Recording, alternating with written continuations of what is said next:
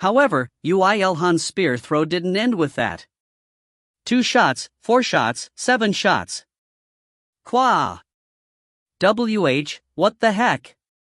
The gigantic spears that fell in order to surround the gate in a circle instantly decimated hundreds of monsters in mere moments, and even after the lightning storm was gone, the monsters that exited the gate could neither pull out nor destroy the gigantic spears, and they could not attack the humans. Cool. Third-class monsters weren't that much different, because electric currents still remained in the spears, preventing the monsters from using their full power while in contact with it. All of this was done by just one man. The shield knights who were prepared for shock became dumbfounded. So, this here is. There's only one that can attack like this, The people there also realized what was happening. An absurdly strong ally, and one that liked to throw spears. Susanoo was with them. And amidst of the people, one woman extended her hands towards one of the gigantic spears that surrounded the gate. She knew that the moment he was talking about was now. Gigantic thunder. Golden lightning struck the gigantic spears. The moment after the gigantic spear was colored in gold, it spat out small streaks of lightning and instantly scorched the monsters coming out from the gate. How? Kong Mirai couldn't close her mouth while seeing the streak of experience notifications that covered her retina. Would Yoo IlHan have expected this? Yes, of course. But seeing how he didn't even get into a party with her, it seemed that this mere amount of experience was unnecessary for him. Amazing. The person that struck from high up is amazing, but the crafter that made that artifact is also amazing. 1 mana can only decrease the moment it acquires an offensive property through processing, but that big spear doesn't deplete the mana but is amplifying it instead. Even Kong Mirai, who struck out with the magic herself, didn't expect this. That gigantic spear absorbed and amplified lightning? The small streaks of lightning that were pouring out were showing overwhelming might, but in Kong Mirai's eyes, they were just waste products. Waste products that were produced in the process of the lightning being amplified. Shit, now that I think Susanoo is here, the monsters aren't so scary anymore. Insane. The monsters can't come out of the spear fence. Shit, that's a prison right there. Now. Attack like you mean it. Those who can use lightning magic all aim for that spear. After realizing what the situation came to be, the people sniped at the monsters who couldn't easily exit the fence comprised of gigantic spears. The lightning mages also shot at the gigantic spear along with Kong Mirai, albeit with a significantly weaker power. Sometime later, the spear that absorbed and amplified Kong Mirai's gigantic thunder emitted more light before all the other gigantic spears around started emitting light. The moment Kong Mirai muttered "no way," the golden lightning within the main spear transferred its energy to the other spears at a speed invisible to the eyes. Obviously, the monsters in the path were all scorched to death. What the hell is that? It isn't even over yet. The true party had just began. The transferred lightning amplified once again before shooting to other spears, and the ones in their paths were scorched to death yet again. The people who had shields up front to block the monsters had to step back in fear. Playing with lightning. Is that magic by the Empress? Empress, amazing as the rumors said. Like how soccer players were passing the ball to each other, the huge spears that comprised the fence also passed lightning back and forth. The monsters either got electrified and collapsed while trying to go over the fence, or had to stay paralyzed for quite a while, and that in itself was the greatest chance for the forces to act. Although energy was depleted as the lightning pierced through the monsters and the explosive firepower shown at first gradually decreased, after some time, the passing speed of the lightning became faster and it seemed like a giant fence of lightning had formed in a circular fashion outside the gate. The people could only make empty laughs. Those who can't attack long range should throw their weapons or something. That thing there won't last forever. No, I think you're wrong. Immediately after someone said that it wouldn't last forever, Kong Mirai shot another huge streak of lightning onto the spear and the electric fence instantly became enhanced. Not only that. Please make those fences a little more sturdier. In order for the bad guys to stay inside. The moment Nayuna said that in a tone that seemed like she was asking something of an old man next door, all the spears started emitting a pink aura and emitted an even stronger lightning all around. Oh my, no matter how this place is the home grounds for the Lightning God clan, we can't let them take everything. We shall use the concentrate magic. Understood, Master.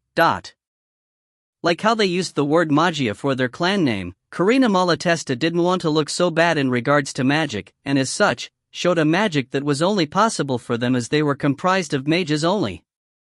It was none other than joint magic. All the mages would pour their mana into the magic stone that the clan master, Karina Malatesta, was holding.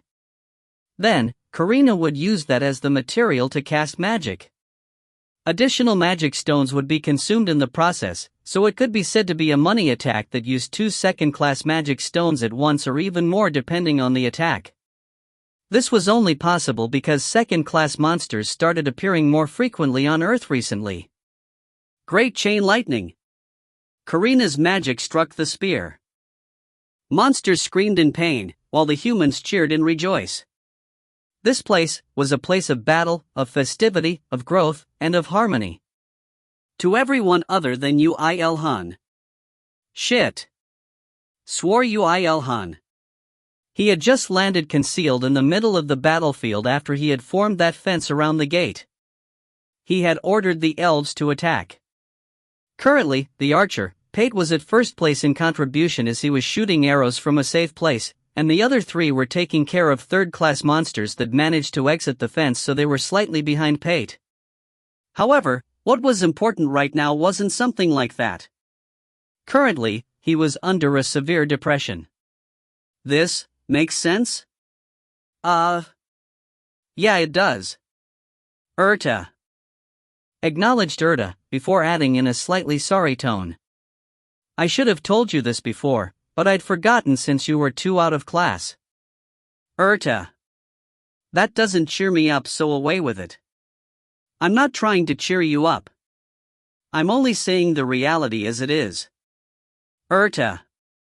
The reason he was depressed was extremely simple. A while before, when he had just killed hundreds of second-class monsters with just the shockwave alone, he got no experience at all. One cannot acquire experience from those under level 100 after acquiring third class, that is from a class lower than yours. It's because it does not help your growth at all. Urta. You don't have to explain. But isn't it good? A gate got connected to another abandoned world. Now, stronger monsters will start coming out. There will be plenty of third-class monsters for you to hunt too. Urta. For the people who were having a hard fight, it was a cruel consolation. However, Yoo IlHan's imagination was already beyond that. And what happens after I clean this mess up? While other people were worrying about how to survive this situation, Yoo IlHan was already looking at the bleak-looking future, which made Urta sweat cold sweat while replying. Since Earth has only gone through its first Great Cataclysm, there won't be many dungeons where you can hunt third-class monsters in. Even so, there would be new dungeons with third-class monsters as normal mobs after the second Great Cataclysm. Like the dungeon in Japan last time. Urta. And until that? How about Daru? Urta. The elves needed to take care of their growth. Then would you go on a global tour with me to see if there's any other connection with an abandoned world? Urta. Urta was asking IlHan out for a date, which she had never done in her life as an angel nor before that, but unfortunately, both the time and the occasion was the worst. Yoo IlHan sighed while shaking his head. I'll just raise my child. I'll make him OP. Yes, this must be fate. Perhaps Lysidna gave him a child because she knew he wouldn't be able to earn any experience to level up when he came back to Earth. Really, she was a thankful woman. I shouldn't have let her die. I should have kept her at my side and bullied her all the time, but... Yoo IlHan gritted his teeth while praying for Lysidna's well wishes, before taking out a dragon bone oddlotl from his inventory and waiting for his turn. While he was just sucking on his thumb while watching Kong Mirai of the Lightning God clan, and Karina Malatesta of Magia, who were raking in experience with their lightning magic, an opportunity finally arrived for Yoo IlHan. Just as the clans that weren't in the frontline alliance joined the battle and raised the morale, a single monster that rushed out from the gate instantly saw through the situation and roared after jumping hundreds of meters into the air. Good, that guy looks promising. Yes. You should at least jump if you can't leave because of the fence. Thinking that the jumping guy looked promising, Yoo IlHan swung the bone otlotl with all his power. Quack. The javelin made of dragon bones pierced the head of the monster that just landed and was about to assault the humans. You have earned 24,109,283 experience. You have earned the record of LV-161 Great Dark Wolf. Ah! Muttered Yoo IlHan in disappointment. This guy was also a mob character. What just happened right now? It's Susanoo. We all know he's here, don't we? Yes, it's Susanoo. But the monster that just died. The people who were in the middle of battle looked at the scene where the Great Dark Wolf's corpse disappeared into Yoo IlHan's inventory, before realizing that there was no time for that and focused back on the battle. However, that scene was already firmly engraved into everyone's heads. There was no idiot who couldn't understand what this meant. Susanoo's spear that instantly pierced second-class monsters 3 months before, could now pierce third-class monsters without any problems. Author's notes. The humble strongest being, Yoo IlHan. Quite the hardcore level up there. Translator's notes. Lel, no EXP for a while. Translator, Chamber. Proofreader, Kokasidsu. If you find any errors, ads pop up, ads redirect, broken links, non-standard content, etc., please let us know. Report chapter so we can fix it as soon as possible. Chapter 111, I'm the Master of Your Lives, 3. Everyone was prepared for a long battle, but the battle in question was much longer than whatever they had expected. I received a report from Feta. While Yoo IlHan was rolling around in laziness, Erta, who robbed Feta of everything, started explaining. The connection method is similar to that with Daru's. The Lightning God clan realized that the environment was changing as they were leaving, and witnessed tens of thousands of second class, and hundreds of third class divided into two sides and fighting each other. It's not our concern if they fight amongst themselves. But any sign of intelligent species? None from what they saw. That's natural. Daru was the exception. God does not abandon any world. If Destruction Demon Army in the Garden of Sunset did not interfere with Daru, it wouldn't have been abandoned, or so Erta said. After that, she talked about how God's hand will be extended to Daru once again, but why did it sound like locking the stable after the horse was stolen? So, Lightning God just escaped after looking at the battle? Yes, in a hurry too. Moreover, when their retreat was found out, and the dungeon break was pulled forward. There was no way that would have happened if they mastered concealment. Even if you advertise like that, there's no shop that sells concealment skills at $39.99. Yoo IlHan sighed. He did think that there shouldn't have been a proper scouting, but never did he imagine that what they found out was just the tip of the iceberg. Lightning God seemed to be thinking that an abandoned world was just a little bigger dungeon, but Yoo IlHan knew the truth very well after the incident in Daru, how horrifying of a scale an army could develop into within a world ruled by monsters. They should have just remained in their own damned world. Why did it just happen to get connected with Earth? Heaven had judged that this would not be the end of it. There are even predictions that this is just the prelude to a big change. Sighed Yoo IlHan again when Erta added hurriedly in consolation. If there's anything fortunate, it's that unlike Daru, that world was doomed after the second Great Cataclysm. So, it is likely that there's no fourth-class monster in that world. But a fourth-class monster appeared on Earth even though Earth had gone through the first Great Cataclysm. Erta was tongue-tied. Although it was a scheme of a traitor, it was still the truth. Yoo IlHan continued speaking while fiddling around with the bone otlotl in his hands. It's different from Daru. I don't have much confidence in going against fourth-class beings that aren't dragonkin. Eight-tailed dragon spear did definitely become an epic rank. However, that high rank could not be used properly if he wasn't going against dragonkin. 4.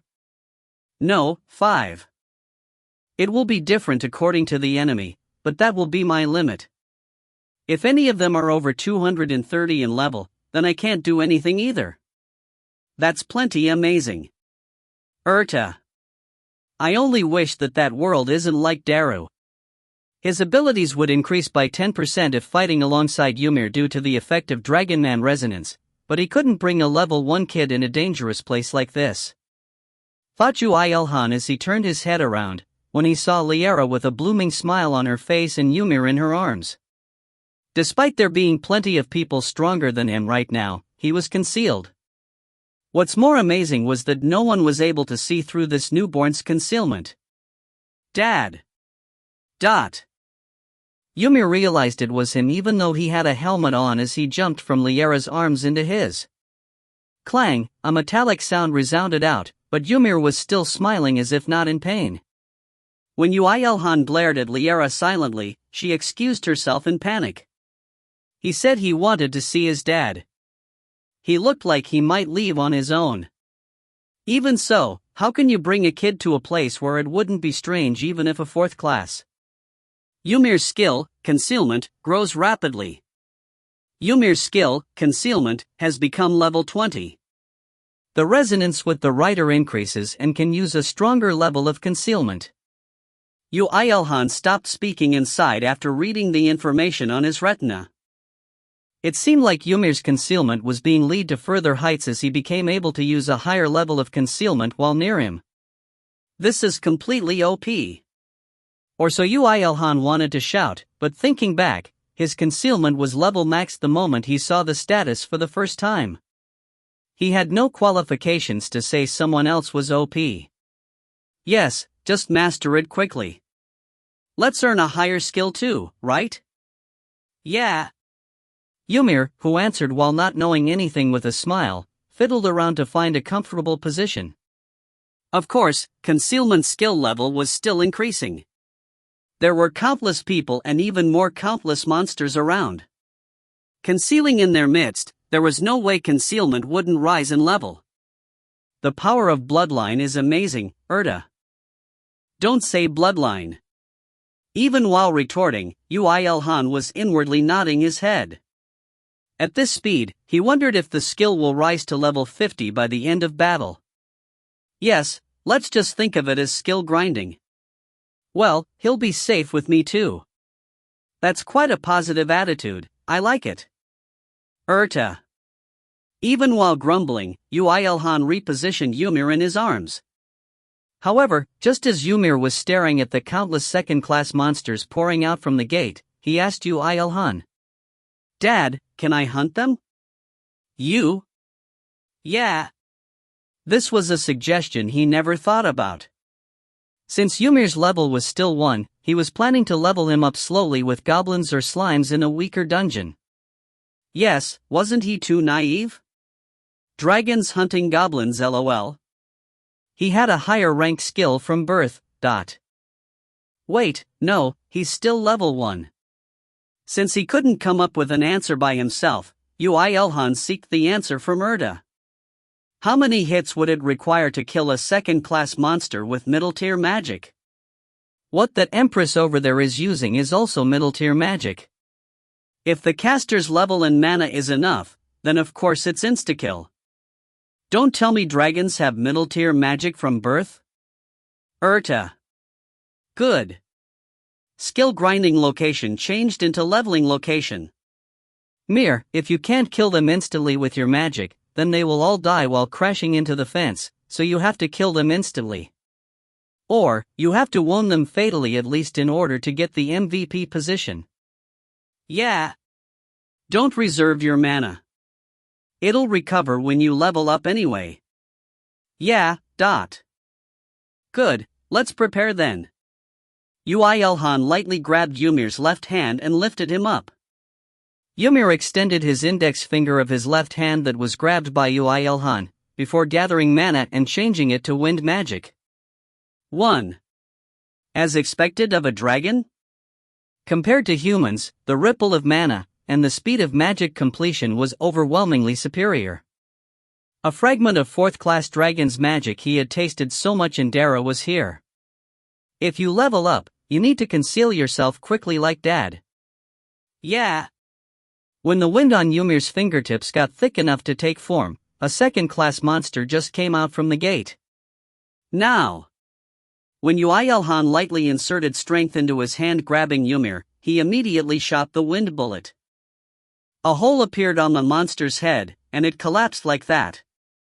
It happened in a blink of an eye, and that monster wasn't the only one rushing out of the gate, so not to mention people, even monsters didn't notice it. The problem was what happened next. Ymir's level became 17. Ymir evolves into an infant dragon. Blinding light was emitted from Ymir's now unconcealed body. It wasn't something like a level up, but an evolution. The amount of light was overwhelming to the point that even monsters looked towards his direction, but the amount of light was too overwhelming so no one could see what was happening inside. And when the light disappeared, there was nothing there. The people were very surprised, but they weren't in a situation where they could calmly analyze things. Some just thought that Susanoo did something and some thought that people used the wrong magic. The answer was that Yoo IlHan used the large amount of light to conceal themselves again. Wow! Feeling that he was getting stronger, Ymir rejoiced while clapping. Thanks to the evolution, Ymir, who had a 2-year-old looking body, now had a body around 4 to 5-year-old, and the clothes he was wearing was instantly ripped to shreds as well. So acquiring class makes their body grows as well. Dragons are quite the creatures of wonder.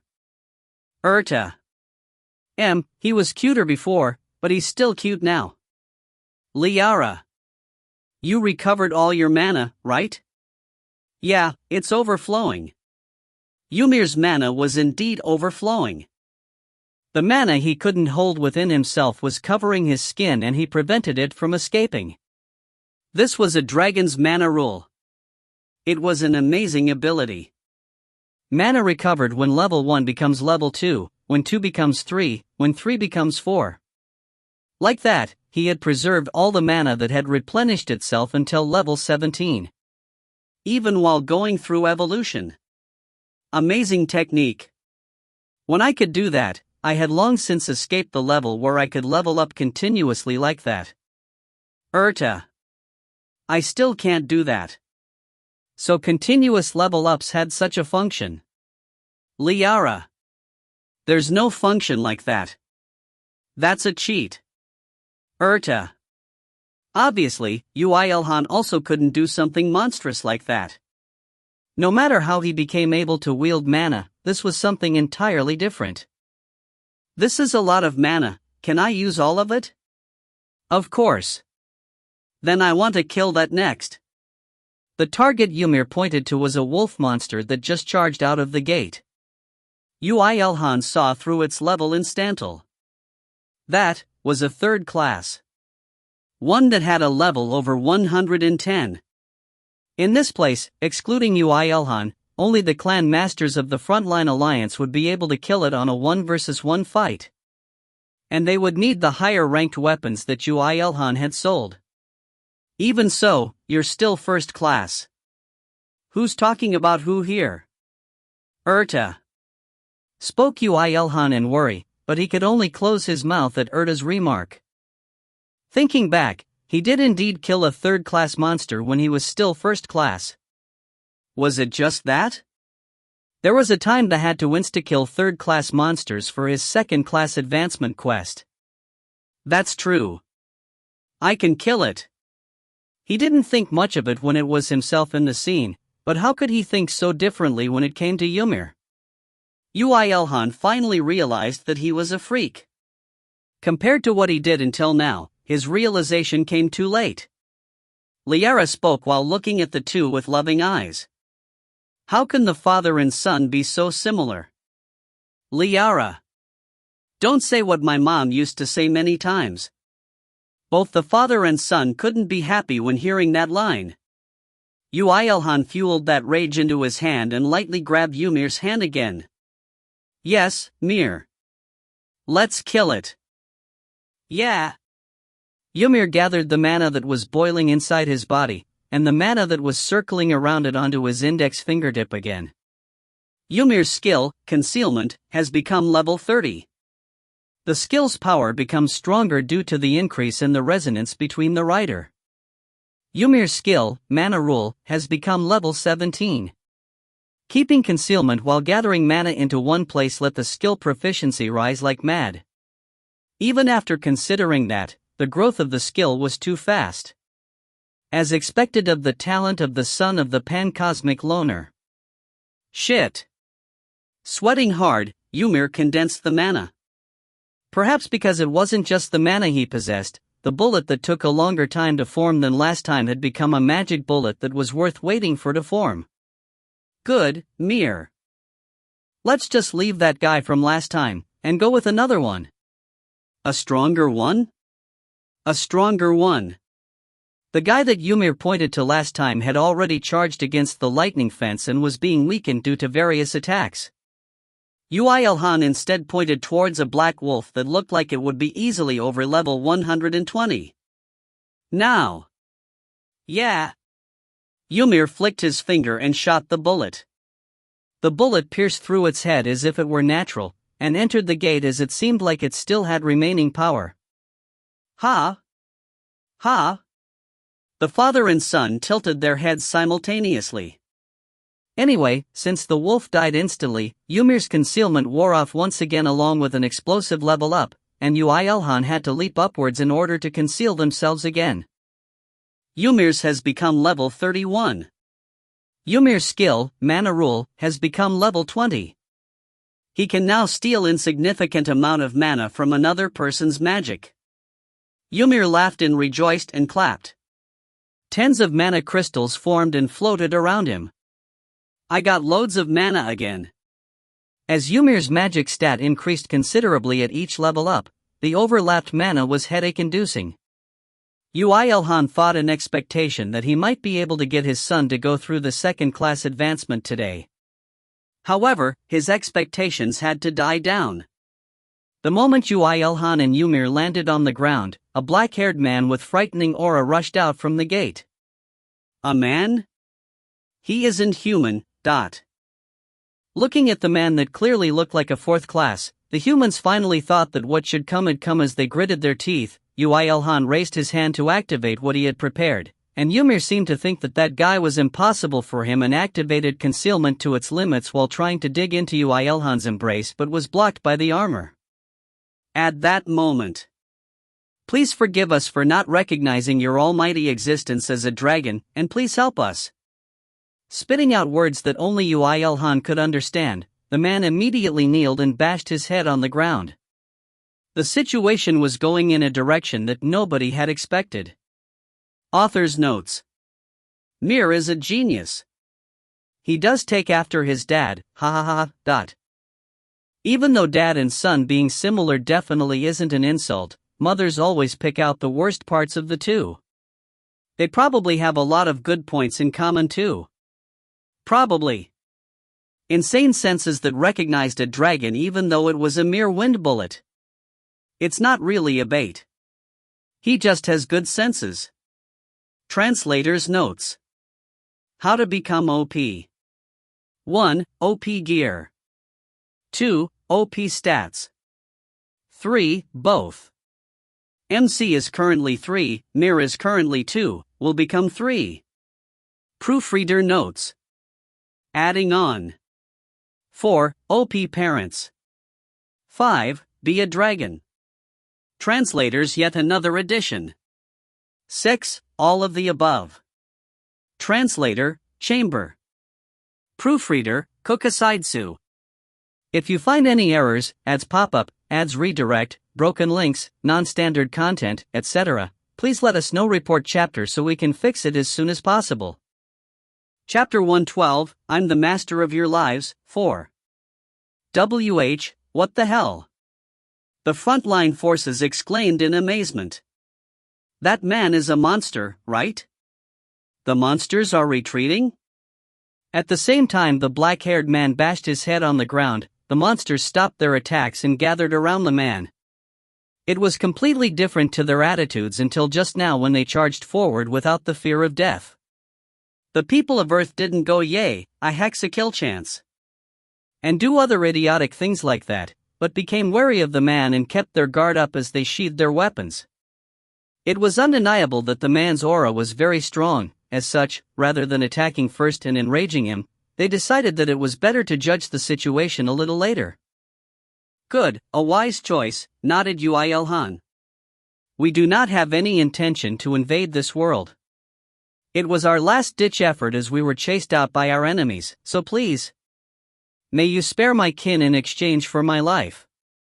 Meanwhile, the man was still shouting in that position, but only Yoo IlHan could understand him here.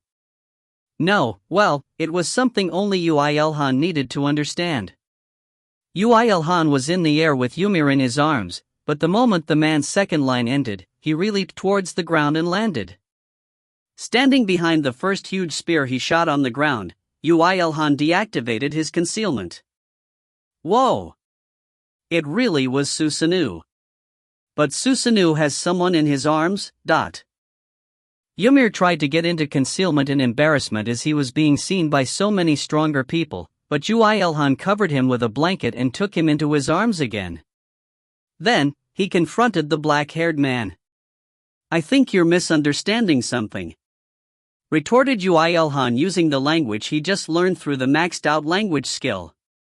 My son is indeed a dragon, but he's much weaker than you right now, so I don't think there's any meaning in asking for help. What do you? The man finally raised his head. Before him was a grown man covered in armor that definitely smelled like a human, and someone that looked human but definitely smelled like a dragon. Son, is dragon? Human? Is father? Yup, replied Yoo IlHan while calming the embarrassed Ymir in his arms down. How can that be? The black-haired man was stunned, leaving his mouth agape. Meanwhile, the number of monsters, mainly wolves, that exited the gate, was increasing.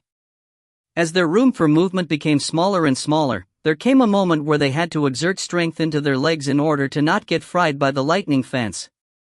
Just as the man tried to remove the fences, Yoo IlHan stopped him with his hand gesture. Explain the situation. If we don't remove the fence first. Very well, I'll give you some room. Confirming that the people had backed off enough, Yoo IlHan waved his hand. When he did, the tens of giant spears around the gate disappeared instantly. The man gaped his mouth at the incredible show of technique, when Yoo IlHan waved his hand again and the collected spears started reappearing.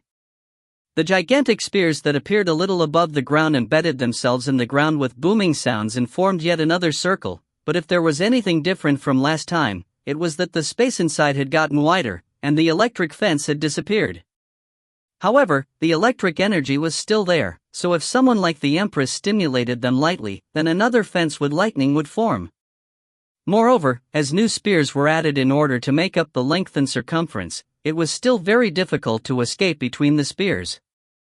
It would be different if all the monsters here could jump, but Yoo IlHan would never let that happen. Naturally, the man became shocked and marveled at the scene. Although he was a fourth-class being, he developed physically so he was clueless in regards to magic.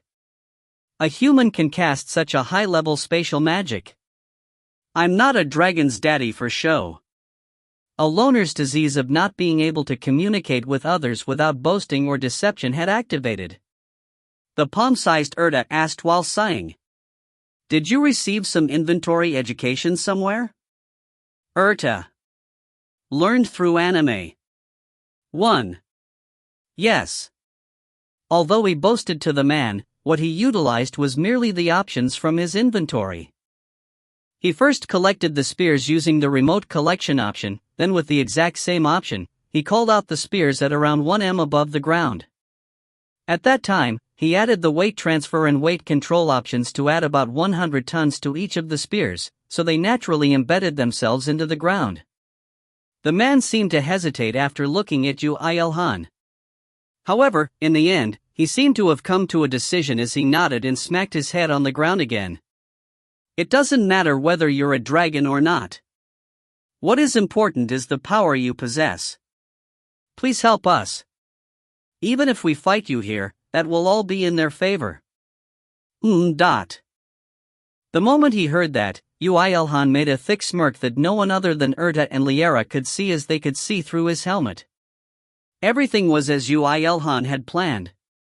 The moment the man appeared and bowed his head, Yoo IlHan thought that the situation may turn out like this if he showed his strong side.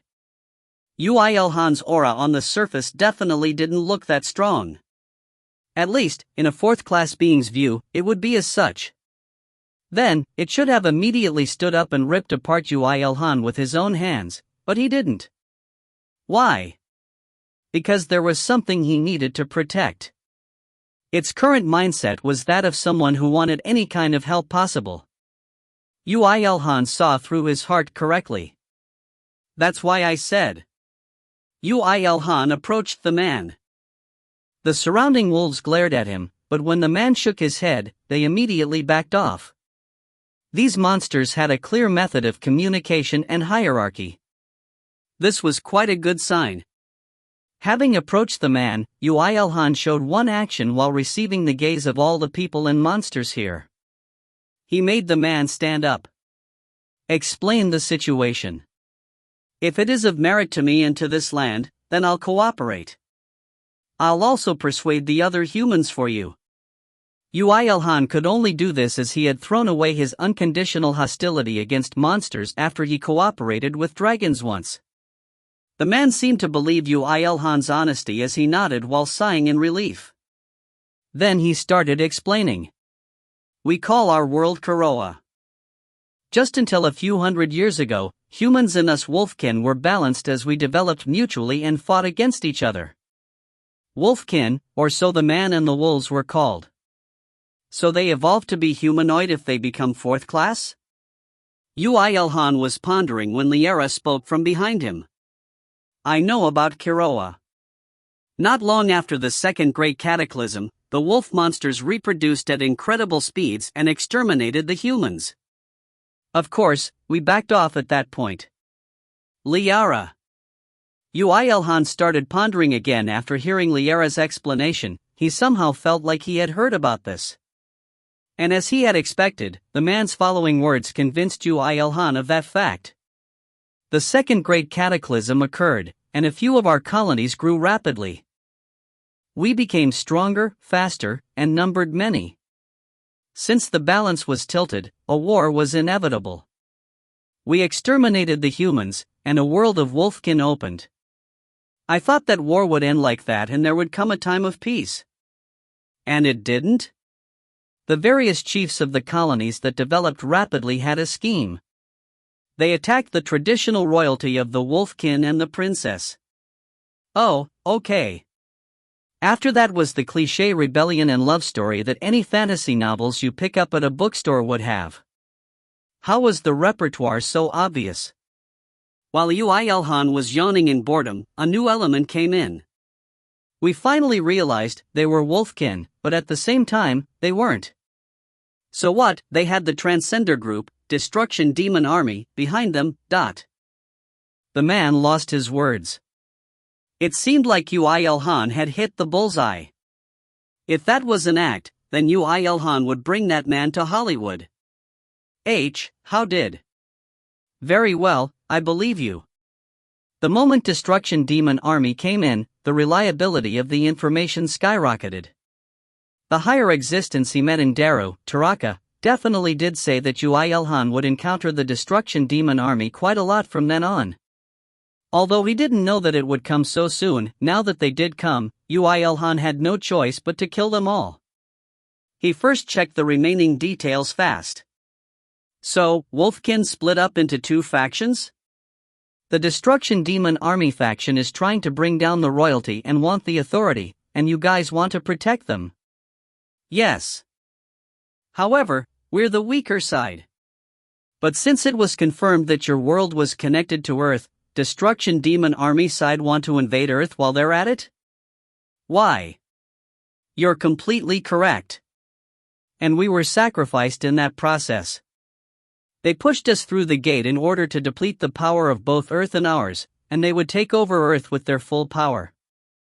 How do you know all this? The man shouted with eyes of disbelief. Yoo IlHan answered again with, I'm not a dragon's daddy for nothing, but inside, he was laughing at him. That guy's no good for Hollywood after all. His eyes were trembling like mad. Those guys pushed the wolfkin through the gate? That was a complete lie. Well, yeah, they were at a numerical disadvantage, but they tried to escape here. They would first check the safety with scouts, and if they judged that this side is weaker than them, then they'd wipe out the humans and prepare to fight back. No, thinking more about it, it wasn't that either. The highest possibility was a three-way war between Wolfkin, Destruction Demon Army, and Earth. If the Wolfkin scattered throughout the Earth, then would the traitors in the Destruction Demon Army ask the people of Earth politely and hunt only the Wolfkin? Would the humans let the monsters free in their cities? No way. Naturally, Earth will become a chaos, and Woken would be able to hide their royalty and even look for a chance for reversal. Only one side would profit in this three-way war. Their plan was perfect, but somehow, the scouts were wiped out the moment they went through the gate. Even elites of third class were wiped out. The moment they thought that their plan had failed, a dragon magic flies in from beyond the gate. So, they would think that something is going wrong. That was why, quite a high-ranking wolfman popped out and bowed his head, and spoke a lie that would not work at all, trying to decrease their sin. After asking about the scale of the forces of both the Wolfkin and the Destruction Demon Army, he confirmed one last thing. I'll ask this just in case, but is the Garden of Sunset helping you guys out or something? What kind of group is that? The wolfman that was horribly at lying asked with an expression that said he really didn't know. Yoo IlHan just laughed it off saying it's nothing and shook his head. Garden of Sunset, unpredictable guys as always. Yoo IlHan thought that they were complete idiots, helping some and not helping the rest. Good, I'll explain the situation to the humans. You call your troops here. Oh, your name? Ah, thank you. I'm the head of the Royal Guardians of the Wolfkin, Flemir. Yoo IlHan snorted seeing Flemir sigh in relief as he flicked his hand. The widened circle completely disappeared this time. Dad is so cool. Yes, you can also grow up to be a fine man as well. Yeah. Look at his thick skin, this guy, Erta. What's wrong with that? He's the coolest in the world. Liara. Ah, yeah, he sure is. Have a nice love. Erta. Ymir, impressed at his father who talked firmly against a fourth-class monster, tried to get into Yoo IlHan's embrace again, but bashed his head on the armor yet again. Yoo IlHan embraced Ymir to be as comfortable as possible as he turned back around to the humans. Fear, admiration, respect, hatred, all sorts of emotions were directed towards him. What took the most part was admiration. Even though they were both people of Earth, he made a monster higher level than him kneel down in front of him and converse. The humans couldn't put Yoo IlHan in the same line as themselves. Of course, there were some exceptions. You, Susanu. We will definitely, at $% hashtag at. Sheesh, such a shameless guy. Such as Michael Smithson, who stepped up daringly before being dragged back by the other clan masters. May we ask for an explanation? There was also a woman with clear eyes, who did not forget her position and role even while despairing at the incomparably widened gap from before, even though she thought that she had caught up considerably. Good, I will explain then. Answered Yoo IlHan. In English that was no less refined than hers. Before that, one thing. I want to change priorities in hunting the monsters, but what do you think? Yoo IlHan didn't trust in monsters, whether it was the always annoying Destruction Demon Army, or the sons of bitches who looked down on the human intelligence of Earth. They were both enemies he had to get rid of in Yoo IlHan's eyes. Author's notes. There were some, T/N, apparently, who didn't like a Korean MC being called Susanoo. I guess it does to me as well. However, since he got it from Japan, there's no helping it? Since he's in action in Korea this time, if you have any ideas for a nickname, then please recommend me one. Inventory, OP, successful. Yoo IlHan saw through the man's patterns because he read most of the novels out there. Translator's notes. Not sure how to translate Wolfman, cause werewolf don't really fit the bill here. Werewolves are humans mutated into having wolf-like features, but this Wolfman here was originally a wolf who mutated/evolved into a humanoid. Translator, Chamber. Proofreader, Kokasidsu. If you find any errors, ads pop up, ads redirect, broken links, non-standard content, etc., please let us know. Report chapter so we can fix it as soon as possible. Chapter 113, I'm the Master of Your Lives, 5. People accepted Yoo IlHan's explanations and relaxed. No, rather than accepting it, they judged that it was much safer to use those guys like how they were trying to use us rather than fighting back recklessly. It's a very big matter. It will be insufficient even if we gather all the ability users in the world. Do you understand my words? Yoo IlHan expressed his opinion to the Frontline Alliance, and the other clans who tried to create ties with them through this incident. Everyone, who realized that this matter was very big the moment Susanoo asked for their opinions instead of handling everything by himself, nodded their heads. We do not have a lot of time, so please give your opinions on how to efficiently prepare against our enemies. I thought you weren't human, but now that you're asking us on the same level as us, this feels quite strange. Clan Master Karina Malatesta of Magia didn't seem to have a lot of hostility towards Susanoo, unlike Michael Smithson of Metal Knights, as she shrugged and said that. Continuing. The most important thing is to restrict the area of the battlefield.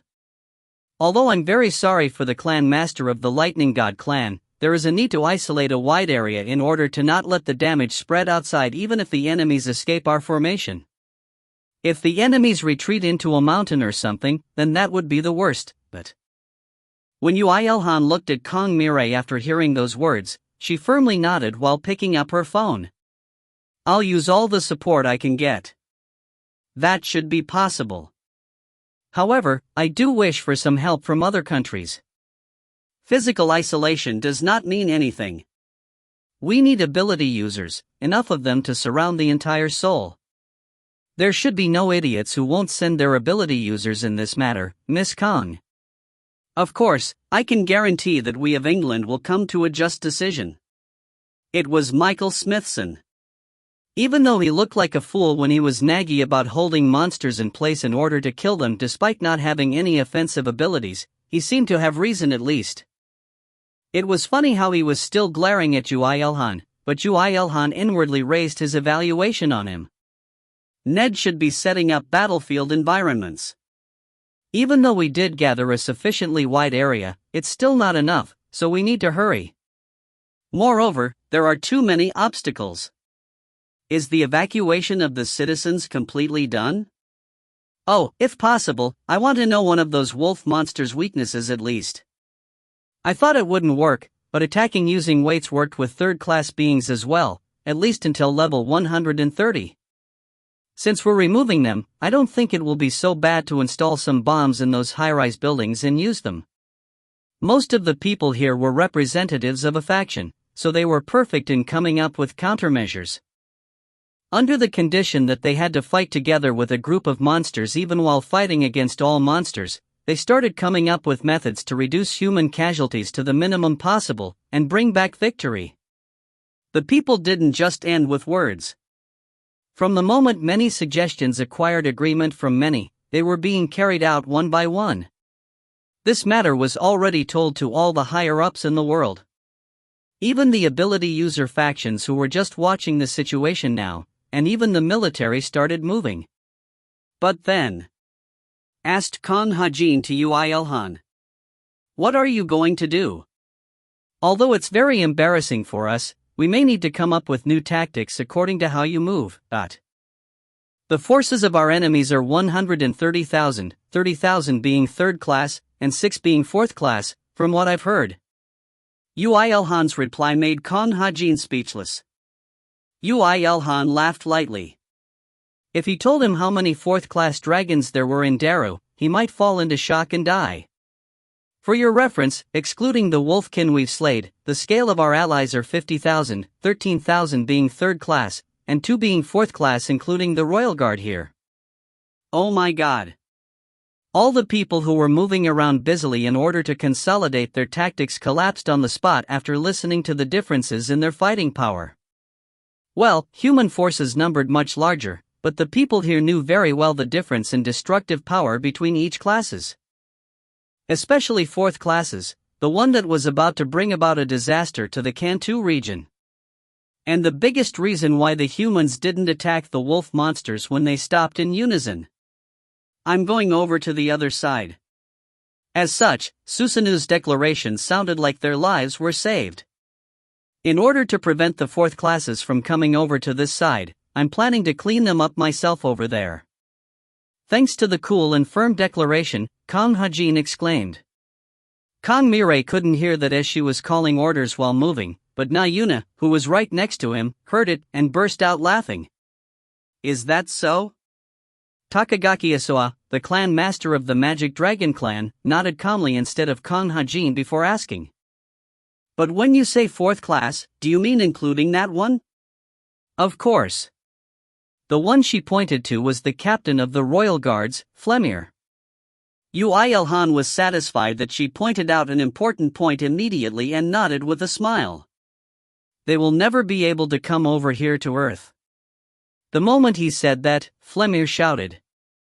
We're at our limit. They will start coming over as well.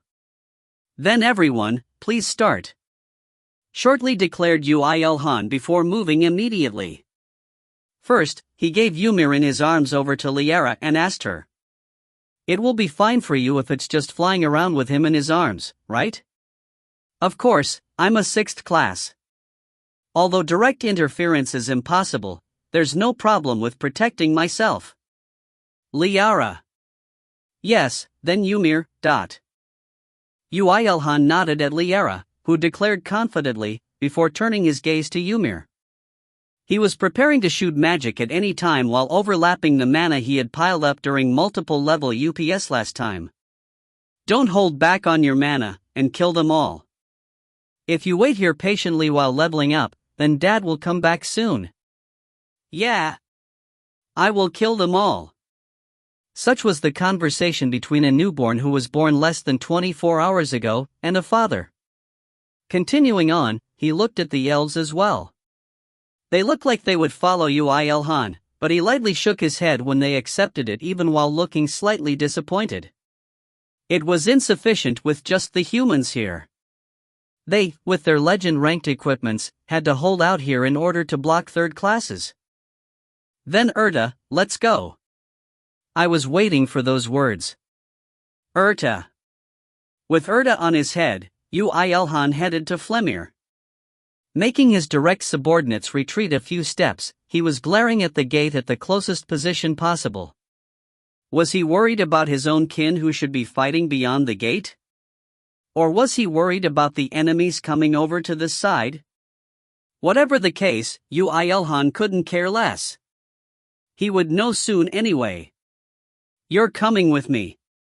What do you? I'm remaining dash. You need to come with me and kill enemy captains. Before he even finished speaking, Yoo IlHan deployed superhuman strength and kicked him over the gate. Why yeah. After confirming that Flemir had fell into the gate, Yoo IlHan flicked his fingers, when, the spears of lightning he had collected last time, fell into the surroundings of the gate. This was an overwhelming scene. This should be enough. Not to mention enough, it was near perfect. Yoo IlHan exclaimed in impression at his own work, before sending a simple message on how to use the fence of giant spears to Kong Mirai. Then, he threw his body into the gate. After the long gate, was a country of snow. Sea, cold. It was snowing everywhere, and the place that once should have been a plain had formed a beautiful white. Of course, it was being tainted real-time with blood, flesh and bones. I'm not cold at all. This is abandoned world. So what, she wanted to say she can't use her angel powers because this is an abandoned world? Yoo IlHan decided to let be when he saw that she was making herself shrink even smaller in order to get in the gap between his hair and his helmet. It would probably be safer there as well. Good, I definitely did become stronger. Coming out from the gate, he could feel power in his body.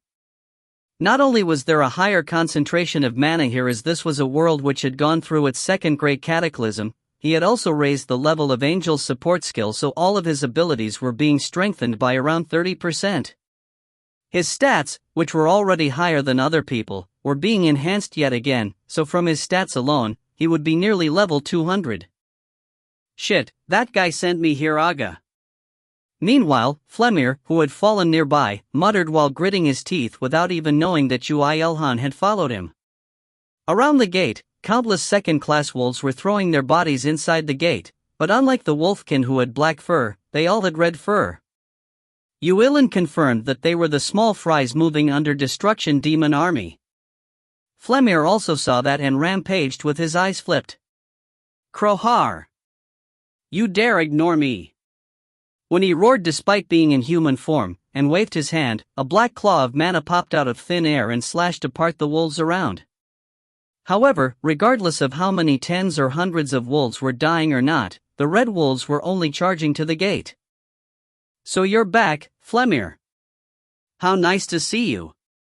You bastard, Ikedka. Along with the stereotypical villain line, someone charged towards Flemir. While Flemir was fighting against that guy, Yoo IlHan raised his head and looked at his surroundings. It's a complete battlefield. Those wolves, I think they're chasing the black wolves. The number of black wolves that charged through the gate numbered a little less than 30,000. There were more than 20,000 black wolves left, but the red wolves were trying to prevent them from going through the gate while charging into it themselves. And he could see another humanoid wolfkin blocking them from another side. It seemed that there were indeed two fourth-class wolfkin. Flemir hadn't lied about that point. But Yoo IlHan, there's something I don't understand. Coincidentally, pointed it out.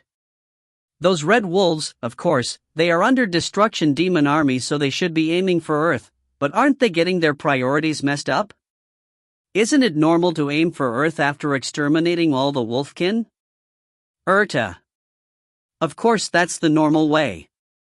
Then why are they ignoring the wolfkin here and are trying to go over to Earth? Because they want to exterminate the wolfkin. Are you playing with words on me? Oh. Urta exclaimed in realization. Then she looked back on the error she had committed. Just because the royal guards had humanoid form, it didn't mean that wolfkin royalty would have them either. So the royalty of the wolfkin had already gone over to Earth. Of course, there's no way Flemir would be so enraged if that wasn't the case, replied Yoo IlHan in a leisurely manner. His words were correct. Flemir had ended up leaving behind the target he had to protect on Earth, and was fighting against his enemies while expressing his rage. Wawaya. Shit. Kohahahaha. Your despair makes me joyful. Slowly recount to me what happened to you. Killing was happening everywhere. The black wolves were desperately blocking the red wolves, and the red wolves were crushing them with superior quantity and quality. From how the fourth-class beings on the red wolves' side couldn't be seen anywhere, it seemed they were optimistic about the situation and were moving around quite slowly. There's one who's overclassed. That guy's too strong for me right now. I knew I should have come over to this side. I need to keep that guy in some way or another in this place. It's impossible now, but how are you going to do it? That, you'll see from now. Muttering with a laugh, Yoo IlHan moved his body. It was truly funny. Even though snow had covered this wide expanse of land, the places he went past had no traces at all. This was the power of a concealment master and a pan-cosmic loner. Now I don't feel so good. You're feeling things. So Yoo IlHan, what is it that you will show me? Many wolves had gone over to Earth. However, he could dare to say that those were the minority. Disregarding black or red, there were still 120,000 wolves here on the snowy plains. What more, all 8 of the 4th classes were still here. What do you mean what? Yoo IlHan laughed. It was a smile befitting a truly evil death god. It's nothing other than complete obliteration. The moment Yoo IlHan's words ended, hundreds of dragon bone spears rained from the sky and assaulted the wolves. Author's notes. After the Long Gate was a country of snow, a parody of the first line of the novel Snow Country by Kawabata Yazunari. T/N, I don't know the exact line. That's right, the royalty of Wolfkin had already come over to Earth. Would the royalty be able to survive on Earth even after being isolated due to Yoo IlHan who sees through everything? What do you think he means by hunting a monster he can't in his current state? The hint is sufficient, right? Translator's notes. Ymir does not need class advancement quests. He classifies as a monster. Translator, Chamber. Proofreader, Kokasaidsu. If you find any errors, ads pop up, ads redirect, broken links, non-standard content, etc., please let us know. Report chapter so we can fix it as soon as possible. Chapter 114, I'm the Master of Your Lives, 6. You have earned 3,102,394 experience. You have earned 4,129,223 experience. You have earned 3,001,925 experience. You have. The skill, Absolute Accuracy, has become level 19. Accuracy increases and power increases by a small margin. Although the majority were second classes, it seems there were quite a few third classes amongst them. The hundreds of bone spears that fell down like rain from the skies with hundreds of thousands of tons divided up amongst them, did not differentiate black or red wolf and brought fair death upon all and gave Yoo IlHan an amount of experience that made him smile. However, it was something else that made him even more delighted. You have killed 281 monsters continuously within 5 minutes with concealment still intact. Due to the skill, Death God, all abilities increase by 28.1%. That was the Death God's skill. He couldn't use this in Daru as he could not keep his concealment against third-class dragonkin or the dragons. Although there was the monstrous restriction to have to kill enemies continuously within 5 minutes, in a battlefield like this option would be brought out to its maximum. The reason Yoo IlHan charged into the gate comparatively confidently was also because he believed in Death God's skill. Although it isn't as good as fighting dragonkin with the black bone giant spear, if it's this. Yoo IlHan felt the boiling power in his body and laughed before clicking his fingers again.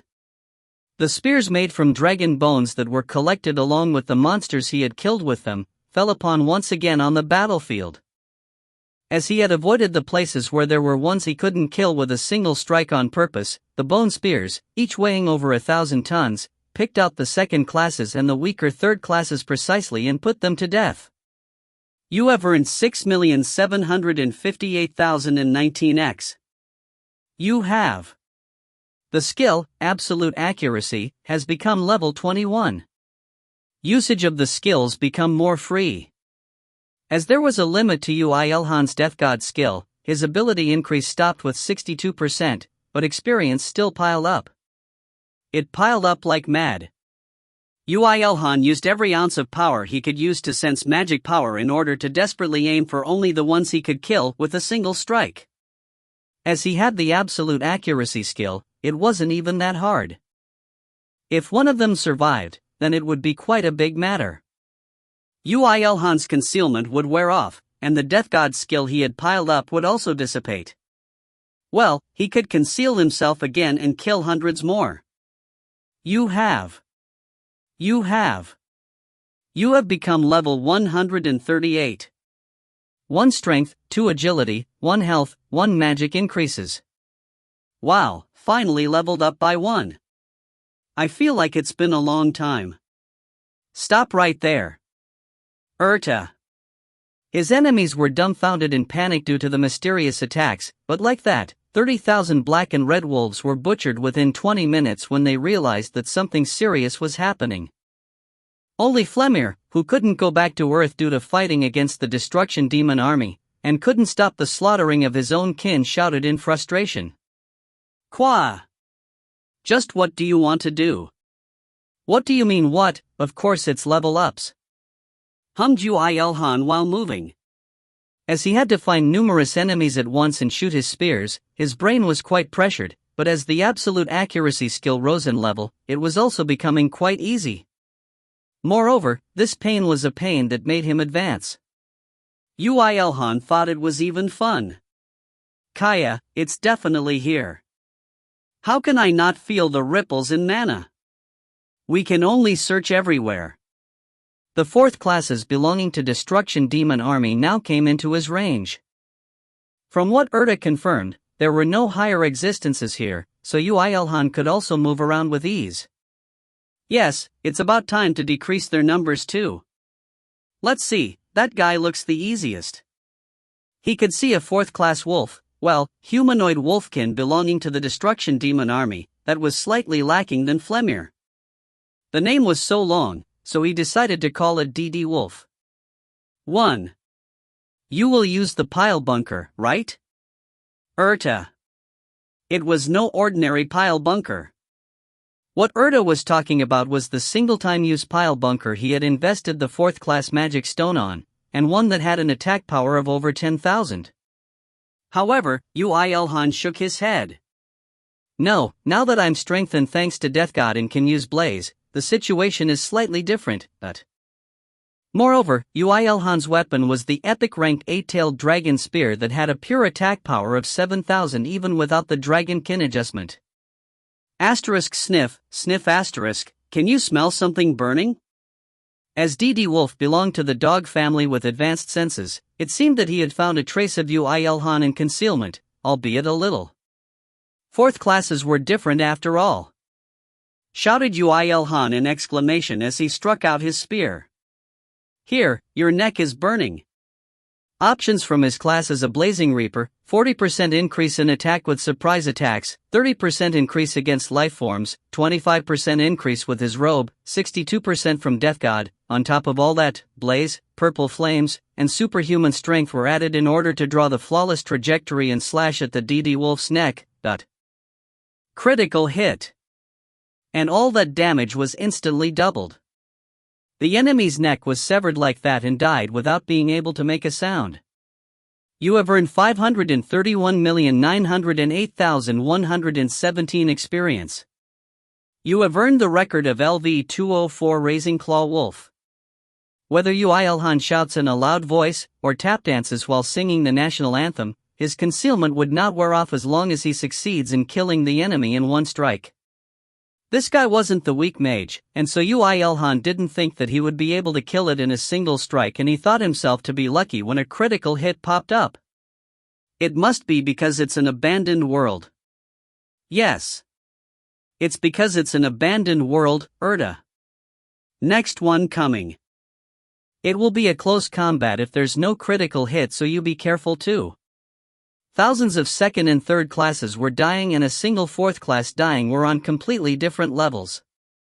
As he had killed too swiftly, all the beings here didn't know, but from how the red and black wolves were howling loudly, they would probably find out soon.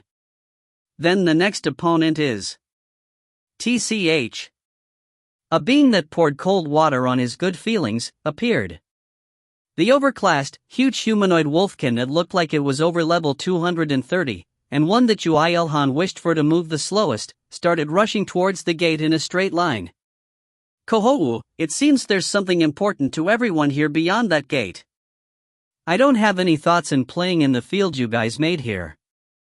You're so smart despite your size. Its charging speed was frightening. Moreover, all wolves were obliterated into meat paste regardless of their color, and the roar it gave out made the sky and earth tremble. That was a humanoid tank right there. Yoo IlHan tried dropping a spear on it, but it was useless as it did not get hit. Damn, Red Demon Wolf K-Sad. Where do you think you're going, Felmer? Eek, damn it. Kiana. You need to stop K-Sad, he's going to the gate. It seemed the other fourth-class ally was named Kiana.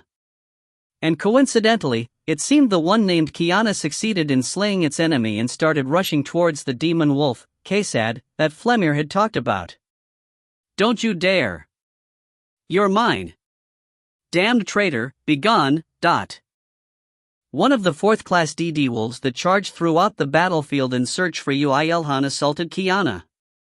Kiana dodged to the best of its abilities and rushed with only K-Sad in its sight. And succeeded in holding it back before K-Sad reached the gate. However, Koha. Cough. Unfortunately, K-Sad was 15 levels or more higher. 15 levels difference in fourth class was no different from an unsurpassable four-dimensional wall. When K-Sad swung its sword, the long sword in Kiana's hands snapped exactly in half. I am the one who carries out the will of the destruction demon army. Under their will, I will bring about new history of Wolfkin and conquer this world. I won't let you dot. However, will sometimes surpass systems like levels. Kiana was enveloped by her will to protect the Wolfkin royalty and squeezed out all of the mana in her body. When she did, a blade of mana newly protruded out on top of the broken sword. Grabbing that, Kiana courageously went against K-Sad. A giant, and a comparatively tiny young wolf. It was as if looking at the fight between David and Goliath. K-Sad raised both of its fists and put them together before striking down towards Kiana, and Kiana pierced with the mana blade it had brought out with all its remaining power. Kuhak! Quo! The result soon appeared. At the same time Kiana's sword made a big hole in K-Sad's chest, K-Sad's two fists smashed Kiana's head. K-Sad could move with a hole on its chest, but Kiana without a head could not move anymore. Obviously, it had died. Damn useless thing. Bullshit David and Goliath, it was just done in a few seconds too. But its wound is deep. Yoo IlHan, attack before it recovers. Urta. I know. Yoo IlHan also charged. However, with the exception of the DD wolf holding down Flemir, the other two were rushing forward in order to help K-Sad. Where do you think you're going? Naturally, fourth-class wolf monsters would be faster than Yoo IlHan. However, the current Yoo IlHan stats were multiplied due to the harmony of Death God and Angel's support skills, but on top of that, he activated Leap not vertically but horizontally, and re-leaped midway in order to accelerate even more, so an unbelievable human bullet was created. While Goliath, no, K-Sad's face was becoming close real-time, Yoo IlHan took out the pile bunker. The single-time use pile bunker he invested a fourth-class magic stone into. Although he wanted to cry for using it, but this was exactly the moment he had to use it as he could not use the remote collection inventory. He could not let a monster like that go over to Earth. Eat this. With his flying momentum, Yoo IlHan smashed the pile bunker into the big hole made by Kiana's mana-filled sword strike. The moment it was about to realize Yoo IlHan's presence due to concealment wearing off, the pile bunker was ejected due to the shock and pierced its body. Boom! A monstrous quake resounded out as if the skies were collapsing. As if an earthquake had happened, the weaker monsters even fell down without gaining balance. From the moment it ejected the pile bunker, the launcher was destroyed into pieces, and due to the massive explosion that happened within its body, K-Sad puked blood along with a painful groan. However, even after receiving a hit from his strongest attack, it was still alive. There should be a limit to tanking. Yoo IlHan used the rebound from the explosion to land nearby and panted. You really are a monster. Kahohahaya. You've finally shown yourself. Moreover, didn't it sound like it had waited for this moment? It had thrown its body while believing in its sturdy body. The lords may have a good impression of you, but not to me. Even though you are a mere human who has to borrow power from other places because you were born weak. How dare you try to join the destruction demon army? I cannot accept it. I don't have any thoughts in joining either. Kicking off the ground, Yoo IlHan assaulted towards it. From some time, a spear was in his hand and was aiming for the wound he had drilled with the pile bunker. However, Kaysad was the best enemy he had met who could use a peak-level martial art with a humanoid body. Moreover, he possessed superior strength and reflexes, so it saw through Yoo IlHan's move instantly and counterattacked with its thicker-than-a-tree leg. Quack! Yoo IlHan couldn't even extend his spear once before flying back through the air. It was a truly refreshing strike and a reaction. 2. If this was a comedy manga, he would be able to land on his feet, but reality wasn't so sweet. Despite being protected by sturdy armor, Yoo IlHan felt that a few of his ribs were broken and had to roll on the snowy ground several times. Voiced Kaysad in satisfaction. Let's see with my eyes the earth you wanna protect so and collapsed on the ground. A moment later, a scarlet line of fire could be seen from the wound on its chest to its head, and like manga, its head halved. You have earned 2,871,192,995 experience. You have earned the record of LV233 Blood Fenrir. The skill, Blaze, has become level 9. The firepower increases even more.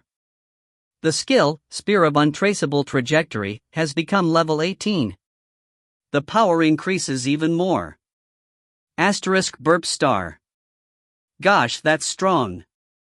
Confident of the enemy's death, Yoo IlHan didn't even think about getting up from that place and sucked on a breath-filled cheer pack while thinking. Spear of Untraceable Trajectory is OP after all. How can this be? Kaysad died to a mere human. The surviving DD wolves couldn't hide their shock at Quesad's death. Flemir, who saw that the DD wolf he was facing was stiff, achieved 1 kill in the confusion. With that, there were 3 fourth-class monsters including Flemir. They were all at a laughable level compared to the Blood Fenrir Kaysad. Now, let's clean up the rest. Confirming that his broken ribs had healed with transcendent regeneration, Yoo IlHan smirked. As all the gazes were fixed to the demon wolf, he had of course succeeded in concealing himself. This was also the reason he received the kick from Kaysad in the first place. But that hurt too much. Like I said, you shouldn't overdo it. This guy, sheesh. You're such a bad guy. I only chose the surefire and safe method. Replying to Urta's out-of-personality grumbling, Yoo IlHan flicked his fingers. Hundreds of bone spears appeared in the air and pierced the wolves to death. As this was an attack he was using with the inventory's remote collection function, the weight transfer function and gravity, he could only attack from top down, but it was too fast and too absurd, and were even affected by absolute accuracy. It was also an attack that could not fail. By the time the fourth-class monsters realized that their enemy was still alive and succeeded in concealing himself, it was too late to do anything. Author's notes. Inventory remote collection plus absolute accuracy OP combo. Like what IlHan is saying, he can't do that much without the absolute accuracy skill. Yoo IlHan has become a moving disaster. Oh, against weak mobs I mean. Moreover, there is a limit to wielding the remote collection. It will be explained and be overcome later. Would Destruction Demon Army just make lame attempts like that? What are the other groups doing? This will also come out later. Happy face. Translator's notes. Kiana sounds like a female name. Should I change cheer pack to pouch? Drinking pouch look exactly the same as what I'm thinking, and probably what the author is thinking. Translator, Chamber. Proofreader, Kokasaidsu. If you find any errors, ads pop up, ads redirect, broken links, non-standard content, etc., please let us know. Report chapter so we can fix it as soon as possible. Chapter 115, I'm the Master of Your Lives, 7. Krohar. Kihak. You have earned 12,019,283 experience. You have earned 7,985,102 experience. You have. Chaos was ensuing on the battlefield. Even now, hundreds of wolves, regardless of their affiliation, died every second. The time it took for hundreds of dead wolves to become thousands, and thousands to become tens of thousands was a matter of moments. K-Sad, even K-Sad is dead. We cannot kill him. The wolf corpses immediately went into Yoo IlHan's inventory upon death, so all that remained on the white, snowy plains were footprints and traces of blood. Yoo IlHan used the snowy plains as the canvas, dragon bone spears as the brush, and blood of the wolves as ink to paint a masterpiece of devastation. God damn it. The headache. You really have an exceptional sense of spatial recognition. I think you'd do well with magic too. This is enough. Gate of B-1. Stop right there. As he had begun with killing the low-leveled ones, it was a difficult task to find any more second-class wolves. As such, he had to change tactics, and what he came up with was to throw more than one spear at those he couldn't kill with a single strike. Doing that, his killing speed decreased but his concealment would not wear off, and since his concealment would not wear off, the skill, Death God, was kept active. It was killing two birds with one stone. P/R. Seems more like two birds with four stones though.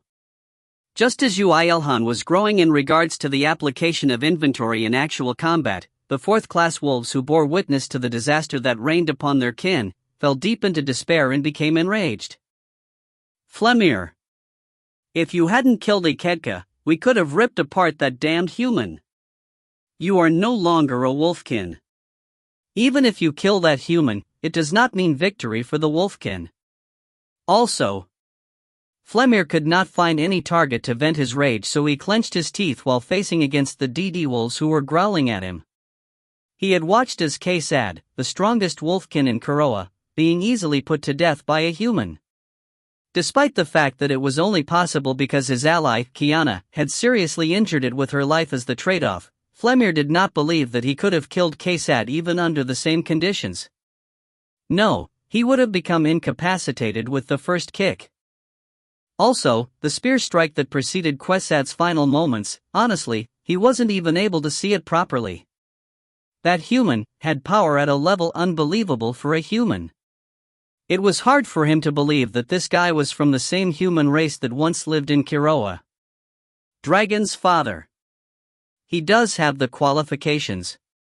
Flemir just closed his eyes. He already knew what went wrong for everything to become like this. Requesting an alliance with the humans on Earth? Trying to deceive him? No. From the moment they tried to use Earth in order to save themselves, this ending was set in stone. What could I do? What do I need to do? Is the princess safe? Perhaps the other humans are killing all the black wolves like that human? Will I be able to survive this predicament?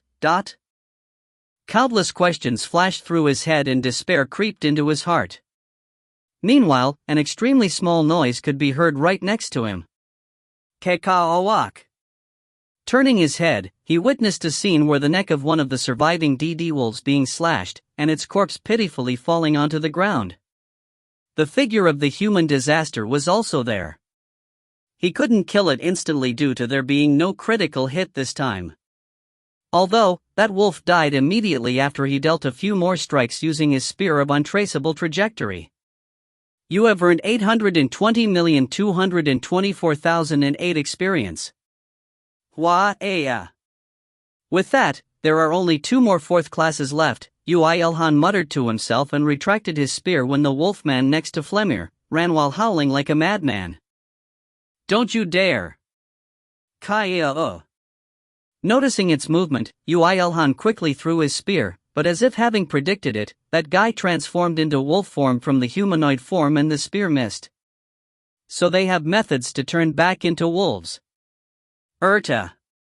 You must be so happy to have acquired new knowledge, huh? Without a moment's hesitation, Yoo IlHan threw his spear again. It did hit its target, but it was nowhere near enough to give a fatal wound, and the wolf did not even think about fighting back and disappeared into the gate with a spear stuck on its ass. What the hell? Is that guy really a fourth class? It's also the first time I've seen such a shameless fourth class. Urta. Yoo IlHan thought about chasing it, but thinking back to what he messaged the Empress before, he shook his head. If she used his giant spears, she would have plenty of chances to kill that wolf. Moreover, since he put a spear on its hind, she wouldn't miss that either. Moreover, it was time for mankind to experience and overcome fourth classes. Yoo IlHan couldn't protect them forever. Only when humanity suffered as a whole did Yoo IlHan's humanity strengthening project have a meaning. And so, while Yoo IlHan killed the wolves that were throwing themselves into the gate and collecting his spears, he talked to Flemir. Why aren't you following it? You have a reason to, no. Even though his current multitasking had a tremendous impact on his brain, his facial expression was cold and firm. Any ripples? As he had experience reading several books at once in order to read them faster, perhaps the training might have helped him out. Such an idiotic method of training, Urta. I said don't read my mind. Just as Urta and Yoo IlHan's leisurely banter was about to continue, Flemir opened his mouth. So, you knew after all? A word containing a sense of futility without any emotions. Yoo IlHan naturally nodded his head. More than 100 wolves died yet again. Do you think I have udon noodles for my brain? I'm sorry. You don't have to be. I can just kill them all. Flicking his hand again, a baptism of dragon bones fell once again. Since the remaining monsters were only the elites, the monsters that were killed due to the vertically falling spears were only around 1/10. In other words, tens out of hundreds died every round. EII. Having calculated the delay of his control and the actual results from his inventory through using remote collection continuously, Yoo IlHan now bundled tens of spears in sets of smaller but quicker barrages. Kaya. Even the monsters that avoided the fist strike could not continuously dodge the shower of spears that were falling on them as if having read their movement trajectories.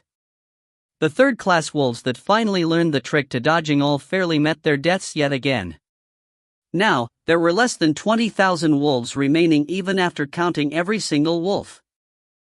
Ah, that horrifying skill is being developed further. Urta. Regardless of Urta's despair, Yoo IlHan's spear reign did not end. Monsters continued dying with no end in sight. Yoo IlHan's concealment had long since worn off, but the monsters did not even attack him.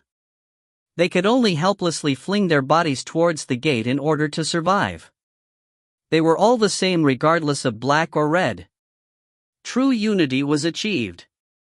Yoo IlHan didn't care about that though. He only decided to believe in the humans that should be fighting beyond the gate. Meanwhile, a delightful message popped up on his retina. You have become level 140. 2 strength, 1 agility, 1 health, 1 magic increases. Yay! Feeling his strength, agility, health and magic increasing, Yoo IlHan was delighted. He really did feel frustrated. He wiped out wolves on the scale of hundreds of thousands that fought with their destiny of their world on the line, but he only leveled up thrice. Of course, unlike Daru, the majority were weak, and he did that within a single day, but even so. However, just as Yoo IlHan was about to raise his hand after leaving his joy aside, Flemir prostrated himself on the ground. Point 2. Please forgive us. Don't wanna. I cannot let the wolfkin go extinct like this, please. Don't wanna. Wasn't this too different from the dragons he allied with, and the elves who served him as their emperor? In the first place, these guys had made the humans go extinct of their own will, even though the destruction demon army had been pulling the strings. And regardless of where they belonged to, they thought of Earth as their prey. Double the sin. Execution. Above all, decisively. Why the hell should I believe you? However, there is a method. Someone other than Flemir shouted. Hearing the clear female voice, Yoo IlHan tilted his head while turning it, and could see a black-haired woman who stood there. Furry black wolf ears could be seen on the head, and despite the leather and metal armor, the glamorous body line couldn't be hidden. Especially around the chest area, which was tightened by the sturdy metal armor and looked stuffy as hell. Princess. How? I came here myself, Flemir. Why? From how Flemir, who was horrible at acting, was calling her princess with a panicked expression, it seemed this girlie was indeed the Wolfkin princess. From how she said that she came here herself, it seemed also true that she had gone over to Earth, and came back here to Kuroa. However, Yoo IlHan had some questions. There were only wolves on the other side other than Flemir, though? Among the Wolfkin, those who have received the baptism of the moon can freely change between their humanoid and wolven forms. I am one of them. The princess answered, and Yoo IlHan acknowledged his mistake. He was mistaken since only the fourth-class ones had humanoid forms, but it seemed it wasn't like that. It wasn't that only fourth classes could change to humanoid forms, but the correct answer should be something along the lines of, there is a higher chance of becoming a fourth class after gaining the ability to transform into humanoid form through the baptism of the moon. So, why did you come over knowing that it's more dangerous here? I have predicted one thing after seeing that both Wolfkin and those tempted by the destruction demon army were charging out in fear from the gate from the other side. Moreover, I could be sure after seeing Melot, the poor wolf that was tempted by the destruction demon army, coming out of the gate as if trying to run away from something, that you were enraged, and decided to destroy the Wolfkin. Perhaps due to being royalty, it seemed her head was quite a bit better than Flemir's. And so, she came back to Kuroa, when she was supposed to be hiding on Earth, since she saw that the Wolfkin were about to go extinct, and she had wanted to prevent that. For a royalty, she had quite a good sense of responsibility. Although, there were less than a third of the Wolfkin left. There are more royalties, no? None. I'm the only survivor. Really? Yoo IlHan raised his hand. At that moment, Flemir desperately lowered his head while shouting. Please let the princess go. I will do anything. No, it's fine. I don't need any of you. How about all of the Wolfkin? Rule over the surviving Wolfkin. This time, the shout was from the princess. Such a kind heart for her people. Yoo IlHan laughed again. I can't believe you, and I don't need you guys either. I will make you be able to believe us. And there will definitely come a day where you will need our help. As if retorting, Yoo IlHan flicked his fingers after hearing the princess's confident words. Hundreds of dragon bone spears rained once again, but this time, only towards the red wolves. Ah! Seeing that scene, the princess sighed in relief. However, Yoo IlHan flicked his fingers again and asked her. And? How will you make me believe you? The princess answered. I've overheard the elves talking, that you have the skill rule. Why are you guys talking about that? Yoo IlHan swore at the elves, when the princess declared confidently. If you rule over my life using the skill, then all Wolfkin will have no choice but to obey you. Listening to her words, Yoo IlHan thought. I think I've seen this scenario somewhere before. Author's notes. And, the meaning of the title is revealed. IlHan's battling methods will change in the future as well, since he will make new weapons according to the enemy. Wait, isn't this the first time he attacked by pouring out spears from his inventory? At this point, some of you may have noticed the bait this author has scattered at the very beginning of the story. Perhaps some of you who may have reread the whole thing recently have realized. Well, it's a childish joke though. This novel is not an R18 novel. Just saying this just in case someone will say something in the comments. Translator's notes. I believe Cheer Pack is a company name. They make drinking pouches. I'm keeping Wolfkin cause the original word uses the same format as Dragonkin.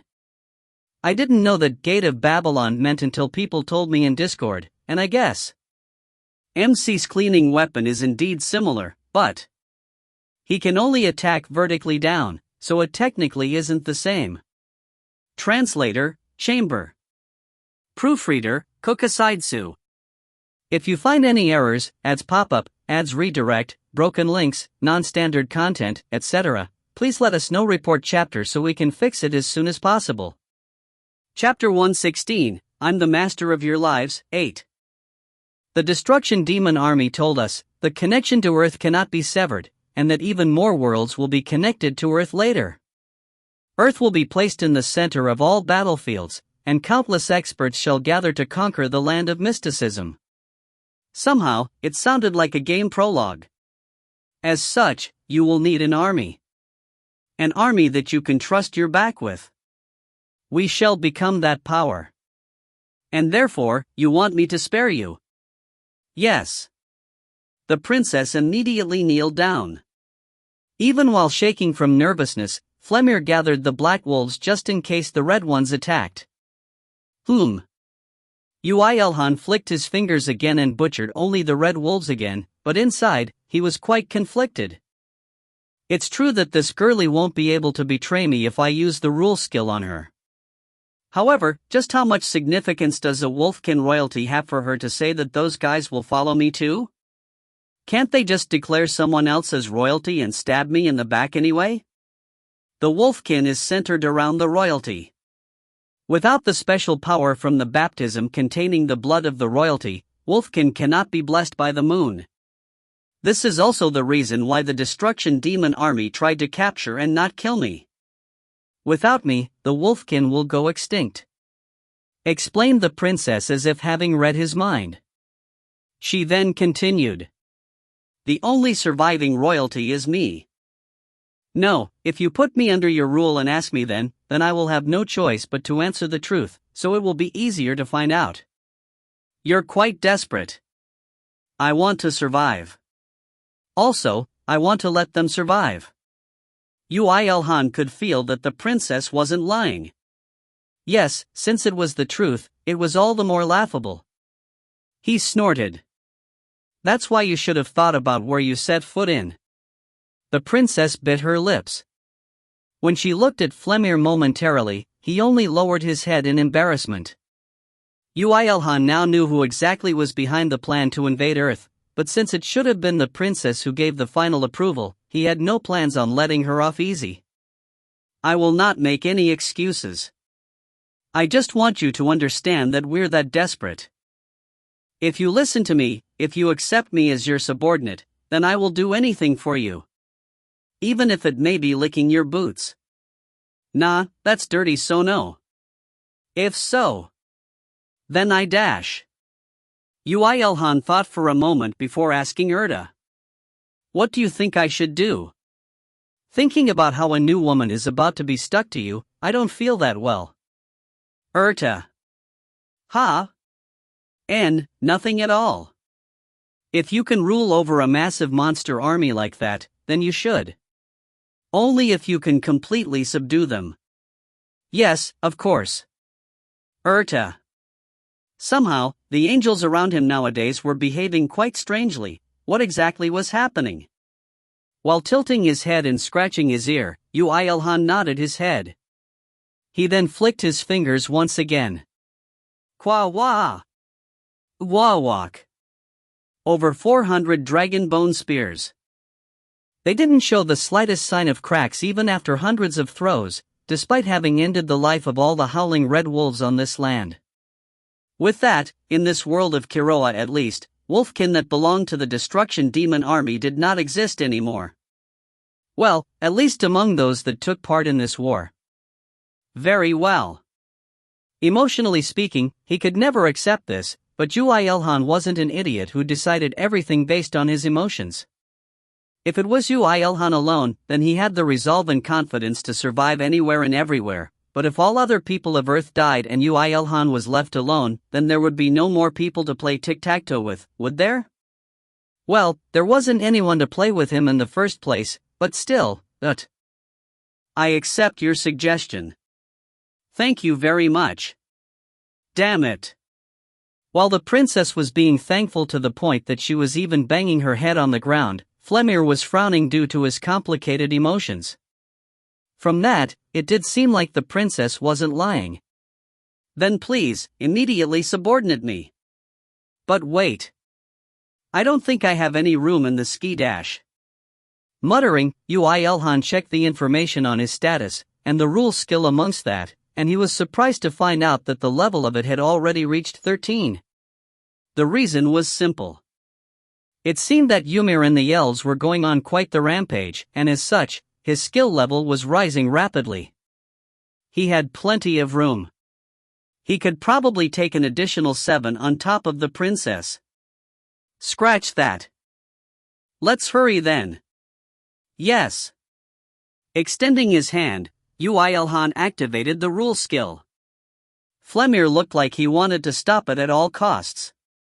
While Yoo IlHan was thinking that Flemir was not cut out for acting at all, the rule skill had safely subordinated her. Moonwolf, Irisha, has been subordinated to you. Irisha's growth rate accelerates. You are now able to see Irisha's status. It wasn't like he was going to raise her well, but he still opened her status just in case she had lied, but it seemed like she was definitely the princess of the Wolfkin. One of her titles was Blessing of the Moon Goddess. Level 85. Aren't you weak? It has not been a long time since her ladyship was Beau Dash. Flemir, do not call me politely in front of my master. Yes. Just as Yoo IlHan was about to say that addressing each other using titles was tedious, he came to a conclusion that it didn't matter at all, as the two wolves looked very serious. To be exact, he couldn't be bothered to meddle. Now that he had subordinated her, if anything became different, it was the attitude of the surviving black wolves. Although the wolves still possessed remnants of fear and hostility towards Yoo IlHan, they were still kneeling down and paying their respects. Nearly 10,000 wolves paying their respects to him wasn't such a bad feeling. He wasn't used to receiving attention, but that didn't matter since they all lowered their heads towards him. Satisfied, Yoo IlHan looked at the surroundings. He still couldn't see any red wolves. Then let's go clean up quickly. Yes, master. The princess went into the gate first. Flemir looked at Yoo IlHan with an expression that he wanted to say something, but soon frowned and followed her into the gate. Looking at their backs, Yoo IlHan tilted his head. Hey, are they dating each other? Perhaps. Urta, said Urta in a tone like she really wanted them to be. So this angel was meddling in others' love affairs now? Yoo IlHan ended up laughing. I don't want to accept that guy as a subordinate either, but if they want to marry then I can just accept him as subordinate and make them marry. And the child born from the two? Urta. Free slave acquired. Slave-born slave treatment. Urta. Yoo IlHan headed into the gate. What was left behind was the 10,000 wolves that still had their heads on the ground, and the snowy plains blanched in blood. Defend that side. Hold out, on the right. Hold out a little more. Crow on. Beyond the gate was a total mess. Black and red wolves were howling, and human shouts filled the land. Brave people, cowardly people, and the 4 elves that stood out despite having concealed their appearances using artifacts, and a roughly 7-year-old child that was sweeping the wolves with frightening magic in an angel's bosom. Wait, he got bigger again. Susanu. Michael Smithson, who managed to see Yoo IlHan's figure, shouted in a loud voice. Just as Yoo IlHan was thinking that this guy maybe liked him, the majority of the humankind people abruptly raised their heads and found Yoo IlHan, when they shouted simultaneously. It's real. Susanoo came back. With an incomprehensible feeling, Yoo IlHan flicked his fingers. When hundreds of bone spears similar to those that decimated Korea continent were summoned once again, the wolves all gave up fighting and just stood still in resignation, waiting for their deaths, but the bone spears only found and killed the red ones, even within the chaos of the battlefield. Everything was thanks to the ability of absolute accuracy. To be exact, if he did not have that ability, he wouldn't have tried summoning those spears in the air and letting them fall down. Now he's pouring out hundreds of spears. While the humans were being shocked, the spears were recollected and thrown again. Up, down. Up, down. Wolves died. Wolves died again. If people realized that even something of this level was Yoo IlHan showing restraint considering the growth of other people, then what would the other people think? Of course, he was doing that precisely because he had predicted that. Dad. Ymir, who arrived near Yoo IlHan with Liara's help, dispelled his concealment and hugged Yoo IlHan, before bashing his head onto the armor again. It didn't look like he felt any pain as he was smiling. Liara had a look at the messy battlefield before explaining to Yoo IlHan. This boy was no joke. Liara. He shouldn't have been able to do much after the chain level up stopped, though? Middle-tier wind magic was definitely strong, and a dragon's mana control would make that even stronger. However, Ymir's level was still too low. The first few shots would have been enhanced by the amplified mana resulting from chain level ups, but after level ups slow down, it should have been difficult to do much more. Moreover, from how he had a figure that was fit attend elementary school, he was definitely a second class now. The clan master of the Lightning God clan gave him a mana potion. That woman has tons of them. I did hear about the idiom money can even make ghosts do things, but I still wonder if that woman bought an entire alchemy guild, Liara. Pretty and kind Nuna. Ymir added onto Liara's explanation. The strong was scary, but it seemed like this guy liked Kongmire. Thinking back, as he was using magic in a battlefield without Yoo IlHan, his concealment would have worn off. This meant that Kongmire gave him potions after seeing that Ymir was strong. Your Majesty. The elves came as well. The thief, Firia, and the archer, Pate, were relatively clean, but Myri and Jurl, who had to block the monsters with their bodies, were soaked in blood. Although their faces were covered, Yoo IlHan could know without taking their masks off how delighted they were at meeting Yoo IlHan again. Laughing, Yoo IlHan spoke. You guys are dirty, so fight somewhere else. The Cold Majesty is cool too. Go kill the red wolves instead. The humans weren't at a disadvantage in the first place, but with the return of Yoo IlHan and the fourth-class wolfkin, Flemir, the morale instantly tipped towards the human side. Moreover, it seemed that the DD wolf that went beyond the gate before had already died. Looking at the traces of the tens of giant spears that were destroyed, Yoo IlHan smirked. Before going through the gate, he had told the Empress how to cause an explosion using the stored lightning energy as the fuel. It would naturally be enough to kill a fourth class. He had made them with that in mind in the first place as well. Insurance did work. He was very satisfied. Give eternal rest to our kin tainted by the dirty destruction demon army. Show them the might of our wolfkin. The princess didn't even consider going back to wolven form now, and courageously shouted. The black wolves rampaged even more under the princess' encouragement and ripped apart the red wolves, and Flemir killed the red wolves as if it could save one more wolfkin. Yoo IlHan supported them by dropping some bone spears whenever he felt that he was about to be forgotten, as he walked out of the battlefield. Beyond the defensive formation formed of thousands of tankers, the clan master of the Maggio clan, Karina Malatesta, who just finished killing tens of red wolves with her magic. Would you care to explain? You said you were going to come back after killing all the fourth classes, no? After killing all the red wolves, we now don't have to kill the black ones anymore. And why is that? Every long-ranged attackers focused their attention on him. Yoo IlHan kindly explained to the people who were confused due to the sudden turnaround in the situation. I have subdued them. In other words, they are my underlings now. Sorry? She replied. Yoo IlHan kindly repeated again, and her smiling face froze stiff. Well, not just her, everyone who heard that, their expressions turned stiff. The battle ended within 30 minutes after that. Author's notes. Not applicable. P/R, no author notes this chap. Translator's notes. I will post an announcement, but I'll be on a break, from translating, from 6th of March 1st of April. I think it's about time I get a life. I'll try to stock up on as many chaps as possible so you guys won't have to miss 12 chapters. You can still donate, but the sponsored chapters will not be posted. P/R, Chamber Nim never told me. Translator, Chamber. Proofreader, Kokasidsu.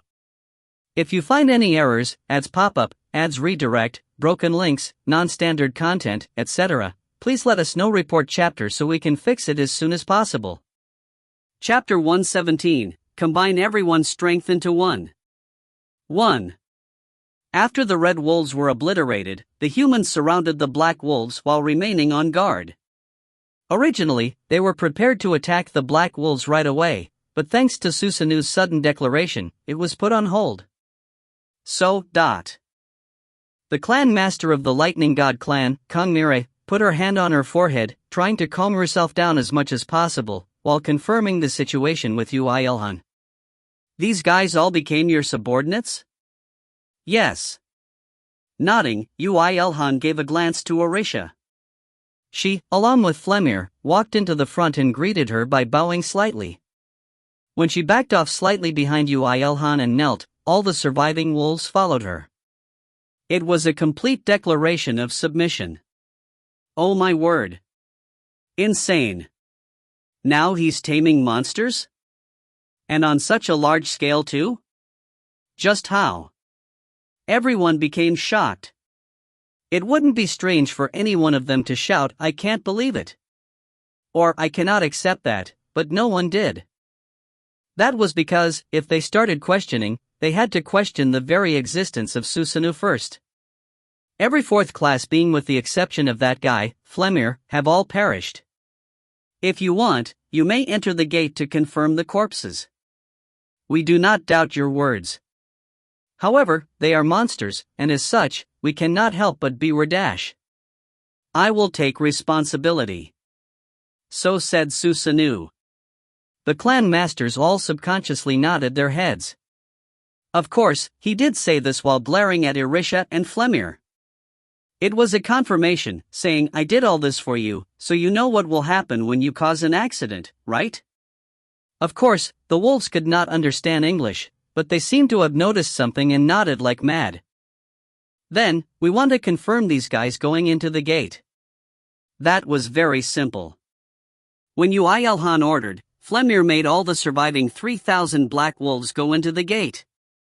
Some calmed down at the scene, some felt admiration, and some were overwhelmed. Susanu and Wolf Army. So no one in the world can go against him now. So nothing really changed then. When all the normal wolves went back into the gate, all that was left was Flemir and Orisha. Flemir was still busy chewing his lips, and Orisha whispered to Yoo IlHan after approaching him. "Master, would it be rude for me to ask you for 1 week? I want to gather the surviving wolfkin and make a new habitat." "I'll give you 2 weeks, go. If there are any destruction demon army guys left, then clean them up too." "Oh, take this too." "Ah. Thank you very much." When Yoo IlHan took out some random unique ranked weapon and armor after rummaging around his inventory, she bowed several times in thanks and went beyond the gate with Flemir.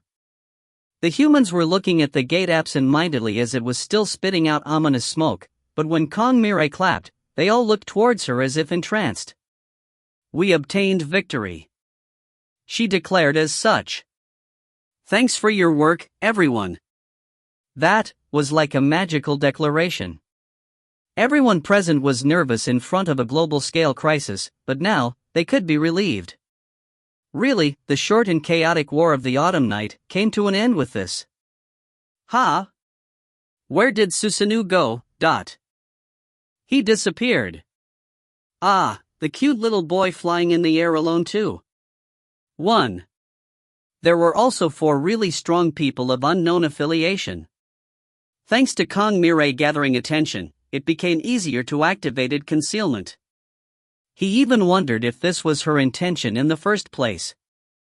Yoo IlHan left the place with the elves, Liera and Erta, and Ymir, while concealed. Susanoo, I need to have a showdown with Susanoo. Someone drag this madman away. But it's still a pity. I wanted to have a talk with Susanoo. Retreating troops. Let's just leave a part for guarding the gate. What do we do with this land? No one's gonna live here. Thanks to Susanoo's sudden disappearance, some were enraged, and some fell into confusion, but they couldn't look for him forever. Since the battle had ended, it was now time to clean up.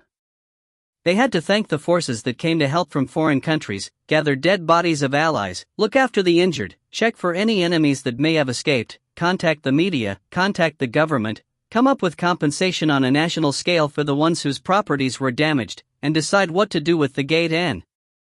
As the representative of the Korean ability users, and as someone who had connections with the government, military, media, and even some foreign governments, Kong Mirai's true battle had only just started. To be honest, thanks to Yoo IlHan's actions being too storm-like, they were still dumbfounded, but it was also thanks to him that the damage received was so little. Although some work had increased due to him, there were some that had decreased due to him as well.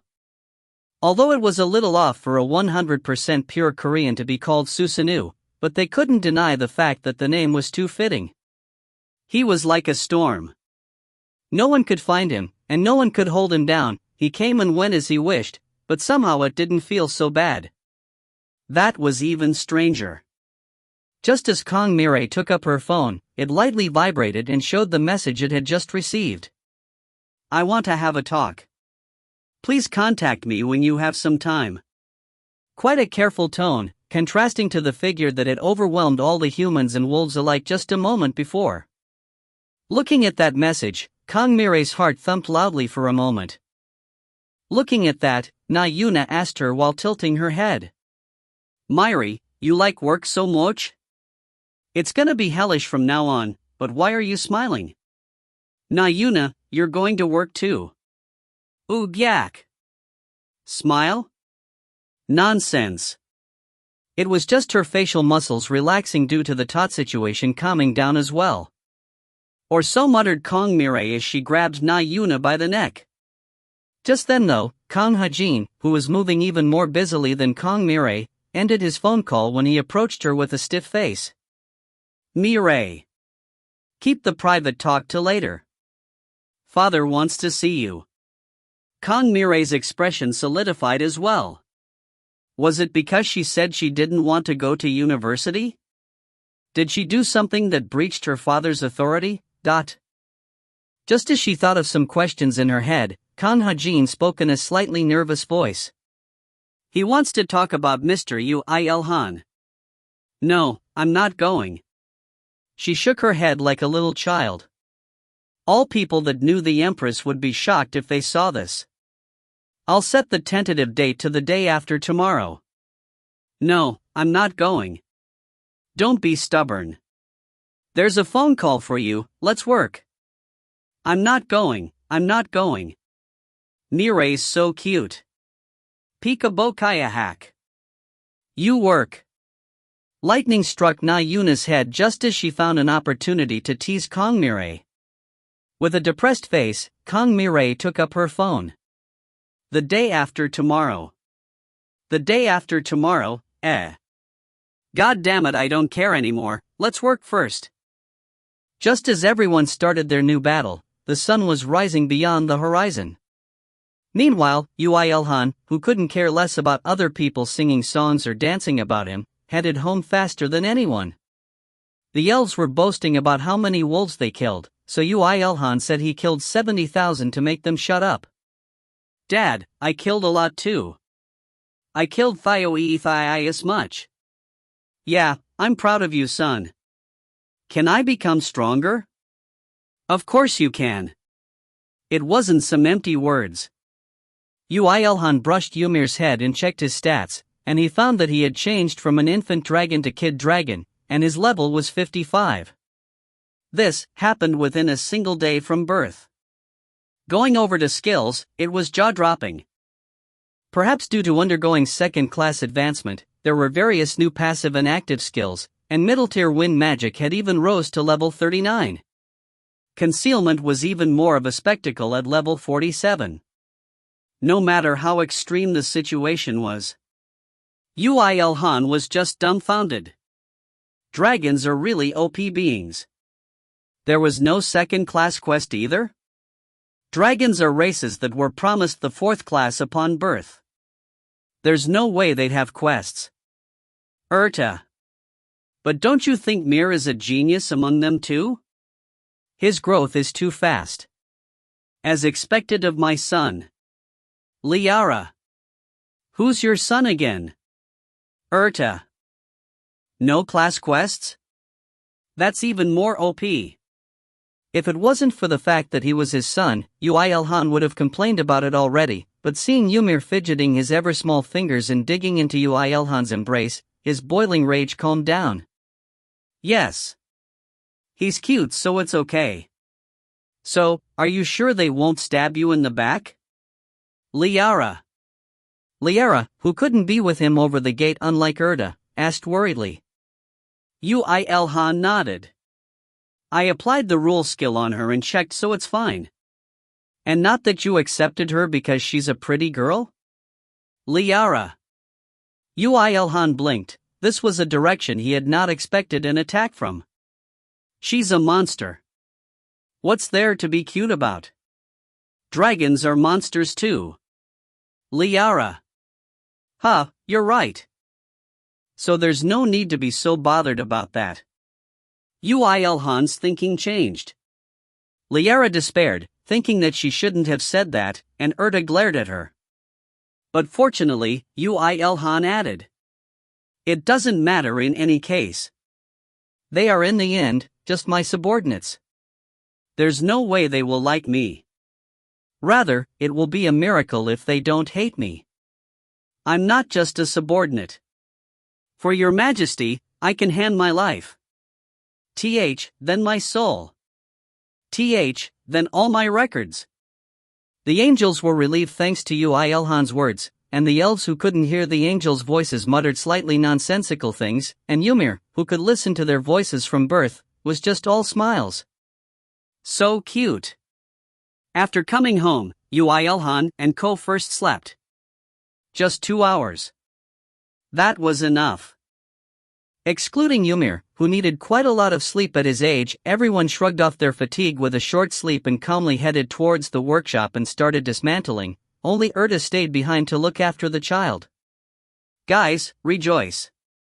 If you dismantle all the dragonkin, then it's the wolves next. I'm really happy, Your Majesty. Ha ha. Yoo IlHan first took out some dragonkin corpses to let the elves dismantle them, and he himself took out the meat that had matured inside the bucket, removed any poison, and even collected breath, which became an even more thrilling alcoholic drink. Then, he refilled it with dragon blood and meat. There were still a lot of dragon meat in waiting. To be exact, there were still 1,250 of them to go. It would be enough for several generations to come. Guys, finish up the stuff you're doing and come. I'll grill you some dragon meat. Yay! I'm touched, Your Majesty. Yoo IlHan declaring to cook dragon meat in what's supposed to be his workshop, and the elves who rejoice with his declaration. If there was chaos, this was one. If was here, she would have sighed saying that his figure was unbefitting of a father, but Liara was an angel who was on a completely different plane than her, so she said this. I wanna eat too. That sounds delicious. Liara. Wait a little more. As the poisonous stuff was mostly in the dragon blood, the dragon meat that matured in the bucket had only trivial amount of poison left. A weak poison resistance skill would suffice, and even if one didn't have one, it would just end with a slightly numb tongue and a dot. That's quite serious though. Liara. It's alright. I raised my elves strong so they all have weak poison resistance at least. I have normal poison resistance, Your Majesty, boasted Firia, who was quite well versed in poison as expected of a thief class. She had finished dismantling quite a bit quicker than the others. Good, I'll give you one first. My honor. Yoo IlHan took out a barbecue grill, made of dragon bones, and washed it before heating it up with the eternal flame.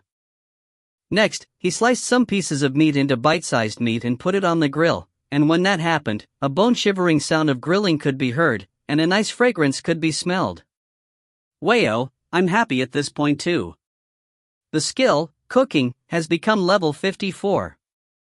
You can cook various dishes more proficiently, and the completed cooking will have deeper and more varied taste. Just grilling the dragon meat made his skill rise by 5 levels. Just that was enough compensation for maturing the meat. Yoo IlHan became even happier. Anyway, since he had promised, the first piece was for Firia. When he picked up a piece of meat that was grilled nicely and instantly thanks to the eternal flame, with chopsticks, Firia closed her eyes and took the piece with her mouth. Here was the first elf across all worlds to savor dragon meat. Ah. Having eaten the dragon meat, Firia couldn't say anything and just exclaimed. Her 2 eyes became teary as well. Yoo IlHan was curious about the taste and he took one as well. His 2 eyes abruptly opened. If he could, he would have shone out with golden light from his eyes. Ooh. I knew you'd say that. Liara. It gently melts in my mouth as soon as a bite on it. On top of the being and not being like chewy feeling, an absurd fragrance explodes in my mouth and it's as if there's a festival in my mouth.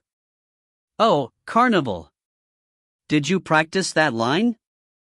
Liara. Just how delicious was it to be like that? At this point, Liara couldn't help but check.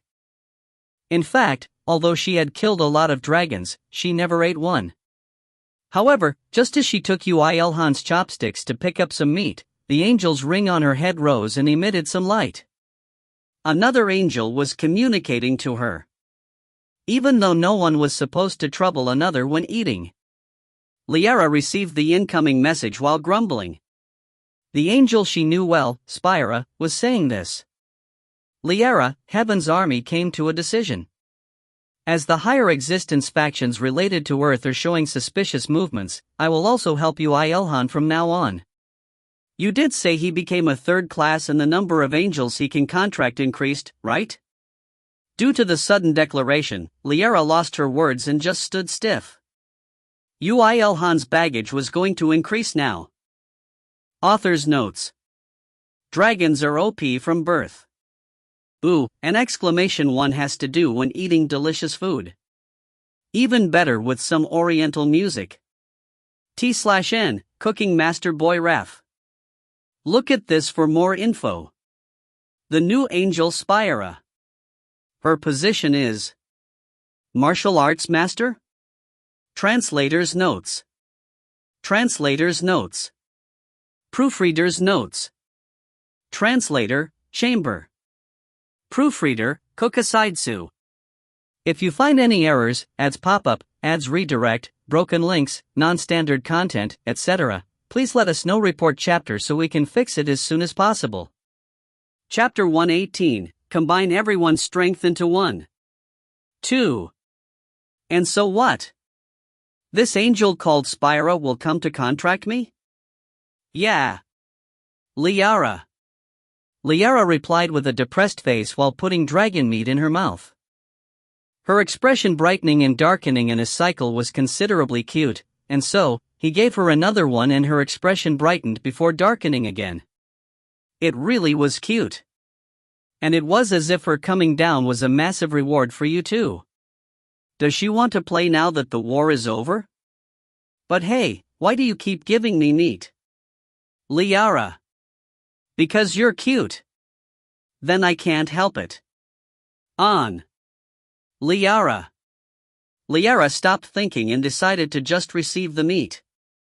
The meat was delicious already, but since she was called cute as well, there was no way she could not eat it. Have some wine too. You have extreme poison resistance, right? Yeah. Liara. Yoo IlHan took out 2 goblets he made by carving out dragon bones and poured breath onto it. He created it with fire, added other fragments in detail as well, and even embedded some jewels he had lying around in his inventory, so the goblet was extremely beautiful to the point that even some third-rate alcohol would look good in it. Your Majesty.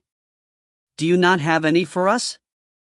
I do want to give you, but since you guys don't have extreme poison resistance, you will be poisoned to death if you drink this. Damn. Seeing Liara and Yoo IlHan Jianbing, Kanping, the elves resolved to acquire extreme poison resistance at any costs. However, their passion was short-lived, and they became happy after eating dragon meat. The elves thought that this meat may even save the world. And so? How's this angel called Spira? Is she trustable? After a round of drinks, Yoo IlHan asked about Spira as Liara looked to be in a better mood now. Liara replied obediently. If it wasn't for her, many angels would have died until now. Her career is long, she's upright, she takes the front line in killing traitors. And that's why she's being hated by the other factions, too.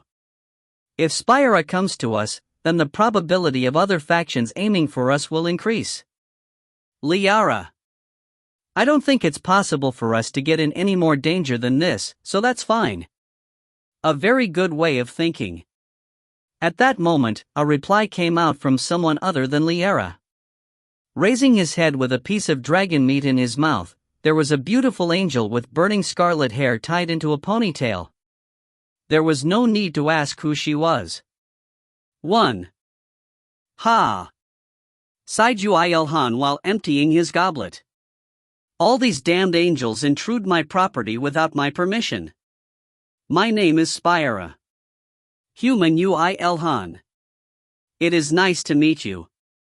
It seems you have the talent to get caught up in any and every major incident occurring on Earth.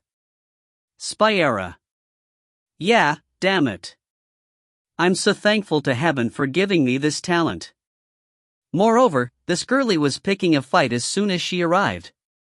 I'm not trying to look down on you.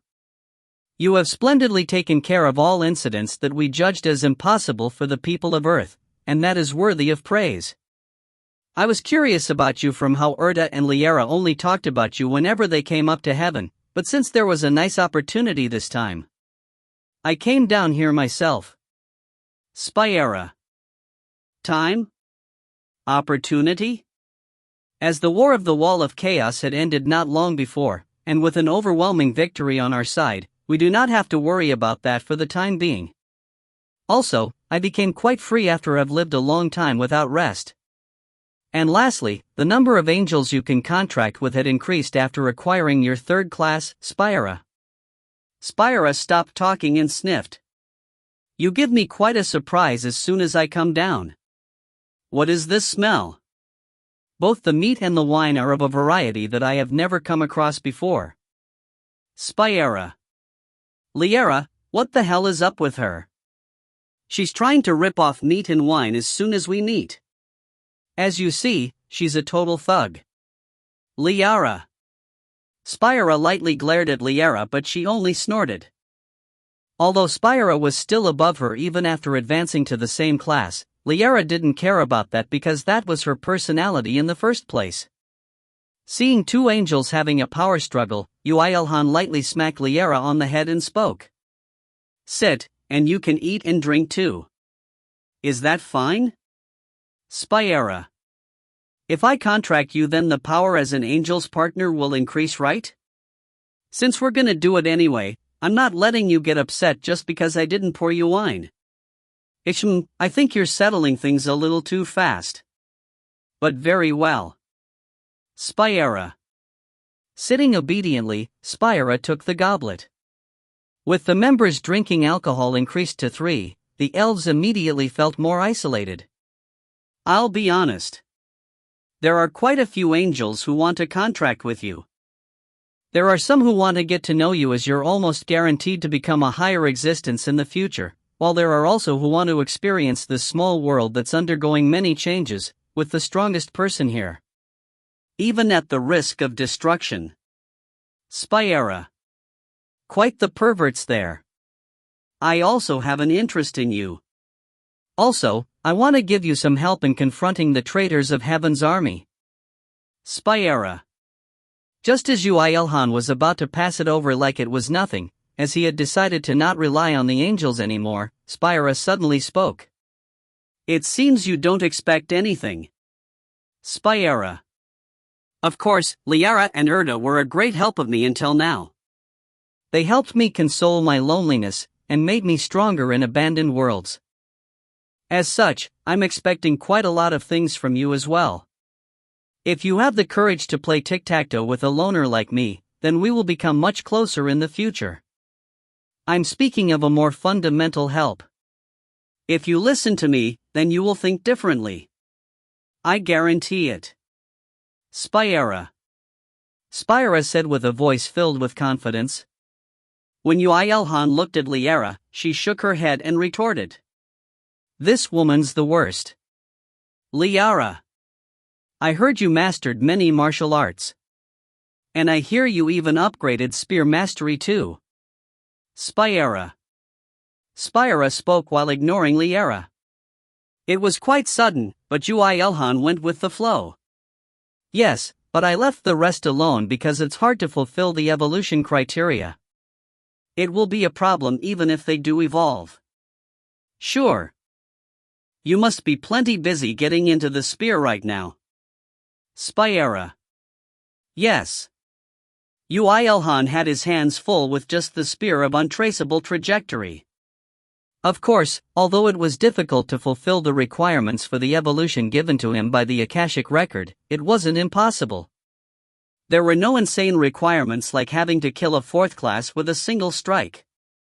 And if it were 3rd classes, he had the confidence to fulfill all of them after making a legend-ranked weapon. However, so what if he evolved it? He had a relatively low level for his advanced spear skill, and if he tried to learn the other ones, then he may as well become a jack of all trades, but a master of none. As such, Yoo IlHan was planning to improve on various other skills starting with physical combat after training spear of untraceable trajectory to a certain level. However, Spyra took out quite a strange story this time. Then do you know about fusion evolution then? Spyra. Yup. Amongst the skills Yoo IlHan had in his possession, shooting skill was a skill that was impossible to evolve any further, and throwing skill was a skill that could not evolve alone. And when that throwing skill was about to evolve, he got a notification that it wanted to fuse evolve with the shooting skill. The result was the absolute accuracy skill, the #1 contributor skill to Yoo IlHan's OP inventory use, and a skill that Yoo IlHan couldn't do without now. If you know, then this will be quick. Then I ask you, do you think the skills that can evolve alone can only evolve alone? Would those skills be impossible to fuse evolve? Spyra. Lightning flashed in Yoo IlHan's brain for a moment. However, trying his best to calm himself down, Yoo IlHan asked. Say it more simply. Very well. Did the Dig * Mons who could only evolve with Dig * eggs at the beginning of the series armor Dig * evolve until the very end? Spyra. No, it was possible to Dig * evolve normally. That explanation was truly simple for Yoo IlHan to understand. There are skills that are impossible to evolve, as well as ones that can only evolve via fusion evolution and also that can only evolve alone. If so, then it won't be strange for there to be skills that are both possible to be evolved alone and fuse evolved. You just did not know of this fact. Like how V** Eamon didn't know he could evolve into X** Eamon. Hearing that, Yoo IlHan hurriedly had a look at his status, but although there was information on what to do to evolve physical combat, blunt weapon mastery, and sword mastery, there was no explanation about fusion evolution. It's because that's the best you can do currently that the Akashic record is telling you that path. Akashic record is also a navigation of sorts. Akashic record tells you the shortest path you can take, but does not tell you the path which you cannot take with your current power. You did not fulfill the requirements to dig *volve into X***eman. Spyera. The requirements to evolve, you say? Yoo IlHan accepted it immediately. The throwing skill he evolved would have been impossible to fuse evolve without the shooting skill. What about the spear mastery? If he didn't master his concealment, it would have become a completely different spear technique and not his spear of untraceable trajectory. What Spyera was talking about right now is also the same thing. I also didn't know that. Liara got angry. You should have told me before. Liara, the only martial arts you've trained to the maximum level is the spear and your physical combat, so it would have been no use to tell you anyway. It is difficult to meet any perverted existences who master many different weapons. Spyera. The perverted existence who mastered many different weapons, Yoo IlHan asked with lights in his eyes. Of course, the base of the fusion evolution skill you're talking about should be the spear, right? Naturally, I can't teach you something other than the spear to you who is focusing on the spear. Spyera. Spyera called out a long and beautiful white spear on one hand and reliably nodded. Of course, Yoo IlHan's spear had evolved to spear of untraceable trajectory. However, that didn't mean that his spear mastery skill had disappeared. It still existed as the max level skill. Just that, it could not evolve any further, and is unable to evolve alone into another skill other than the spear of untraceable trajectory. And that was the same with the resting skill, concealment skill, shooting skill, and the throwing skill. As such, it wouldn't be too surprising to fuse evolve it with other skills. Likewise, even if these skills end up fuse evolving, the ones that could stand alone evolve will still be able to evolve stand alone. In any case, there was nothing to lose. So, what conditions do I need to fulfill in order to be able to fuse evolve? What do I need to do? You do know that it will be meaningless for me to master those skills if they take a long time, right? That is. Spyera. Spyera stopped Yoo IlHan's barrage of questions with a serious voice. While Yoo IlHan stared at her, she picked up the dragon meat on the grill and put it in her mouth. Asterisk nom nom star. Something I'll tell you if you contract me. Nom nom, Spyera. We have a deal. Yoo IlHan could even accept a contract to become a magical girl if it was to acquire any evidence about fuse evolved spear techniques. Well decided. Even if you cannot train the skill right now, it will definitely become useful in the future. Spyera. Swallowing the meat, Spyera took a drink of breath and exclaimed, before extending her hand towards Yoo IlHan. While Liara was looking at that scene with a pouting face, Yoo IlHan received her hand. Take care of me in the future, Yoo IlHan. Spyera. That's what I wanted to say. At that moment, a connection formed between Yoo IlHan and Spyera, and the power as an angel's partner increased within Yoo IlHan. You have contracted with the Archangel Spyera.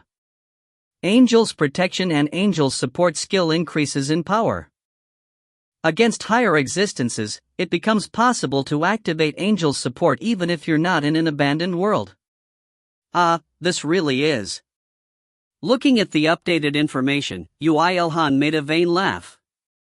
Why do I feel so worried even though I now get such a benefit? Now able to activate angel support against higher existences? It feels as if it would really happen. Wait, are the Destruction Demon Army guys making their newbies lie in wait without casting off their shells?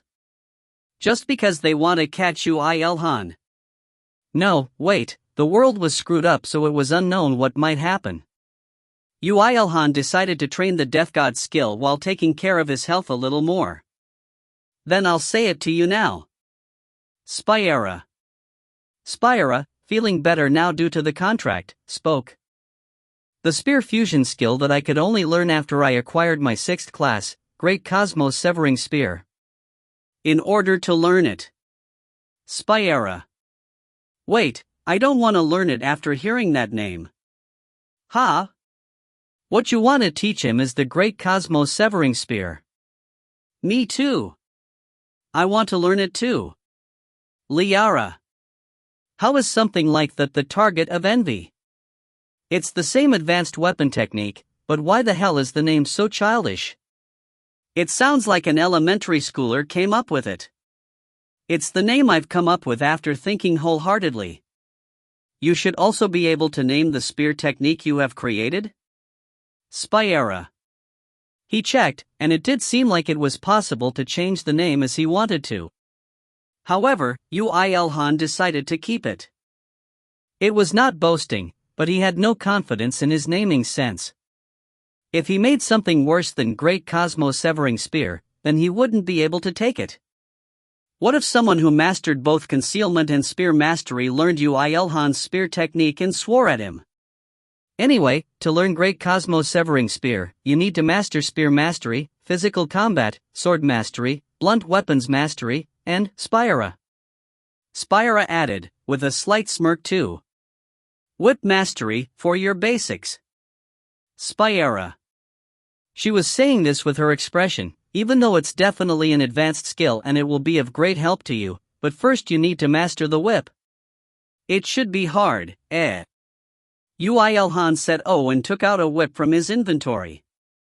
Thinking back, although he had experience in making a whip after the Great Cataclysm, he had never used one himself. That was because he never had the opportunity to. However, that didn't mean he couldn't use it.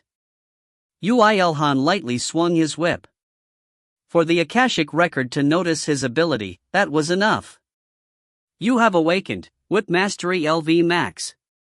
If you fulfill the evolution materials and criteria, it's possible to evolve to an advanced level. It now becomes possible to fuse evolve spear mastery. However, your record and insights are too lacking, so it is difficult to set an evolution criteria without a deeper level of training. With a smirk, Yoo IlHan had a look at Spyera.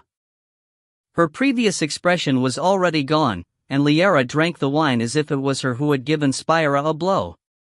Of course, the elves were just eating dragon meat. Well then, teach me now. TCH, I can't help it. Spyera. With a dying expression, Spyera nodded. Archangel Spyera. She was placed in a disadvantageous position in this contract on the first day. Author's notes. Liara is being tamed. Angels have the hobby of intruding others' property. I also had a time when I thought that Digimons could only armor Digivolve in Digimon's second season. Contract with me and become a magical girl, dear readers. Let's read the contract document properly before signing any contract. There are no cases of standalone evolved skills evolving standalone again.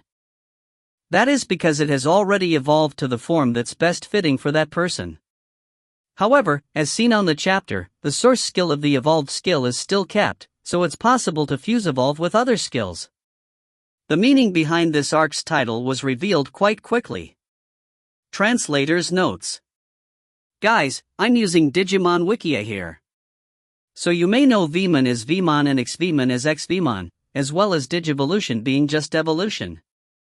But man, the author of that series must be lazy in naming a creature Vmon just because there was a V on its head. And 15mon because there was an X-shaped scar on the front as well as the V on the head. Translator's notes. Proofreader's notes. Translator, Chamber. Proofreader, Kokusaitsu. If you find any errors, ads pop up, ads redirect, broken links, non-standard content, etc., please let us know. Report chapter so we can fix it as soon as possible. Chapter 119, Combine everyone's strength into one. 3. With a deadpan face, Spyera started explaining about the skill, Great Cosmos-Severing Spear. Great Cosmos-Severing Spear is an advanced skill that I developed according to my personality and characteristics. You should have already learnt an advanced skill that is fit for you, so it will be very difficult to learn my skill as well. You could say that you've just fulfilled the bare minimum requirement. Spyera. I know that much. So how much do I need to train? At least 4 hours a day, for 200 years. Spyera. Yoo IlHan hated himself for thinking that's not much for a moment. Right now, time was flowing normally on Earth. What's the difference between that and mastering other weapons? I'd rather focus on my way of the spear instead. This is also a form of training in the spear. Whatever forms of the spear you have learnt, you can train this alongside it. Spyera.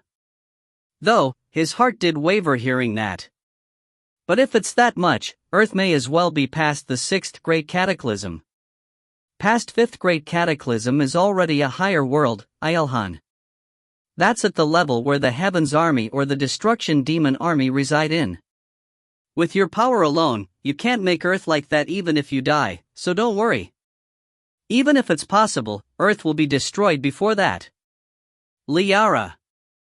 That's so consoling, Liara. Thanks. Liara. Yoo IlHan and Liara exchanged smiles. Immediately after though, Liara's forehead was bruised with a smack from Yoo IlHan. Damn, you've grown. Liara. Thanks to who? Yoo IlHan just poured some breath for her to drink and asked while looking at Spyera. Oh right, can I even live that much longer? If it's you, you should have a lifespan that's way beyond ordinary humans. It's also because of the evolution of your body after acquiring 3rd class. But just with the unflowing time you've experienced alone on Earth, your body should have been changed to something akin to a long-living race like those of elves. Spyera. That's something I heard for the first time. When Yoo IlHan turned his face to look at Liara drinking, she turned her head away and spoke as if making an excuse. I was going to make you a higher existence anyway. It's nothing important anyway. Liara. Asterisk grown star. He was sure from the fact that Liara avoided his gaze. It wasn't like he couldn't think of the reasons. In the miraculous time he used to evolve and develop while his cells didn't age, and at the point he had acquired tremendous power disallowed for a human at level 1, he had realized that his physical body was no longer normal. However, if it's just that, I wouldn't have even suggested it to you. Spyera. You're talking about the hourglass of eternity, right? Indeed. Spyera.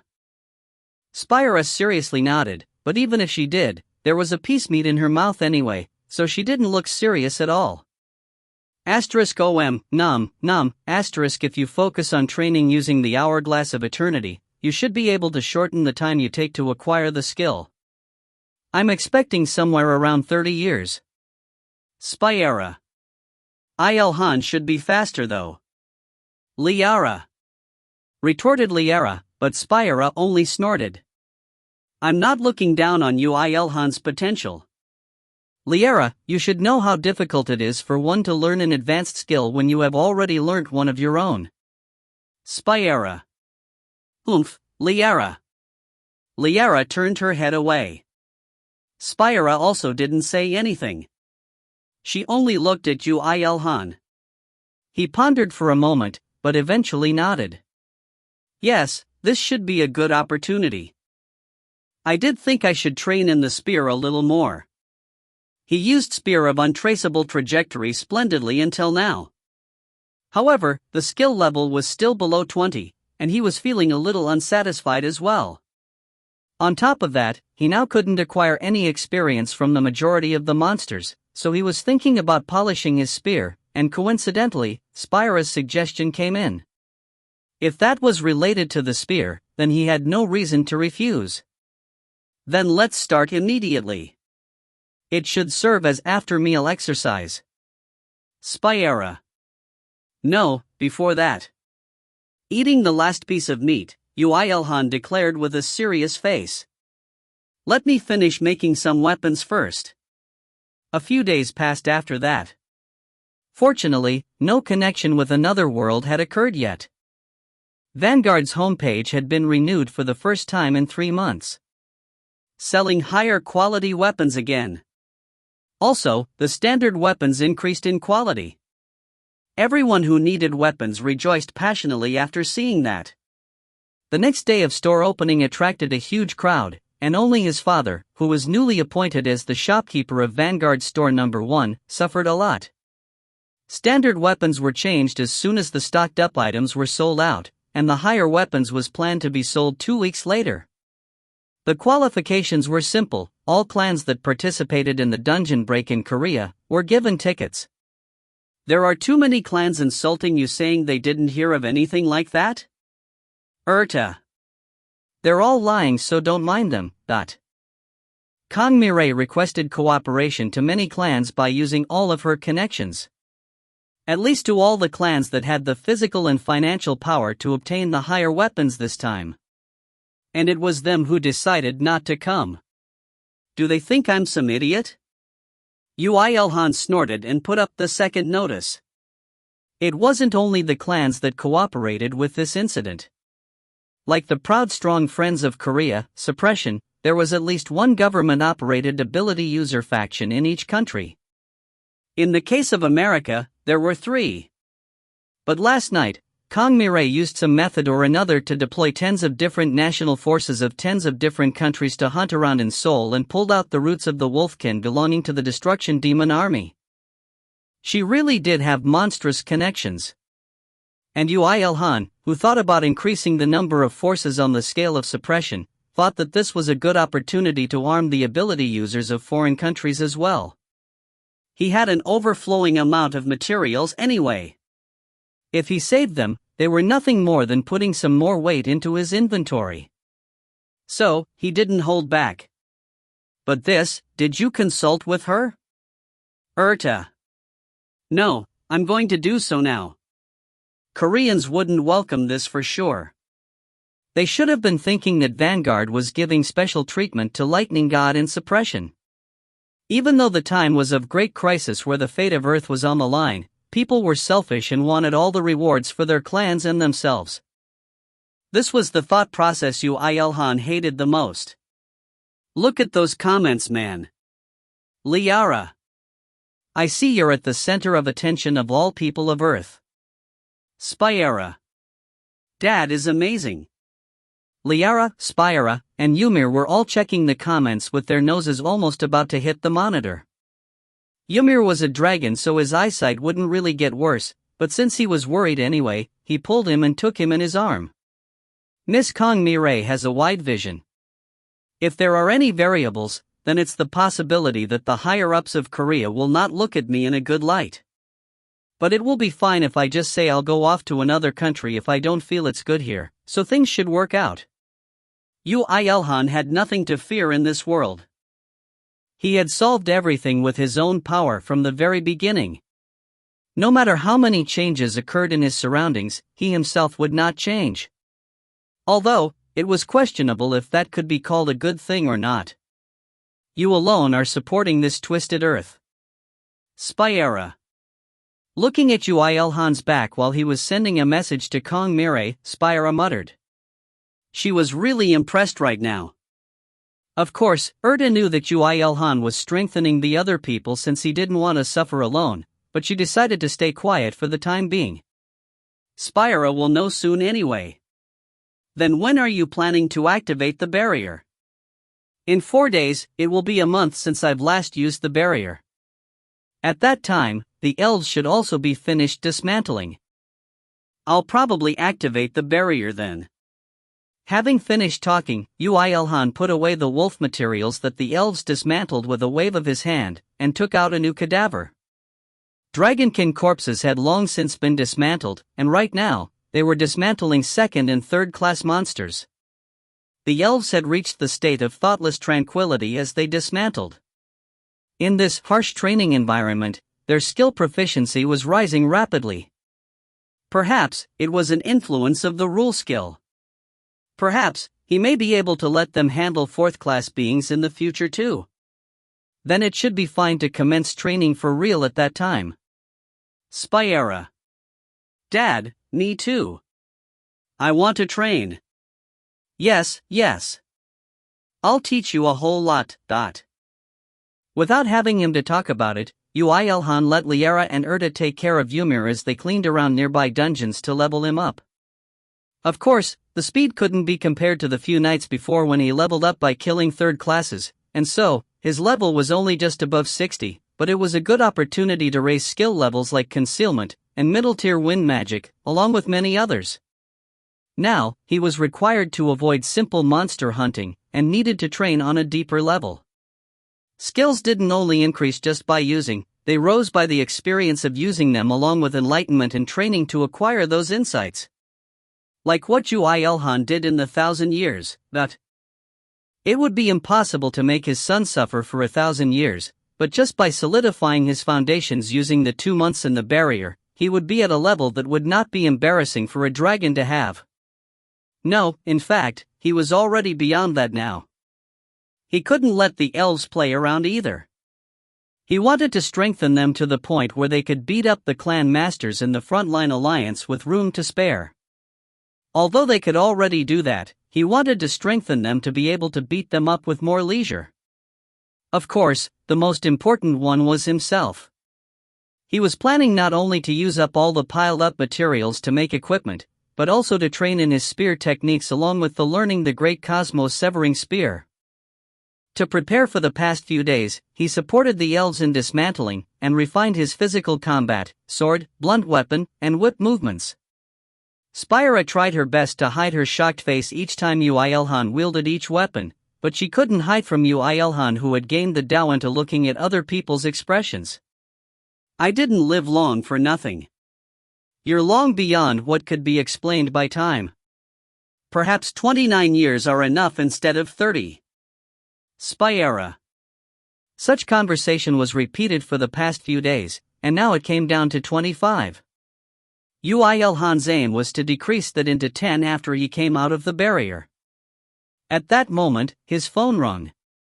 Yoo IlHan let go of Mir and pressed the call button. Although Mir still clung onto his chest, that was of no problem.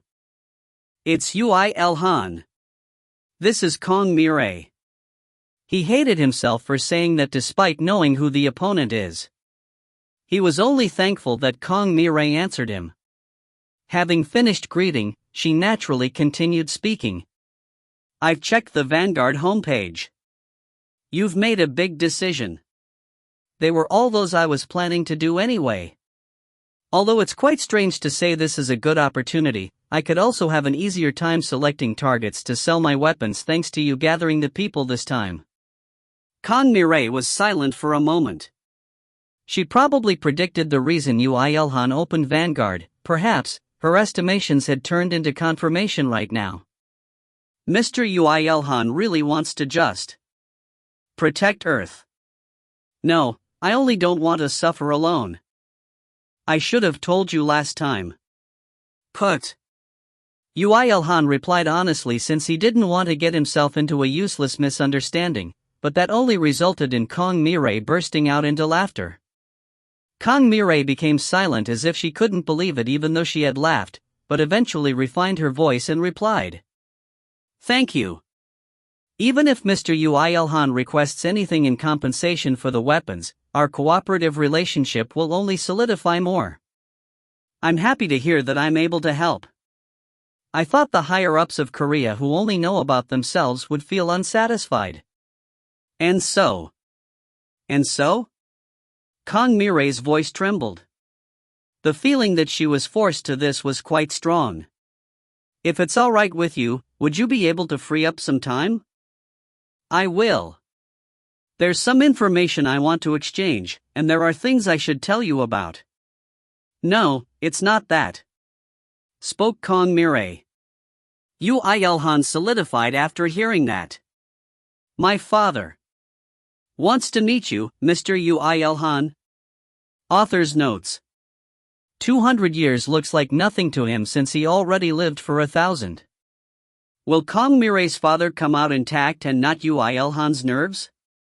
Translator's notes. Translator, Chamber. Proofreader, Kokusaisu. If you find any errors, ads pop up, ads redirect, broken links, non-standard content, etc., please let us know. Report chapter so we can fix it as soon as possible. Chapter 120, Combine Everyone's Strength into One. 4.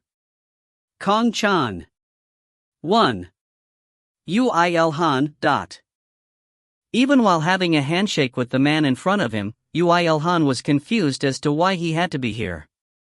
The man who introduced himself was the father of Kong Mirai, Kong-chan Kong Hajin, who sat next to him, had an expression that said he was sorry for this, but Kong Hajin wouldn't even know why Yoo IlHan was feeling unwell here. I've heard about you a lot from Mirai. Ah, yes. Heard about what? Or so Yoo IlHan asked with his eyes while looking to his side. Yes. Somehow, Kong Mirai was sitting next to him. In an obedient fashion he had never seen before. She was very stiff, and it looked like this place was very uncomfortable to her. If the word uncomfortable took human form, wouldn't it take the current Yoo IlHan in Kong Mirai's form? Thought Yoo IlHan as he turned his gaze back to Kong-chan. Curiously, he had no memories of seeing this man. From what Kong Mirai was doing, it wouldn't be too surprising for her father to be the president himself, but the current president was a woman, so leaving that aside, he thought that he may be the leader of the biggest company in Korea, or its successor at least, but all of that wasn't the case. Is there anything on my face? No, as you were Miss Kong Mirai's father, I thought you were a person I would recognize at a glance, but it surprised me since I couldn't. At Yoo IlHan's honest opinion, Kong-chan faintly smiled and replied. Mr. Yoo IlHan. People with true wealth and authority do not show their faces on the surface. Once we do, things become very annoying with meddlesome flies everywhere. It sounded true and relatable. Just as Yoo IlHan was about to keep that in mind to use later, Kong-chan added. Of course, nowadays it doesn't really mean anything, though. As you know, a novel value that surpasses the previous values has appeared on Earth. Unfortunately, I had very little talent for this peculiarity, but fortunately, my son and daughter did. It's something that makes me proud as a father. The form of authority was becoming different. Although it wasn't too apparent yet, there will definitely come a day when it would change so. Just looking at Yoo IlHan, he would gain many things once he went on the surface. Although, he had no need for such trivial things. That's why Sir Yoo IlHan's actions were impressive. Even though you are receiving more attention than anyone on this current Earth, you did not show yourself to anyone. Of course, all that was possible due to thanks to the concealment skill. Yoo IlHan momentarily thought if it was an insult, but from his expression, it looked like that wasn't the case. As such, he shrugged his shoulders and pointed towards Kong Mirai. He meant that he had shown himself to her. Kong-chan somehow understood that and asked politely with a smile. I'm only thankful. What is it that you like about Mirai? She's kind and upright. Is there any other reason to trust another person? And as she had authoritative power, she helped out in various ways. However, there were many other who fit this criteria other than her, so Yoo IlHan picked the ones that only applied to her. Kong-chan's smile got thicker. It makes me even happier since you have taken a liking to my daughter. Ah, yes, well. It wasn't like he took a liking to her, but he wasn't an idiot to say that out loud here. During the two's conversation, Kong Mirai's mental world collapsed as she covered her face with both her hands, and Kong Hajin was about to burst out laughing, but he was desperately holding back as he would be on the receiving end later if he did. I've received your graces. Whether it's about receiving the priority for receiving the highest tier weapons of Vanguard and... Oh, I heard you even had one custom made, Dot. That's because she was the strongest among the humans I've seen at that time. It has changed by much even now. Only the super tanker, Michael Smithson, or Takagaki Asoa, with strong close combat strength, or Karina Malatesta, who showed decisive long-ranged power using cooperative magic, would be able to compare with her. However, Yoo IlHan was sure that Kong Mirai was the first in regards to skill proficiency. Oh, excluding Yoo IlHan. And so, I judged that she would grow very fast with a suitable weapon. It's not due to any personal feelings but her potential that I've come to a judgment on. I see. Kong Chan nodded as if he was more satisfied. Yoo IlHan added that useless line at the end just in case Kong Chan had a misunderstanding, but from his bland reaction, was it just his feeling? I'm also cheering for Vanguard. Personally, I think that Vanguard may as well be the keycard to human salvation. You flatter me. Ha, the value of Vanguard will increase in the future. I guarantee it. Of course, for that, Sir Yoo IlHan needs to stay alive and well. His eyes shined. Even if you do not want to be one, Sir Yoo IlHan is already at the center of Earth's defense. You should recognize your own value more correctly, and be careful, as you have become a standalone power that equals or even surpasses a country. Let's talk about this at a later time. I don't like to boast, but I should have some experience as a senior who walked this path before. Ah, yes, well. The story suddenly strayed. He was telling Yoo IlHan to be careful? He was dumbfounded. Bullshit careful. If Yoo IlHan was careful with his actions until now, he wouldn't even be here. No, Earth would have long since become doomed and ended. This person does not know anything. He doesn't even know what he doesn't know. That made this situation worse. Thinking about how this man can talk such bullshit, it seemed that this man was thinking that the previous authorities and the ability user authorities were the same. Like how he hid himself and didn't surface, he thought that Yoo IlHan should also hide and not come to the surface. Isn't this guy a total idiot? If he kept thinking like this, then there may come a day when he would have a big clash with his daughter. Yoo IlHan was proud for not swearing in that situation. As a result, he really wanted to leave this place and go home now. He took time to come here to give Kong Mire face, but this happens. Oh, and also, I heard you subordinated some monsters in a large-scale dungeon. Ah, yes. Ha! Look at this guy. Quite a nice finishing attack. He felt his head was struck by a giant gong when he heard the word large-scale dungeon, even though this guy should have heard that it was an abandoned world. Doomed. This guy spent 10 years in another world and he's more clueless than me, a dropout. No, perhaps he does not understand the situation on this crazy Earth because the other world he went to was without much change, but people born with golden spoons in their mouths are problematic because of this. They are only worried about protecting what's theirs, and do not know what to do to allow the general populace to proceed forward. And what did he say last time? True wealth and authority do not come out to the surface? He should have realized then.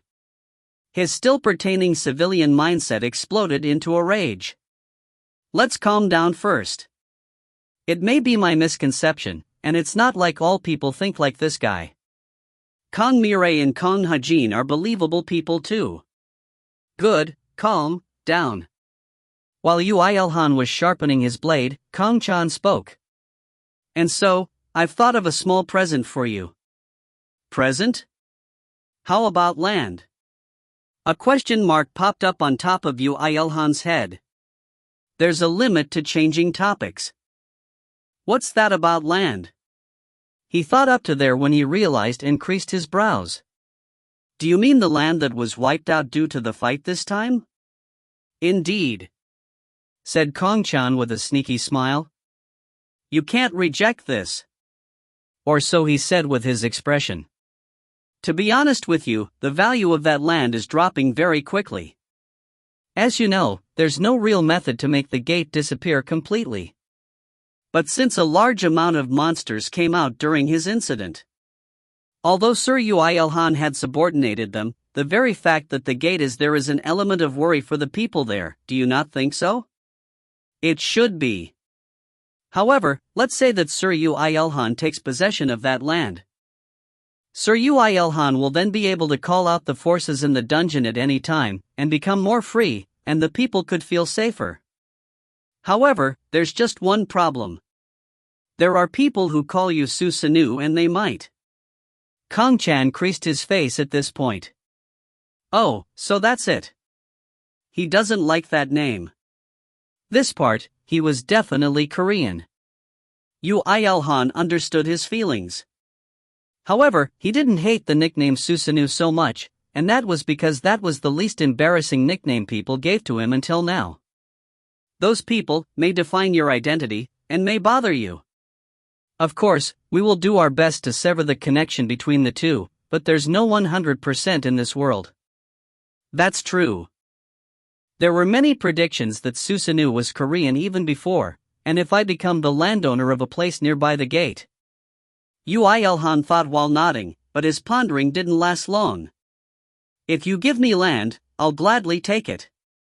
Will it be alright with you? Yes. I think it will be alright now.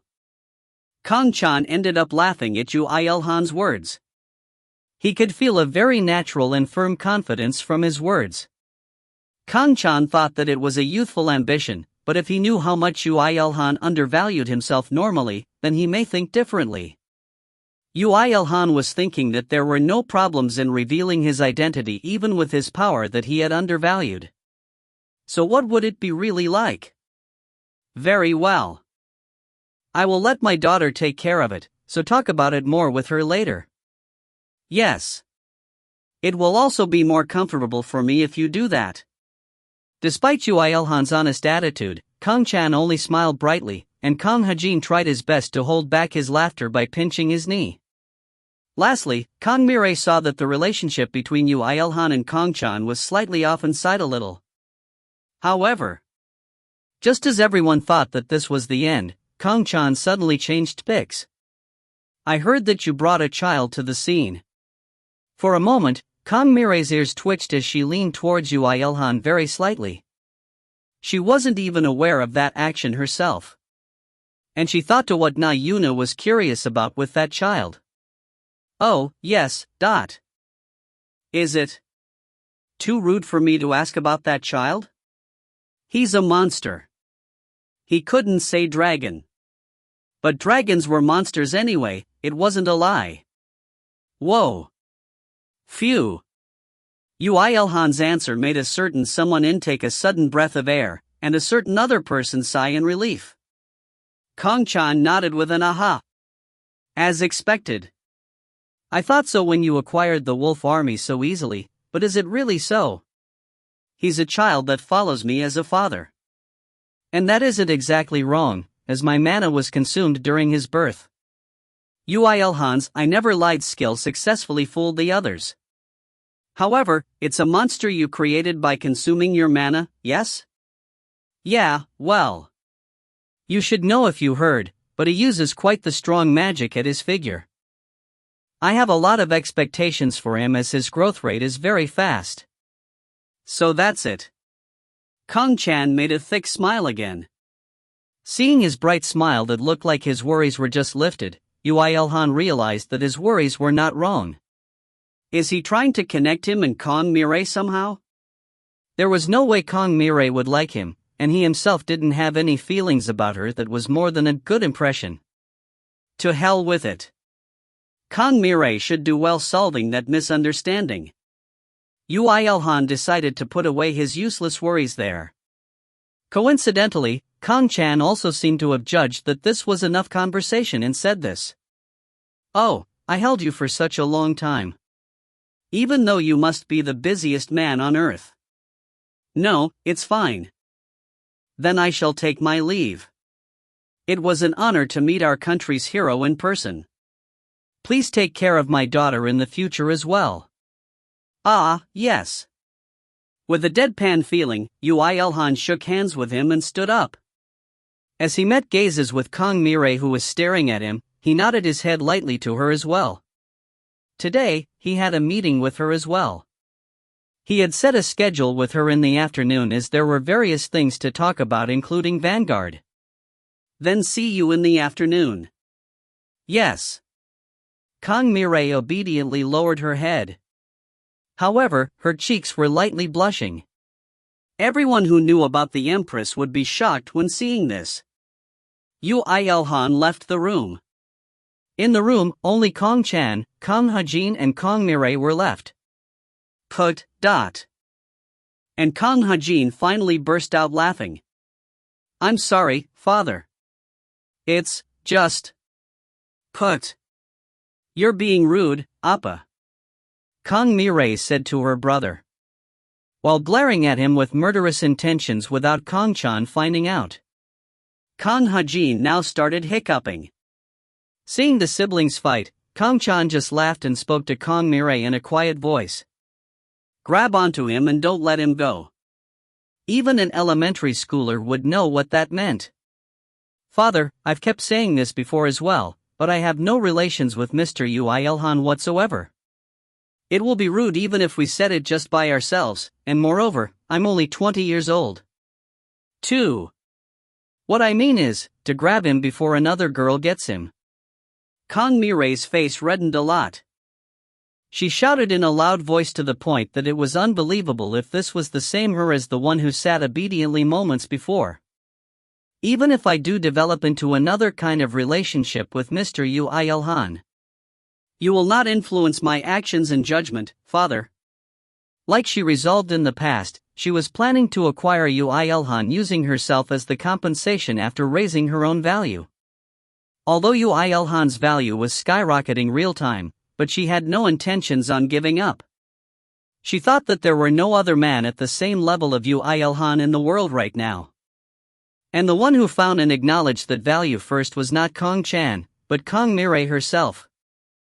Kong Mirai couldn't endure the fact that Kong Chan was speaking as if he knew the value of Yoo IlHan better than her. Kong Chan had not seen the Yoo IlHan at the beginning stages of the Great Cataclysm, neither at the time he hunted the Black Leopard, nor had he seen that beautiful attack from the sky at the day of the killing of the Orochi, and did not see the charisma that ruled the wolf group. Bullshit influence. I only gave some pointers to my daughter who has such a late first love. As such, her father's unexpected ambush made her panic. Kong Mirai asked back while stuttering, which was not like her. What? To think that such a father now talks about empty feelings like love, but. Do you think feelings are something that can be hidden? I was also having a hard time holding back my laughter too. You look like you were totally smitten with him. How long are you going to hold back? There's no way, If you have felt that I have feelings for him, then it's a form of admiration. He always moves for another and not for himself, and he's stronger than anything.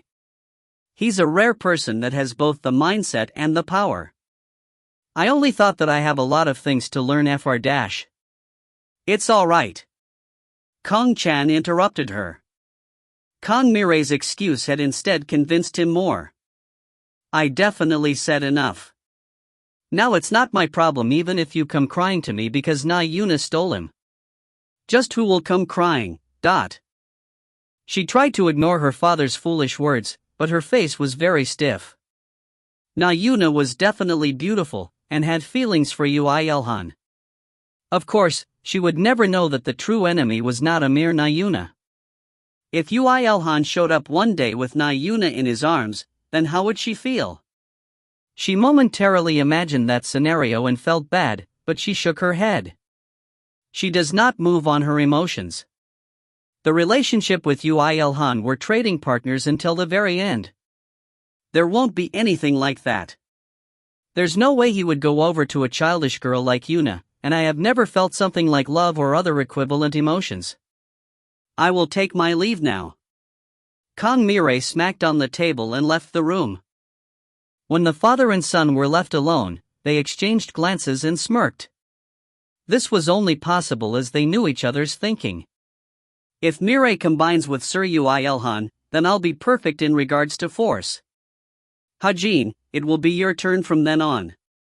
Leave it to me, father. The Great Cataclysm shall bring us to the very top. The father and son smirked. Here were the figures of foolish and delusional father and son. Author's notes. Untranslatable Korean idiom. A spiral of misunderstanding and delusions. In fact, that land is quite difficult to handle. It's not worth any money, and it isn't like they can sell it either.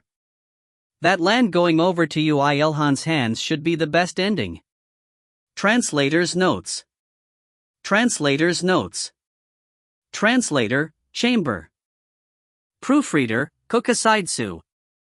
If you find any errors, ads pop up, ads redirect, broken links, non-standard content, etc., please let us know. Report chapter so we can fix it as soon as possible.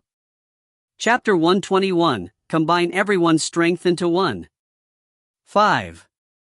Unlike the delusional old man, the meeting with Kong Mirai and the conversation went very smoothly. Yoo IlHan talked briefly about what happened to him for a while, and she also talked about what had happened in the 3 months he was gone, so there was really nothing much to talk about. The scheduled place was naturally the 14th floor of Vanguard, which no one could enter and exit as they please. Fortunately, today was a meeting between just the two of them, without the annoying Nayuna. There was no one to comment on the side, and as both of them were bad with relationships, they skipped all the trivial greetings and conversation and went straight to the topic. Destruction Demon Army, you say? You should have heard about Transcender factions from Nayuna's guardian angel, right? To a certain extent, yes. So the number of things I should mind about is increasing. Although it's a good thing that I will never have to go against a higher existence directly. Phew. When Kong Mirai sighed, Yoo IlHan ended up laughing. It seemed that Kong Mirai became comfortable enough to sigh in front of him. She also realized that immediately and changed expressions. Sorry, please excuse myself. Not at all. Anyone would sigh hearing that. Dot. Mir, be careful since your sigh may end up becoming a gale. Ymir was also at that place, in Yoo IlHan's arms.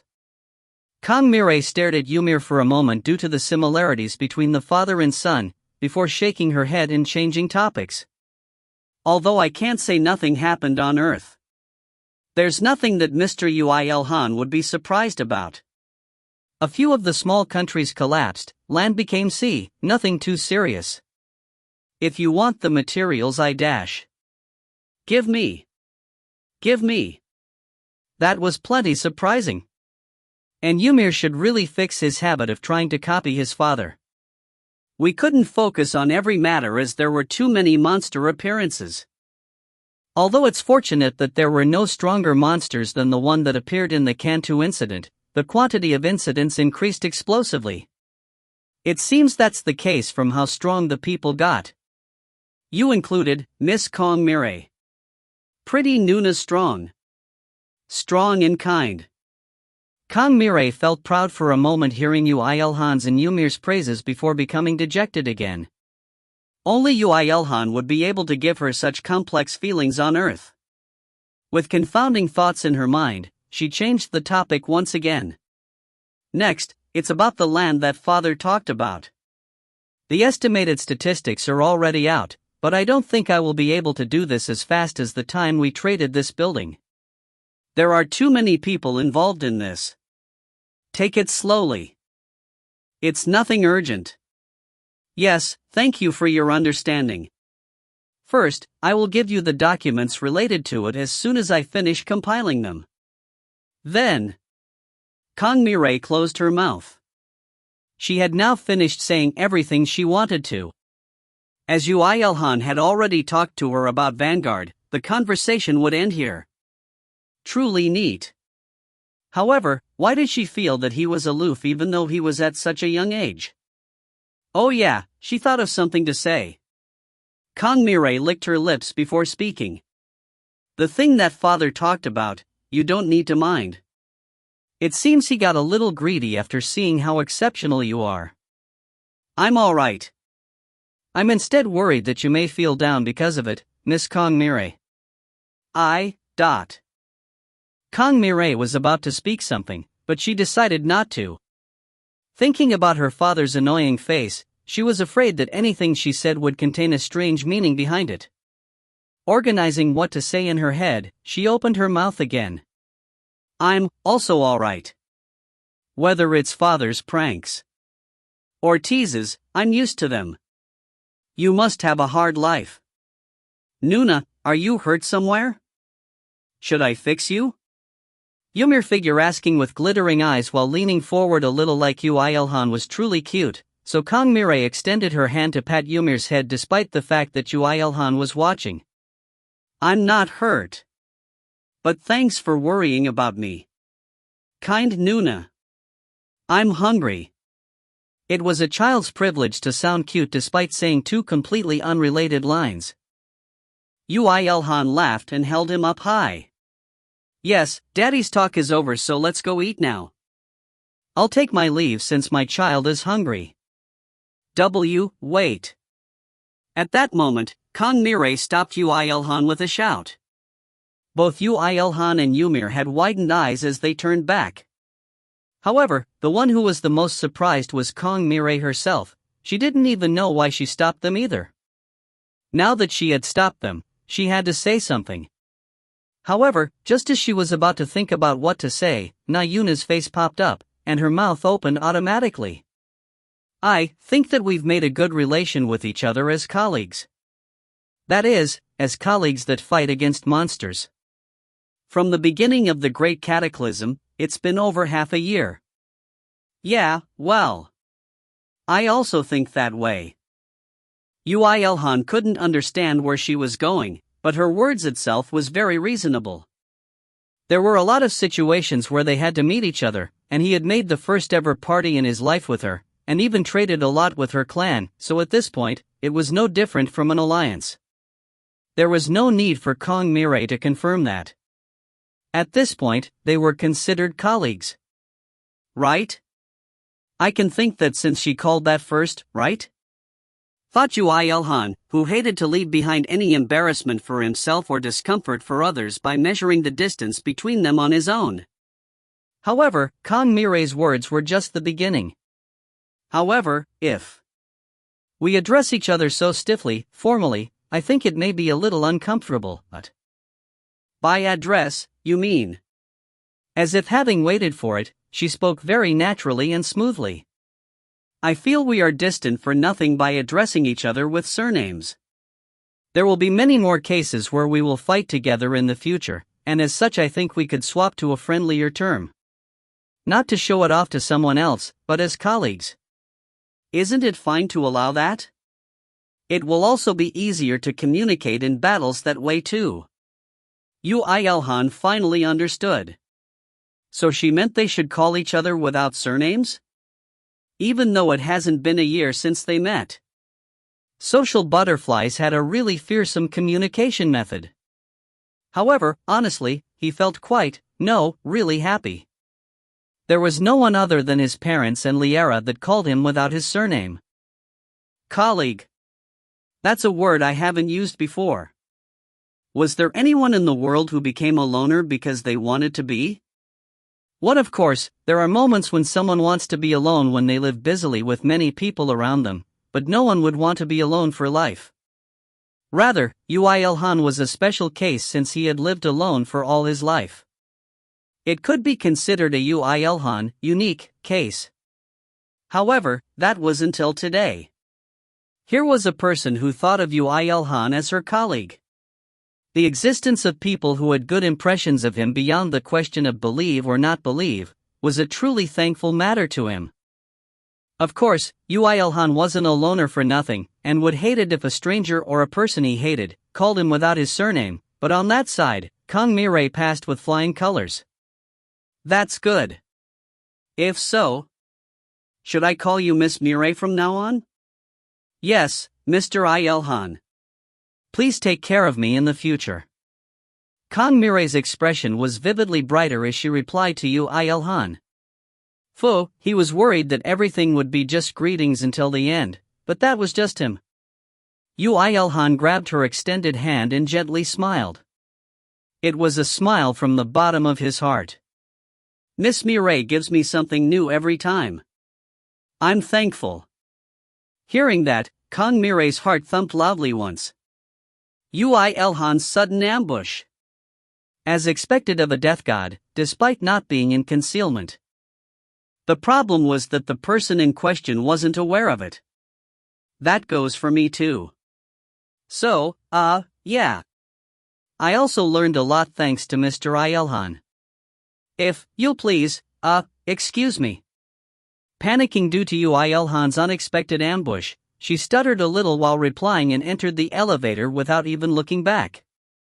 However, Yoo IlHan, who felt satisfied for acquiring another ally that he could call by name, he didn't mind about that. Well, then. Let's go eat. That Nuna is pretty. Compared to Liara, who's prettier? Liara Nuna. Chatting loudly, the father and son left the room. Meanwhile, Kang Mireille, who was inside the elevator heading for first floor, was muttering in a small voice while putting her fist on her chest. I've got him first.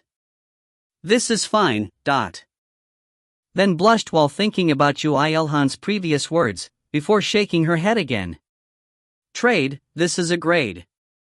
A trade of each other's lives. Emotions are just misunderstandings.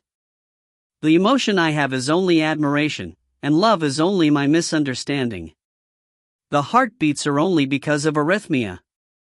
Her soliloquy was good enough to make a song, but the person herself was very serious. However, there was no one around her to fix her misunderstanding. Even if there was, it wouldn't really have helped out that much. 4 days passed since then. Ymir leveled up to 65 during that time, and the elves raised their dismantling skills to level 65. Additionally, Feria was just past level 76 for dismantling, so she was ready to have a go at a 4th class remains. It's finally over. It really over? Ah, His Majesty is truly amazing. Now that I've been enlightened on dismantling, I fear nothing. Jurl, you aren't enlightened. Underground workshop. Yoo IlHan confirmed that there were no monster corpses in his bag after rummaging through his inventory. Of course, he had long since dismantled the 4th class wolves. He had acquired 6 bodies, but only one produced a magic stone. Well, it was still a higher percentage than dragons. There was a corpse inside his inventory, but that was Ymir's mother, Lysidna. Yoo IlHan was planning to cremate her when Ymir's matured a little more. You guys worked hard until now. Not at all, Your Majesty. If you give us more work, then we'd gladly dash. It's fine, just rest a little first. I'm going to activate the barrier as soon as I'm ready. Yes. Yoo IlHan put dragon meat and wolf meat in the bucket that was filled with 3rd-class dragon blood. As he was about to be fed up with dragon meat, he was now trying a variation. He had no confidence in succeeding, but there was plenty of time. Yoo IlHan was sure that his recipes would increase if he tried changing the blood, and changing the meat, and a combination of the two. That looks delicious. Ymir was drooling in Liara's arms as he looked at the bucket. They haven't told him that it was dragon meat in the bucket. As such, Yoo IlHan planned to not take out any of the meat during the 2 months. Dragonkin were well. They should be fine. If the recipe solidifies, then I'll give you meat until your stomach bursts. Yeah. This really is a workshop of chaos. Can't you at least put away that bucket? Spyra. No, this is the most important. Rejecting Spyra's request, Yoo IlHan pushed the bucket aside after filling it with blood and meat, and took out a truly humongous piece of metal on the other side. That item was the tool used to train Great Cosmo's severing spear. Spyra was naggy about where to place that blob of metal, and even interrupted in schedule planning. You need to train in the spear for at least 24 hours. Spyra. I get it already. Next, he polished his metalworking tools including the anvil and the hammer, and fed a few 2nd-class magic stones lying around in his inventory to give it more power. Continuing, he confirmed the information on what kind of equipments he had to make within the barrier by reading through the Vanguard homepage, and the preparations were finally done. That's it, right? Did I miss anything?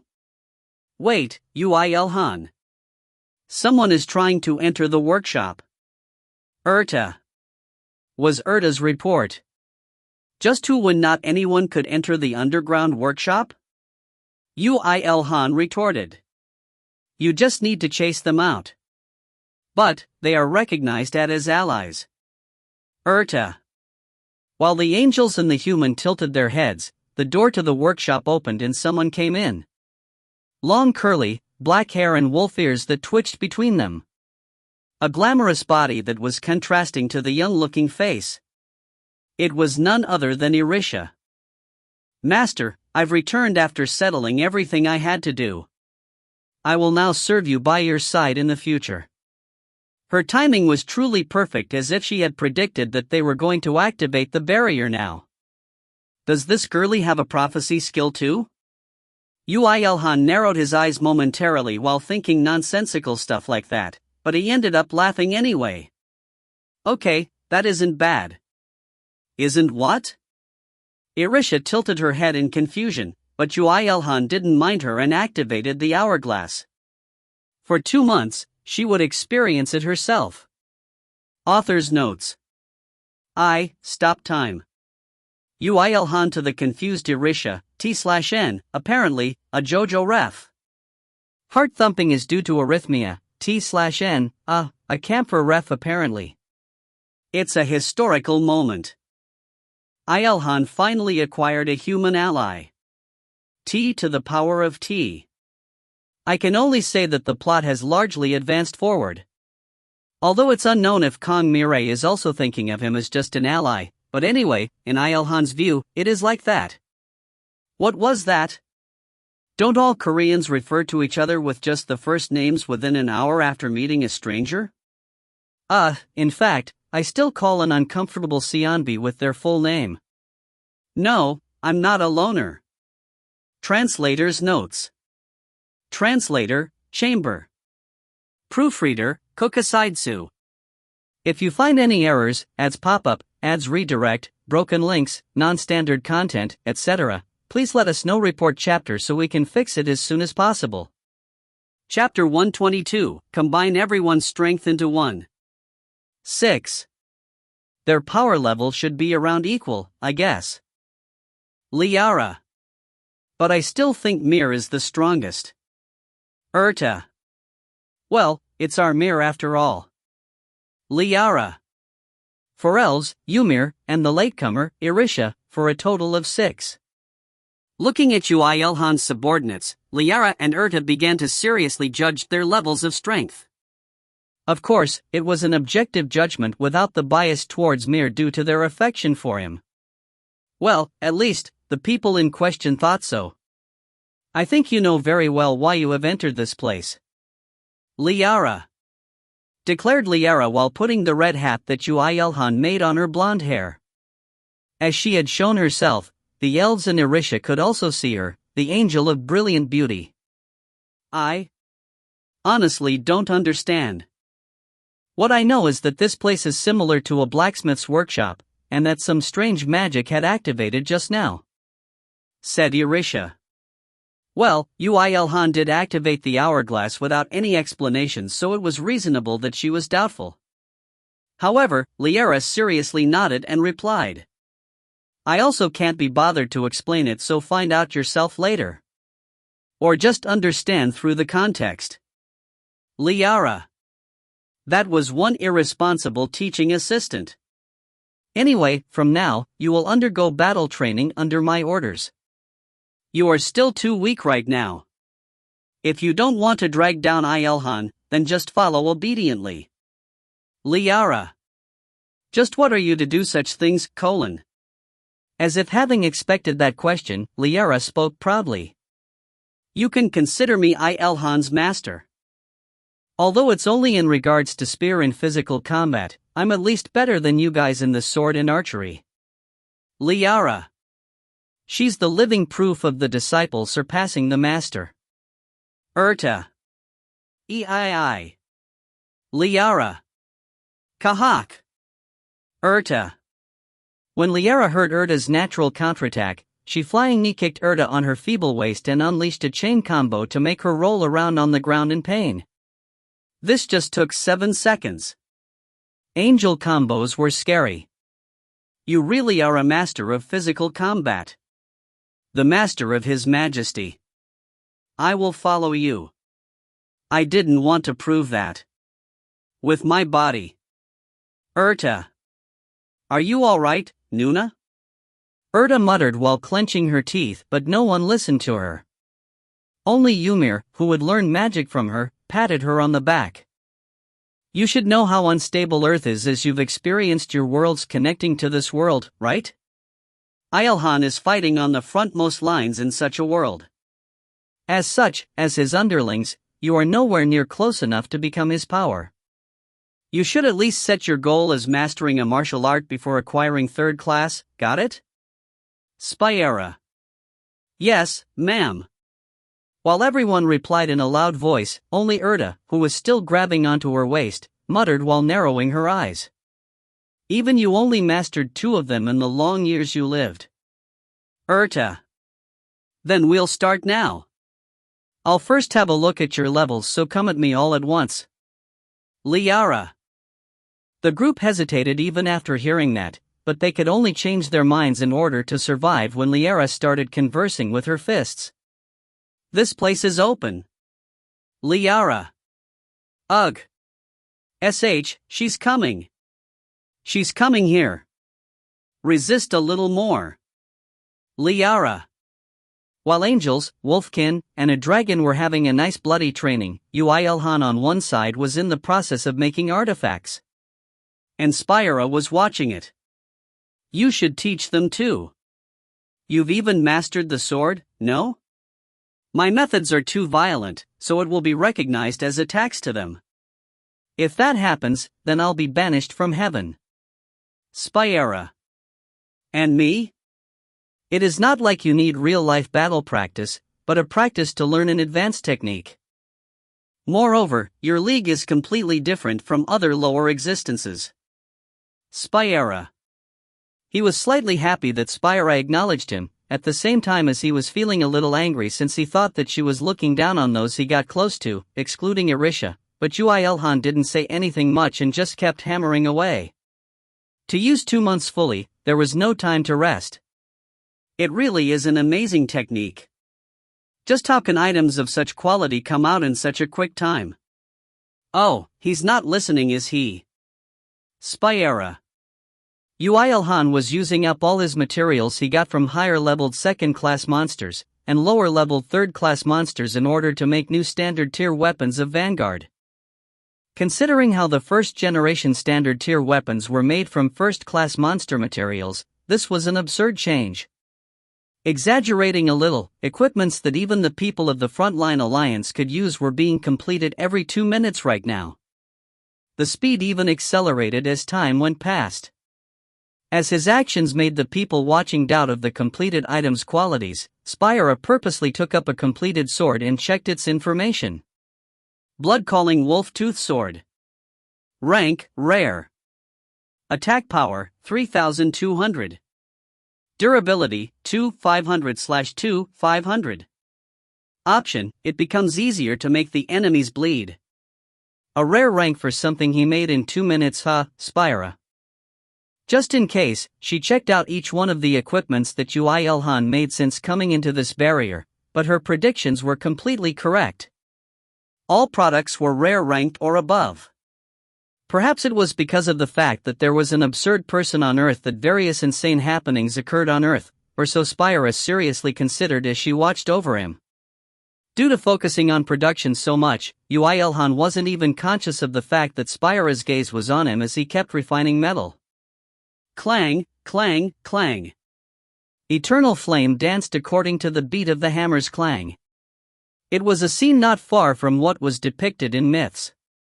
Yoo IlHan's serious working figure was extremely beautiful. Spyra personally had no interest in men, but she judged that Yoo IlHan's working figure was worth appreciating as a work of art.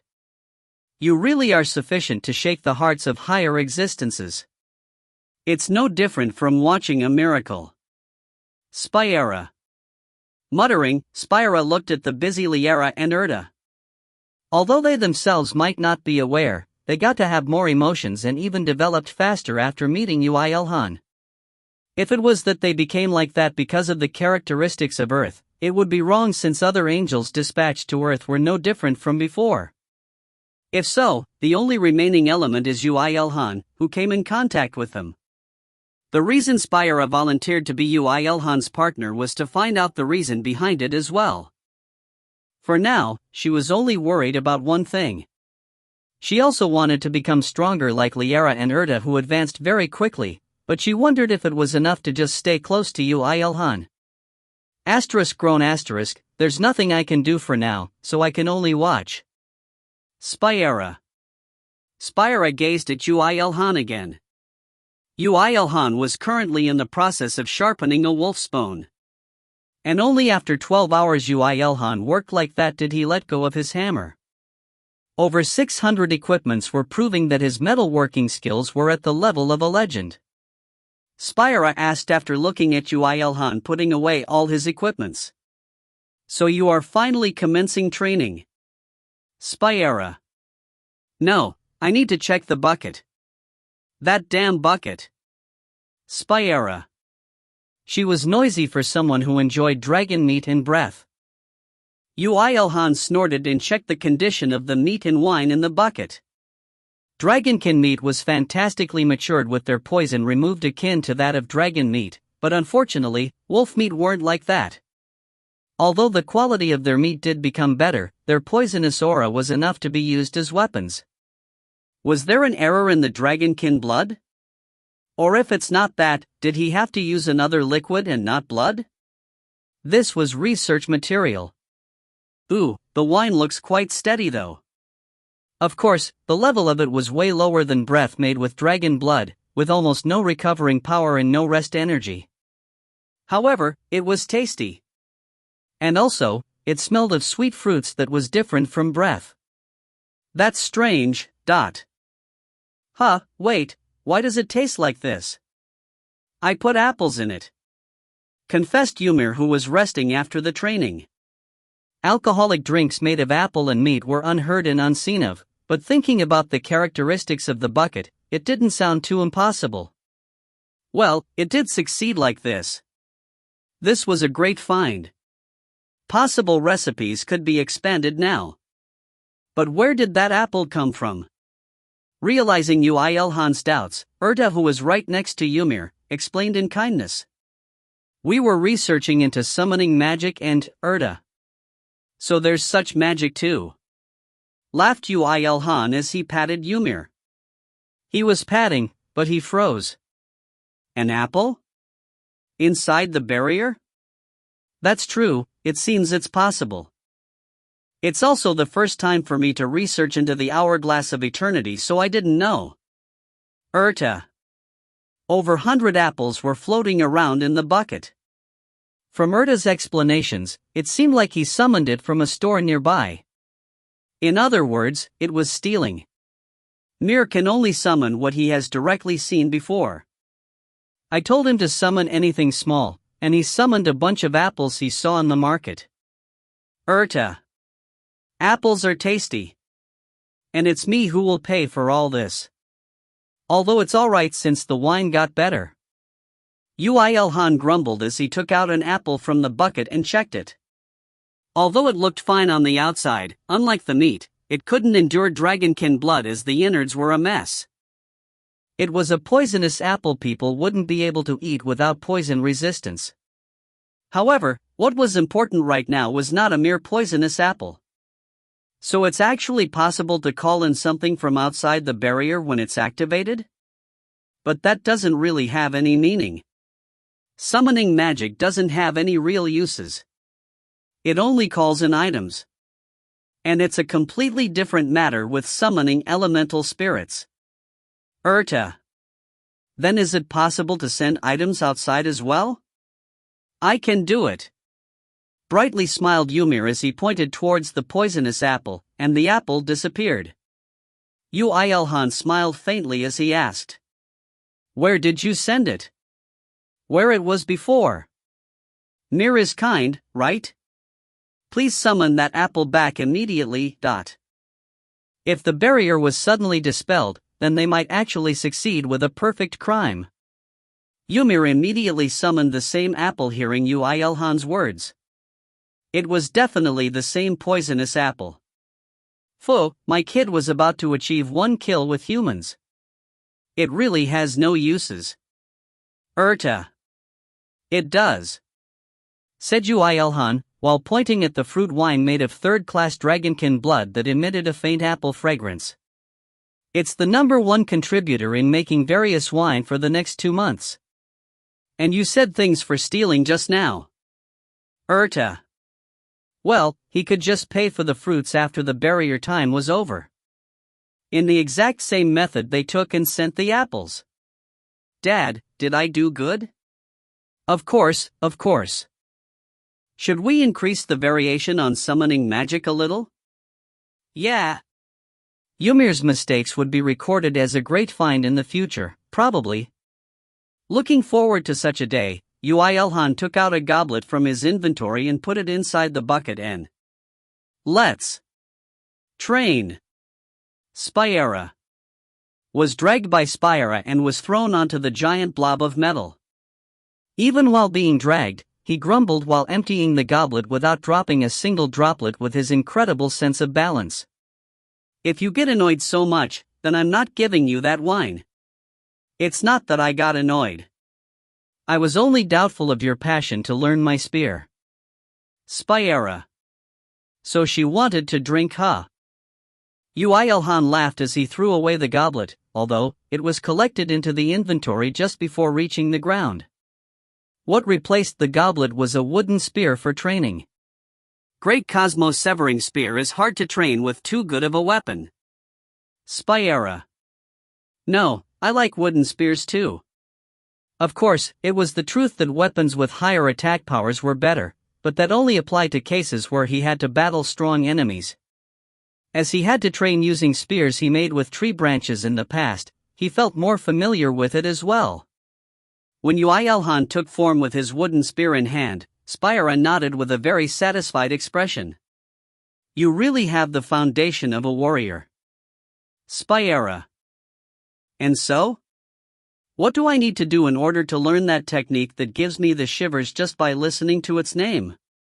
Do I need to break this lump of metal with this wooden spear or something? Of course, the reason why he got the shivers just by listening to its name was because it was embarrassing, but Spyra seemed to have taken that as a compliment as she said this with a bright expression. The Great Cosmo-severing spear is a spear art to imbue a power to slash apart the cosmos with a single slash. The sharpness of a sword, the weight of a blunt weapon, the speed of a whip, you need to imbue the characteristics of these 3 weapons into the spear with the help of your body that's trained to the extreme. That is why you need to master all 5 skills. Spyra. Ooh, so that's it. It was a nonsensical technique that made his mentality faint just by listening to it once. The incomprehensibleness was at the level of Ga*Gagar fusing G-field and defense field to deploy hell in heaven. It will be hard right now, but with your ability, you will be able to learn it if you invest around 25 years. I will also teach you to the best of my ability. Starting now. Spyra. To Spyra, who was speaking while looking at him with shiny eyes, Yoo IlHan couldn't just say bullshit carnival. Instead, he chanted the all-purpose incantation with a smile that anyone could make. I will do my best. Author's notes. A smile that anyone can make. Asterisk cries asterisk. In fact, I still don't get what hell and heaven is. Ymir has talent to become the biggest thief in history. Translator's notes. Break will be delayed to April or May. Translator, Chamber. Proofreader, Kokasidsu. If you find any errors, ads pop up, ads redirect, broken links, non-standard content, etc., please let us know. Report chapter so we can fix it as soon as possible.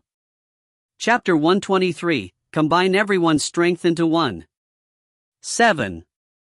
After activating the barrier, Yoo IlHan focused on an extremely regular schedule. Despite the fact that there would be no change in the rise and fall of the sun and moon within the barrier, he dedicated 24 one-hour blocks as one day, with the first 12 hours making various equipment. Although humans were not machines, he hammered out one rare or higher ranked equipment after the other, perfectly in sync with the eternal flame. Like that, over 500 pieces of equipment would be produced each day. As he was using up lower-leveled monster materials first, the work difficulty was relatively lower, and he did not have to do mana crafting on them either. At first, Spyra did question while looking at the pile of equipment that Yoo IlHan made.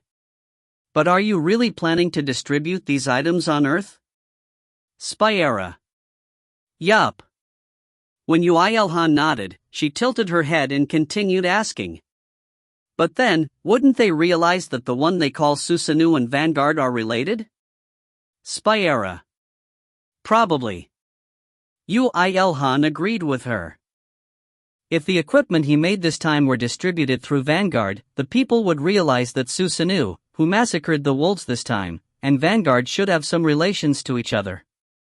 I can't hide it forever, and I had no intentions of hiding it in the first place. It's not like there are fools on Earth that will annoy Vanguard, is there? Ha, everyone would be shocked. Spyra. Of course, some people were already saying that, but it would be confirmed the moment these equipment were released. People would be shocked at the fact that there was a connection between the best equipment shop on Earth and the strongest person on Earth. Although, no one would realize that they're the same person. Korea has found a jackpot then. Spyra. I'm really thankful to my country's education method that helped me become the pan-cosmic loner. I can wave the Korean flag a lot, so I wish they cut down on some of those taxes. You really are unshakable. Spyra. And when 12 hours passed like that, Yoo IlHan stopped his productive activities, and quickly confirmed the contents of the bucket before changing them. Normally, this would become the only mealtime of his day. Everyone, including Yoo IlHan, who underwent a lot of labor, Liara and Erda, who took the role of teachers, the trainees, who looked like they've been inside a washing machine for some time, Ymir, who was as dashing as ever, and Spyra, who watched over them, all gathered and had a meal at this time. As their meals were over with just this, everyone would fill their stomachs viciously with meat, wine, rice, and bread. Especially, the Wolfkin royalty, Irisha, looked tougher than the elves, who Yoo IlHan had modified into eating meat. When eating, she threw away all her dignity as royalty and twitched her ears happily as she stuffed her face until her stomach was filled. Master, no matter how similar we look to humans, we are in the end, monsters. And monsters are races that become stronger by cannibalism. This is a method to not let the overall power of the race drop as much as possible, and an instinct engraved into almost all of the monsters. In order to not let the overall power of the race drop,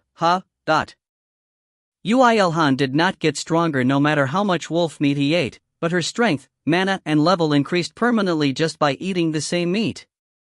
Of course, the change wasn't that extreme, so lunatic monsters that devoured their kin appeared very rarely. Even if they did, they were those who had thought processes similar to the destruction demon army. To Yoo IlHan, who received new knowledge, and thought that monsters weren't monsters for nothing, she asked in a careful voice. Did I make you feel disgusted? No, I just felt like I hit the jackpot. Yoo IlHan severed Irisha's serious worries with just a single line. How? That was because there were over 100,000 wolves made into meat in his inventory. I'll let you take all the wolf meat from now on. You should at least eat 100 per day, well, the more the better. I understand, Master. I will eat them all and become stronger. Irisha exclaimed at the fact that Yoo IlHan's emotions didn't change at all. No matter how he understood the fact that she was a monster, he should have felt some kind of rejection to the clearly different actions and culture to that of humans, but the fact that he just accepted it with "oh yeah, you aren't human," made her see Yoo IlHan as someone great. Irisha sneaked peeks at Yoo IlHan from time to time, who took out more wolf meat and grilled it, and thought that this man was someone who was worth it for her to follow as a master. At that moment, Dad, me too. Cannibalism. Ha! Everyone's idol, Ymir, dropped a bomb. Dragons also eat each other. Mom said that. Ymir's words were without any room for misunderstanding. Yoo IlHan felt slightly faint after hearing that, but soon called for Liara and Erta to consult them about it. What do we do? Mir wants to get stronger, so we feed him. Liara. I was sorry since only we ate it, but now that we know that they cannibalize, that's good. Let's feed him. Erta. Okay. It was a 100% approval that made one wonder if it was worth it to consult them about it in the first place. Yoo IlHan made a gentle smile as he poured out dragon meat from his inventory. Mir, eat and grow a lot, okay? Yeah. Ymir rejoiced after looking at the enormous pile of meat. Looking at that scene, Yoo IlHan thought if it was humanely alright, but Mir was a dragon. There would be a lot of things that humans do that are incomprehensible for monsters. If one wanted to be understood, one must first respect the other's lifestyle. Yoo IlHan, who could change his mindset like this at any time, was perhaps talented to rule over monsters. Now that that was done with, the only problem left was the others' meals. Although they wouldn't be able to eat dragon meat as they pleased from now, since Ymir would get stronger through them, there were many other delicious things in this world, so Yoo IlHan decided to not worry about it. Meanwhile, Irisha, who was in the middle of eating wolf meat, muttered in surprise with widened eyes. To think it's dragon meat. I did predict after looking at the weapon, but as expected, you even hunted dragons. You would be surprised to find out what His Majesty did in Daru. Don't you be proud of IlHan's achievements, because I'm going to be. Liara. Quite the adult there, Liara, Erta. Like that, a special caretaker of the wolf meat and dragon meat in Yoo IlHan's inventory was made. However, as there were even more dragonkin meat than wolf meat and dragon meat combined, there wasn't a situation where they had no meat to eat. Anyway, after around an hour of mealtime, the trainees would undergo hellish training for their after-meal exercise. They were allowed 3 hours of sleep after 8 hours of battering, and this was their life pattern. However, Yoo IlHan was different. If meals were enjoyments to the angels, and recovery time and growing muscle time for the elves, and a time to get stronger for Irisha and Ymir, to Yoo IlHan, it was a meal to recover his rest energy. In other words, he had no need for sleep. If he became full with meat and wine, he would just train the spear of untraceable trajectory and that nonsensical spear with a wooden spear in front of the giant blob of meat. Burp star. Breath is perfect, but it's a problem that I'm getting drunk. I should go troll hunting quickly. Although I think I've lived for a long time, you're the first one that replaces sleep by drinking refined dragon blood and troll blood. Spyera.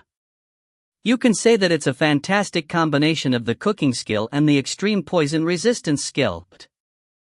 Yoo IlHan decided to head to the dungeon in the Grand Canyon after the barrier time was over, until the day he had to sell the advanced weaponry. It wasn't to meet the elves, but to acquire blood from the trolls that habited in an area before Daru.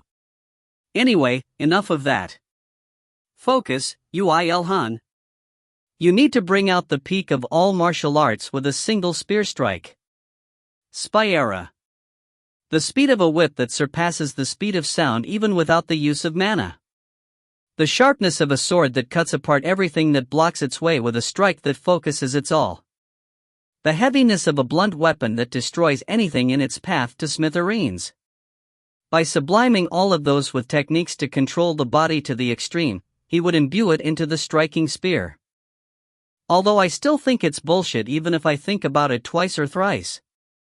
It wasn't like he couldn't believe it since the Akashic record said there was a fusion evolution waiting for him, and it was also against Yoo IlHan's policies to laze around because he couldn't grasp it. Now that he decided to do this, he had to do this somehow without showing his weakness. Succeed.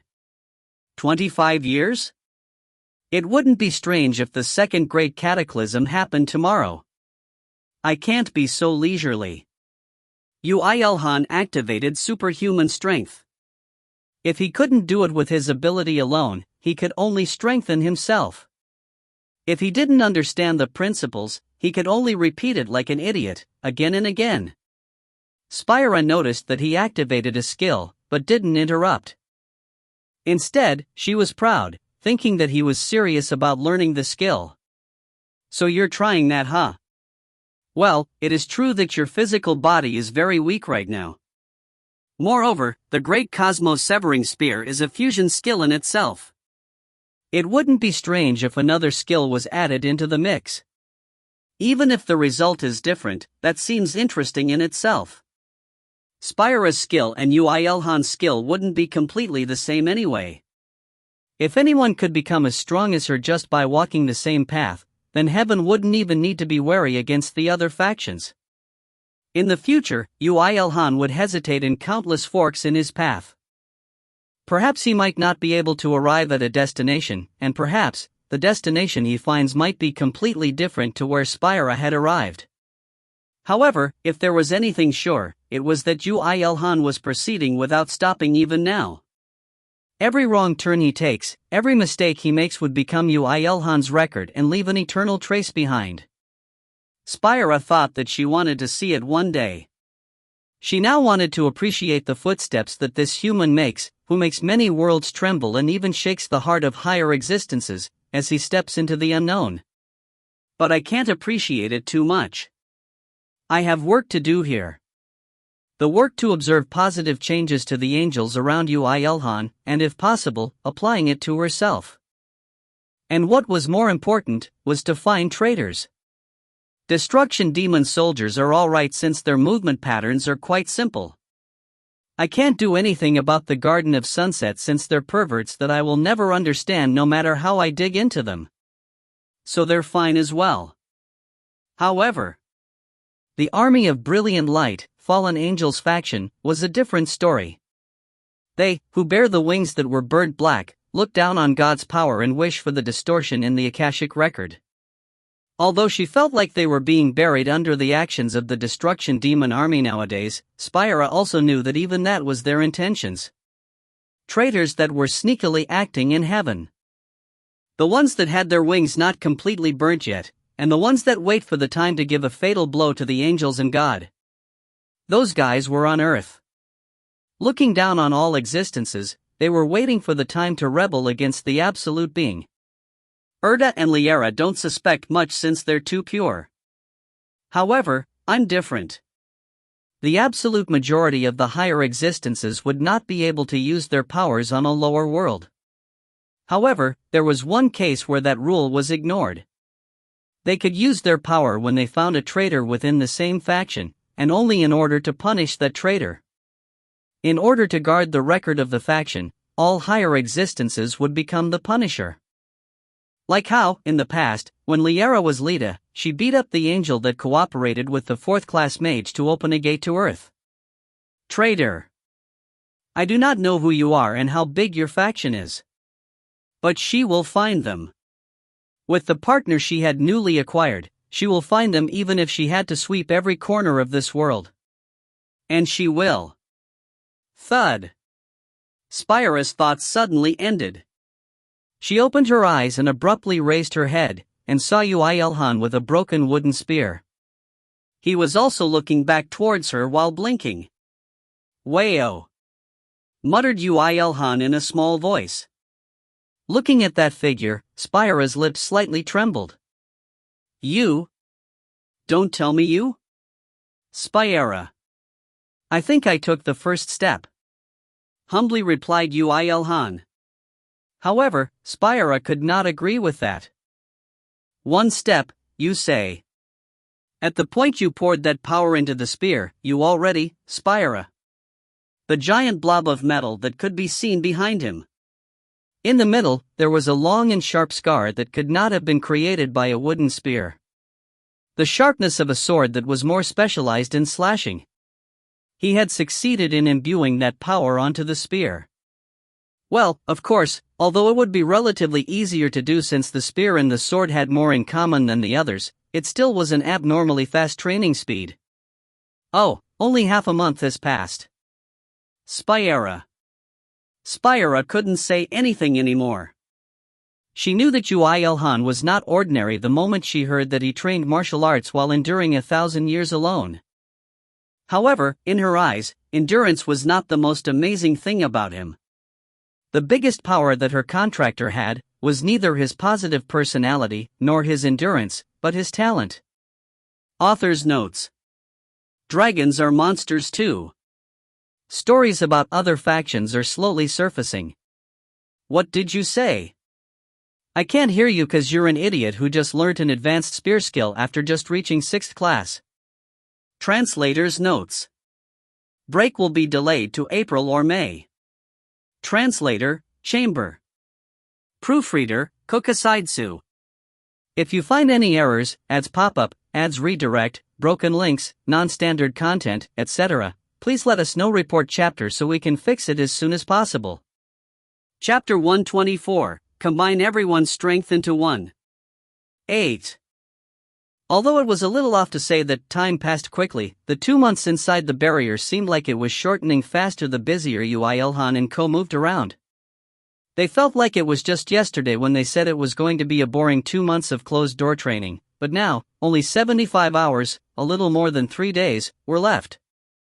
The elves marvelously suffered to raise all sorts of their skill levels and trained their basic combat abilities to a deeper level, and Irisha strengthened herself additionally with wolf meat. Especially Irisha, as she reached level 98, she was the highest level amongst Yoo IlHan's subordinates. However, if level decided everything, then Yoo IlHan wouldn't have been able to roam around Daru while bringing ruin to everything. Of course, even Irisha couldn't win against Ymir. It was the same with the elves too, even though they were equipped with legend-ranked equipments. Ymir, who perhaps inherited a little too much of his father's talent, raised his skill levels the fastest, with the highest being concealment at level 70. Since none of Yoo IlHan's subordinates could find him if he decided to conceal himself properly, when sparring, they'd try to catch him before he went into concealment but end up missing him and be KO'd with a wind bullet to their backs. That was the same when all of them fought together against him. Even if it's the Imperial Prince, we can't lose so easily like this. We need to hit him somehow before the barrier dispels. However, even if we break his concealment, it's still hard for us to win against him in close combat. Wind magic is scary too.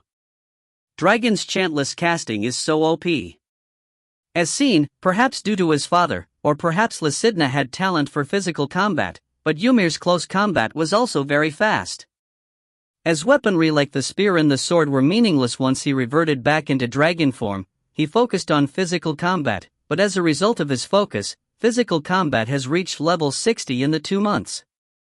Physical combat level 60 might sound like it's quite low, but if you consider how Myri, who trained in the sword in physical combat for hundreds of years in Daru, had physical combat skill at level 50, it was very high. Of course, it could be hard to simply compare because she focused more on the sword. Mir is the best. Liara. Nuna's the best too. Ow, so cute. Liara. Liara, who received a critical damage to her heart due to Ymir's ambush attack, just hugged him and rolled on the ground.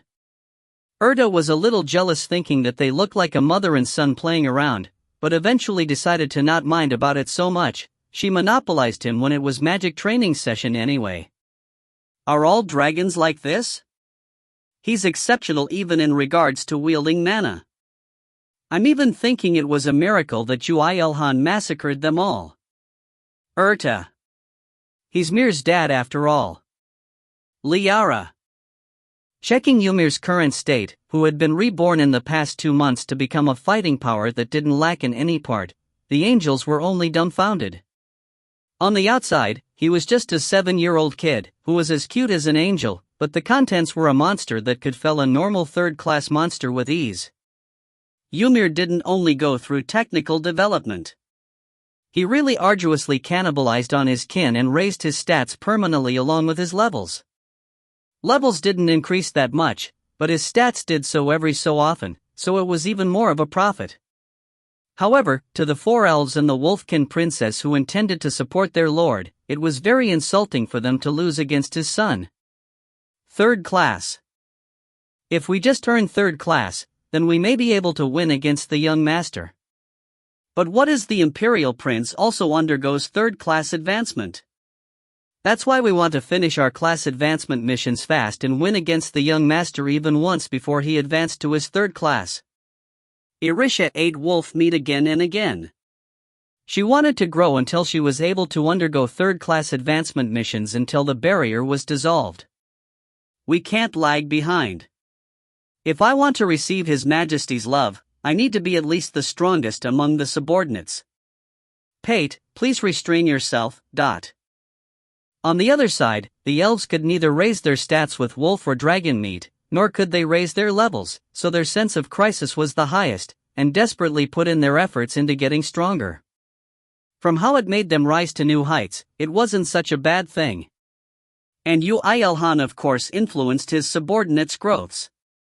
To be exact, it was his rule skill. The more his subordinates thought that they wanted to get stronger for Yoo IlHan, the effect of the rule skill also expanded. Yoo IlHan thought that Irisha wouldn't follow Yoo IlHan from the bottom of her heart, but it wasn't like that either. Not only dragons, but the majority of the monsters worshipped power, so it was natural that Irisha was smitten with Yoo IlHan's abilities, and the fact that Yoo IlHan gave her all the wolfkin meat also served to bring out her loyalty towards him. Irisha was now bound to Yoo IlHan for her life anyway.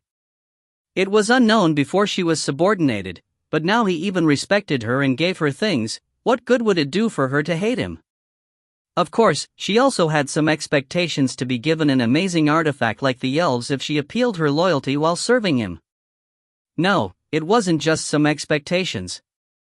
Her master made legend-ranked equipments like nothing, so perhaps she would get one too.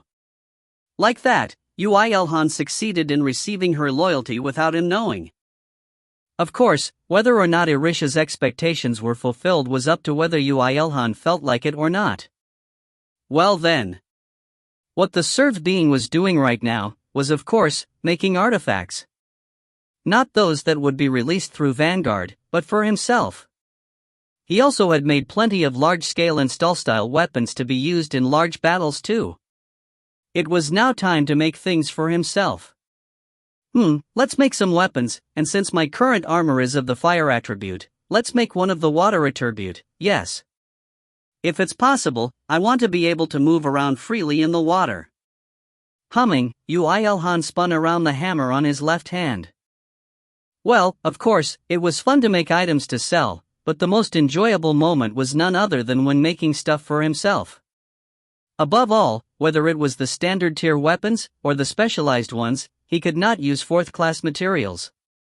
Not only was it bothersome once an annoying user restrictions popped up, Yoo IlHan didn't want to give them what he had to use for himself either. However, now that he was thinking about making things for himself using fourth-class materials, he was feeling hyped. He really was a pervert. Spyra couldn't hold it and ended up interrupting him. Isn't your spear and your armor already splendid? Spyra. To be exact, it was already above her own artifacts. Even though it was just made from lower world materials. However, Yoo IlHan firmly shook his head and spoke. Look at my spear for example. The attack power is so high so I can use it anywhere, but against non-dragons, it isn't even worthy to be called epic ranked. I can't rely on this forever. Well, of course, it would be the best if I make a weapon that fits all situations. However, just as he was about to continue, something flashed in Yoo IlHan's head again. It was not different from a blueprint that added more flesh to his imaginations before. The inspiration was so sudden, and the next moment, it tried to leave. However, he would absolutely not let it go this time. Yoo IlHan urgently took out a piece of paper and spread it on the anvil and drew the scene in his head. From another's view, they would call it a Hollywood overaction, but as he was as focused as the first time he watched porn, he didn't even know how he looked right now.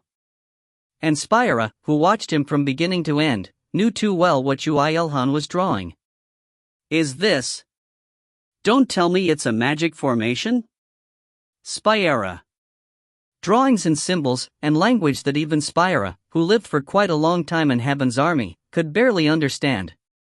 Moreover, this language looked quite familiar. It was definitely the trap of destruction. Oh my word, Spyra. The decisive reason why Heaven's army could manage so many worlds, the prison that attracted and entrapped monsters. The ancient language of magic that was used in creating traps of destruction that had the power to create dungeons, was being filled with on Yoo IlHan's blueprint right now. Liara. Urta. Spyra. In fear of interrupting Yoo IlHan's work, Spyra shouted to Liara and Urta through the whisper function in Angel's Ring. The angels, who were in the middle of helping their trainees with digestion, tilted their heads at their superior's call even though they were only 20 meters apart, but still headed towards her anyway. I need to make them suffer a little more. Liara. What is it? We're in the same place, so why is there a need to call Urta? Urta was the first to notice Yoo IlHan's performance. She realized that Yoo IlHan was having an out-of-session art time, and after realizing what he was drawing on there, she looked closely in disbelief. How does Yoo IlHan? Urta. I wanted to ask you that. Did you teach it to him? Spyra. Urta ended up smiling in futility when she heard Spyra's question. You should know better than me that I'm not at a level where I can teach this to others. Urta. I wonder if he learned it while creating the traps of destruction. Urta. That's not enough. There's no way he could understand the meaning behind that language so much with just that. Spyra. Spyra firmly shook her head. Continuing, her sharp gaze was directed to Liara, but she had her jaws agape in joy looking at Yoo IlHan's work. Spyra came to a conclusion quickly. It's not this idiot either, then, Spyra. Of course, she's an idiot. As such, if Yoo IlHan learned the language of heaven, then it, Urta, is self-learned, or so Urta was about to reply when she realized something. There was a skill amongst the numerous maxed-out skills in Yoo IlHan's possession that could influence this situation. Language skill, Urta. What did you say just now? Spyra. Language skill. His language skill is level max. Urta. Spyra became speechless. What could she do when it was the language skill that reached the extreme level? She had never even seen such beings before. She eventually ended up watching Yoo IlHan's blueprint design along with Urta and Liara. There was nothing else she could do. An unknown amount of time passed, and Yoo IlHan put down his pen. However, what he said with his mouth was neither exclamation towards himself nor any satisfaction. Damn it. It was disappointment. It's not enough. Hatred? Liara. No, magic stones. Ouch. Liara. He smacked on Liara's forehead after seriously replying to her joke. Then, he said some unbelievable things. I need the magic stone of a higher existence. At least 5th class. It looks like I need to eventually fight them. You really are cocky, thinking you want to fight higher existences for supplying materials, Urta. But not now. So I can't make this now. Yoo IlHan rolled up the blueprint and threw it inside his inventory. He decided to feel satisfied with just being able to leave behind his inspirations on paper permanently. Now, he had no choice but to make things with whatever materials he had. 1 whip, 1 hammer, and 1 armor. I think that should be enough. Why was it not a spear? It was because his progress on Great Cosmos-severing spear he was learning under Spyra was halted nowadays. Was it because he succeeded in putting the power of the sword into the spear? He trained while thinking that he wanted to imbue the power of a whip or a blunt weapon into the spear, but it was Yoo IlHan being greedy for too much. Although it was becoming faster and sharper, it was just that. Of course, Spyra was already plenty shocked at his current progress, but Yoo IlHan wasn't so satisfied. That was why he was creating a weapon that was not a spear. Although his weapon mastery was already at max level, there would be some insights if he fought an expert with that weapon. He wished that insight would add on to acquiring the Great Cosmos-severing spear. He felt that the strategy to focus on the spear was gone at this point, but he couldn't help it as this was also to learn an advanced spear technique, or so he excused himself. His intentions behind creating weapons was very clear. Now that he could not set an objective like I'm going to fight against such and such monster, or I'm going to have to fight under such and such environment, he can only make an all-rounder weapon that could be used under any conditions. Mana crafting was the same. Rather than emphasizing on a certain objective, he created an environment to bring out the best of the magic stone's capabilities. He couldn't make any more specialized weapons like the 8-tailed dragon spear that did not do its rank value under some conditions. Insanely passionate spiked black dragon whip was completed. Destruction Calling Titan's Resonance Thunderhammer was completed. The results were splendid. Both the whip and the hammer were completed into legend ranks, and as Yoo IlHan wished, they were good weapons that were near perfection on its own. Above all, he was satisfied that there was an unexpected blow. Of course, the one he was more satisfied with was the hammer. Good, hammers are all about ringing. Are you going on a solo raid or something? A gigantic hammer that was purely made from Karo's dragon bones. The hammer had a special option attached that Yoo IlHan didn't intend for, and he felt that it was appeared after considering his achievements in the process of mana crafting. Now that it came to this, let's polish the dragon bone throwing spears, and shields too. You really make a lot out of dragon bones. I use so much, but I still have around 200 dragons worth of materials. Yoo IlHan polished thousands of throwing spears along with shields and other support-type equipments he made for fighting dragons, before going into making the armor. He pursued universality for his weapons, but armor was a different story. Wasn't Yoo IlHan's current armor, iron-armored fire dragons biting dark python full-plate armor, endure almost all environments due to its overwhelming defense stats and high fire attribute resistance, which came in handy in most battlefields? As such, Yoo IlHan wanted to make an armor that covered his current one's weaknesses. Yes, like what he muttered last time, he wanted to make an armor for an underwater battle. ***, this human really is, Spyra. Rejoice, Spyra. You will feel that strange feeling a lot more from now on. That surprisingly does not make me happy at all. Spyra. On the blackish-red thin armor that Yoo IlHan created while investing dragon bones in all the bones of the demon wolf, Kesad, Yoo IlHan thought of the snowy plains while undergoing mana crafting with the magic stone that Kesad dropped.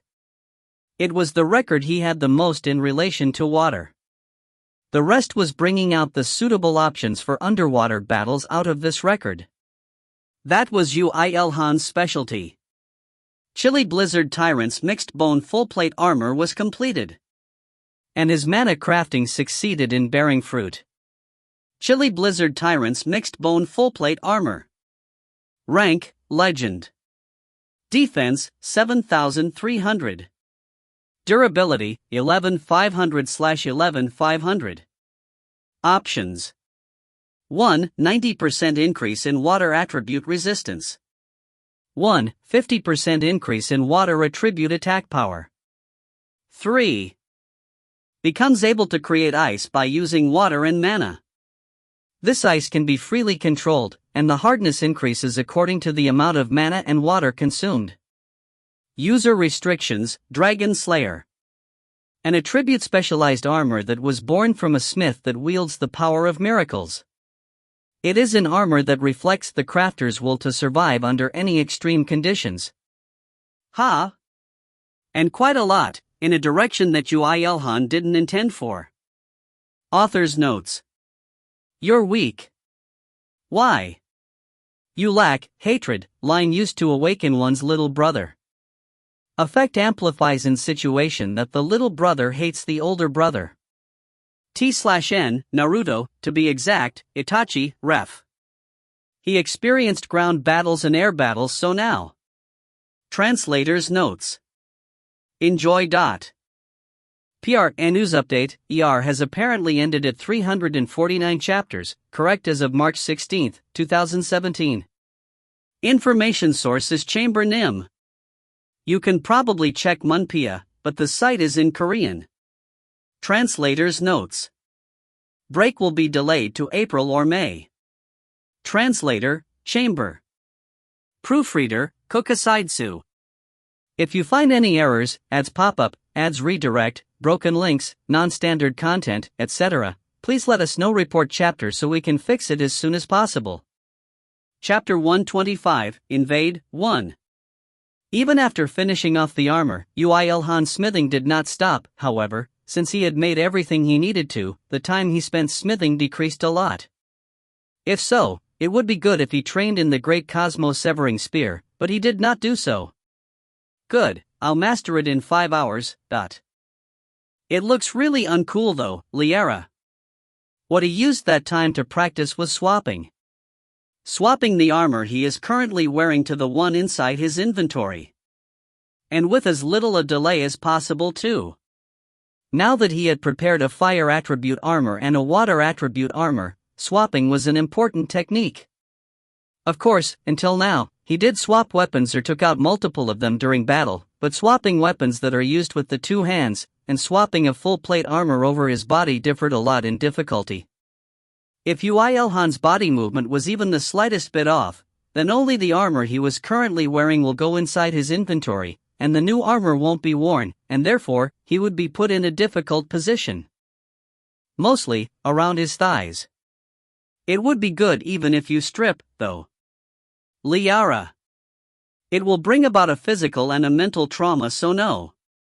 To prevent such unbroadcastable situations from happening, I'm wearing a basic leather armor beneath and will wear a full plate armor above.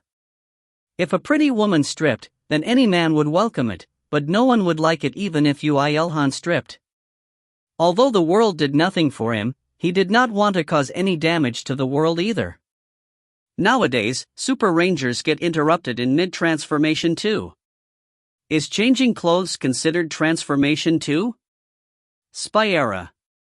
It was a really nostalgic line, but Yoo IlHan decided not to retort. Somehow, Spyera was trying to spit out some old jokes.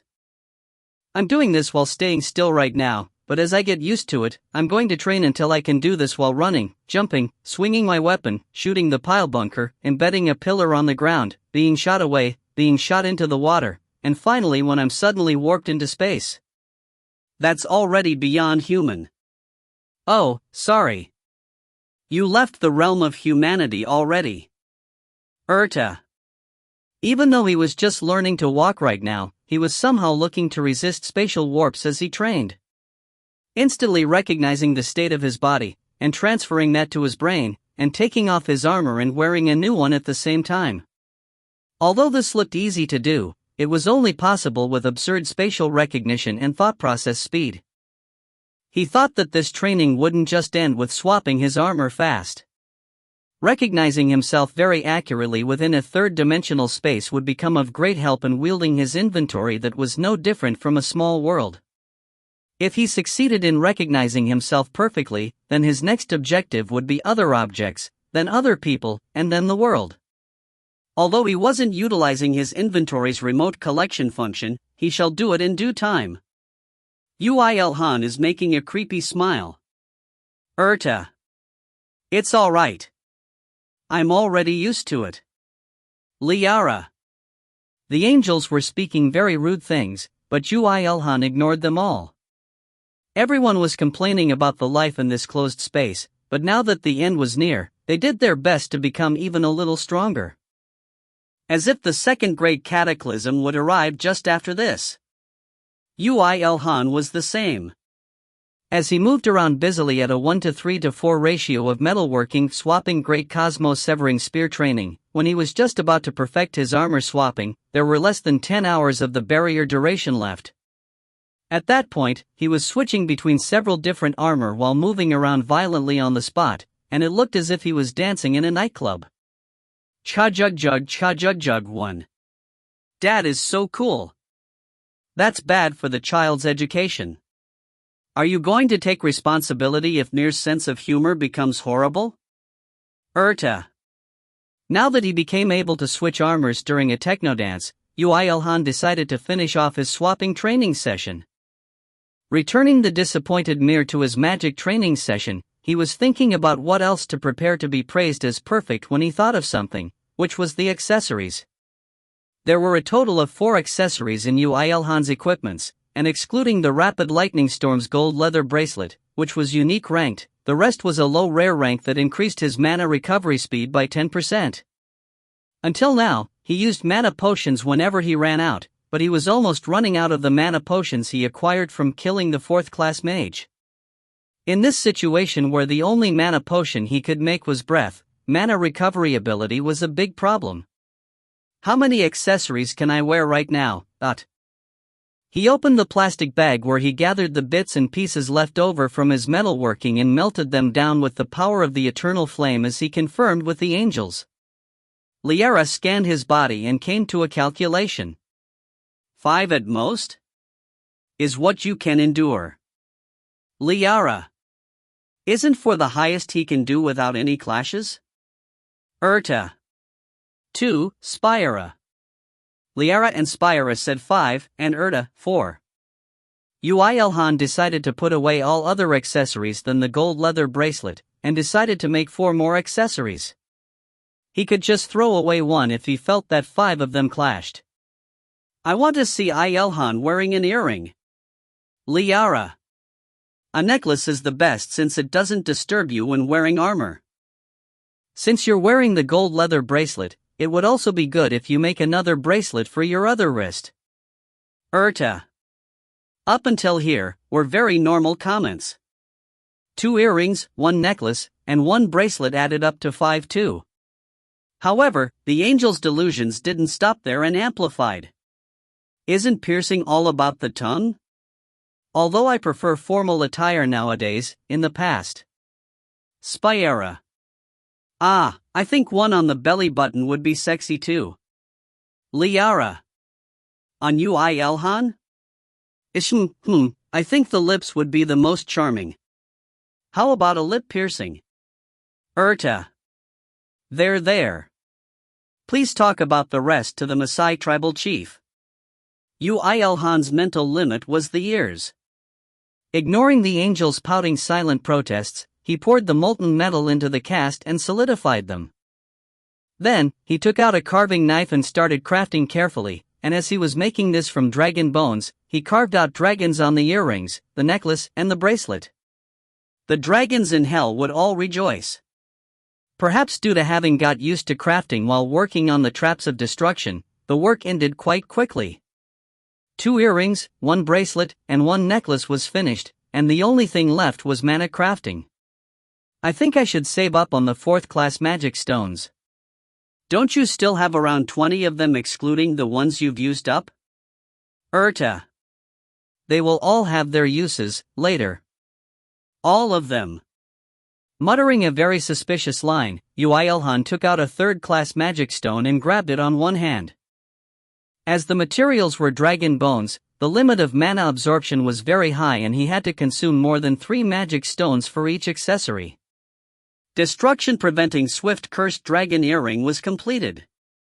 As dragon bones were near OP level as materials, and had great affinity with dragonkin magic stones, the results were splendid.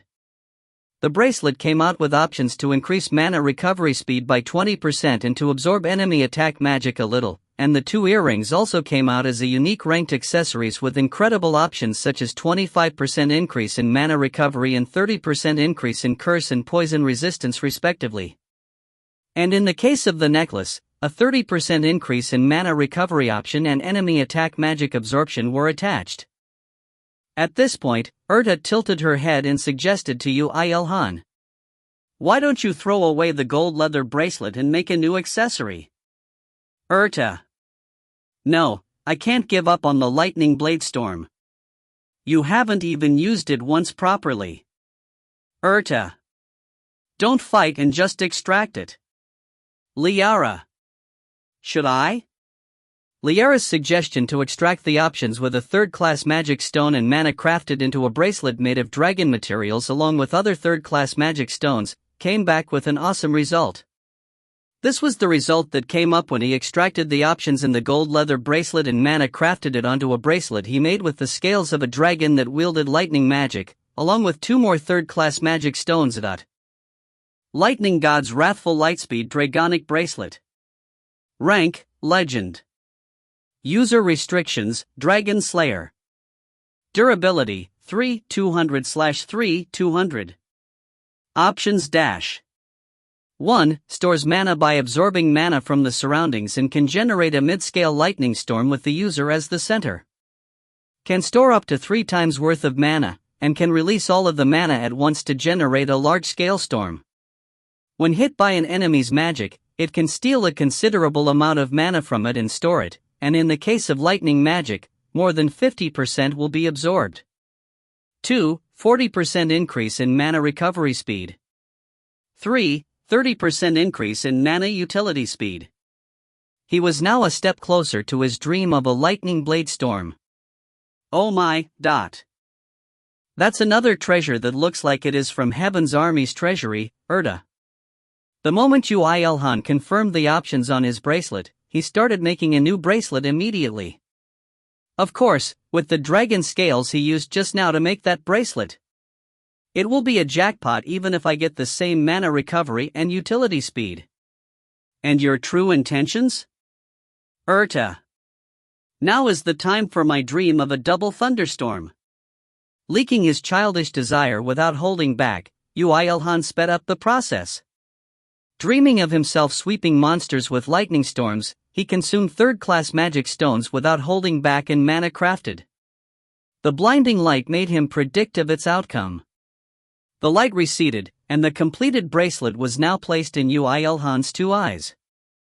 The bracelet that has more power than before. Green text rolled up on Yoo IlHan's retina. Frenzied and Leisurely Lightning Ruler's Dragonic Bracelet was completed. Frenzied and Leisurely Lightning Ruler's Dragonic Bracelet. Rank, Legend. User Restrictions, 3rd Class Lightning Class Mage. Level 60 or higher in Advanced Lightning Magic. Magic Stat 350 or higher. Durability, 3/800/3/800. Options. 1. 20% increase in attack power and attack range of lightning magic. 50% increase in lightning attribute resistance. 2. 30% increase in mana recovery speed, and 30% increase in magic incantation speed. 3. Can turn and control mana into high concentration, high efficiency lightning. One of the miracles that the blacksmith made on his path to becoming a legend. Only the highly trained among the lightning wielders will be able to bring out the power of this accessory. Bullshit success. It was another pie in the sky. Hey, since everyone's reincarnating, even the pie in the sky did. Be honest. You didn't major in business management but in banter at university, right? Urta. I was about to go to uni but everyone suddenly disappeared so I couldn't, duh. Not to mention Lightning Class Mage, there was no mage at all in Yoo IlHan's team.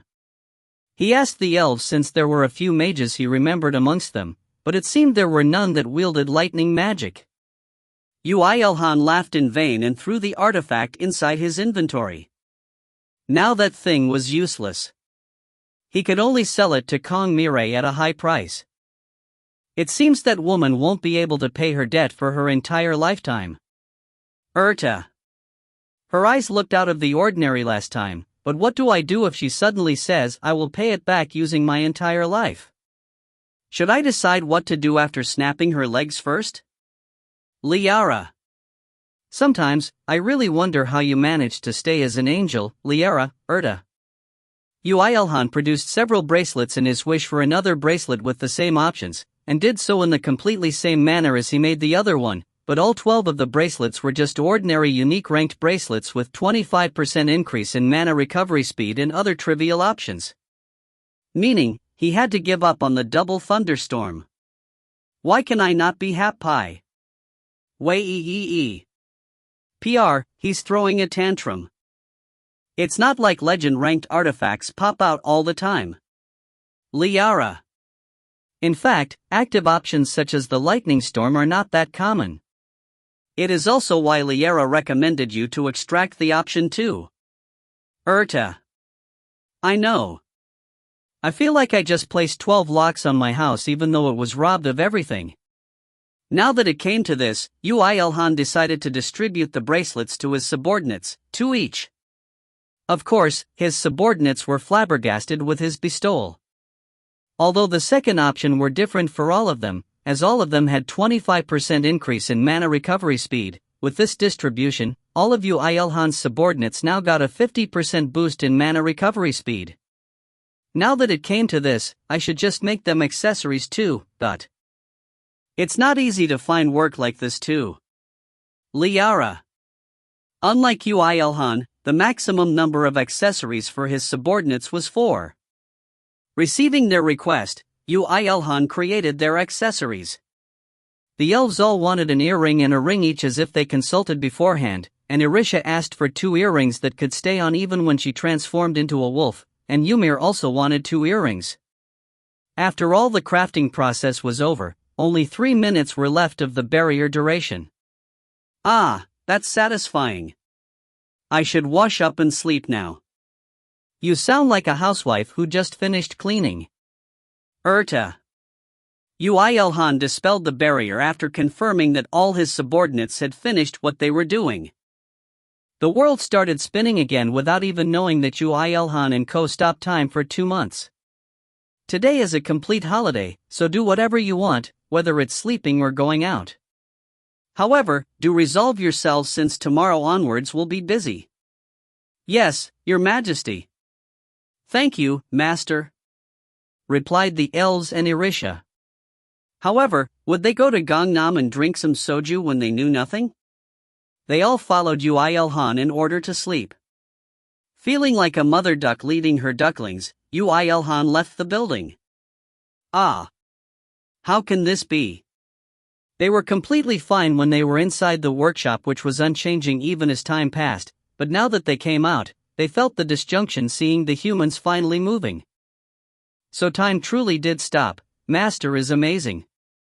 It's not my power but from an artifact, so relax your eyes right now. As they weren't Yoo IlHan who suffered for a millennium and a stopped Earth, they looked very discomfortable with 2 months of disjunction. Yoo IlHan couldn't comprehend them and tilted his head, and Ymir, who was the only intact one amongst his subordinates, imitated him. It's better if you give up on understanding. Just accept it as it is. Your Majesty is amazing. As Myri's eyes were out of focus as she said that, Yoo IlHan took them to the apartment and made them sleep. In situations like these, alcohol was not the cure, but sleep was. They would be fine after a good rest. Yoo IlHan washed up with Ymir and played around while lazing around. They played a PvP game when the angels kicked in, so he surfed on the web after leaving them to play. Although nothing much should have happened since not much time passed. Oh, the latest news. An unknown island country in South America was destroyed again. Although, this is also a prediction since all satellites are now broken. Since it gets harder and harder as monsters rampage more, the weak humans can only die even if they gather up. It's an unfortunate thing. Ah. Urta, who was weak at physical stuff unlike the other angels, lost against them quickly and came to Yoo IlHan's side. Was it due to not playing the game? She was also the quickest among the 3 to gather information from Angel Network. Yoo IlHan. I think there's another connection with an abandoned world? Urta. Again? They simply won't give me the time to rest. Ha! You're right. Counting with Earth time, not even 10 days passed since the incident with Kiroa. Oh dang, I lost. Liara, who reacted the second fastest to the urgent news on the Angel Network, lost against Spira in the car race. Meanwhile, Spira, who kept her cool in whatever environment she was in, and won the game, turned off the game and spoke. Wasn't this already prophesied? What the Destruction Demon Army said to you should not be a lie. Now that Earth is turning very extreme, it will be instead easier for you if you think that there will be at least twice more of such incidents until the second Great Cataclysm. Of course, there would be no worlds with overwhelming battle power like Daru. Spyera. And what if the second Great Cataclysm happens? There will be even more connections. I really shouldn't boast about this, but there are many abandoned worlds that heaven could not protect. Well then, it's about time to leave. Spyera. Said Spyera while turning off the game console and putting it deep inside the drawer just in case Liara wanted to play again. However, Yoo IlHan did not give her the answer she wanted. Somehow, this stinks. Dad, I didn't fart. Mir's fart doesn't stink. What I meant by stinks is something else. Yoo IlHan's eyes flashed. Erta thought that what should come has come after seeing his eyes. Whenever he had those eyes, Yoo IlHan said nonsensical stuff, but frustratingly, his nonsense always came true. Hey, angels. Like a psychic, Yoo IlHan asked. Do the higher existences work together between groups too? Author's notes. This chapter is quite long, right? I put more story since there's a lot of item descriptions, so such a disaster happened. Ha ha ha ha. Untranslatable ref. Untranslatable ref. Yoo IlHan finally suspects the incidents, there's only one truth. Translator's notes. Enjoy. Translator's notes. Break will be delayed to April or May. Translator, Chamber. Proofreader, Kokusaitsu. If you find any errors, ads pop up, ads redirect, broken links, non-standard content, etc., please let us know. Report chapter so we can fix it as soon as possible. Chapter 126, I Invade, 2. The declaration from a higher existence belonging to the Destruction Demon Army, and the connections to other worlds one after the other was proving the statement. Yoo IlHan consulted Kong Mirai about this, and she, with her exceptional abilities, had informed the other ability user groups of Earth. Moreover, as all of them experienced the absurd amount of monsters from Kuroa, literally all ability users agreed to participate if such a thing happened again. Even if it was to acquire Vanguard higher standard weapons, at least they would still do so. However, Yoo IlHan was worried about that. He didn't like the fact that humanity, in its entirety, was focused on one incident. This situation, where all ability users and governments flew at these incidents like dogs at a bone. While we're focusing on abandoned worlds, wouldn't some people plot something? What I'm getting from you is that you think the Destruction Demon Army can connect Earth with abandoned worlds as they wish? Erta. I don't think they're that capable. If they were, then Earth would have been doomed long time ago. What I want to say is that they have a restricted power. For convenience, let's name it Open Gate. For example, they perhaps might be able to use Open Gate to delay or bring forward the time of the connection, or perhaps they might be able to know beforehand when and where the connection happens. That's plenty horrible. Erta. But now it sounds a whole lot more plausible. Although it's frustrating to say this, the ruler of the Destruction Demon Army has a considerably amazing ability. Liara. And only when presuming that our enemy has Open Gate, does the possibility of working together between groups becomes possible. Open Gate only becomes worth it under one precondition. Spyera received his words. Her voice was now starting heat up as well. A spy that can relay essential information real-time. Spyera. Yes. And a spy that has a grasp on the situation, on the people who are quite capable, including me. Yes.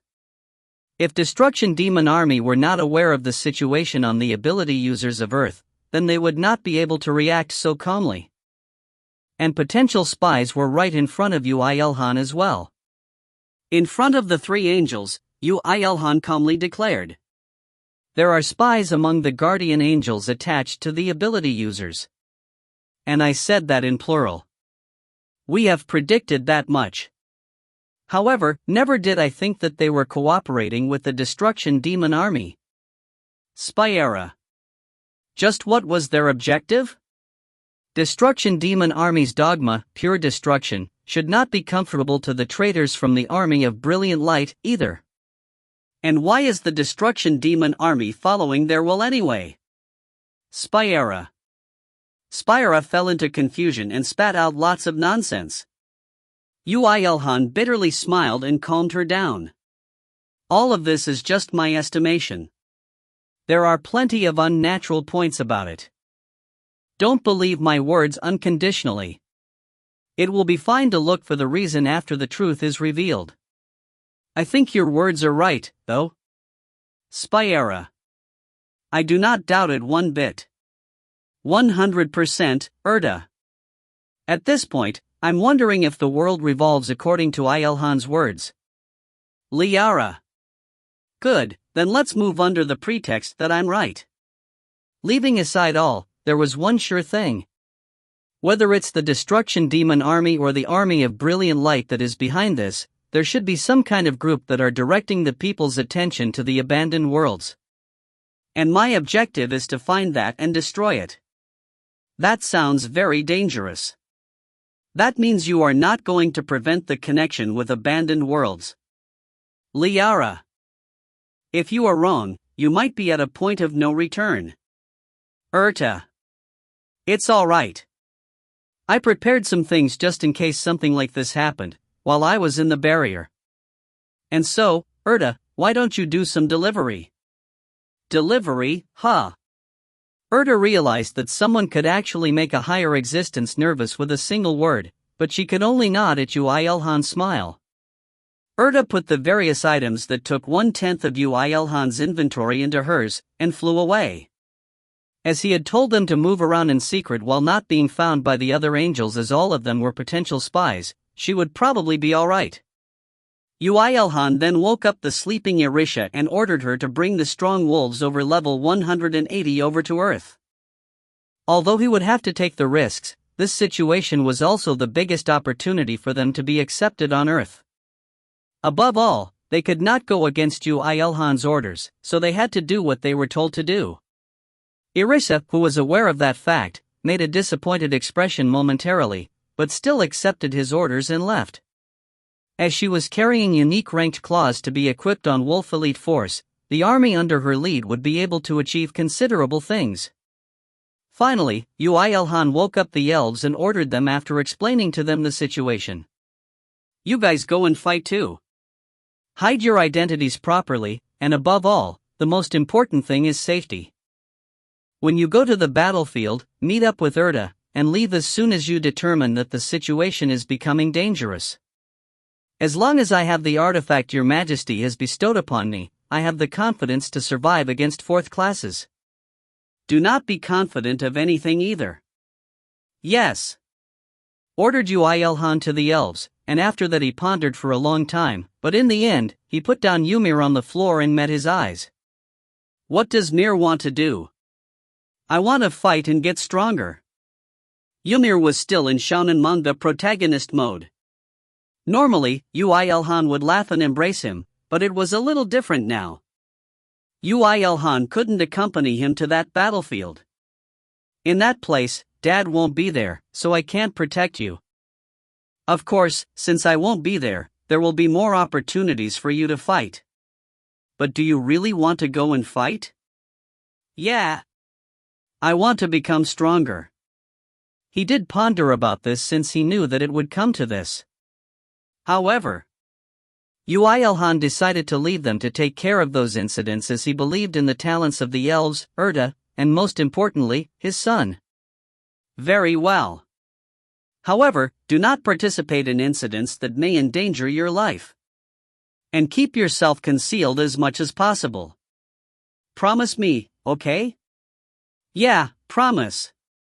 Smiling brightly, Ymir pinky promised with Yoo IlHan. Yoo IlHan was still worried and so put a sturdy dragon bone helmet on his head and equipped him a chest protector made of dragon bones. Continuing, he gave him some breath and gave the remaining mana potions to him as well. So you've made a helmet. But why is there no armor when there's a chest protector? Spyra. He'll advance to 3rd class soon, so he will be hurt if he's wearing armor at that moment. I made the helmet while considering his growth, so that's fine. I don't get whether you cherish your son or not. Spyera. The elves gathered with one intention after looking at Yoo IlHan taking out various things for Ymir. We will protect Mir-Nim with our lives. Even if I have to sacrifice my soul, I'll definitely protect the Imperial Prince. Of course, retorting specialist Yoo IlHan retorted to them as well. Cut the crap, and all of you must survive and come back. I'll exaggerate a little, but I don't care about whether other people die or not, so don't you guys dare die, got it? Yes. Dad, I'll be going. Yes, Mir. Don't get hurt. And so, when the elves and Ymir left, silence arrived instantly. Even though quite a lot of people were chatting inside the barrier made by the hourglass of eternity just a while ago, there were only 2 angels excluding Yoo IlHan. He reminisced about his dropout period. And Liara spoke to him. Now, out with your thoughts. There's no way you'd move without conviction, is there? Liara. I'm not really all that sure. Although, I think I know what they're aiming for. Doesn't the world call that conviction? Spyera. Cowards always leave a way out in whatever claims they make. In fact, Yoo IlHan had already predicted to a certain point what the Destruction Demon Army and the Army of Brilliant Light was trying to do by grouping up. Isn't there something not related to abandoned worlds among the things that Yoo IlHan had experienced until now? Ah, now that I think about it, the first traitor appeared because he tried to bring an army from another world that had the 4th-class mage. I forgot about it since it was all quiet after that. Liara. Now you remember? 1.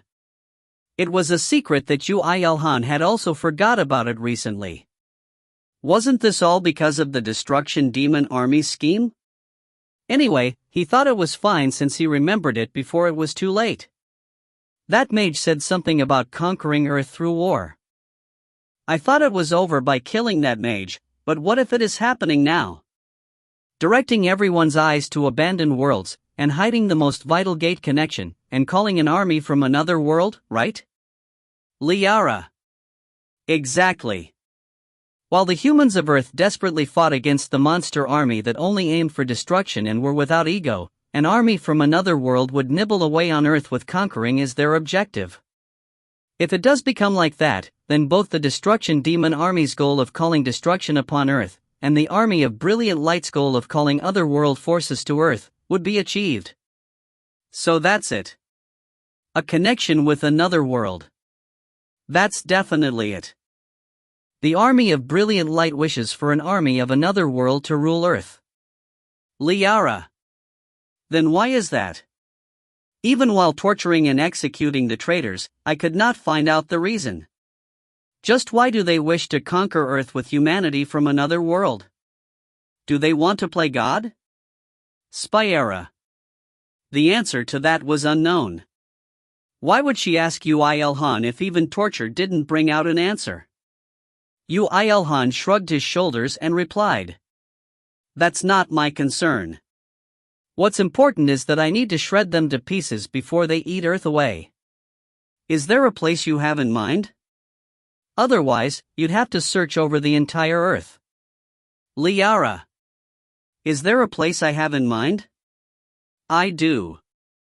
Yoo IlHan put on the screen of his smartphone to where he was looking a while before. A line mentioning the destruction of a small country could be seen. Really, no one even commented on it. Many of them would be interested more in the entertainment world news, and more of them would be interested in the big fight not too long ago, and even more of them would be more interested in abandoned worlds that spread out through the angels. It was now even more suspicious. There were materials regarding what Kong Mirai investigated on as well. If there was an enemy that wished to invade Earth, Yoo IlHan thought that now was the best time, since monsters were appearing everywhere and many abandoned worlds were being connected to Earth. Don't tell me the downfall of these small countries has something to do with it? Liara. If it's not, then I can't help it.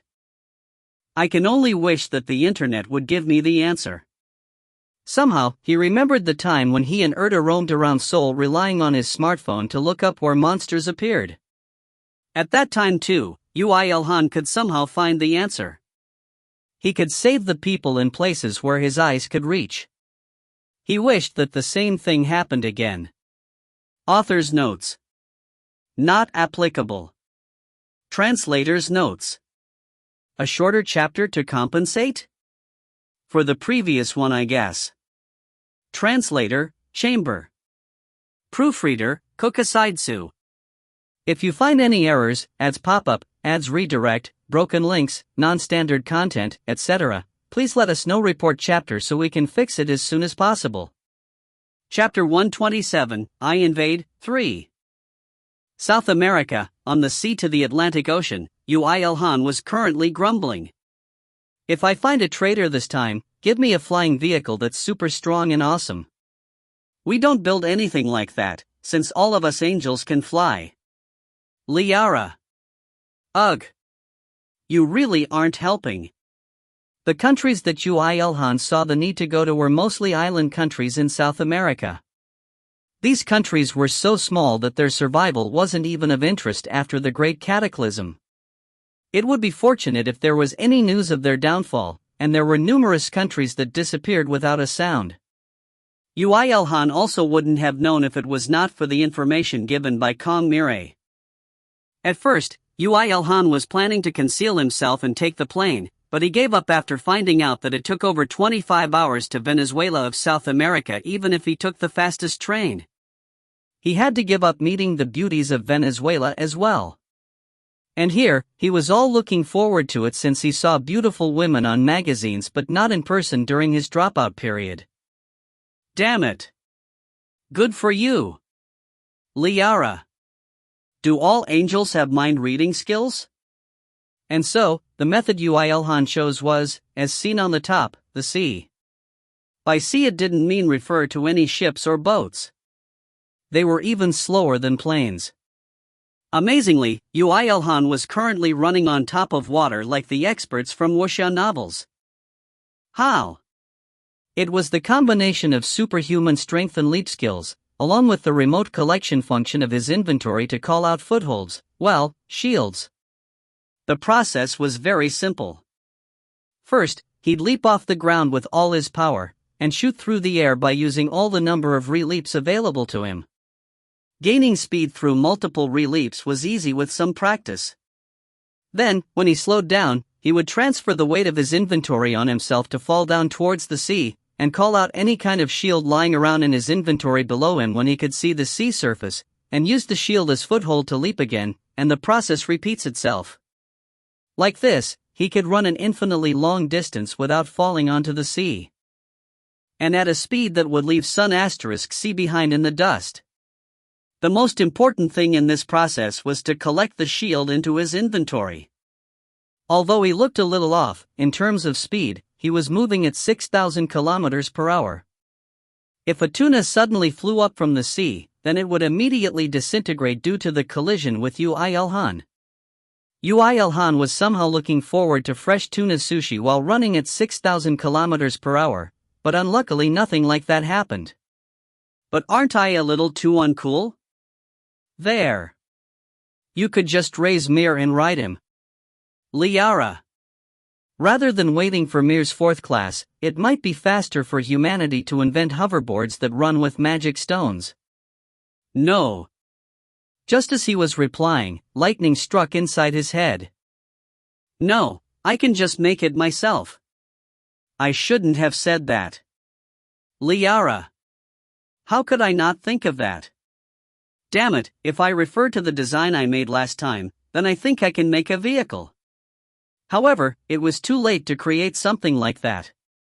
Above all, as he was in the middle of the ocean, it was no environment to hammer on metals. Then, it would be better to create a design by gathering the ideas in his head. Even while running on, strictly speaking, a little above the sea at thousands of kilometers per hour, he took out a piece of paper from his inventory. Well, rather than paper, it was closer to a piece of cloth, and it was a failed piece of cloth armor he made to wear underneath the leather armor, as it had no practical use. Anyway, it wouldn't lose out in terms of strength of a canvas. Although, he didn't want to compete with anything in that regard. What he first did was what he mentioned just now, a hoverboard. The vehicle that lets a person fly through the skies. However, thinking about it now, there was no meaning in making it into a vehicle. Not only was it inconvenient, it was inefficient as well. Vehicles have too much waste. I already have the leap skill, so to maximize it I should. So you're making something like a paraglider. Liara. However, this is much more smart and powerful. After a few pieces of cloth were dumped into the sea, what appeared on Yoo IlHan's blueprint was a pair of wings made with metallic feathers. A beautiful pair of wings made of thousands of blades carved out delicately. And on top of that, lines of text that even Liara and Spira could not understand were being written. At first, they thought it was the language of heaven, but it was actually a mixture of ancient elven language and dragon tongue. This was a piece of art that only Yoo IlHan could create, as he had language skill at max level. Spira exclaimed while seeing the metallic feathered wings, and the exquisite characters that decorated those wings. Truly beautiful. So you had talent in art too? Yeah. I liked art. It was the time I could do things alone. Although I was alone all the time, only art represented the time that everyone else was alone as well. I had to fill the canvas without feeling lonely at that. Having unintentionally stepped on a landmine, Spira didn't know what to do. Looking at Liara, who wanted to retort that the wings looked more aesthetic than pragmatic, but she refrained from doing so in fear of provoking Yoo IlHan's negative feelings. Above all. But what are you going to do about the robe if you are going to attach this on your back? Huh? Liara. With those words, Liara checked on the robe on Yoo IlHan's armor when she realized something. The scaly daggers attached onto the robe couldn't be seen anymore. What about the blade lightning storm? Liara.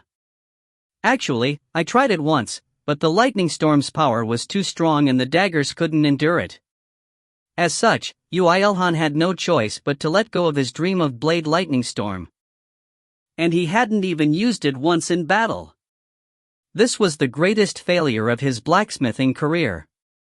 And so I decided to give new life to the daggers. Right now, Urta should be in the middle of delivering it. There were two options on the daggers. The option to shoot out when receiving shock, and the option to come back to the original place. In fact, there was no better ammo to use in shooting weapons. Yoo IlHan made quite a few portable weapons that could maximize the efficiency of those two options. Rather than being a decoration on the robe, it would be better if they were used in monster extermination. Since it could let an ordinary human kill a third-class monster, the effect would be large.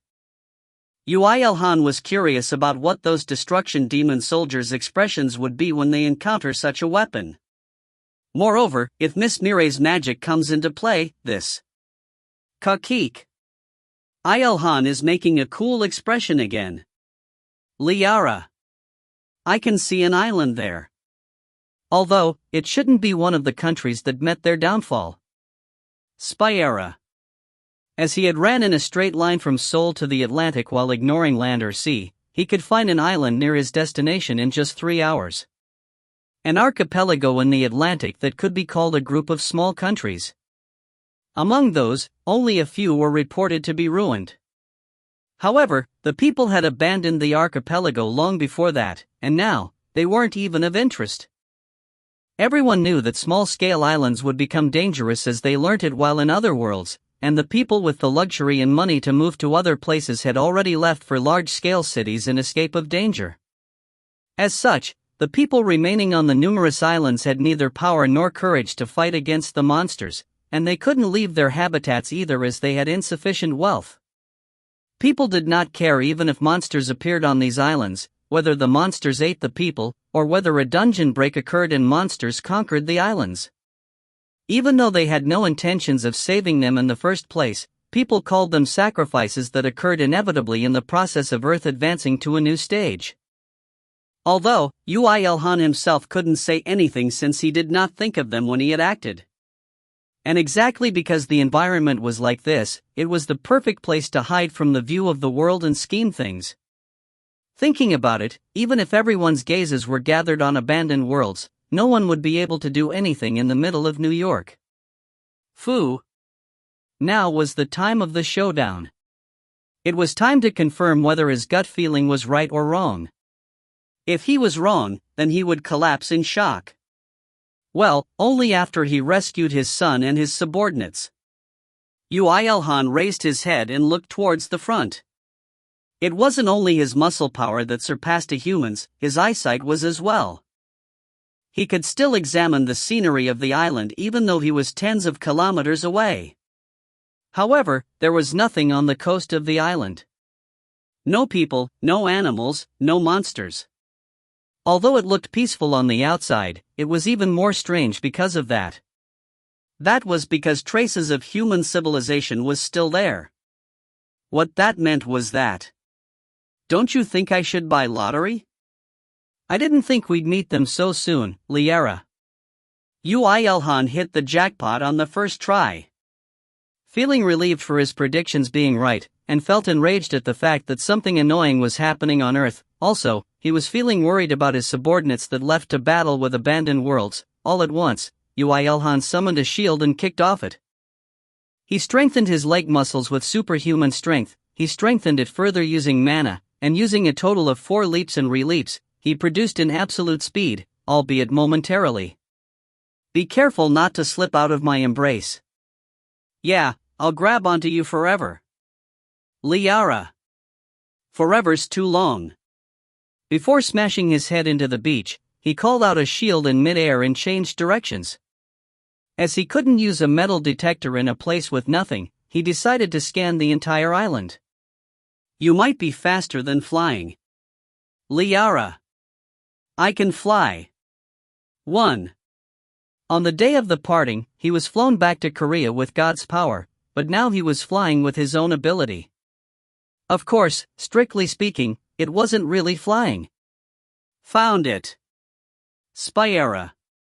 The first one to speak was Spyra. It's human presence. Tens of second classes. They might be people of Earth, but, Spyra. There shouldn't be any need for a second-class person of Earth to stay here right now. IlHan, I also found them. This way. Liara. The moment Yoo IlHan heard the report from the 2 angels, Yoo IlHan urgently stopped and landed on the ground. He lightly kicked off the ground and ran towards the direction they were pointing to. He could finally feel something as well. People, presences of many people. He could hear some voices, and they weren't talking in any language of Earth, but Yoo IlHan could understand them. What that proved was that they weren't people of Earth. Max-level language skill helped out in trivial situations like this as well. Can we really gain an advantage with this method? I'm instead worried since everything worked out so well until now. Those damned angels don't lie at least.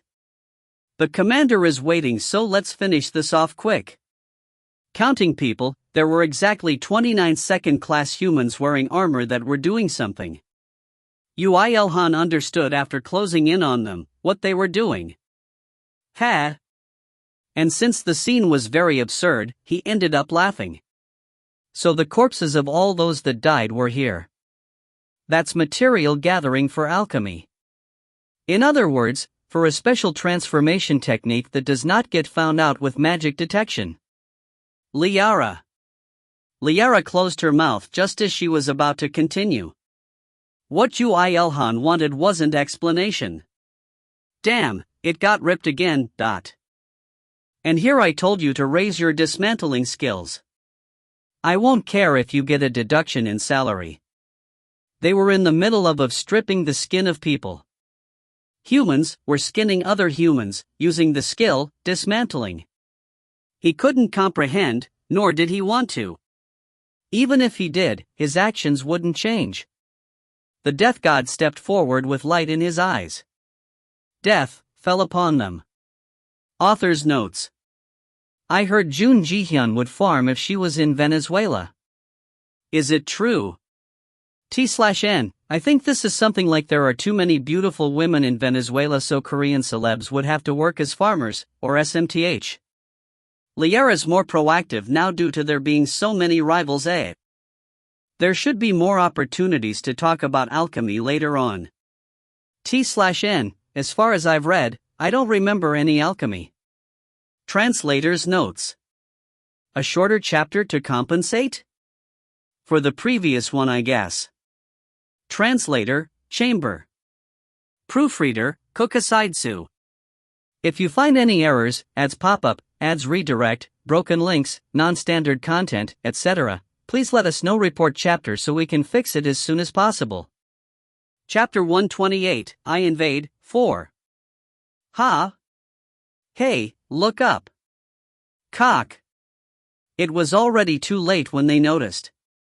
Even Wolfkin, who boasted superior agility and reflexes among third classes, couldn't react. How would a weak second class block Yoo IlHan's spear throw?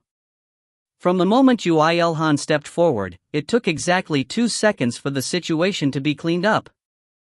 Dragon bone spears weighing several hundred tons were dropped from above and crushed their heads, so there was no way mere second class beings would be able to endure that. There are no survivors. They should have gathered them after killing them all. Liara. It hasn't even been 2 hours since their deaths. That means that their plan is underway right now. So we've managed to avoid the worst case scenario thanks to your intuition. Spyera. Yoo IlHan put all the corpses, including the victims and the culprits, into his inventory. It wasn't that he didn't want to bury them, but he decided to do it all at once after he sorted the situation out, as it was quite urgent right now. IlHan. Are you alright? Liara. I'm alright. I really am. IlHan, Liara. It wasn't like he had moved in the first place in order to save the people of Earth. It was even funny how the people of Earth were praising him. He himself thought that the premise of duty or justice was just a load of bullshit. The future of mankind, the protection of Earth, and other things were all meaningless and annoying things to him. If he himself, his parents, Liara and Erda, the elves, Mir, and, Irisha, Kongmire, and Spyra, were alright, he couldn't care less about the other people. The reason he killed all the guys that were dangerous to Earth was also for himself as well. What was it to him if Destruction Demon Army decided to massacre 10 billion people in some other universe and not Earth? It was a problem since they were rampaging on Earth, where he lived.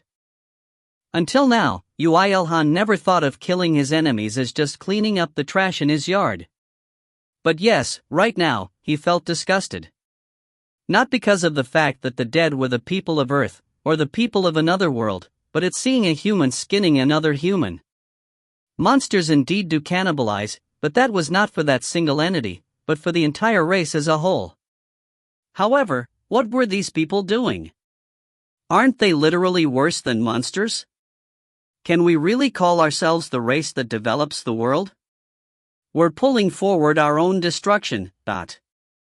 Perhaps some might retort, saying that in their own world's point of view, they are the only humans, and the reason they invaded Earth, and the reason they killed and skinned the humans of Earth, was in order to make that exact mankind prosper, and it wasn't, in any way, moving their own destruction schedule forward.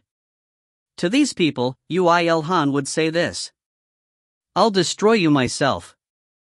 Let's hurry up a little. Yoo IlHan was quietly, and deeply enraged, as he resolved himself.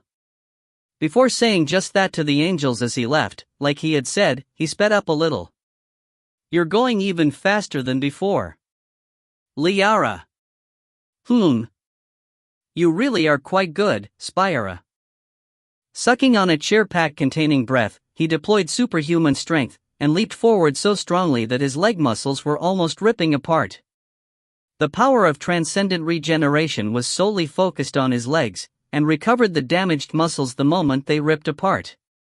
It looked like he was at full speed on the sea last time, but it also seemed like it wasn't. If he wanted to be faster, he could still go faster. Just with the will to run faster, he threw his body and heart into it. He left the angels to look at the surrounding to find any enemy, and he focused on running quickly. I can't that a third class can reach this level of speed. Spy era. If you stay with IlHan for a while, then you might experience quite a lot of things like that. Liara. As they were on a small island in an entire archipelago, there weren't that many people living in it, and as if they knew about that, there were very few invaders as well. However, Yoo IlHan found 2 more groups belonging to the enemy, and found a group of preserved corpses on a ship. Yoo IlHan confirmed that there were no survivors among the people, killed the living invaders, and put them all inside his inventory. It was good that he was done with processing the dragonkin from Daru and the wolves from Kuroa continent. If he couldn't store all those bodies because of that, then he might have been a little annoyed. Would all islands around here be like this? Liara. If we were even the slight bit late, then it might have been at a point of no return. Spy era. If one wore another person's skin using alchemy, then there would be no signs on the outside, and since it was not a transformation through magic, it couldn't be found out using mana detection. It would be easy to get found out if there were any acquaintances, but what if all those acquaintances were killed and someone else took their places? It would be a perfect crime. What if the invaders conquered an entire country like this and hid themselves in that country while the ability users of Earth were fighting against abandoned worlds? What if they did not stop there and proliferated throughout the entire world? Even if he found out that there were enemies in their midst, then they wouldn't be able to do anything. That was because they wouldn't know who was from Earth and who was from another world. Moreover, if the second Great Cataclysm occurs at that time, they wouldn't be in a position to find the hidden otherworlders. In fact, he couldn't be so optimistic right now as well. It seemed that the invasion was currently progressing, but Yoo IlHan did not know where the invasion had begun. As such, what he could do was to clean up the scene of crime as soon as possible, and trace out the people who had already disguised themselves of their identity and kill them. Tracing out the people who already put their heart into hiding themselves? If it was someone else, it might have been impossible, but for Yoo IlHan, it was possible. He had the concealment that could hide himself from a higher existence if he willed it. Yoo IlHan hurried. Wishing that he wasn't too late, wishing that he could turn this all back. IlHan, I can feel it here. This group is quite big. Liara. Hundreds of second classes, and there's a single third class as well. Can you sense them? Spy era. I can feel them. As he had expected, most of the island countries near South America were destroyed. If there were islands which had traces of incineration from burning the remains after skinning the corpses, there were some that were undergoing their plans like he had seen for the first time. The place Yoo IlHan stopped right now was also one of them.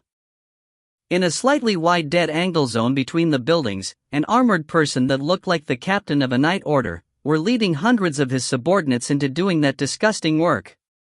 Captain, do we have to be so careful? We could just fight them head-on.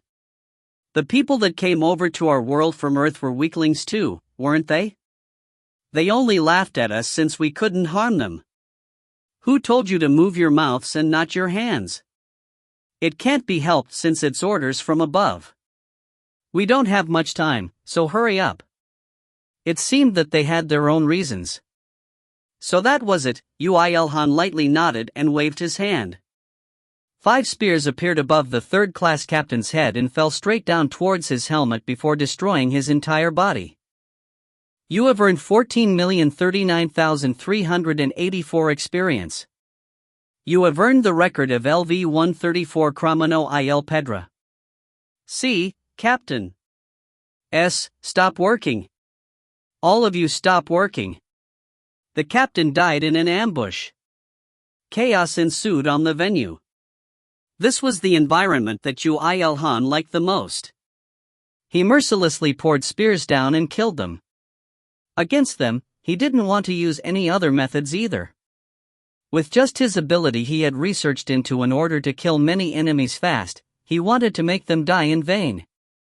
So that no one will know who killed them, so that they became so without achieving anything. In just 30 minutes, Yoo IlHan went through over 10 islands and killed 7 third classes and 2,900 second classes.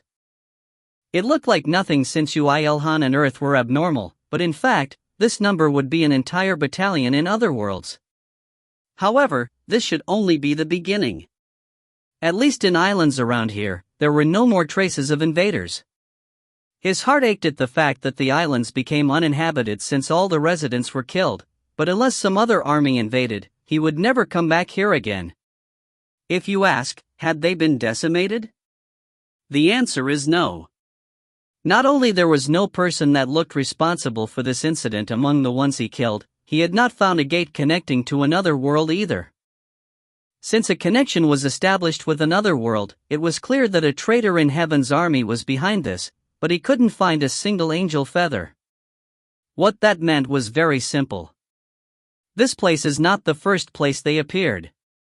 The routes he had to pull out was in some other place, in a place nearby here. Yoo IlHan predicted that place to be Venezuela. It was the closest country to the archipelago. Ironically, what was the mid-stop if he went by the plane, had become the final destination.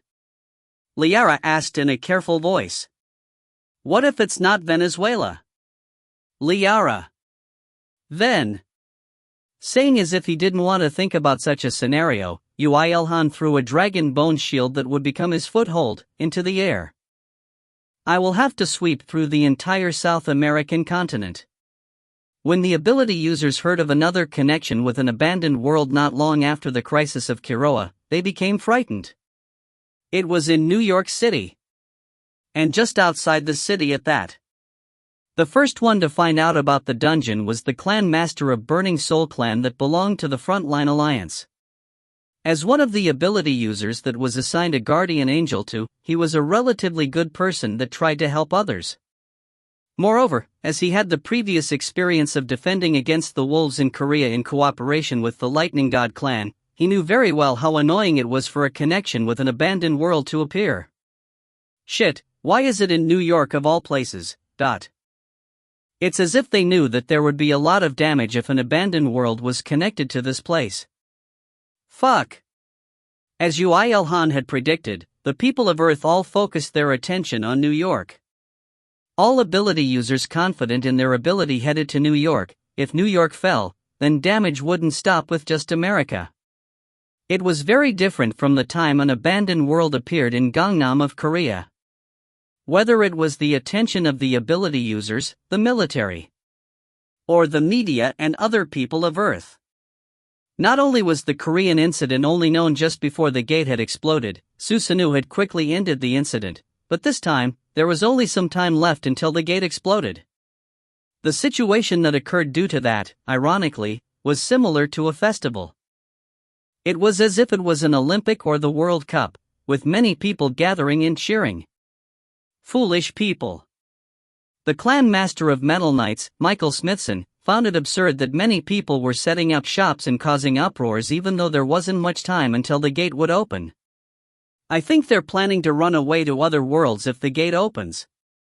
Miss Malatesta. If that was possible for anyone, then there would be no humans done in by monsters on this earth.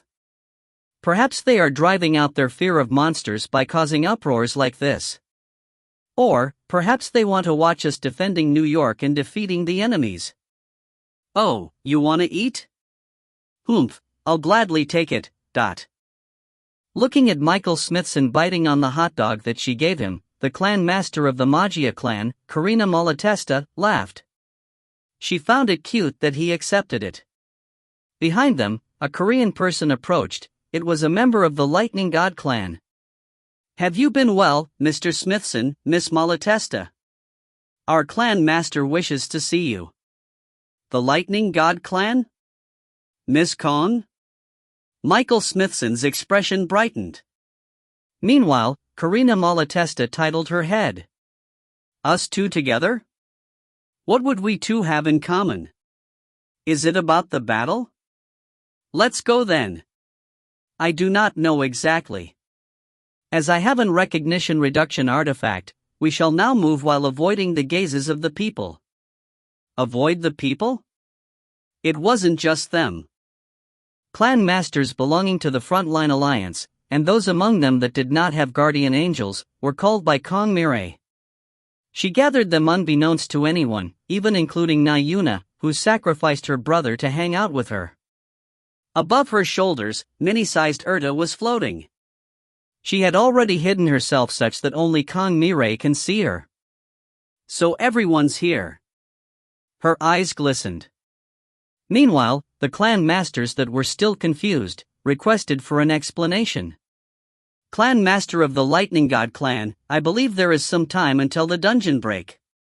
If you mean for us to go inside the dungeon and attack ourselves, then I refuse. Don't worry. I do not have any intentions of doing that in a country that is not mine. I only called everyone here because I have something to talk about to all of you. Kong Mirai scanned the surroundings and gave a sign to Erta. Erta nodded her head and cast her magic. It was a high-class barrier so that no one would be able to recognize anything that happened within. Confirming that the magic had been completely activated, Kong Mirai said in a firm voice. Susanoo won't be able to participate in this fight. He has other important matters to do. That was enough for all clan masters gathered there to despair. However, before anyone asked why, she added on. Instead, a force under Susanoo decided to help us out, and we also have received special support from Vanguard. The reason I've called you all here is for that.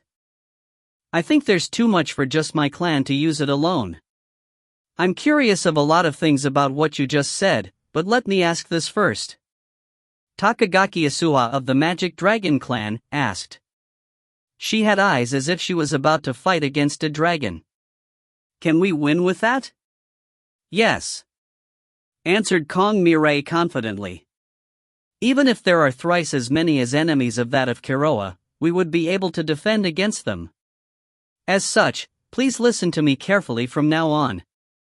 I have a reason to have called only everyone here. 19 hours passed before the dungeon break occurred.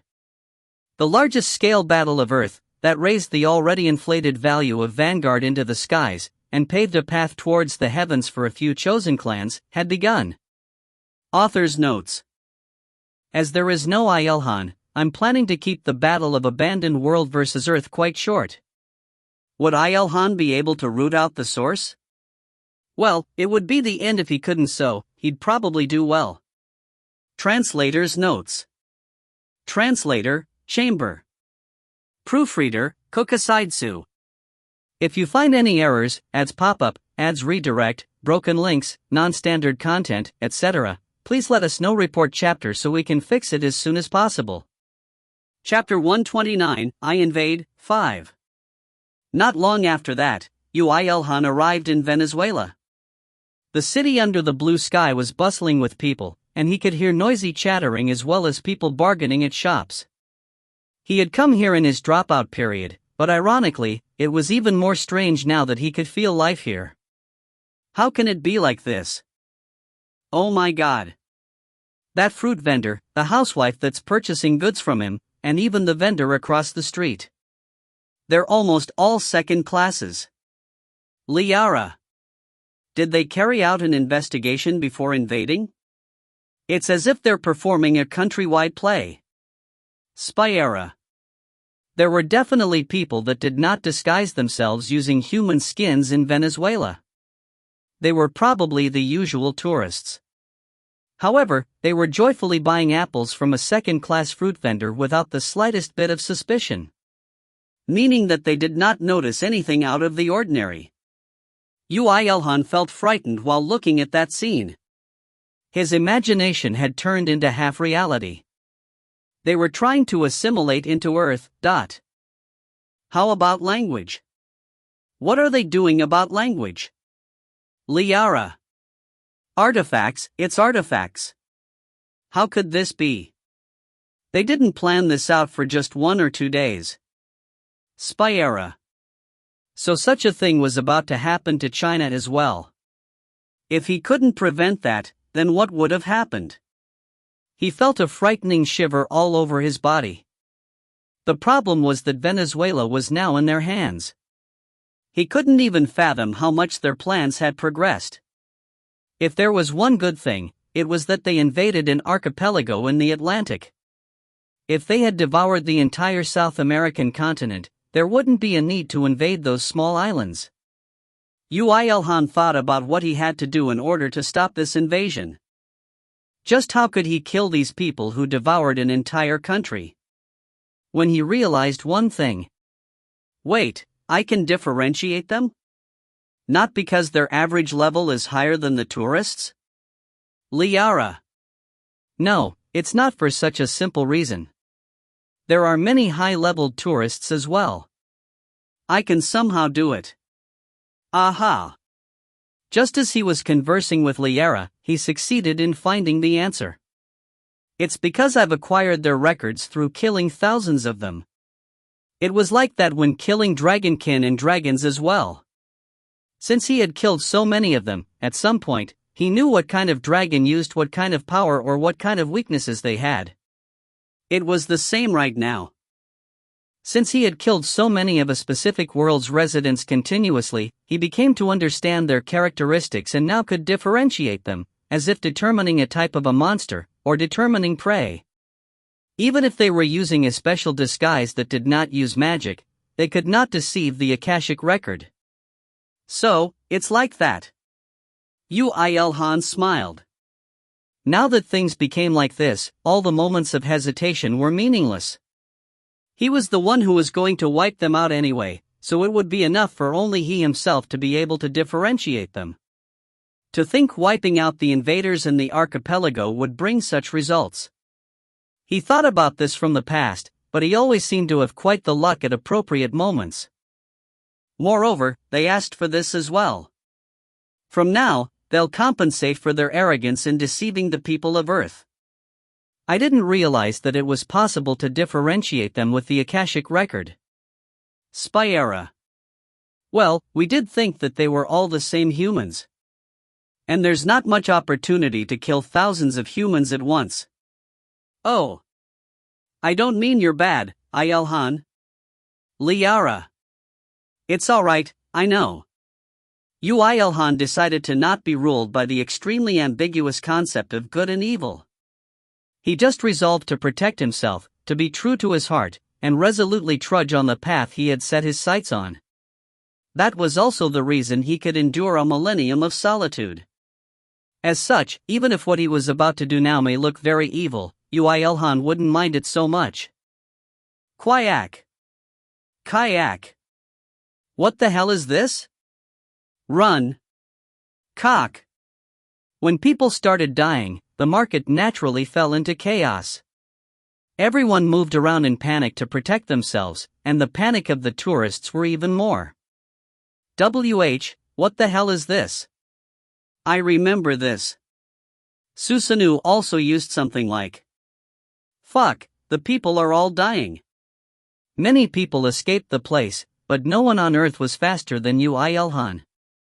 Moving around busily, he bestowed death upon all the other worlders within his range. Save me. Kayak. When nothing else worked, they tried to mix in with the tourist group, but it was all useless. Yoo IlHan's spears killed them in pinpoint. It took less than 0.1 seconds from the time a dragon bone spear appeared in the air to the time it killed the enemy.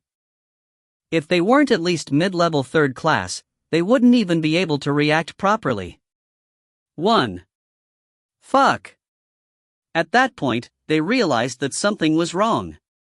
Since they were found out before they proceeded on to the next stage, disguising themselves was now meaningless. Clean these up first. Report to the higher-ups. As if this was all promised beforehand, they took out weapons they hid in one part of their bodies and tried to kill the tourists. They were quite vicious, as they were trying to erase any evidence even when they were under attack. Perhaps, they hid themselves exactly in order to do that. Of course, Yoo IlHan had predicted that already. Cock. Although it was difficult for him to read all movements of all people in this wide area, most of it was resolved when he threw spears to whoever he saw. Moreover, at this point, some of the tourists started noticing some things, so they tried to not move towards the residence. Fuck, just how can this be? Find the enemy. If rumors spread before we finish working, then it will be the end. All the survivors moved around busily. Some to find the enemy, some to report above, and some to escape this sudden calamity. And one, to kill all these fuckers. Over 1,000 died within 1 minute. Liara. It seems it isn't a single country that is involved in this. Unless they are a great empire that has power over an entire world, this is impossible. Spyera. Let's start moving now. It took 2 hours for Yoo IlHan to clean up the capital. As he had moved while decimating the other worlders in one spot, they couldn't even communicate with others, and were doing their duties in their own place. For Yoo IlHan, this was very thankful. He poured spears, killed the people, and collected them inside his inventory before moving. As if hammering away to make equipment, he repeated those movements. That figure was akin to a machine rather than a human. This kind of aesthetic and inhumane massacre was very bone-chilling. Even Spyera, who did not care about what Yoo IlHan was thinking, and only cared about Yoo IlHan's ability, became slightly uncomfortable. However, Yoo IlHan did not show any change in expression and repeated his actions. Meanwhile, the surviving people of Earth were trying to upload things to their SNS while escaping the tragedy caused by Yoo IlHan, but unfortunately, internet was down over all of Venezuela. There was no way the SNS was working. It's not working, damn it. It's an important news about Susanu massacring the people of Venezuela. Shit, I need to tell this to the people of Earth. Really, they should just escape underground in the time they have time to do that, but these people really were hopeless. Looking at them, Spyera nodded seriously. I knew SNS was a waste of life. Spyera. Ha! Good for them. Liara. Hey, something collectively happened to you angels, right? I won't laugh, so please say it. The angels shut their mouths. Yoo IlHan also gave up and continued cleaning. Quack. You. Earthling. It was you. Whether it was monsters or humans, thoughts weren't left behind that often, but as Yoo IlHan had killed so many, he acquired quite a lot of thoughts. As Yoo IlHan was planning to kill all the other worlders that came to Earth, he didn't mind them that much, but after not being able to find their roots even though he had wiped out many cities of Venezuela, he stopped for a little. I should interrogate some people first. The place Yoo IlHan was in currently was the largest state of Venezuela, Bolivar. He had killed almost all the other worlders in cities he passed by until now. If he could not find any path connecting to another world in Venezuela, he had to go over to Guyana, Brazil, or Colombia, but really, he didn't want to imagine such a situation. Not only would it mean that damage had spread that far, the possibility of them surviving would become higher as well. As such, now he needed to go to a specific place. Interrogate? How are you going to interrogate? Liara. Is it the power of a death god? I don't think you're a death god that rules and controls souls, though. Spyera. Oh, so there were such death gods as well, huh? Well, it should rather be said that a violent death god that burns life force to make a flame was rare. Although he did learn soul enchant from Redikaraiche's mutated soul, but it was just that. So you do not know yet. Skills are only the crystallization of human abilities. Of course we know that. Even though I look like this, I lived several times low. At $%, Liara. Liara covered her own mouth after blabbering on as if natural. However, just as Yoo IlHan was about to pretend that nothing had happened, Spyera said a rather cruel line. Several times? Don't you mean tens of times? Spyera. It's not. It really isn't. Liara. Not minding about the super mini-war between angels, Yoo IlHan did his own stuff. We have nothing to tell you. We are just a portion. The great plan is already proceeding, so someone like you will not be able to stop it. He did not mind about whatever the thoughts said. Yoo IlHan alone wouldn't be able to do anything to them anyway. As such, he took out eight-tailed dragon spear from his inventory and ordered. Orochi. Crow aware. It's meal time. First, let's eat them all and leave 20 behind. Krorarayer. Such was the beginning of soul interrogation. Don't you think you should call that praying? Liara. So thoughts have their own world. That's deep, Liara. Some of the thoughts that came with the life force had some tenacity. They were all eaten by Orochi, and seeing that, the remainder shook in fear of a second death even though they were just fragments of souls, and spat out information. Yoo IlHan, with his experience of gathering important information from numerous texts, picked out all related information and completed a small fragment of truth. So the world you came from is Farada. That is so. With those words, Yoo IlHan glanced at Liara and Spira. The two nodded. They must be thinking about the angels working in Farada. Of course, as they were not in contact with any angel on Earth right now, punishments would come later. From the time the people of Earth went over to Farada, this was planned by the great empire Farada Makadra, and became possible after the army of brilliant light contacted them. Why, Yeez? You were careful since you could open only one gate, and focused on Venezuela and its nearby islands first since you had to take root before the people focused on abandoned worlds were freed. That is so. It has only been 3 days since the plan began operations on Earth. We have not secured any further territories than Venezuela. If the second-class knights successfully place themselves, then the first-class soldiers would come over and will take the skins of the countries beyond Venezuela. That was the plan. As if asking Siri, answer was immediate. Yoo IlHan laughed with a foo and confirmed with them for one last time. So, where is the dungeon located? The location that will not be found out by anyone, at the same time being placed in a convenient place to acquire Venezuela and its nearby islands. It's an underground dungeon located in the deep Atlantic. Looking at Spira, Yoo IlHan smirked. See my future prediction? This human is starting to get annoying, Spira. Yoo IlHan invested 2 more hours to decimate all hidden Faratians hiding in Venezuela and looked through all the small countries nearby, but he really couldn't find any more of them. Although he moved as fast as possible, Venezuela was doomed with the exception of extremely small places. Yoo IlHan couldn't save them. As such, he had to prevent the worst-case scenario. Although he didn't know what kind of communication methods they used to the HQ, since hours had passed since their massacre, HQ would probably send reinforcements or do something of that sort. Nothing good would come out of them knowing that Yoo IlHan had massacred them all. He had to move right now. Well, then. This was the start. Now was the time to wipe out their base. Author's notes. The power of the Akashic Record. Angels are afraid of the SNS. Orochi got some screen time today. Siri is the personal secretary program developed by Apple. I also have it on my iPad, but I never used it before. Mass spear throws using remote collection is mostly used when cleaning out minor mobs. Although we can use it when facing higher-leveled enemies, but that's just for support. Translator's notes.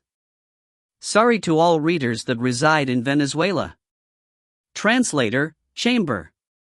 Proofreader, Kokasidsu. If you find any errors, ads pop up, ads redirect, broken links, non-standard content, etc., please let us know. Report chapter so we can fix it as soon as possible. Chapter 130, I Invade, 6.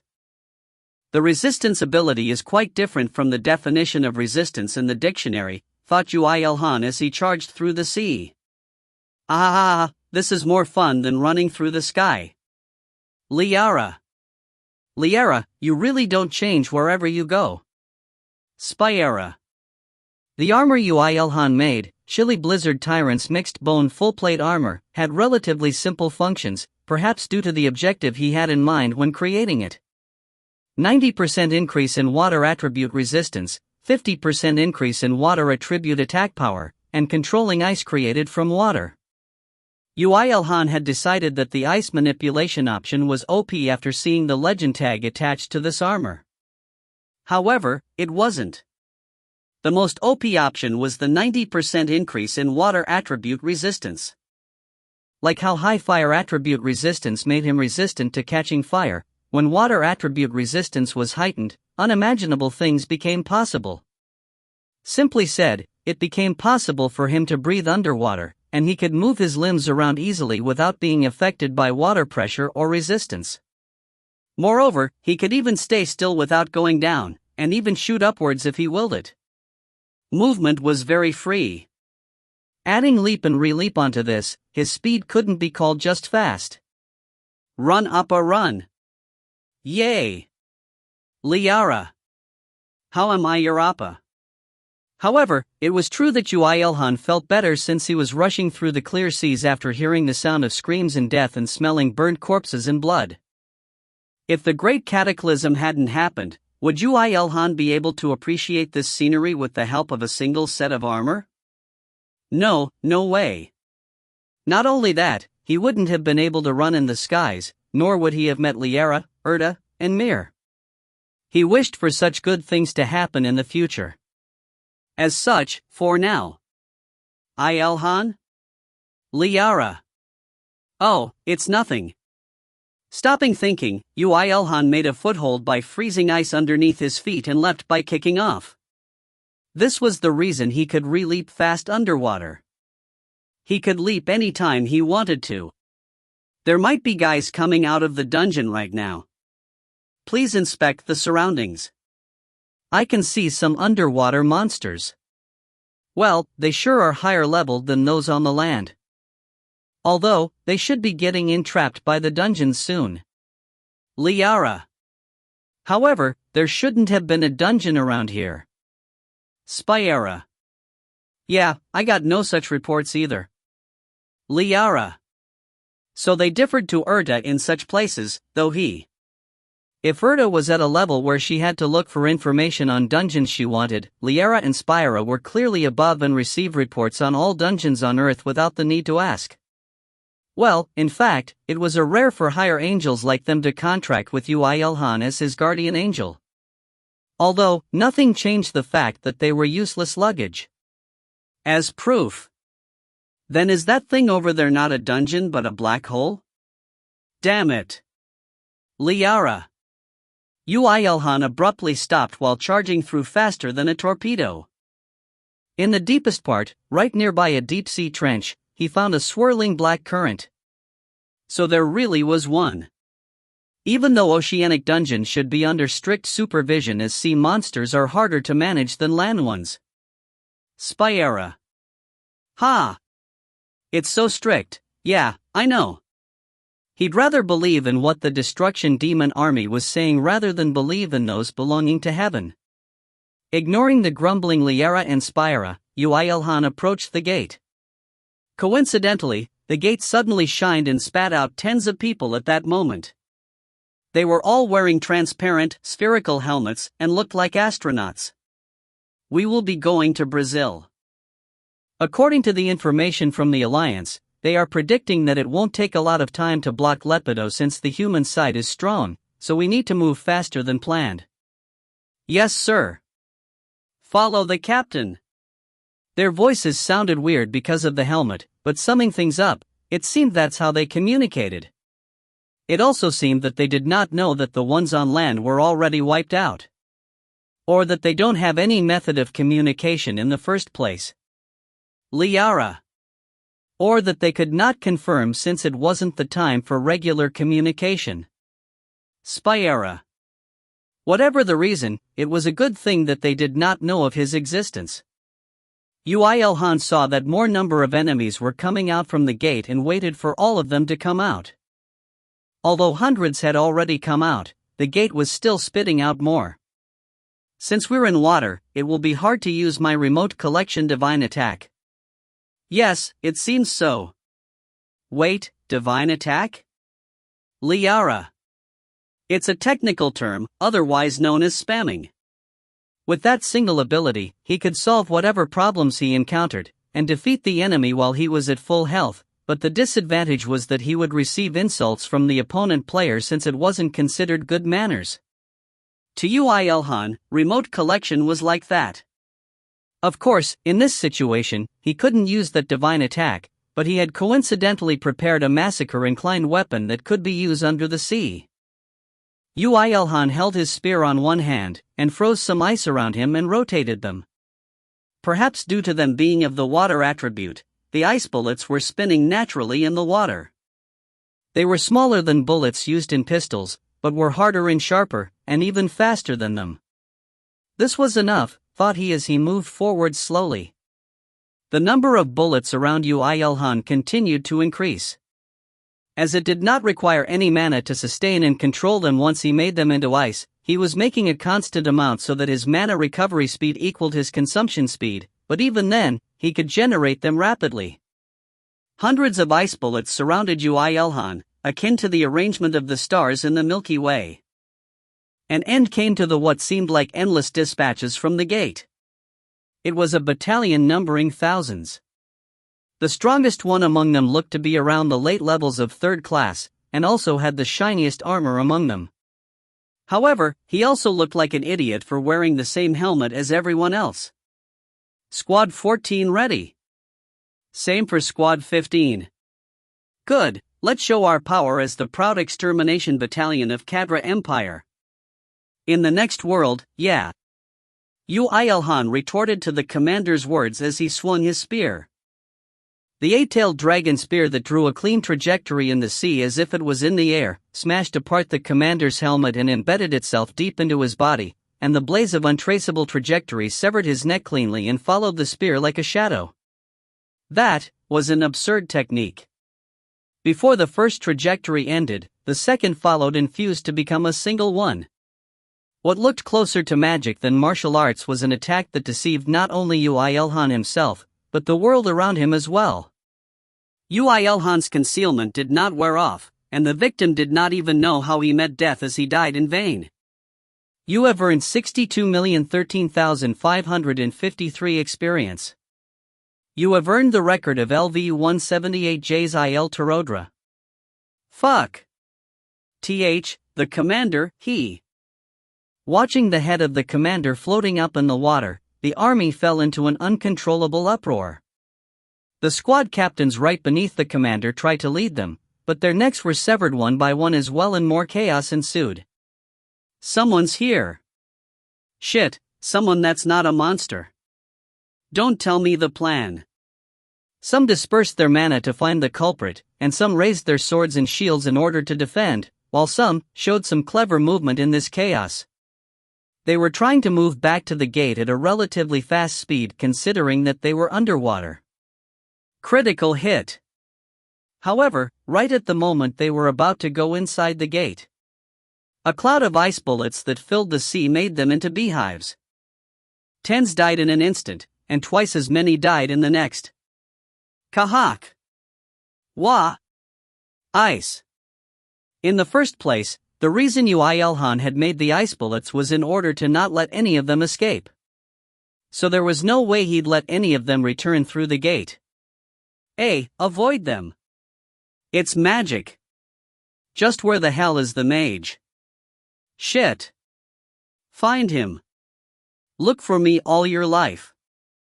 The ice bullets made by Yoo IlHan's power was very strong in itself, and as it was enhanced by the 50% increase in water attribute attack, normal second classes died in a single strike. Of course, the power would be a lot less than the rain of spears, but that could be compensated for with quantity. Cock. Ku hook. Unless he took off his armor, Yoo IlHan could be called the ruler of the seas. Perhaps a dragon that can manipulate ice and water could do this? Hundreds and thousands of ice bullets did not lose their power after killing the enemies and proceeded to kill even more.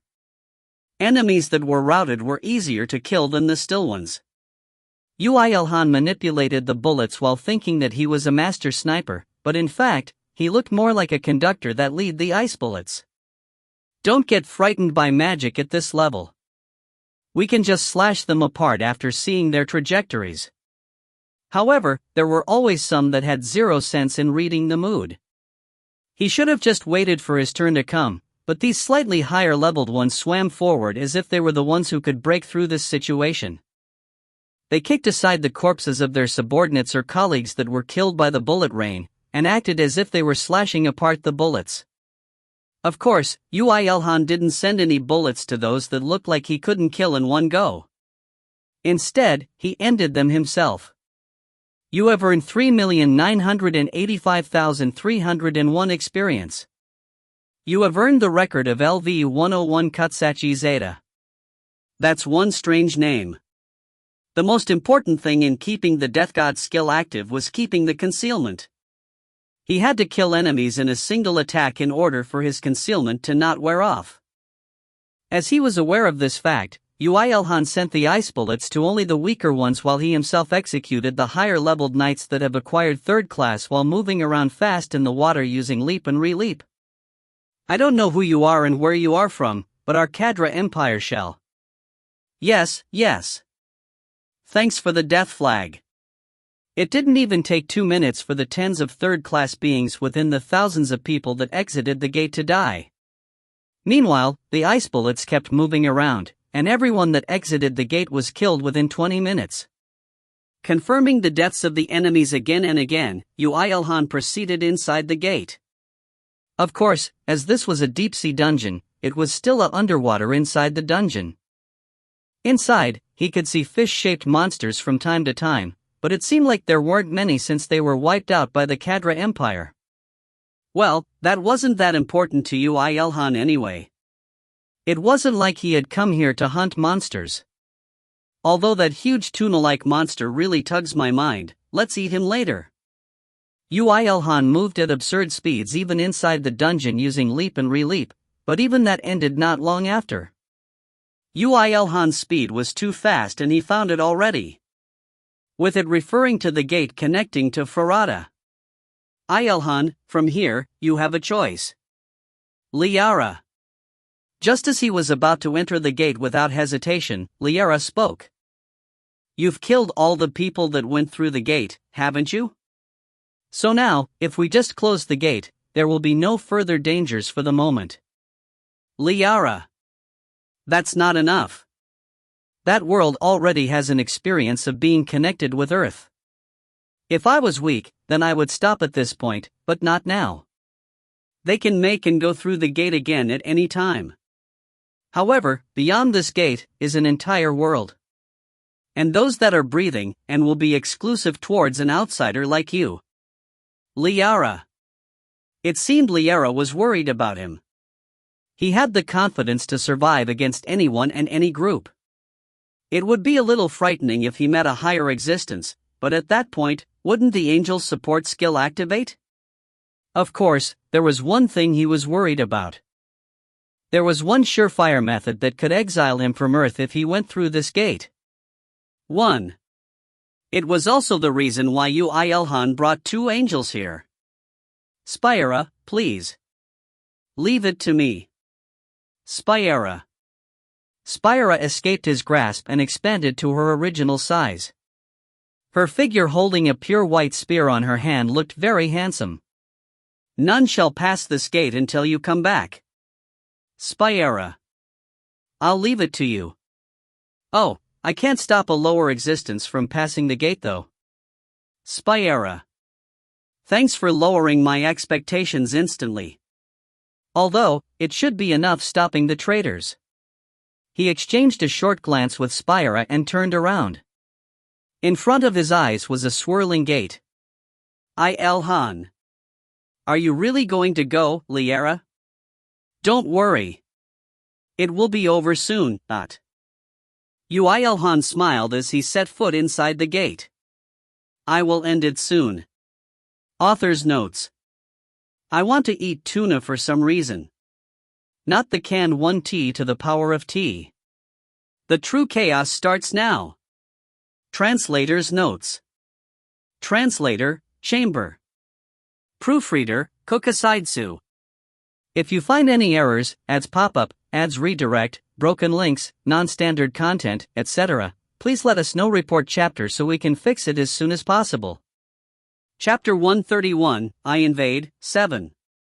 When he entered the gate, the surrounds transitioned to a wide grassland with fresh air.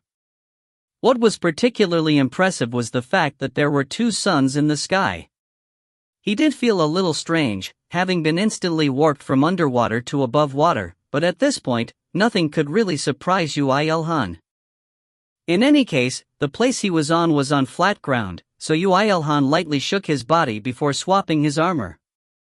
The change was lightning quick, or even faster than grilling beans with lightning, so Liara, who was staring at him, clicked her tongue. You should really show off a little. Liara. I have leather armor underneath anyway, didn't I say that before? Confirming that his armor was equipped correctly on every part of his body, he tied his boots again and looked around. Behind him was the gate that was connected to the undersea dungeon of Earth, and besides it were mages that managed the gate on either side. Around 20 meters away from Yoo IlHan, there was a copy-paste version of the army battalion that Yoo IlHan had just wiped out. What this meant was that Yoo IlHan had took off his armor and changed it to a new one in a blink of an eye in front of all these people. Of course, they could not see Yoo IlHan as he was in concealment. The venue was silent under strict order. From how I can see the castle wall over there, this place should be some kind of garden in the inner castle? Wouldn't it be more secretive? Wow, this place is so high. Don't you think it will be a downhill trip if we go beyond that castle wall? Liara. Yoo IlHan, who looked around as if he had come here for camping, estimated his location before stretching his body. As he had seen all the things he needed to, only action was left. Those mages. You can kill them. I can re-establish a connection as long as the initial connection is set up. Liara. Got it. When Yoo IlHan flicked his fingers, the bodies of the mages instantly exploded. To be exact, their bodies were instantly squashed with 1,000-ton heavy spears. Kaiawak. What the hell? Everyone calm down. I said calm down. Looking at the exploding bodies of the mages that managed the gate, chaos ensued. Chaos, it was a word that Yoo IlHan loved the most. He became the strongest in such times. This time was no exception. You have earned 6,201,293 experience. You have earned 10,291,343. You have. Well, as there were many people in this place, there were quite a few third-class ones as well. Yoo IlHan also took out his throwing spears to massacre the army, unlike the time he was in the sea. It wasn't just his throwing spears. Yoo IlHan himself also picked out the ones he could not kill with throwing spears alone and killed them. However, what he took out in order to do that was not a spear, but a whip. A black whip with dragon leather as the base, and had ground dragon scales embedded inside. Insanely passionate spiked black dragon whip. Rank, Legend. Attack power, 6,200. Durability 7, 200/7, 200. Options dash. 1. 40% increase in attack speed, and inflicts a random curse that activates one of big bleeding, paralysis, at 100% chance upon hit. 2. If whip mastery is over level 60, blood flame blossoms when wielding the whip. The power of the flame becomes strong according to whip mastery level, and becomes stronger according to the amount of enemy blood absorbed. 3. Additional attack by protruding spike on contact of attack. User restrictions, whip mastery level 50 or above. A whip created with the maximum desire for the crafter's offensive desire. If there is a disadvantage, it is that the victim may receive death faster than pain. Although the description on the artifact was slightly disturbing and had a lower attack power than the 8-tailed dragon spear, this whip had an ability that 8-tailed dragon spear did not have. That was the various additional attack options that specialized in attacking everything within a certain range. What Yoo IlHan liked the most was the second option. A-tailed dragon spear also had the purple flame, and in fact, strictly speaking, the purple flame was stronger than the blood flame by a little, but as the whip had a longer reach, it was possible to cause more damage than the spear in a fixed duration of time. Above all, the second option truly came to light when meeting with Blaze. That was because Blaze burnt life force to widen the range, and burnt mana to become stronger. In other words, no matter how long the whip is, there is no additional consumption of mana in activating Blaze. And although he couldn't really compare, Yoo IlHan had collected the most life force in the world. The enemy is still in the vicinity. Don't panic and secure the retreat path. And call the mages who can detect concealment. Quiet. An advanced knight that calmly gave orders was instantly burnt to death on the spot. This happened the moment Yoo IlHan's absurdly fast whip enveloped his body. You have earned 14,302,394 experience. Yoo IlHan quickly withdrew the whip before lashing out again. The whip marvelously did not make any sound as it flew and enveloped the next advanced knight. Critical hit. Kuhak. His whip attacks were comprised of 3 stages. First, the moment the whip envelopes the target, the shock and the sharp dragon scale fragments instantly shatter the target's defensive equipments. The moment it hits, sharp spikes protrude out and dig deep into their flesh. And finally, the blood flame absorbs the target's blood and enters the body through the wound and explode. That sounds painful. Liara compressed her thoughts into one line. Yes. In any case, it would really hurt. They wouldn't even be able to endure that pain and die. You have earned 16,043,439 experience. Even the vice squadron captain of Lyle Knights. We haven't even found the enemy's shadow. We can't do anything with our power. We are paying for the price for trying to taint the sacred battle of competition. 1. When the captains and vice-captains of the Knight Orders started burning to death, thousands lost their morale and wandered around helplessly. However, the whip's real action was starting just now. While the rain of spears fell again and again, Yoo IlHan moved around separately as he swung out with his whip to his heart's content, and the whip that had the power of Blaze did not lose its power even while it stretched out to tens of meters as it swiped across his vision and sliced and burnt all knights. Save me. Run from this PL. Quack. You have. Would shooting laser cannons create such a scene? The whip Yoo IlHan lashed out with extended in a straight line to pierce everything in its path, and when Yoo IlHan lightly shook his wrist, the whip moved according to the trajectory and slashed apart everything in its path. Tens of second classes were killed instantly with Yoo IlHan's light strike. People of Earth would be shocked upon seeing this. No, perhaps Takagaki Asoa, who also wielded the whip, may become angry, saying that this wasn't a whip, but a weapon of mass destruction. Was it just that? Whenever Yoo IlHan caused chaos, the flame that flickered off the whip would spread to the ground and cause a fire.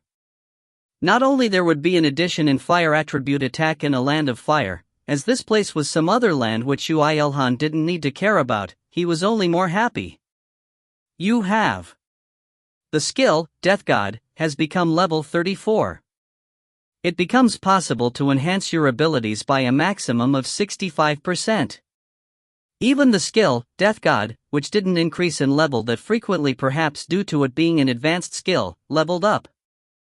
Of course, as Yoo IlHan's concealment didn't wear off even once after coming to this world, his Death God skill's ability enhancement was being applied at maximum value right now. Is it because it's their main camp? Or is it because they gathered only their elites? There sure are a lot of third classes. IlHan. I can feel fourth classes approaching from afar. And 2 of them too. Liara. Well, it would be strange if they didn't notice anything after all this mess.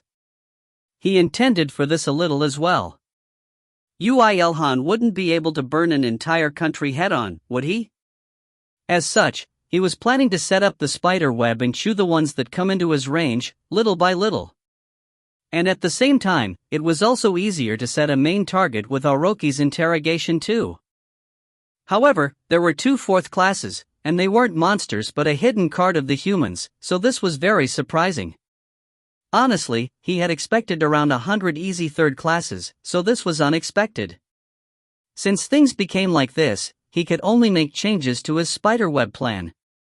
As this was no abandoned world, nor was the enemy a higher existence, it was impossible to receive power from angel support, and as he couldn't receive the benefits of anti-Dragonkin weapons, he couldn't say anything was easy. The only thing Yoo IlHan could believe in right now was the massive attack power support from the ambush with the Death God skill active. To just believe in that though, the wall of fourth classes weren't so easily overcome. God damn it. Let's think after I clean these mobs out. Yoo IlHan stopped thinking and lashed out with his whip even widely. He lashed out as if to burn the entire cast. You, motherfucker, ah. That's one loud voice he has there. Hearing the loud sound that came from afar, Yoo IlHan exclaimed quietly. The whip that lashed out at the same time of his exclamation silently burnt the necks of tens of knights. However, it seems his legs aren't faster than his voice. Such evil words. Of course, it isn't like the enemy can hear you. Liara. Shut up. I have a weak heart so I can't diss them up front. Someone with a weak heart is massacring people like this? That's that, and this is just some EXP pot.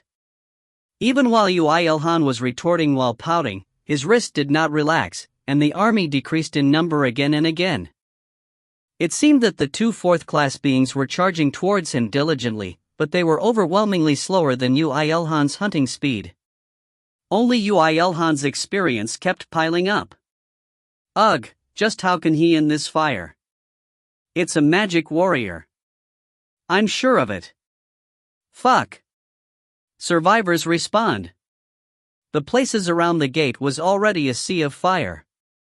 The endlessly soaring fire, and the disturbing smell of smoke offered a sharp sting to everyone in this place with the exception of Yoo IlHan. The army, which had lost all its power as a group, shattered into pieces, and in fact, they were all being shattered into pieces before burning up completely, all in real time. I will definitely find you and kill you. Master. When the master of the voice approached near Yoo IlHan, there were 0 survivors from the army. There was only the massive wave of fire rushing towards the castle walls. It was rather impressive for the gate to be still existing. Oh my god, the entire army was obliterated. Was the voice of a middle-aged man that arrived at the scene, as soon as he confirmed that scene. So it was impossible to deceive a fourth class with just fire, huh? Of course, Yoo IlHan had no intentions of deceiving them anyway. Obliterated? They were obliterated. How can that be? They must have gone over to Earth already.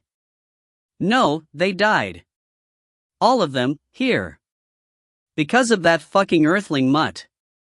Oh, invaders were of a different class alright.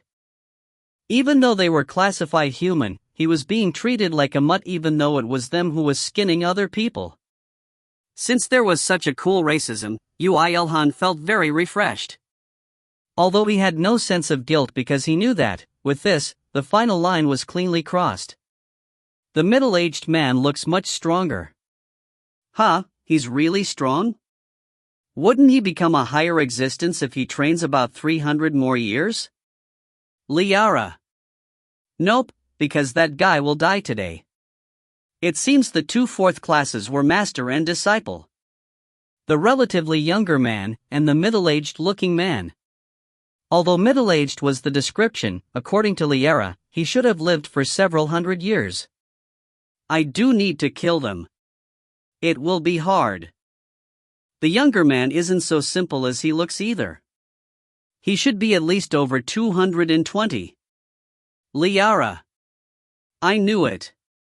It would be hard to kill either even if he used an ambush, and when that happens, he would have to fight against two. However, Yoo IlHan was thinking about how to fight against those two when he came to a genius conclusion. Liara, did you say that gate was closed right now? Yeah.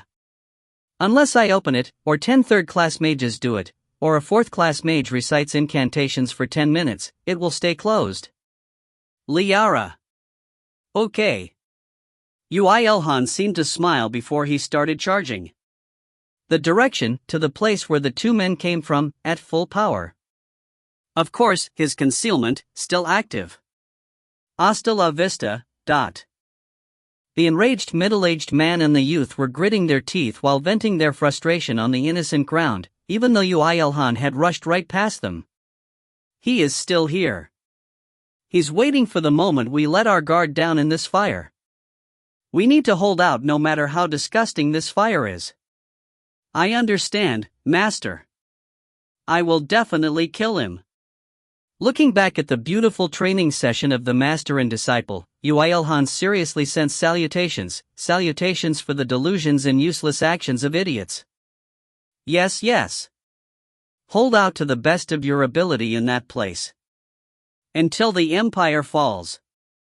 Adding on top of that, there would be since they were in a place of fire. Oh my, how clever. I'm quite capable. Yoo IlHan, who became proud after receiving such a praise, diligently moved his legs and assaulted the inner castle without the two protectors. It took 20 minutes for the two to realize that something was wrong, and at that time, every important item in the Empire had already been burnt to the ground. Author's notes. Yoo IlHan brand equipment is world's best. Brilliant teasing by Yoo IlHan even in midst of battle. Hasta la vista, Spanish for see you later. Translator's notes. Translator, Chamber. Proofreader, Kokasaidsu. 1. Notice it's in capitals. If you find any errors, ads pop up, ads redirect, broken links, non-standard content, etc., please let us know. Report chapter so we can fix it as soon as possible. Chapter 132, I Invade, 8. Empires weren't called empires for nothing. Cadra Empire, which existed for thousands of years from the first cataclysm to until now, just before the third cataclysm, could be said to be the place where all power of the world of Farada had gathered. Especially the castle built for the emperor, Pajin Mekadira, was no different from the sign of the history and power of the empire. Not only did many mages over the years combine their powers to set up countless guardian formations over the castle, superhumans with absurd power and absolute loyalty towards the empire had flocked together as well. Not to mention the imperial bodyguards, there was a night order that protected the imperial palace, and a night order that took the mission of protecting the imperial family. They were on a completely different scale to the one that had been dispatched to Earth. But somehow, Yoo IlHan thought, hey, these guys would be done in by me even if they come over to Earth. Why are they sending those weak trash? So you're finally becoming a little arrogant. Liara replied with a laugh. However, after speaking, she propped out her head from Yoo IlHan's embrace and looked around, when she shrunk back in and took back her words. Perhaps it's not arrogance, Liara. A burning castle, and many dead members of the Imperial Guardian Knight Order composed of only third-class beings. They were all done in with a single whip strike too. Though, they did immediately get sucked into Yoo IlHan's inventory. His remote collection technique was developing even now. Arrogance is taboo. It will be the end the moment I subjectively evaluate myself. The horror of realizing that you weren't when you thought you were. No, stop. Liara. Yes. In fact, I'm a loner, so I have no experience of that either. I'm only simulating what could potentially be my embarrassment later and am being careful of that. However, it seems Liara had a past experience. Yoo IlHan gently stroked her, when she was pulling out her hair in grief, as he walked forward. Meanwhile, the fire kept spreading. Expensive decorative armor, vases, paintings, pottery, and even various protection magic casted over many places of the castle were being incinerated.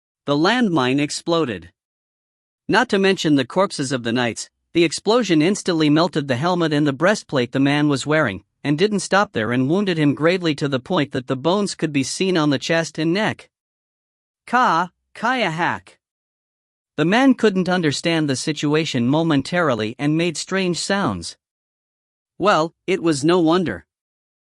If it was such a big explosion, there was no way there would be no presence of mana, but even the man, whose senses were heightened with becoming fourth class, did not notice it, and that meant that there was a mage that was much stronger than him, but there was no way such a mage existed on Earth. The answer was a death god, easy, right? Who would know that? Liara. Yoo IlHan put Aegis away and showed up completely intact before saying the answer. Though, the man couldn't hear him. No, in fact, as he was falling with the collapsing floor rubble, there was no way he could focus on anything. Hop. Yoo IlHan, who had grabbed onto a pillar as he knew that the floor would collapse, swung his whip towards the neck of the guy that was falling down. The whip seemed to extend tens of meters with the blood flame before succeeding to sever the guy's neck. It didn't end with that, and the fire spread over to the body and burnt everything. For Yoo IlHan, there would never be a case where he would lose a running enemy and be frustrated over it. He thought that there was a need to check dead ends, burn the corpse, go down to the bottom of the cliff, and even search the afterworld after every battle. Although he had never met one yet, what if the enemy had a necromancer that could use the body of someone Yoo IlHan killed and make a strong monster through it? He'd be frustrated to death. Kia, look at that experience. IlHan, both the left and right walls have massive holes. Liara. I poured so many third-class magic stones in this to make an emergency massacre landmine. That's natural. In fact, I'm rather surprised that the castle held out. You must feel good, feeling the need to massacre in an emergency. Liara. The explosion of the landmine brought great effects. Perhaps because the knight in his armor received all the upward shock, the ceiling miraculously didn't collapse, but instead, not only the floor, the walls on either side were instantly obliterated. A portion of the imperial palace that held out for countless years instantly crumbled just now. The soldiers that were trying to put out the fire from outside the castle were looking up towards the hallway of the explosion with their jaws slack, and the other side wasn't much different either. Soon, this would be reported towards the higher-ups, so this place would become a tourist attraction soon. Although, not many would be able to enter since there was no floor. If it was possible, he wanted to dig another trap and massacre the enemies, but that plan was no good since there was nothing to dig. Yoo IlHan called out one of Aegis's shields and leaped from it towards another hallway. In his arms was the head of the knight he had just slain. Even while burning the body using the blood flame, the head was still intact. What are you going to do with that head, though? Liara. Of course, pulling aggro. Let's throw this somewhere and put a landmine right next to it. I'm sure there is one idiot that would step on it. Liara. Evil, so evil. Was this even human? No matter how Liara was Yoo IlHan's eternal ally, she thought that this plan was better off failing, but unfortunately, his plan had marvelously succeeded. Festu. The master, who was sure that the disciple had died from the witness accounts of the knights, got agitated upon seeing the head and splendidly activated the landmine by rushing in a straight line. Kuhuk. However, a touching scene played out at that moment. The master, who realized that a landmine was exploding, embraced the head instantly and crouched in order to protect it, resulting in more damage. While in fact, that was all useless since Yoo IlHan had installed a landmine inside the disciple's head anyway. The master, who had received shock both from the inside and the outside, received a fatal wound due to his foolish love for his disciple. His face was almost completely incinerated, with his eyesight gone, and his heart could almost be seen. Not only that, his spine could be seen on the back. 1. Wow, humans are humans alright. They're weaker than monsters even at a higher level. What was amazing was that he was still standing with his two legs despite the injury. Seeing that the head of his disciple had been completely obliterated without leaving behind any dust, the master shouted in despair. Cock! You fucka, are you still human? Aha, so you skim the people of Earth because you are human, Yoo IlHan lashed out with his whip violently towards the middle-aged man that was speaking bullshit. If he had the time, he wouldn't have killed him so easily, quite unfortunate. The whip, that substituted his silent rage into a raging wave, severed the neck completely with sharpness that was sharper than a sword, and at an absurd speed. Yoo IlHan burned the severed body and took the head. You have earned 11,493,018,347 experience. Wayo! He confirmed again, but it was correct. He had just acquired around 11.5 billion experience. No matter how high-leveled the man he killed was, he still wasn't over 250. Liara spoke in boasting. See? He was quite the amazing human. The amount of experience is proof. Liara. Even Karos gave only a third of this much even though he was level 242.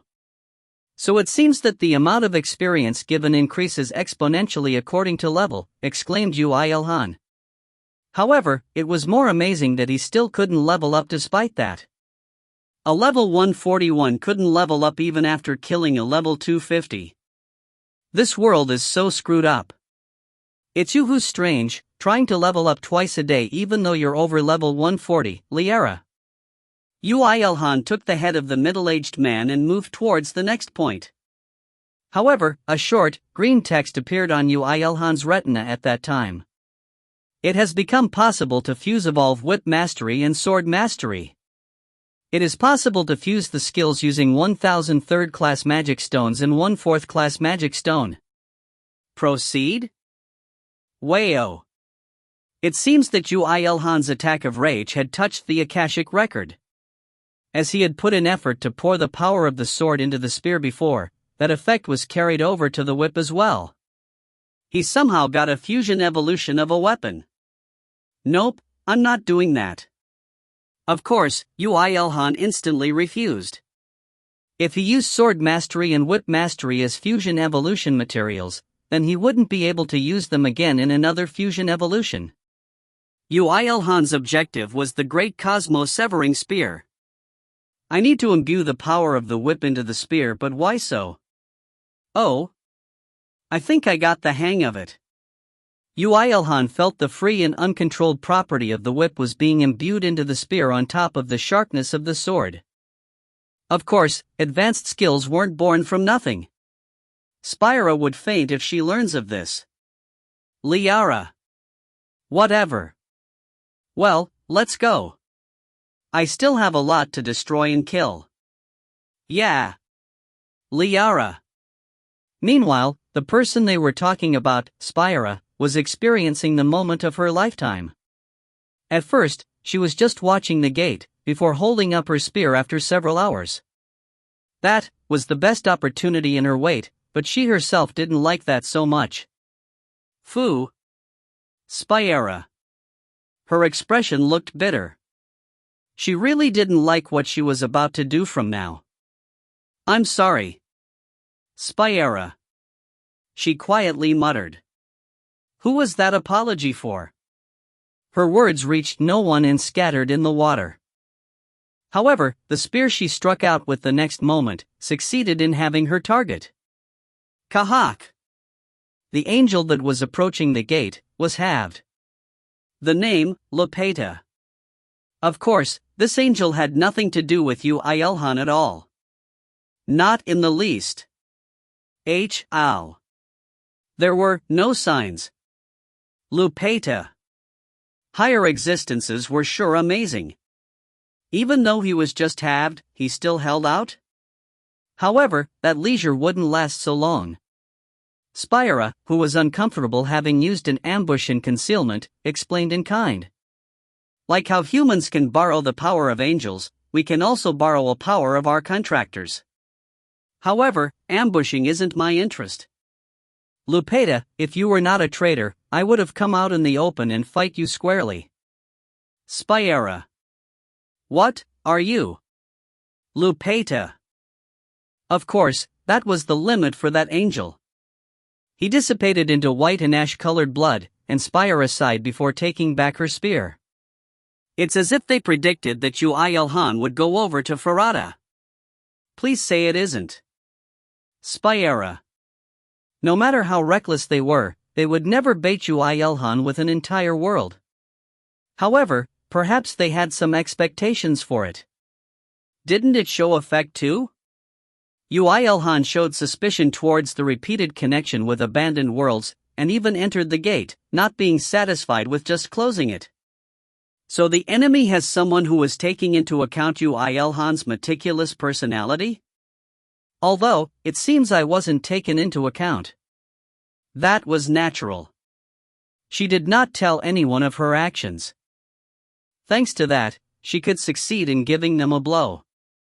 What is more worrying is that, Spyera, she muttered before raising her head.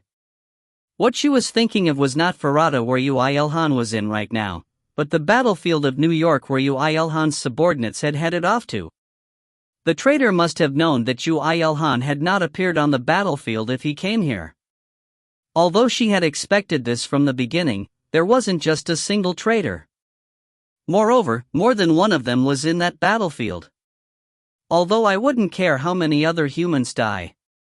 On the battlefield, there were many related to Yoo IlHan. Not to mention Flemir and Irisha, there were the elves Yoo IlHan was looking after, although he pretended to not care about them, and his son Ymir, who he cherished a lot. If they put their hands on Armir, then I'll kill them all. Spyera. In fact, Spyera had taken quite a liking towards Mir too. Author's notes. In the last chapter, some of you had questions about the defense of fourth classes, so I'll take this opportunity to explain. The defense of a mage and a knight doesn't just differ with defensive equipment, but with the evolved physical body according to their class. Health stat also takes a part in defense. If a fourth class mage's defense without any armor is 10, then a fourth class knight's defense would be over 1000. They are on a completely different scale. There were quite a lot of views on IlHan's actions. However, if we start talking about the responsibility of the enemies, it would become really complicated. He might not be able to kill the emperor, and perhaps might be defeated if he let any of them go. Since he is no Solomon, he cannot differentiate good and evil perfectly, could he? And it must not happen either. In that sense, IlHan's judging standards are simple. Everyone with hostility towards him are enemies, even if they may be just soldiers under orders. And under those standards, no one would be able to escape his spear in that castle. What you must not forget is that if someone is affiliated to the imperial family, there is no way that they are not related to the Earth invasion. Spyera bait, I did intend for this a little. Would there be someone who was baited by that, I wonder? Translator's notes. 1. Phew, that's grotesque. Author, you sure this is PG rated? If you find any errors, ads pop up, ads redirect, broken links, non-standard content, etc., please let us know. Report chapter so we can fix it as soon as possible. Chapter 133, Not Me But My Son? 1. Even while running inside the collapsing castle, Yoo IlHan felt conflicted. I feel like I won't ever be able to level up at this rate. Let's take it slow. IlHan, you're a genius, so it will only take you 50 years to become a higher existence. Liara. So Liara knew that his main objective was becoming a higher existence. Looking at Liara with sparkly eyes in his embrace, Yoo IlHan felt slightly suspicious but still asked anyway. What's the required level to become a higher existence? 1. Liara. Sparta. Although, he did expect this to a certain extent. Although, he also thought that it may have been 400. But thinking about how I'm not even at the halfway line, it drains my energy. Other higher existences would become angry if they heard you. Liara. Although he was in grumbling, Yoo IlHan was in fact not resting but moving around the entire time. He set more things on fire as soon as his mana recovered, using the whip that had blazoned blood flame, destroyed every protective magic he saw, and killed every knight in his sight. Even I had a time when I dreamed of a tragic love with a maid I met in an enemy territory. Says an arsonist demon. Liara. He could see no one without ability within the castle. Everyone he saw was at least second class. As expected of the castle in the imperial city of an empire. The standards were quite strict. Although, it was all on fire now. What are you going to do if the entire castle incinerates into nothing? Liara. I'm going to cause a mess until I get a call from Erda. I need to make sure these guys never dream of invading again. My objective is only chaos, and the annihilation of the experts. Killing the Emperor? He had no such thoughts. No matter how Yoo IlHan outclassed everyone as an invader, he did not think that it would be easy to kill an emperor of an empire. At best, he would be able to kill his substitute. However, in fact, he did not need to kill the emperor, nor was there a use in killing him. Why? Emperors were only the head of a huge community of men. Even if he killed one, a new head, PR, or two, would rise to replace him. Why was Pan Man invincible? He's invincible since no matter how much he receives damage, he would be instantly full of vitality once he switched heads. Yoo IlHan thought that was absurdly OP when he watched the show as a child. However, perhaps it was a parody of injustice in human society seen in histories, and a criticism on the unchanging upper society even though they were rotten to the core. Perhaps it isn't. So, I destroy the body instead, so even when a new head appears, it wouldn't be able to exert any power. Very, very diligently. IlHan, your reasoning really is different from other people, Liara. Even while Liara was muttering that, Yoo IlHan's destructive plan was going very smoothly. This damned castle was too big, so it did take a lot of time, but the fire he had set did not get extinguished and broke one protective magic in the castle after another, and the blood flame became even bigger while consuming the mana that flowed out from the broken magic formations. Originally, the protective magic would activate before the fire grew to be too big, and if that didn't work, the mages would come into play and extinguish the fire, but both of them had been broken by Yoo IlHan. The castle, which was the core of power of humanity of Farada, was collapsing like that. By a single third-class human. Since the fire had spread so far, the upper parts of the castle had long since collapsed due to the fire, and where Yoo IlHan was in right now was in the central parts of the underground. Of course, he had killed everyone he had met on the way down. Perhaps there were some people belonging to the imperial family among the ones he killed, but that did not matter to Yoo IlHan at all. There must be a huge amount of treasure in the castle, aren't you taking them? Liara. There are mountains of them from just what I got in Daru. Moreover, at this point, they must have all melted down no matter which part of the castle they are in. Moreover, if there was an artifact he needed, he could just make them himself. However, Liara didn't seem to have given up as she nagged him again. In fact, I found a magic that looks like that was cast over the treasure vault. Can't you just take the entire treasure vault into your inventory? You can check it later. Yeah. It won't take that long either. And in fact, it's just ahead of us. So please? Liara. You like diamond rings so much. Yes. I want to receive one. Liara. Liara declared firmly without the slightest bit of embarrassment. Yoo IlHan sighed and confirmed with her. Can I really take it into my inventory? Of course, if you just break the protective magic. Liara. ****, okay. Since it's ahead of us, it will be strange if we don't go. Not only could he not reject because it was Liara's request, considering that the vault was intact, even if Yoo IlHan wiped out both the head and the body, it was likely that the remaining people would use the treasures in the vault to build a strong empire again. As he couldn't let that happen, Yoo IlHan just obediently ran according to her directions. Turn left here. Liara. Hey! It's a super advanced illusion magic that will lead you outside if you don't go the correct way. Even your concealment skill would not deceive it. It's a super illusion magic completed over several generations. Liara. But won't you be caught in some rule of higher existences if you tell me that? There's no rule like that. Moreover, look. Liara. Yoo IlHan looked towards the direction Liara was pointing. He finally found something weird, and it was that the supersized blood flame Yoo IlHan had created seemed like it was covering every single inch, but it also seemed like some were emitting heat while some of it didn't. In other words, there were fake flames and real flames here. As Yoo IlHan was the one who generated these flames, the fake flames could not deceive Yoo IlHan anymore. Protecting the real path with protective magic, and adding illusion magic on top of it to deceive the enemy. How is it? Don't you think there will be something if you go to where the fake flames are leading you? Liara. How do you know so well when you don't specialize in magic? Although my magic is no good, finding and destroying magic is my specialty.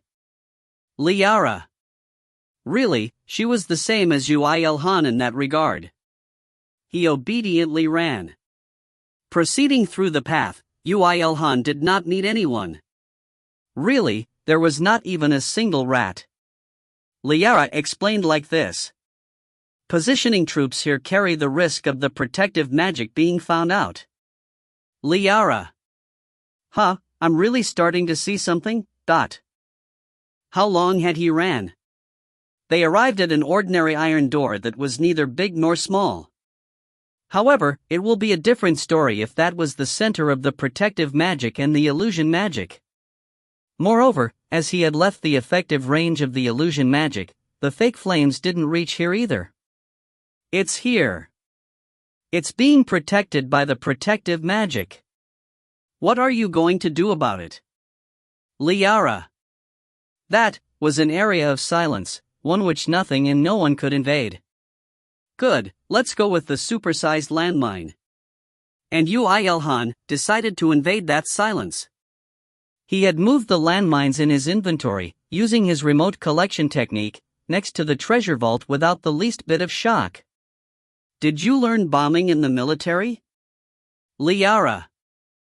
Manual labor is all about finding the right tricks, Liara. The reason Yoo IlHan himself didn't move was very simple.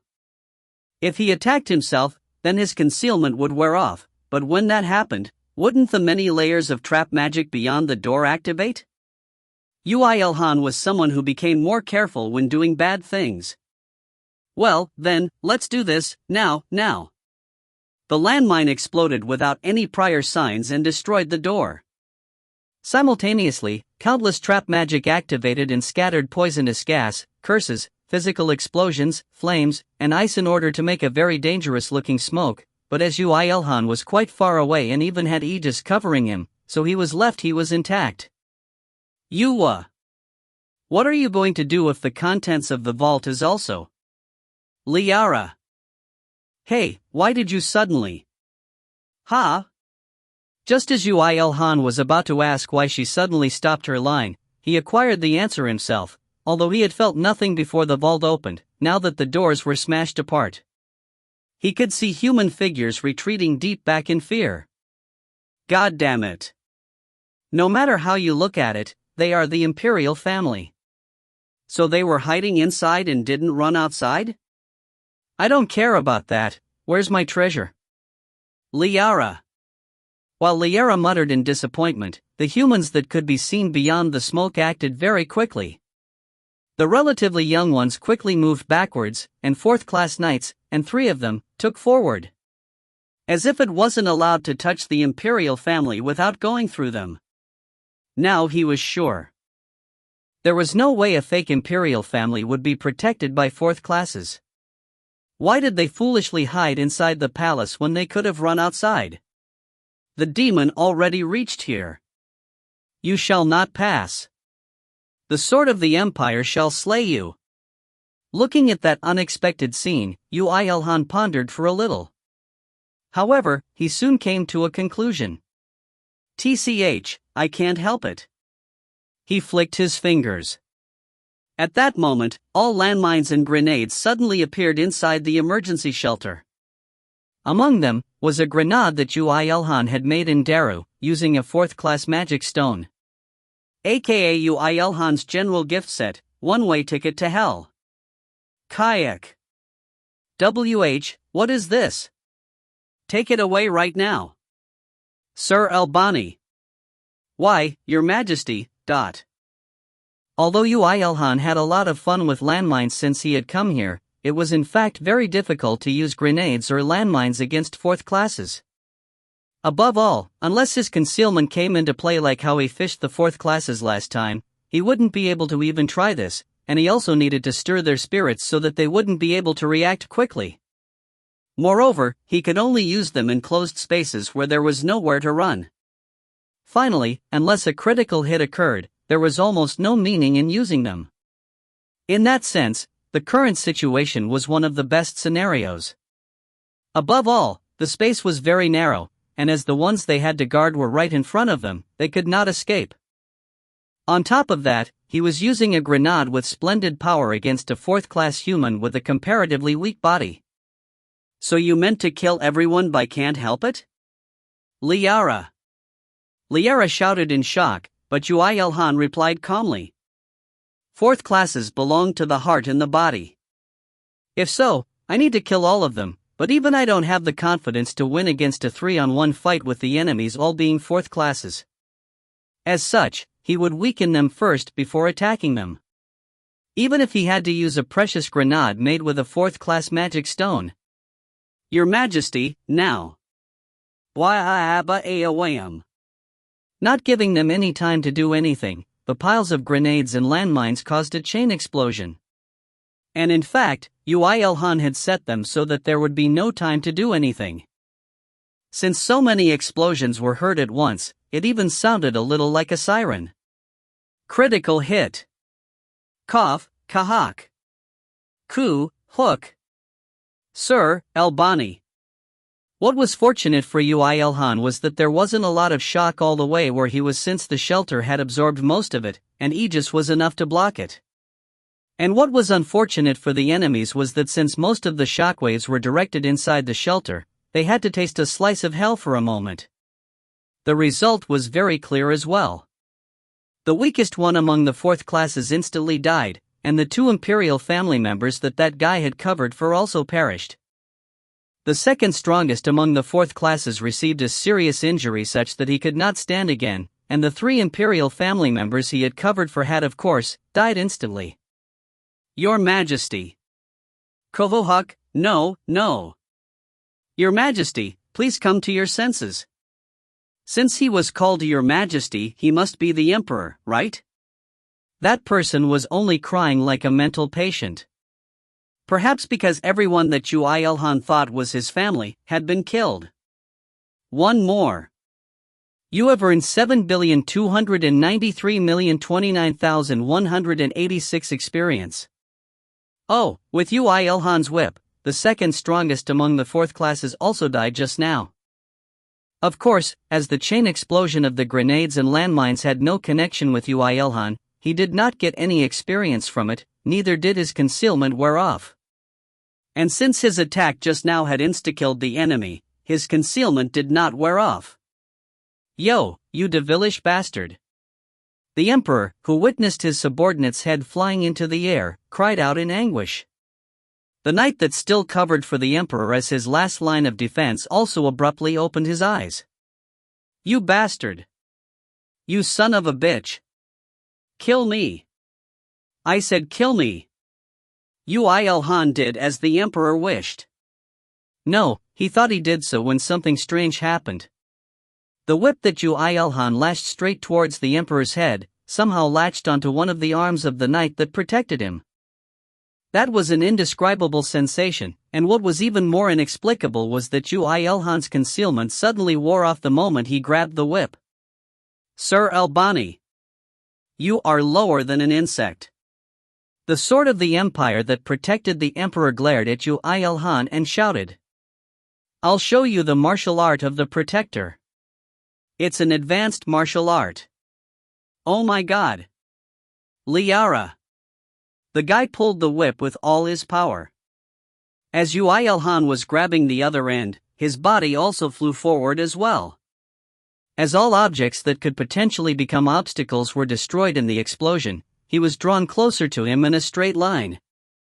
And he couldn't even react. A knee kick after the pulling. That desperate attack was dissipated by the 5 layers of Aegis shields that gathered in front of Yoo IlHan's stomach, but as if having waited for it, the guy had let the whip go and struck Yoo IlHan after gathering all his mana on his single elbow. Crack! That speed was too fast for Aegis to catch up. However, the moment his elbow was about to pierce Yoo IlHan's chest, many gigantic blades protruded out from the chest area and blocked his elbow.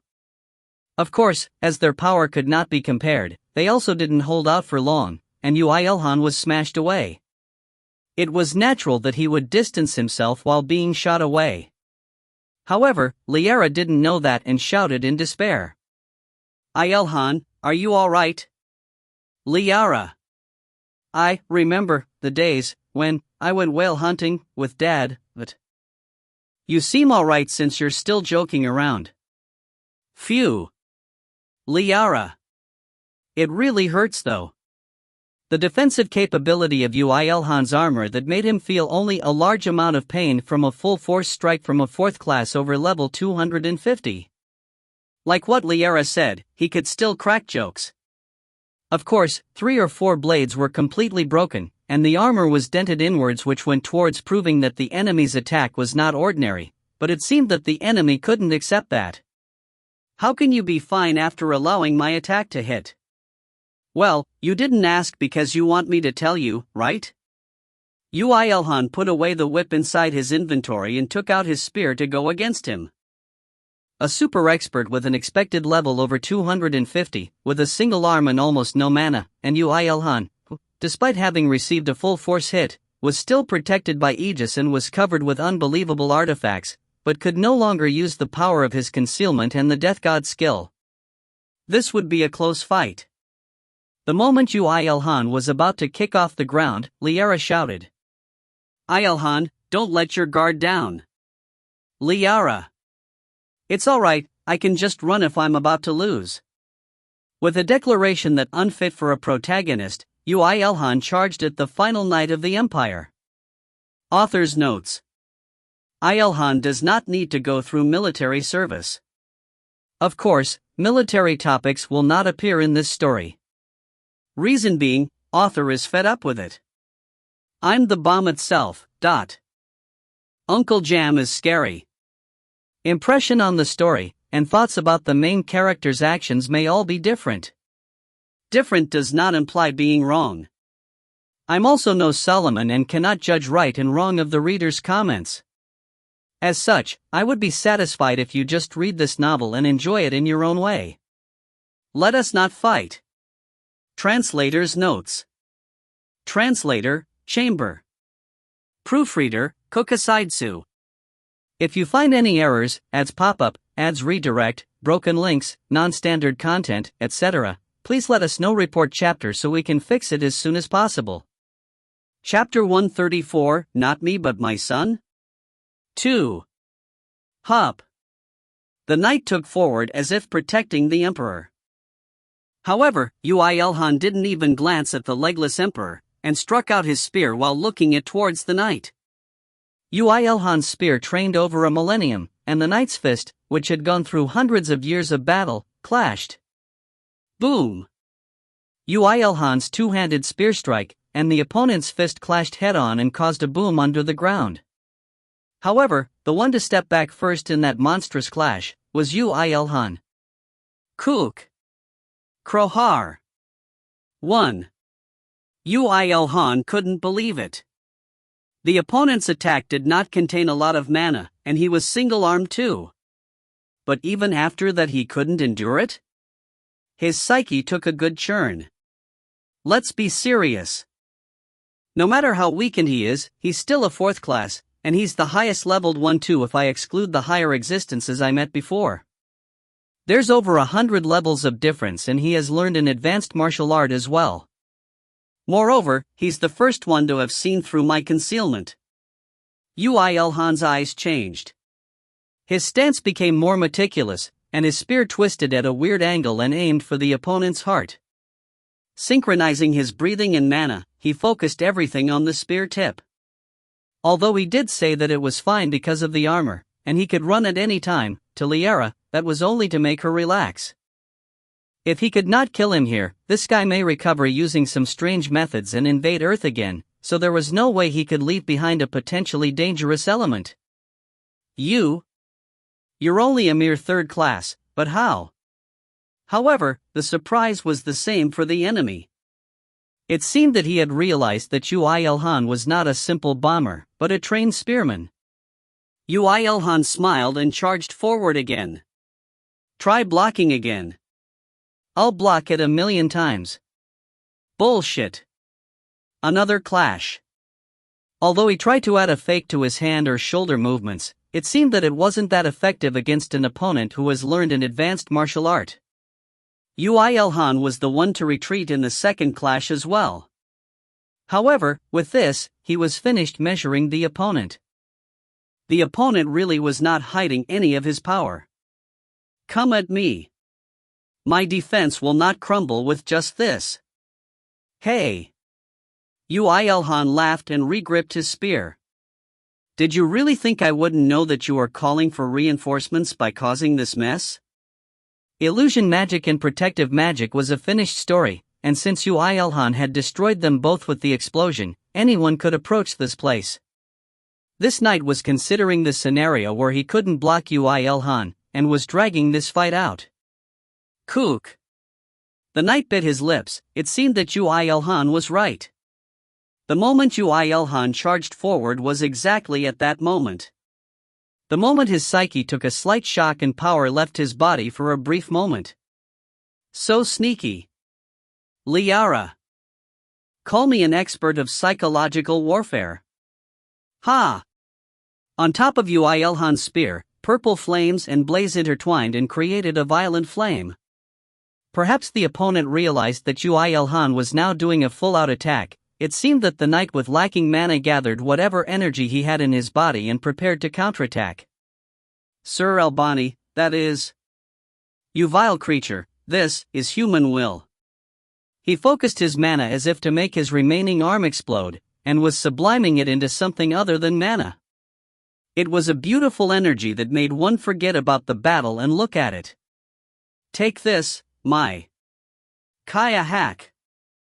However, that was that, an opportunity was still an opportunity. Just before Yoo IlHan's spear clashed head-on with the opponent's fist, an untraceable trajectory Yoo IlHan had struck out beforehand ripped his neck apart. Cup, ho up. What was really amazing was that the fist did not even tremble with that attack. As expected of an advanced skill that is equal to the spear of untraceable trajectory. And Kaya hack. Critical hit. The skill, Spear of Untraceable Trajectory, has become level 27. It becomes possible to attack faster, more secretively and consecutively. The skill, Critical Hit, has become level 51. The critical hit rate increases. The moment Yoo IlHan's spear seemed to clash with his fist, yet another invisible spear strike created a second hole in his neck. Oh my god, two at almost the same time. Liara. Just die. Unless Yoo IlHan was some single-episode monster that came out in Power Rangers, there was no way he could receive a full power hit head-on, is there? In fear of getting hit by the remaining energy in the fist, he hurriedly retreated and landed. Cup, Kohak. However, it seems he was overly worried. Although the opponent tried to attack Yoo IlHan with purely superhuman willpower, the moment Yoo IlHan's second strike landed as a critical hit, the option on the eight-tailed dragon spear activated and scattered extremely poisonous material fog. This poisonous fog was difficult to endure even with extreme poison resistance. And this time, the opponent had inhaled it directly through the windpipe, so the result was obvious. However, the knight still muttered more words even while trembling in this situation. How can? This is human will. UBAS. Even while coughing out blood due to using an advanced spear skill twice almost simultaneously, he kept mocking the knight. If there was a mocking competition, gold would be his. However, Liara managed to read the deep rage inside his light words. She had seen so much of him hiding his true thoughts inside his light actions for a millennium. Moreover, she was also fed up with those humans with their multiple rulers. If there was any time she felt disgusted for humans in her time as Angel, it would be right now. Did you really have to do this? Did you really have to destroy a castle with an entire history of a whole world, and step on the dreams and hopes of everything that grew in it? Did you have to kill the imperial family? And even the descendants who knew nothing? Knew nothing? And did you really have to skin innocent people all the way on Earth? Ha! It seems Yoo IlHan's patience was near the limit. He asked the knight who was coughing out blood with a bright smile. At that moment, the knight's eyelids trembled and he shut his mouth. Of course. This was about invading an entire world. There was no way an imperial bodyguard knight would not know when he protected the emperor right by his side. If you make me accept it, then I'll let you go, so please speak. Hey, I'm giving you the chance. That's. Speak, said Yoo IlHan softly. The knight seemed to stutter before opening his mouth. That has something to do with the fate of our world. Oh, yes, of course. And that fate looks to be sure now. From now, you will be destroyed. I'll make it so. Yoo IlHan made a thick smile. Unconcealable killing intent could be felt from his light words. Liara, who was quietly watching this entire conversation playing out in his embrace, thought how cool. As expected of a hopeless angel. Hack. And you talked about human will or whatnot, but that wasn't even funny. Yoo IlHan raised his 8-tailed dragon spear. As he had serious injuries, and even had holes in his neck too, and even directly inhaled the poisonous fog, he would die even if he left him alone. But it didn't fit with Yoo IlHan's personality to leave the enemy alone. You guys are not human. Purple flames and blaze burned. Perhaps this, too, has something that was more than just mana. You are trash worse than monsters. When he threw his spear, it flew and struck as if the spear was meant to be in that place, and pierced the head of the knight. Blaze, which gave the greatest pain by burning extremely brightly, severed his life the next moment.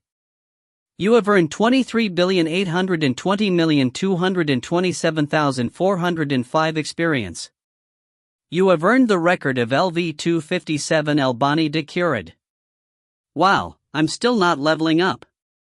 That's really frustrating. How many would this Albani guy would have killed in order to reach level 257? Yoo IlHan stuck out his tongue at the overwhelming weight of time, and approached the last man here. Spare me! Shouted the Emperor in despair. We only wanted a safer dungeon. What the hell is up with that?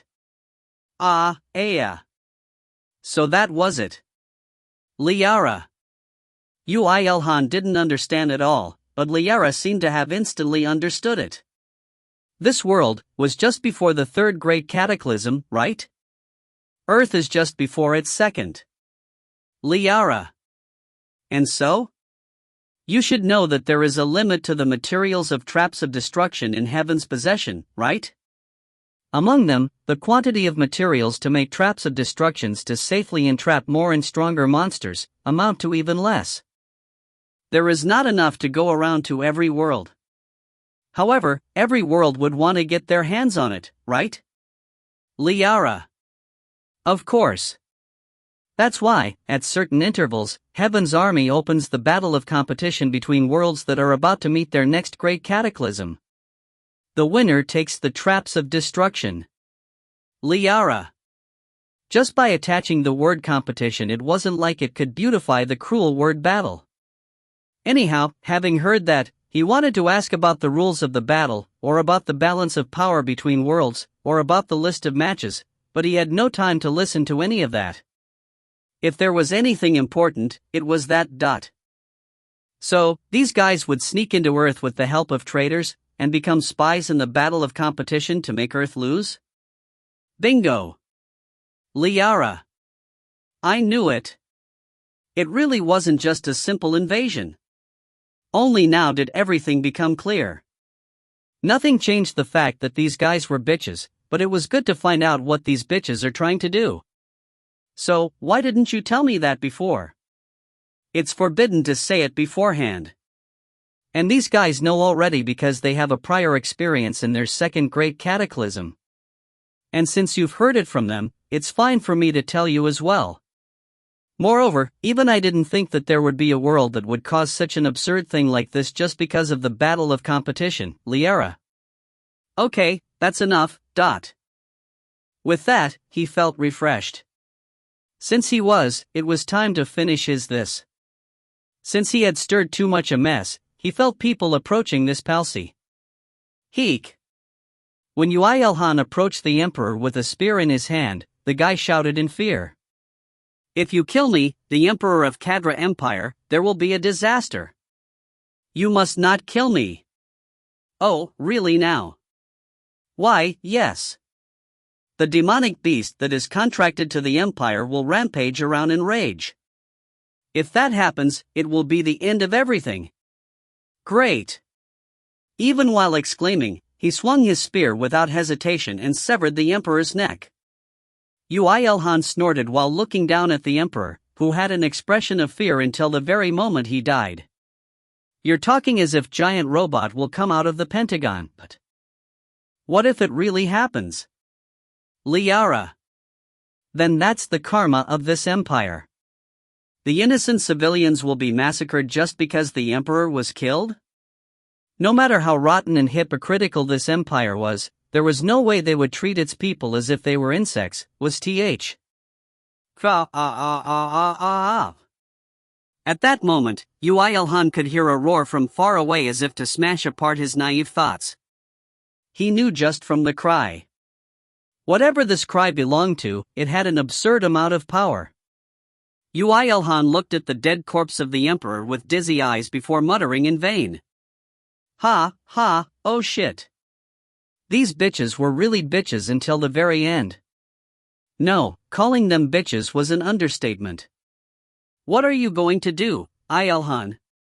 Liara. I dunno. If I go back to Earth, I'll try visiting the Pentagon. Yes. I'll go together with you. So what about now? Liara. Well, of course. Yoo IlHan heaved a deep sigh. He would welcome that beast if it just stomped on the leader-class people of this empire, but the probability of that was infinitely close to zero. Shouldn't I take care of it since I caused it? I really don't want the innocent people to die. How can you be so merciful at such critical moments, Liara? Humph, shut up. Yoo IlHan could see that the knights that were approaching this place had already stopped due to that cry. Well then. What did he have to say in order to use them well?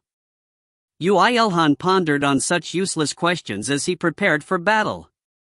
Author's notes. Those who were curious about how the Emperor keeps his power should have understood the means after reading this chapter. Probably T to the power of T.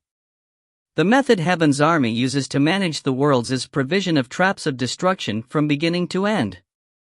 Without this, all worlds will become doomed. So is it possible for those that disguise themselves in human skin to act as spies in the battle of competition? This will be handled later with more content on the battle of competition. In fact, IlHan's current attitude is quite hypocritical. It's not like I created the perfect saint from the beginning either. However, I think I can promise you that he will walk his own path without wavering.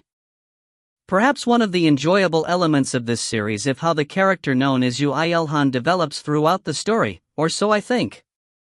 Translator's notes. Translator, Chamber. Proofreader, Kokasaidsu. 1. Probably Orochi here. 2. How was he even speaking? If you find any errors, ads pop up, ads redirect, broken links, non-standard content, etc., please let us know. Report chapter so we can fix it as soon as possible. Chapter 135, Not Me But My Son? 3. Disaster fell upon the empire of Cadra. It appeared without prior notice on a hill nearby the imperial castle, and bellowed as if to make everyone acknowledge its existence.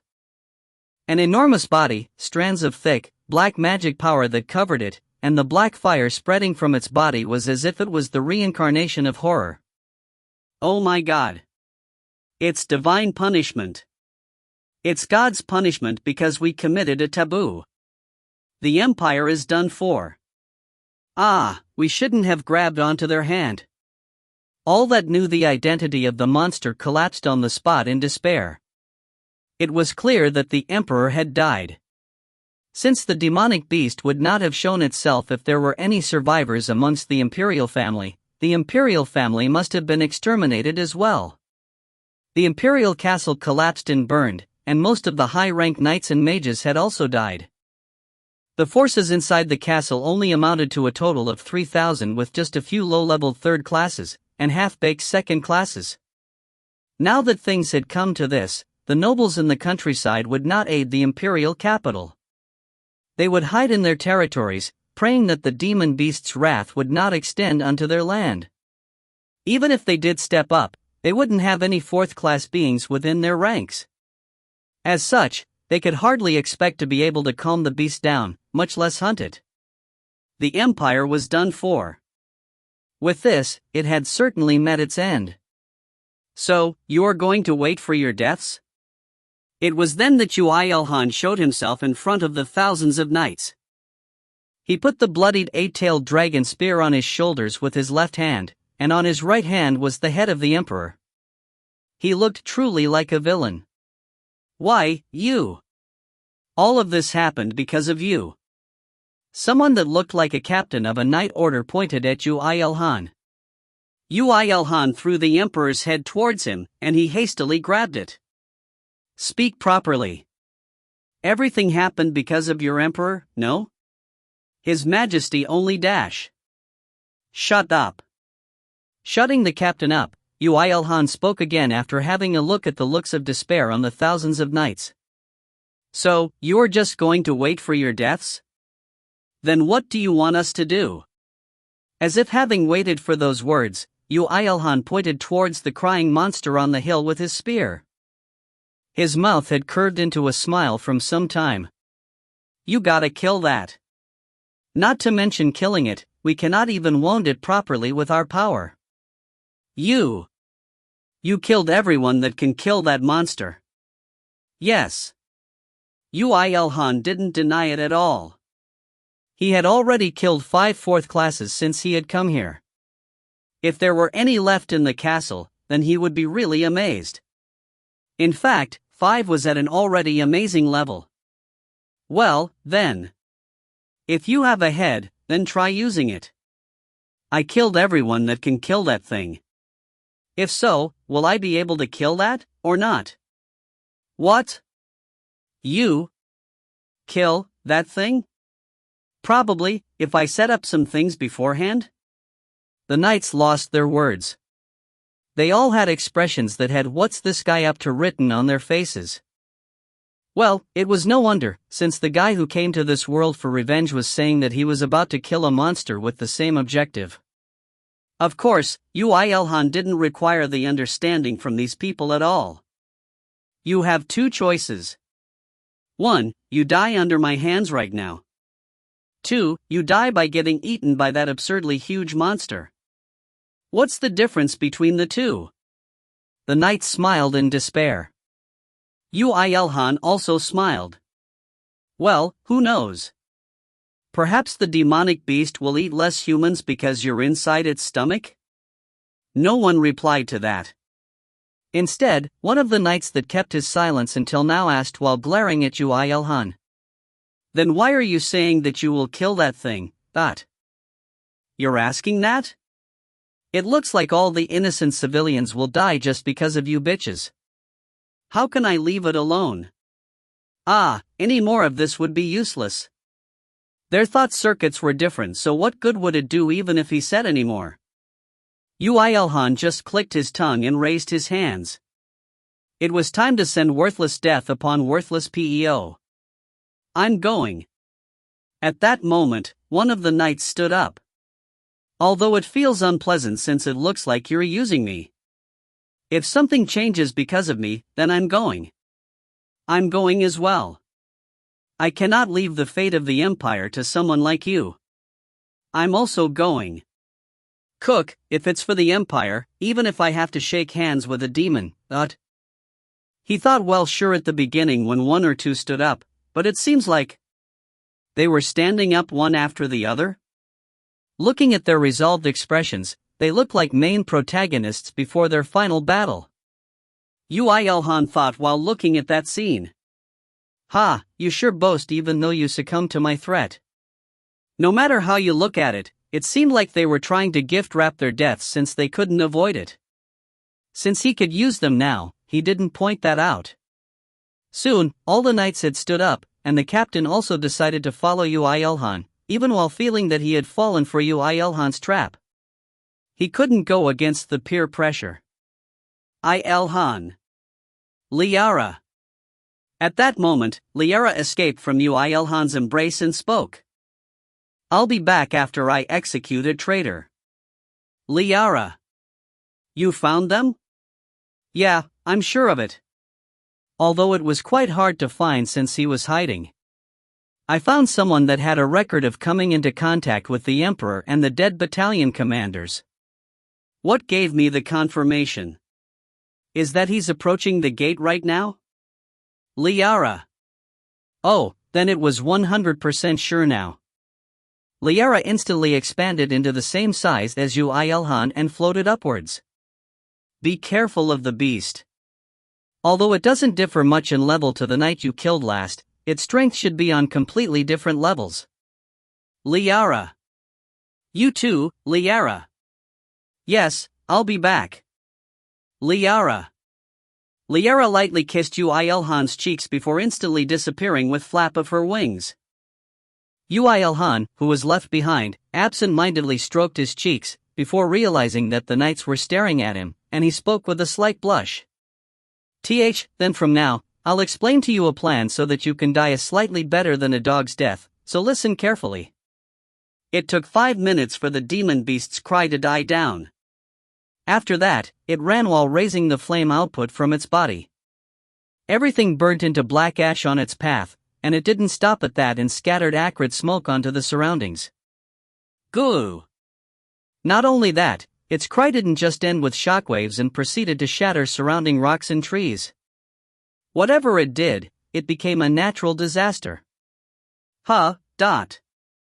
Even Yoo IlHan, who resolved himself to kill it, thought that wouldn't I really die in this fight? As he approached the area. Would his armor hold out well?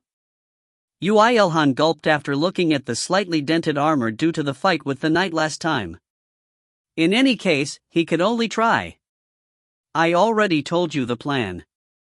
I throw and it gets pierced. Then we grab and hold. The knights answered with very stiff expressions. Yoo IlHan nodded and held a thick dragon bone harpoon with both of his hands. The harpoon, which had undergone many upgrades to have enhanced durability along with piercing power and restrictive power. Of course, he had long since embedded a pillar that went with it.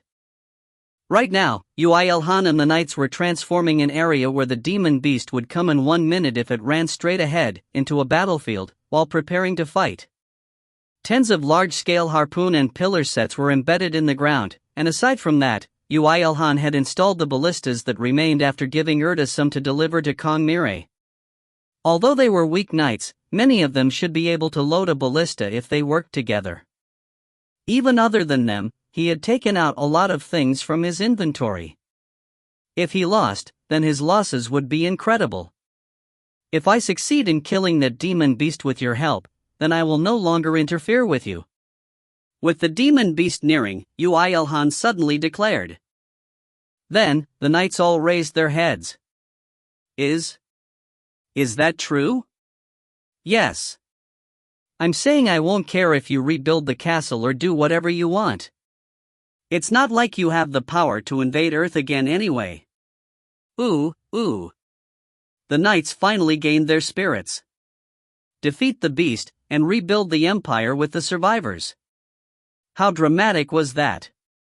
The public will absolutely favor the knights that protected the imperial capital, and although they would have to negotiate with the nobles, they would still be the core of new history. That was the heroism and legend that all knights wished for. We shall definitely kill the beast. We shall survive. Yoo IlHan nodded in satisfaction while looking at the rising morale of the knights.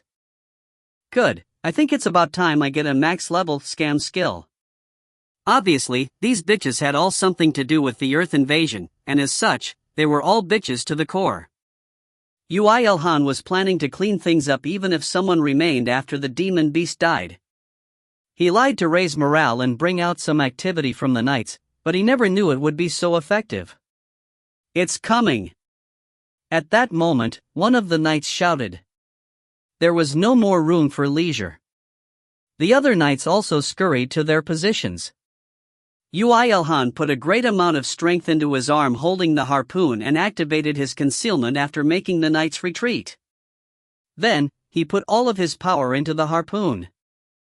He activated the superhuman strength skill, brought out any bit of power he could get from the absolute accuracy skill, and finally, he focused in order to imbue the power of other martial arts into his throw. Sharpness of a spear, destructiveness of a hammer, speed of a whip. A proper strike while it's still rampaging around without noticing anything. Tensing all the muscles in his body, when he opened his eyes, its figure filled his vision. He had to throw the harpoon right now, but its figure over 30 meters was overwhelming to the point that it almost snapped his willpower to challenge it. No, Orochi and the other dragons weren't inferior to this. Although he had the anti-dragon weapon then, so what? Yoo IlHan had become stronger. Not only his artifacts, but his levels and his skills also rose. As such, he could do it. Breathing deeply, he threw the harpoon which he threw to the best of his ability. Critical hit. Kayawo Aoa. The harpoon Yoo IlHan threw pierced deeply into its cat's paw-like foot, if you didn't consider its size. It seemed that attack was painful no matter how big it was, as it roared like hell and spat out flames from all over its body. Kuhak!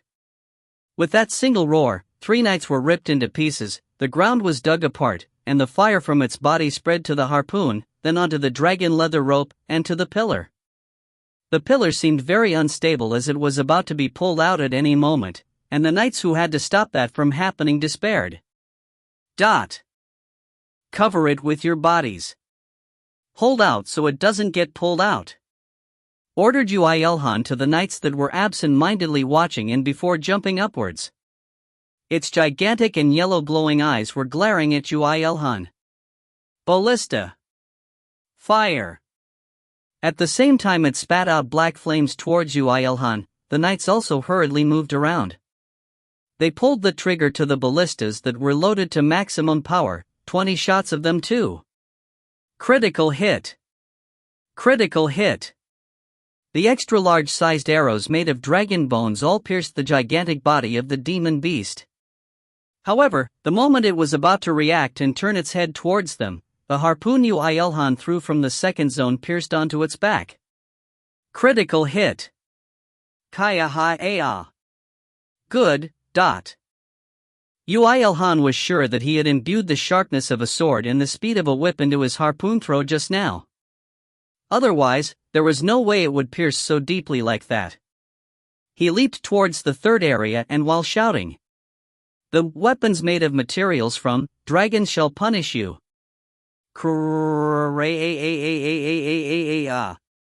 The demon beast roared again. And the knights were swept away like dried leaves in the autumn wind. The knights should have realized by now how hard it was to become a legendary character. Why was the world so full of those sad legends and why no one doesn't believe such legends? Carrera Ea, Kayaho. The demon beast's roar became fiercer. The flames from its body all aimed towards Yoo IlHan and came from various directions. While Yoo IlHan wanted to test its attack power in one corner of his heart, he also thought that it didn't need to be him to be the one to get hit. Ballistas. Shoot after loading.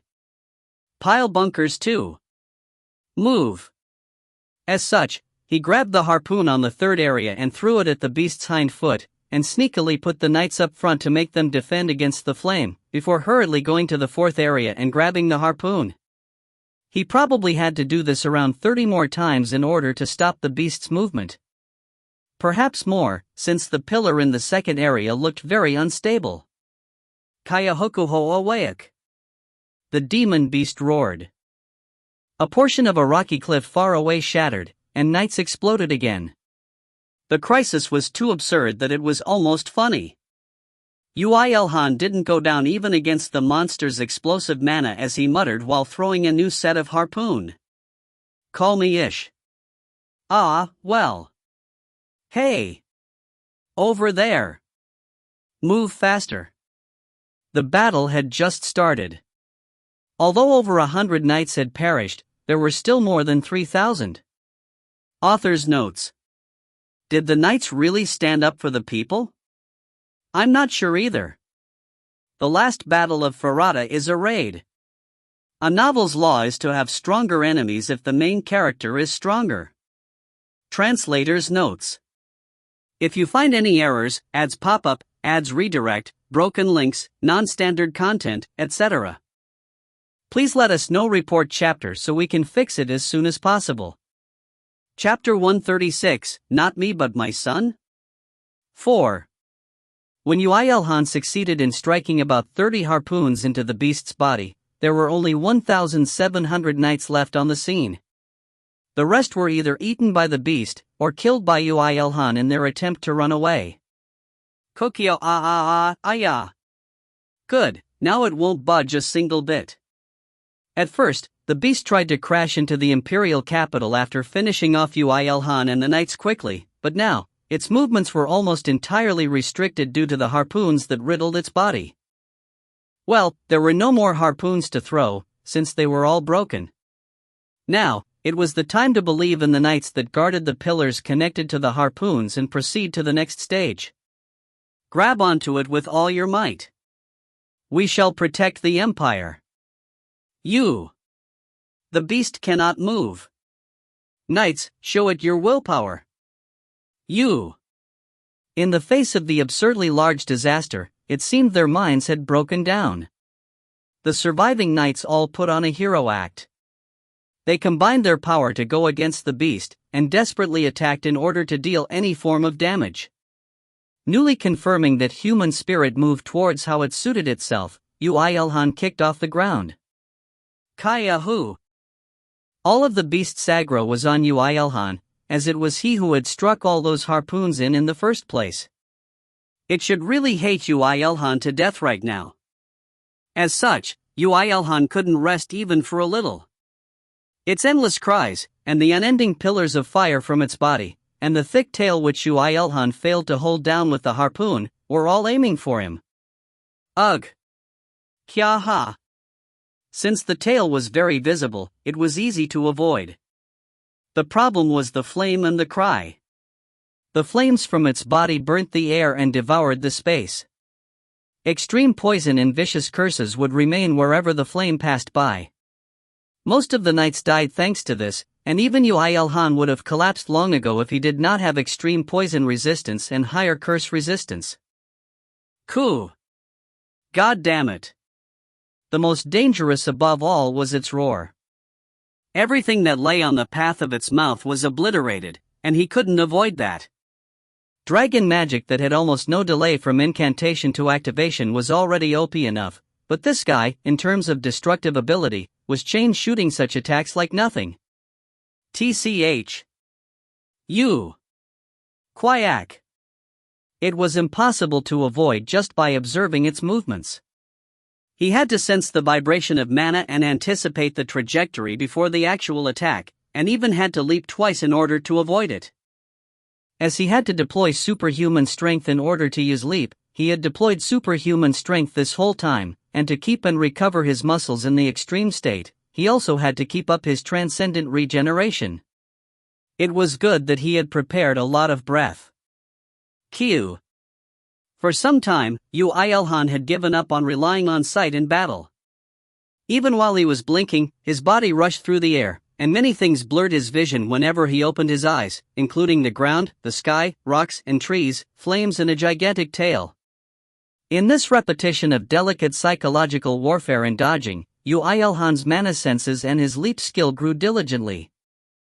The battle senses that Yoo IlHan could never develop as no one and nothing overwhelmed him in speed and power before, this was starting to take shape in this place. In exchange for Yoo IlHan's sweat and pain. Eat this. Kogya ah. It wasn't like Yoo IlHan was running around all this time. He was doing his next stage that he had declared before. Which was, throwing spears from long range. Even now, a huge bone spear that appeared above its back shot down fast with the entire weight of the inventory and struck deep into its body. This happened as soon as Yoo IlHan saw that its body was within his range of remote collection in his dodging. Critical hit. Kaya haak. It seemed it was painful as it forgot to send out a roar and twisted its body. For Yoo IlHan, this was a rare opportunity. He avoided the pillar of black flames that erupted from its body and struck out with his spear, and this worked very successfully. Critical hit. Yoo IlHan wished to pour down hundreds of spears at once, but not only was it impossible to control that many spears while dodging every single one of its monstrous attacks, it was also impossible to give any effective damage if he spread out the weight into over 100 parts. This was also a fact he had realized with tens of sacrifices from the knights. It was better to do a clear strike every time he had the opportunity. Kwa wa. Ah, for the Empire. Those same knights were grandly being evaporated real time. The beast's tail or the fire, or the roar that failed to attack Yoo IlHan would scatter in every direction and affected them. Every time the beast rampaged, the ground shook, thunderclouds gathered in the skies and knights died. If it rampaged a little more, perhaps this entire landscape might flip over. If that happened, then there will no longer be a meaning in those harpoons. As such, he had to strike as many times as possible with his spear while it was still grounded. Kaya hak. Attack. It's becoming weaker.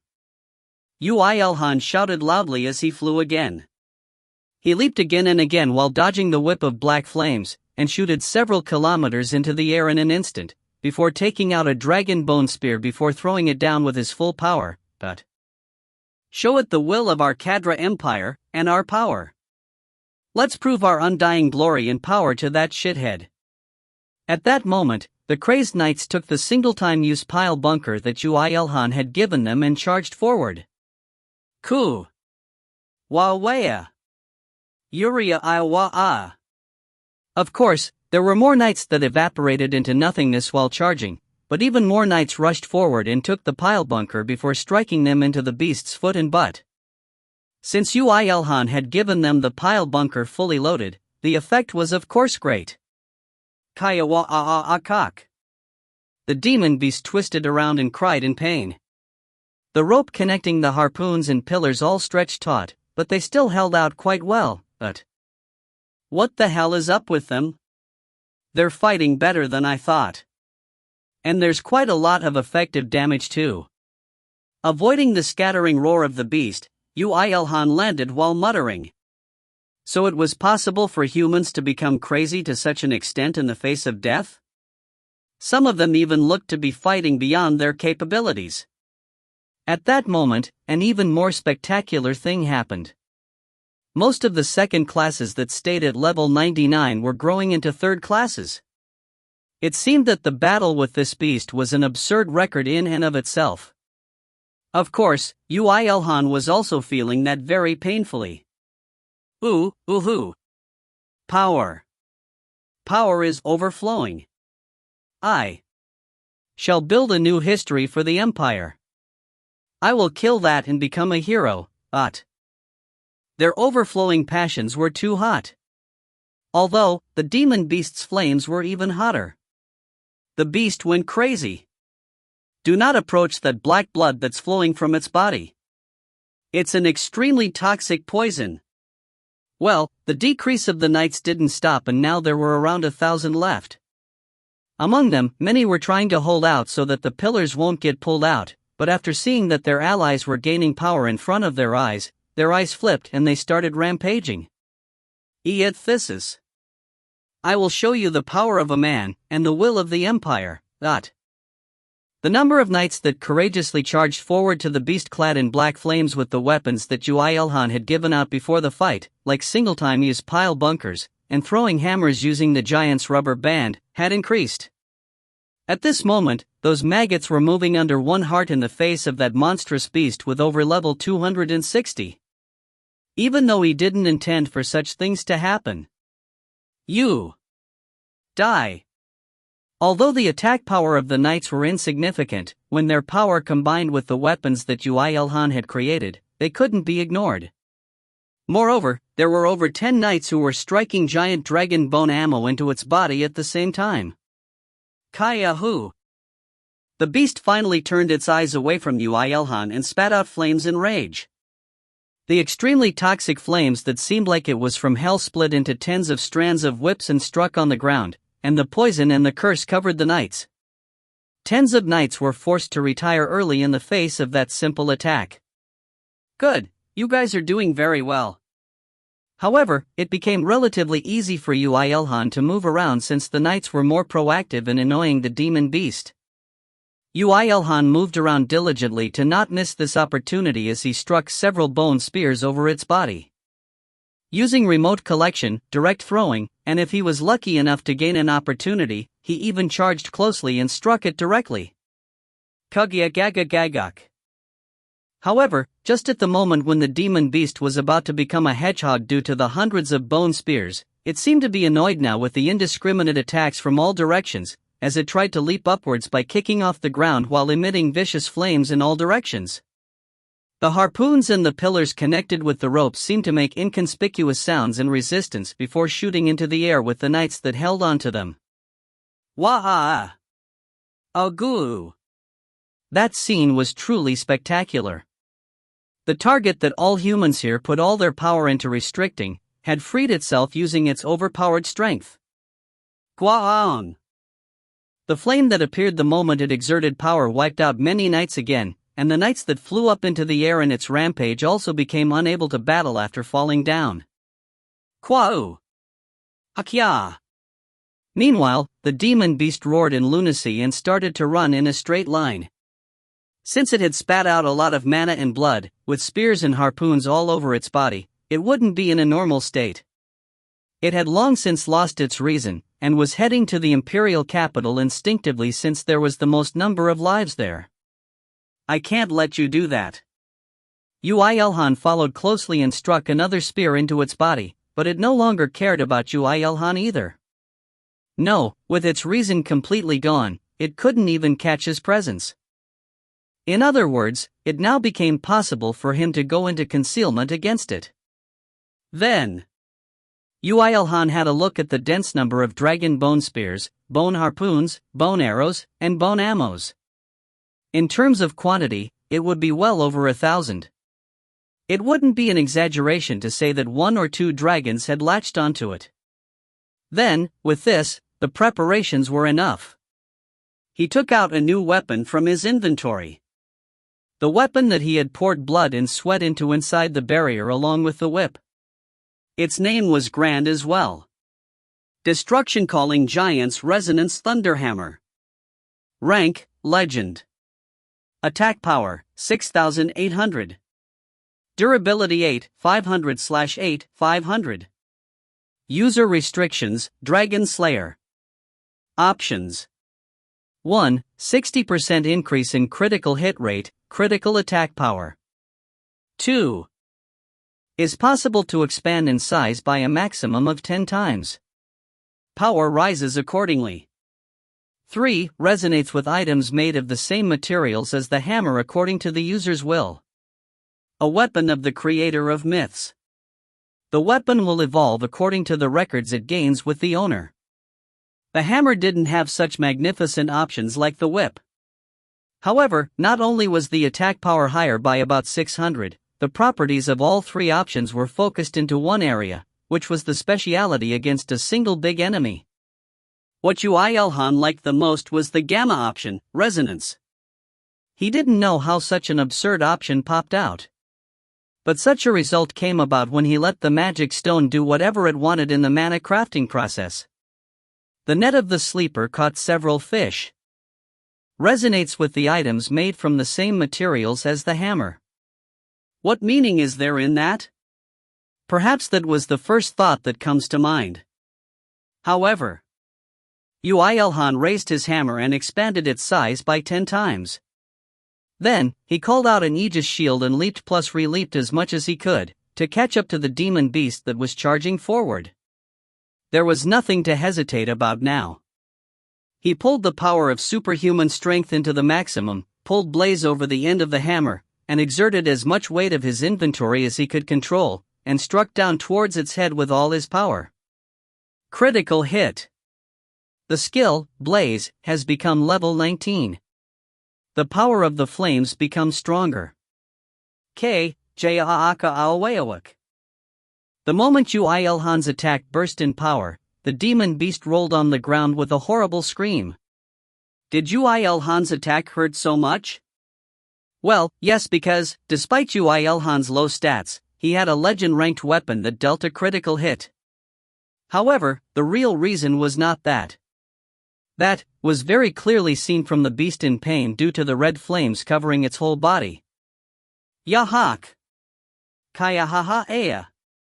The reason it was in pain was because all the bone spears, and bone harpoons and bone ammos and bone arrows made of dragon bones, the same material that made up the hammer, had caused a resonance with the hammer and vibrated along with an enormous trauma while spitting out blazing pillars.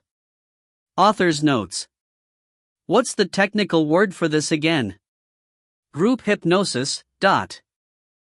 Thunderhammer specialized in raids. Translator's notes. If you find any errors, ads pop up, ads redirect, broken links, non-standard content, etc., please let us know. Report chapter so we can fix it as soon as possible. Chapter 137, Not Me But My Son? 5. The resonance option on the hammer wasn't limited to just resonant vibrations. Strictly speaking, it was closer to a state transfer. Freezing the hammer will end in the resonant items freezing, coating it in flames it would result in the same for the resonant items, almost a complete transfer of conditions. It was that kind of resonance. Kaak. Gaga gaga gaga. As such, the arrows and spears deeply embedded in the monster's body spontaneously covered themselves with blaze the moment he struck the monster while activating blaze. The beast rolled on the ground while screaming in pain. Well, IlHan and the knights had suffered a fair bit in order to strike so many dragon bones into its body, so if it didn't roll on the ground after all that, then that would have been a waste of effort. Now was the time to receive compensation for their hard work. Hop. Yoo IlHan nodded in satisfaction as he stepped off Aegis again into the air. Leap, re-leap, re-leap, re-leap. As if inputting commands in a game, he activated the skill without the slightest bit of error and broke through to terminal velocity in mere moments. By adding the weight of the inventory into the hammer slightly, he put a slight spin into his charge. It would be him who was struck into the ground if he had calculated the angle wrongly, but IlHan had no hesitation. The result was a clean success. With the speed of the charge still remaining, his body started spinning around in the air. Drills are a man's romance. Die already. It ended up as a powerful range finisher full of openings. However, the demon beast was still rolling on the ground in pain, and it was in no position to take advantage of the openings. Yoo IlHan's spinning hammer struck onto its back. Critical hit. The skill, Critical Hit, has become level 53. The hammer weighed hundreds of tons due to the weight transfer, adding the speed and spin on top of that. The demon beast lost its consciousness due to Yoo IlHan's finisher attack. A demon beast of over level 260 fainted, due to a strike from a human less than level 150. Fu. Yoo IlHan was scared stiff since the black flames were still burning despite the fact that the demon beast had lost its consciousness, but he clenched his teeth and stood tall despite the damage over time that the flames inflicted. His high fire attribute resistance was made for these kind of moments. Wouldn't he have to deal as much as damage while it was still in a defenseless state? If he shrunk back from these flames, he'd lose such a good opportunity. Fu. Sighing shortly, he raised the hammer in his hand up high. Wow. Then, with a very pure shout, he started striking down onto its body like a madman. Critical hit. Kaya Wayaak. The demon beast woke up instantly and screamed horribly, trying to raise its body, before falling back down again due to the vibrations and blaze from the spears and arrows all over its body. When its massive body trembled endlessly, the land shook, and it started raining from the skies as well. The black flames that did not die down from torrential rain, started dying out in blaze, which only appeared on the moment of Yoo IlHan's strike, remained burning. This showed the superior force between the two. The scene of an apocalyptic beast tens of meters tall, falling down in front of human, was very emotional, but at the same time, very frightening. The knights, who didn't run away due to being drunk in the atmosphere, also witnessed that scene and shook. Kaya Haak. Yoo. They were met with Yoo IlHan's shout, the monster's scream, and the shaking lands. And only after they were hit with the rain from the skies did they regain their cool and reason. Rebuilding the empire? A new legend? Even if such things existed, they realized that they wouldn't have the chance to do any such things after looking at Yoo IlHan. There was only one legendary hero that shined brightly, which was Yoo IlHan alone. They wouldn't even be considered as side mobs. They were dragged in the name of the empire for all their life, and now, they would sink into the abyss along with the empire that met its downfall due to a critical mistake. They tried to fight against that man? Be his equal?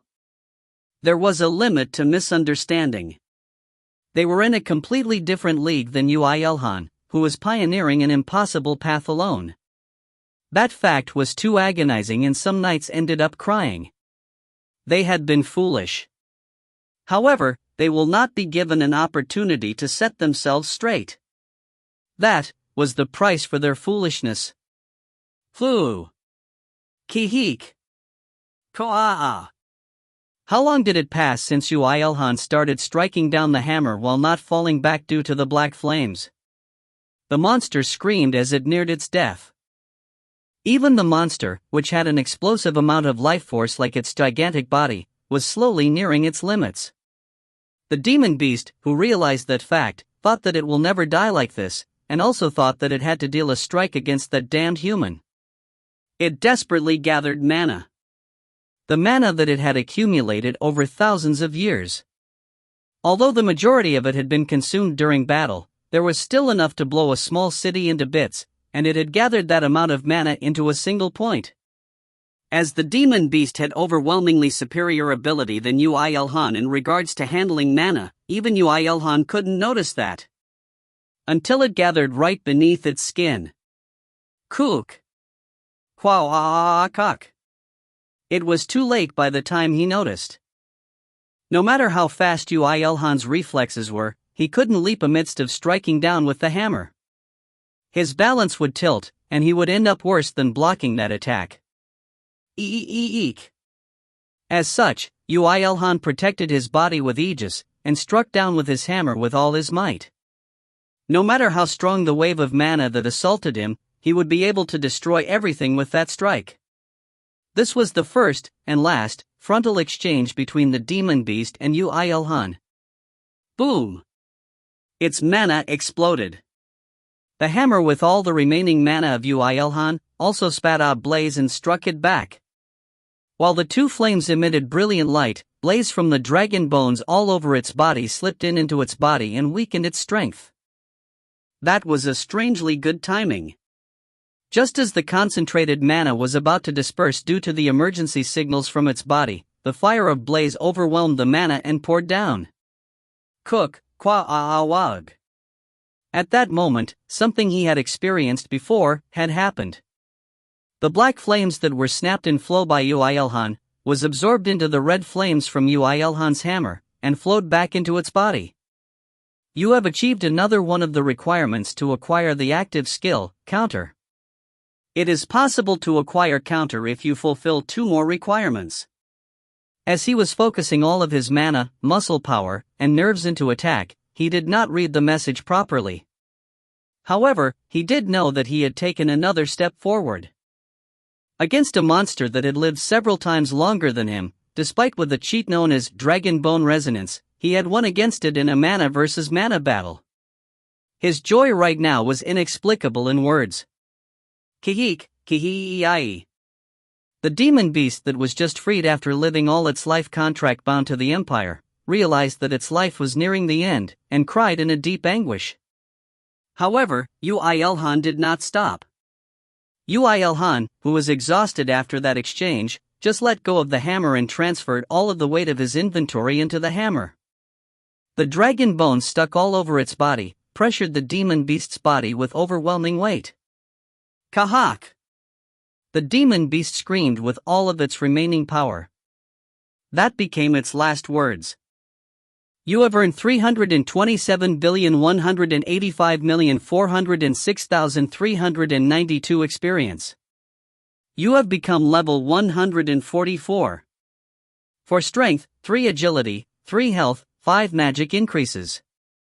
You have earned the record of LV-267 Volcanic Demon Beast. You have earned the title Hero of Fire.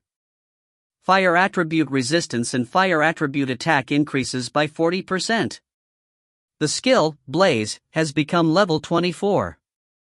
You can now imbue Blaze into several different weapons at once.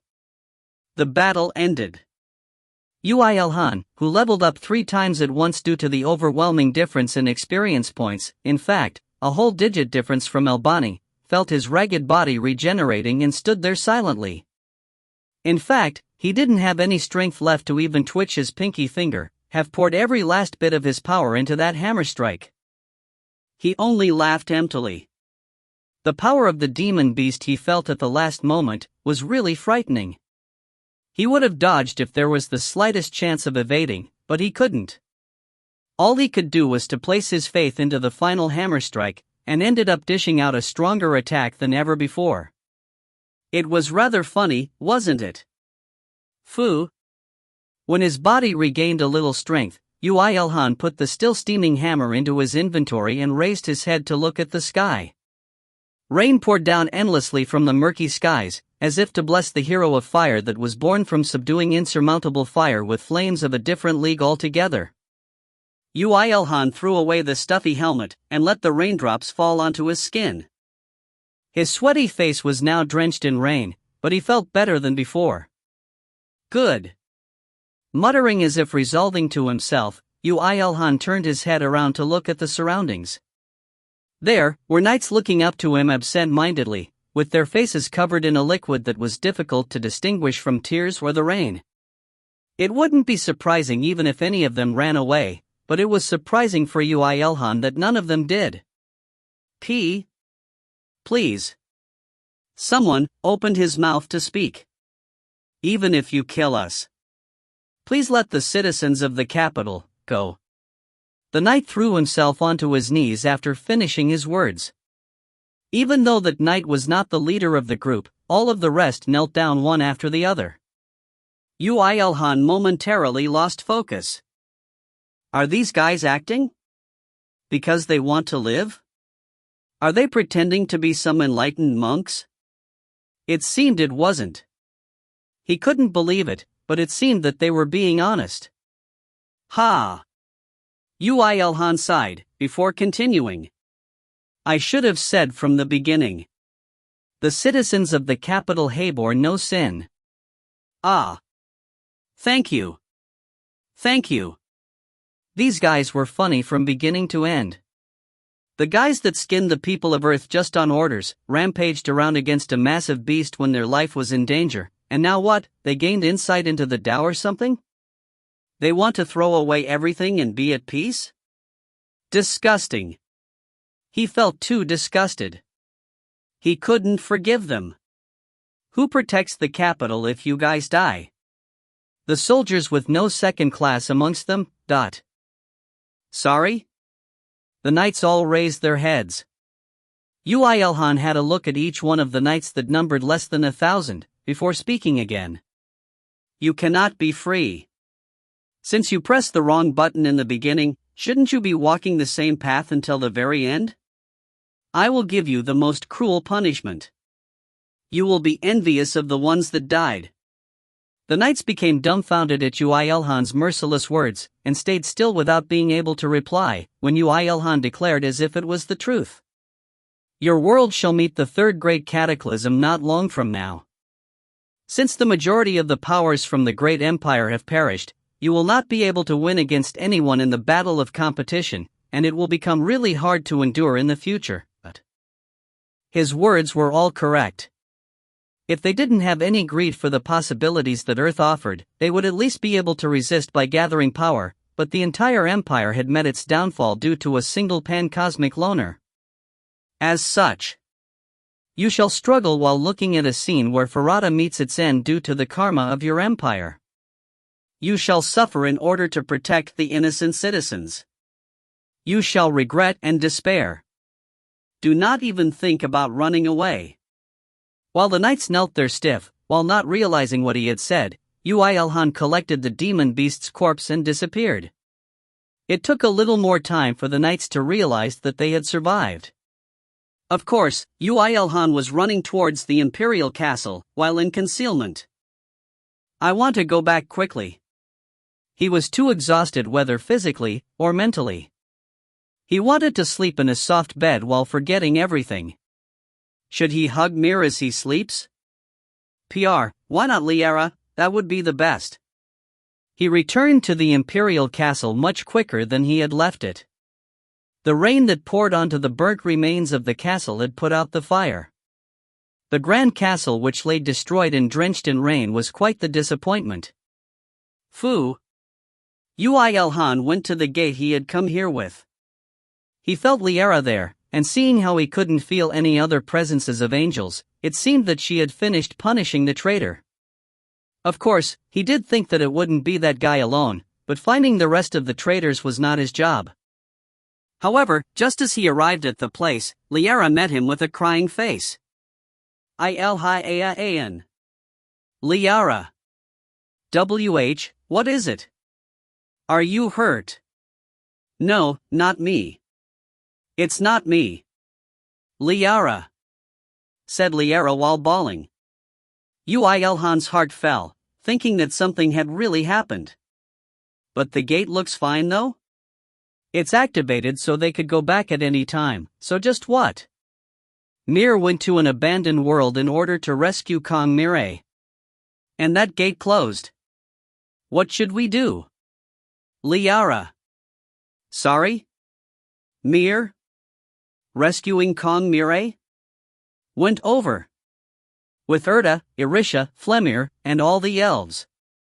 They all followed Mir. Yoo IlHan's thoughts stopped. That doesn't work.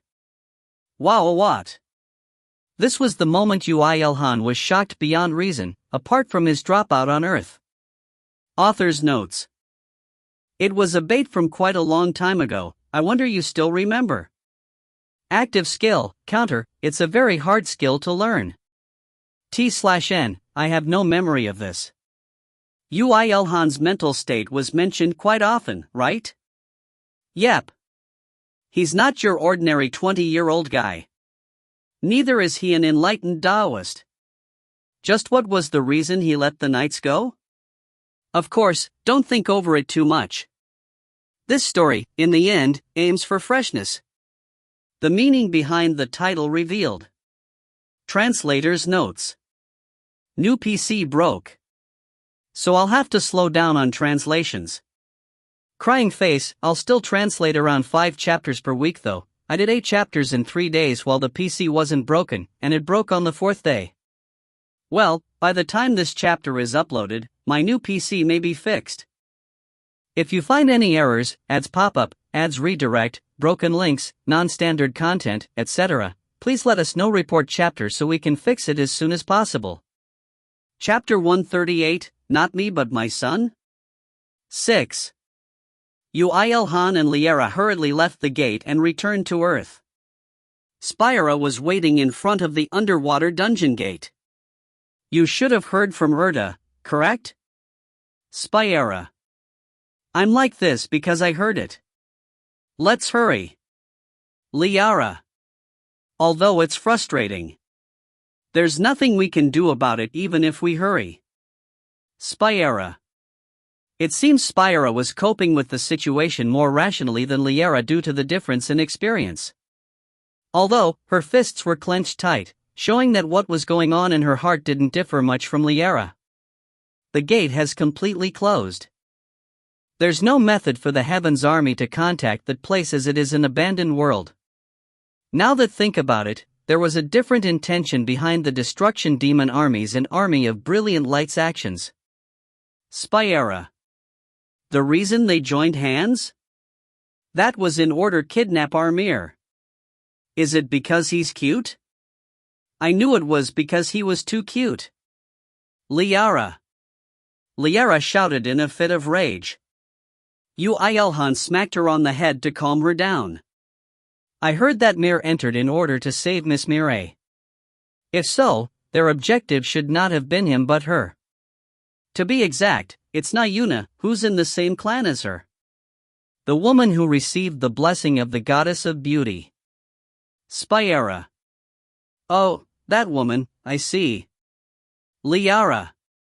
Liara's eyes narrowed. Looking at that, Yoo IlHan asked. What, you expected that to happen? Yeah. I did think that she might become a target someday. Liara. Liara shrugged as she spoke. And by everyone except Heaven's army. Liara. What, does that woman have the power to destroy a world or something? No, that's not it. She received the blessing of the goddess of beauty. That is enough of a reason for them to target her. It's also the reason why Feta stuck to her quite early on as well. Liara. Yes. If there's anyone to aim for on Earth, it would have been that woman. Spyra. Yoo IlHan silently looked at the 2 angels and requested for more explanation. Perhaps due to having accepted the fact that they couldn't rescue Mir, Liara explained with a sigh. She's the woman who was blessed by the goddess of beauty. To add on, the head of the Army of Brilliant Light, Destruction Demon Army, and the Garden of Sunset, are all male. Liara. But, huh? He understood the situation to a certain point after hearing that, but he didn't want to understand precisely because of that, when Liara declared. She would become even prettier once she becomes a higher existence, right? Perhaps she'd become unprecedentedly beautiful across all worlds. Although it's annoying and frustrating, she'd probably become prettier than me. Liara. She'll definitely become prettier than you, Liara. No, perhaps if it's you, who received a not inferior blessing, Spyra. Wah. Shut up. Shut you up. Liara, PR, blessing of the goddess of love, love. So these guys are trying to, While the angels fought due to reasons unknown to Yoo IlHan, he knocked on the door of truth with an empty voice. Raise her up and eat her? Yeah. Something like that. Liara. Yoo IlHan felt despair. Damn it, that's the lowest level problem I could think of in my head, I'm really surprised. We also thought that it may become like that, but never did we think it would actually happen. Liara. I'm sorry, Yoo IlHan. I'm sorry for making you listen to a story with a C-rate plot, Spyra. He couldn't help but be annoyed after knowing that the head of the Transcender groups put on a show just to kidnap a single woman when he had just saved Earth from crisis. And Mir was caught up in this too. We do not know how things played out for her to be in danger of being kidnapped. Even if we do find out, there's nothing much we can do. Spyra. Was it just him that felt Spyra's words were too cold? Perhaps that was how angels fundamentally viewed humans. Yoo IlHan was thinking that when Liara shouted. What's more important than that is Mir. I'll see to Erda if she doesn't bring back Mir safely. Liara. The world Erda headed to is an abandoned world. We have to worry about her safety as well. Spyra. Worry began to cloud IlHan's heart.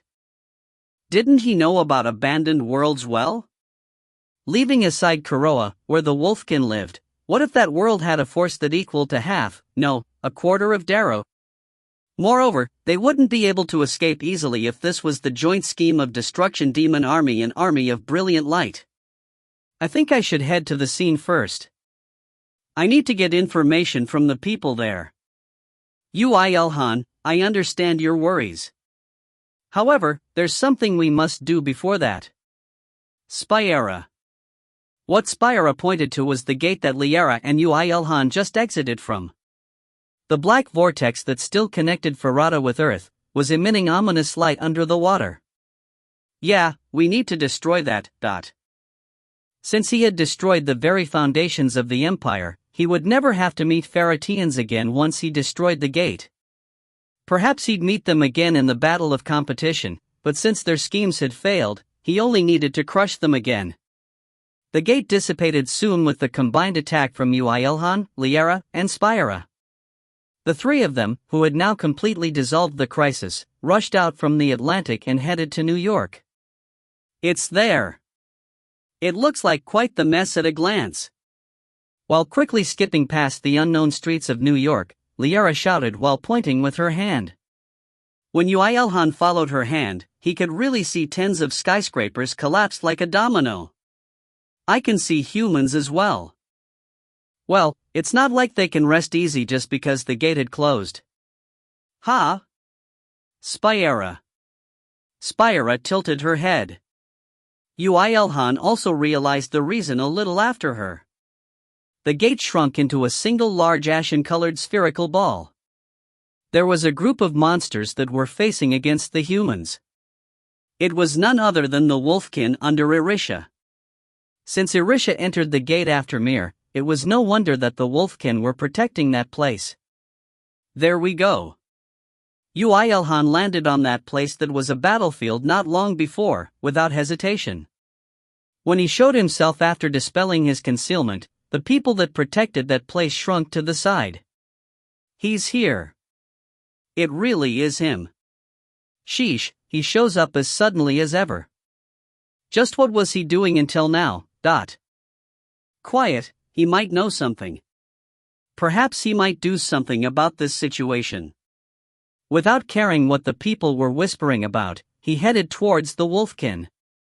The strongest wolf in that place left the group and approached Yoo IlHan, before turning into humanoid. This guy had received the blessing of the moon. I greet Yoo IlHan Nim. I'm Leutinu. Ah, yeah. The Wolfkin greeted formally. Yoo IlHan nodded and went straight to topic. So, tell me how they entered the gate like sausages. Foo. Hearing Yoo IlHan's words, Leutinu started off by sighing. Perhaps it was just him, but it seemed that all the wolves were sighing as well. The sighs were filled with rage. The story that started off like that was quite short and spectacular. The battle against the abandoned world was advantageous for the human side from the very beginning. The elite 1,000 wolves with the 4th-class Flemir in the head, and the elves clad in legend-ranked equipments, and a genius in magic and concealment despite being 2nd-class, Mir, all became a great help, but above all, the install-style weapons that Yoo IlHan had given Kong Mire through Erda, had all shined. The Frontline Alliance, with Lightning God Clan as the center, synchronized their rhythms, and lead the flow of battle, while the third-class monsters that poured out from the abandoned world were wiped out one after the other, and the morale of the human side broke through the max. They overwhelmed the battle with almost no casualties at all. It didn't take long for the monster forces to become even more insane. It was probably because there was a traitor among the angels on this side that told the other side about the situation. It seemed that the rush became insane as if all the strongest monsters from that world was gathered and pushed through the gate. The humans first panicked due to the sudden increase in monster forces, but they still resisted calmly. At this point, Yoo IlHan's install-style weapons showed their true might. All weapons including ballistas and harpoons had an emergency self-destruction function. IlHan, why do you start off by making everything explode once it's an emergency? Liara. Leutanu continued. Explosions everywhere and mass extinction of monsters. Irisha formed the group of wolves like a spear, and charged whenever the monsters looked weaker. This was only possible for Irisha, who held ultimate control over the wolves. Thanks to the humans knowing that they were Yoo IlHan's underlings, and cooperating with them, they could somehow resist against a super wave of over 50,000 third-class monsters alone. They held out against 50,000 third classes? The humans did grow up quite quick. They would have failed if not for the control of Irishanim and Flemir's powers. Oh, Yoo IlHan's weapons included. However, it was true that the human side's forces did rise quite fast. Yoo IlHan felt the effect of himself and Vanguard on Earth anew. However, it was then the wolf side. At that moment, Ymir cast magic. Ha! Why does Mir appear here? The reason behind the massive monster wave was not to wipe out the humans, but to cause chaos. What they tried to do in that chaos was to kidnap Nayuna. A fourth-class monster that trained in concealment to the extreme, tried to kidnap Nayuna. However, Ymir, who saw through the concealment before it had succeeded, had cast magic to prevent it, and when its figure appeared, Kongmire, who was fighting nearby, had realized its presence instantly and charged towards it. The problem started here. The fourth-class monster failed in kidnapping Nayuna due to Ymir. However, at that point, Nayuna and Kongmire were already being swayed by the monsters. They ended up falling into the gate. However, Ymir grabbed onto Kongmire's sleeves and entered with her before anyone could say anything, and Irisha, who noticed that, told that to everyone. A few of the super elite wolves, including Flemir, threw their bodies into the gate, and the elves followed in. Erda, who noticed that a little after, also rushed into the gate. Ertanim's last words were "Tch, I can't help it." That sounds as if Erda died. Liara! Screamed Liara, but currently, she was hiding her presence against lower existences other than Yoo IlHan. There was no way the wolf would hear her. So Erda's fault was big for not seeing Tamir properly. Spyera. And so? What about the gate? Why did it close? Liara. When Yoo IlHan asked about that, the wolf gritted its teeth while it spoke. I'm sure that their target was Nayuna from the beginning. After they were swept into the gate suddenly started decreasing in size. The allied angels panicked and gathered towards the gate, but the situation was already out of their hands. One of them said it was as if the world was completely closing itself. The world is completely closing itself? Like the earth before the Great Cataclysm? How is that even possible? Liara. Asked Liara. However, who would know the answer to something that even she, as 6th class, doesn't know the answer to? The group fell silent, and Yoo IlHan sighed while muttering. Damn it. Angels are of no help after all. Oh yeah, what about Feta? What happened to her? Liara. Didn't I say it? She was the traitor. Although I do not know whether she was one from the beginning or she had turned into one midway, it seemed Erda had killed her. Spyera. I knew she was useless. Liara. Angels are of no help after all. That was the end of the explanation. Even while panicking, the humans first hunted all of the monsters that were freed on Earth, and Yoo IlHan had arrived when that had ended. This is driving me insane. Although he did think that it would become slightly dangerous, never did he think that Ymir, who was so strong, would enter an abandoned world on his own accord. Although Yoo IlHan himself had also done it, he knew how dangerous it was precisely because he had. He felt thankful for Arisha. It was thanks to her that Ymir's reinforcements went over. If it wasn't for her, Yoo IlHan would have been more worried right now. Well, he was plenty worried right now too. And Erda, he couldn't forgive her. She would pay for it once she comes back. And as such, he wished for her to safely come back. Yoo IlHan absent-mindedly looked at the ashen-colored ball of magic power that remained in place of the gate, and spoke. Liara, please do something. I can't do anything. Liara. If you can open the gate, I'll do everything I can. Okay, I'll try. But please keep your promise. Liara. Liara gulped and took out a spear from her embrace. Spyra calmed her down by chopping on her head with her hand.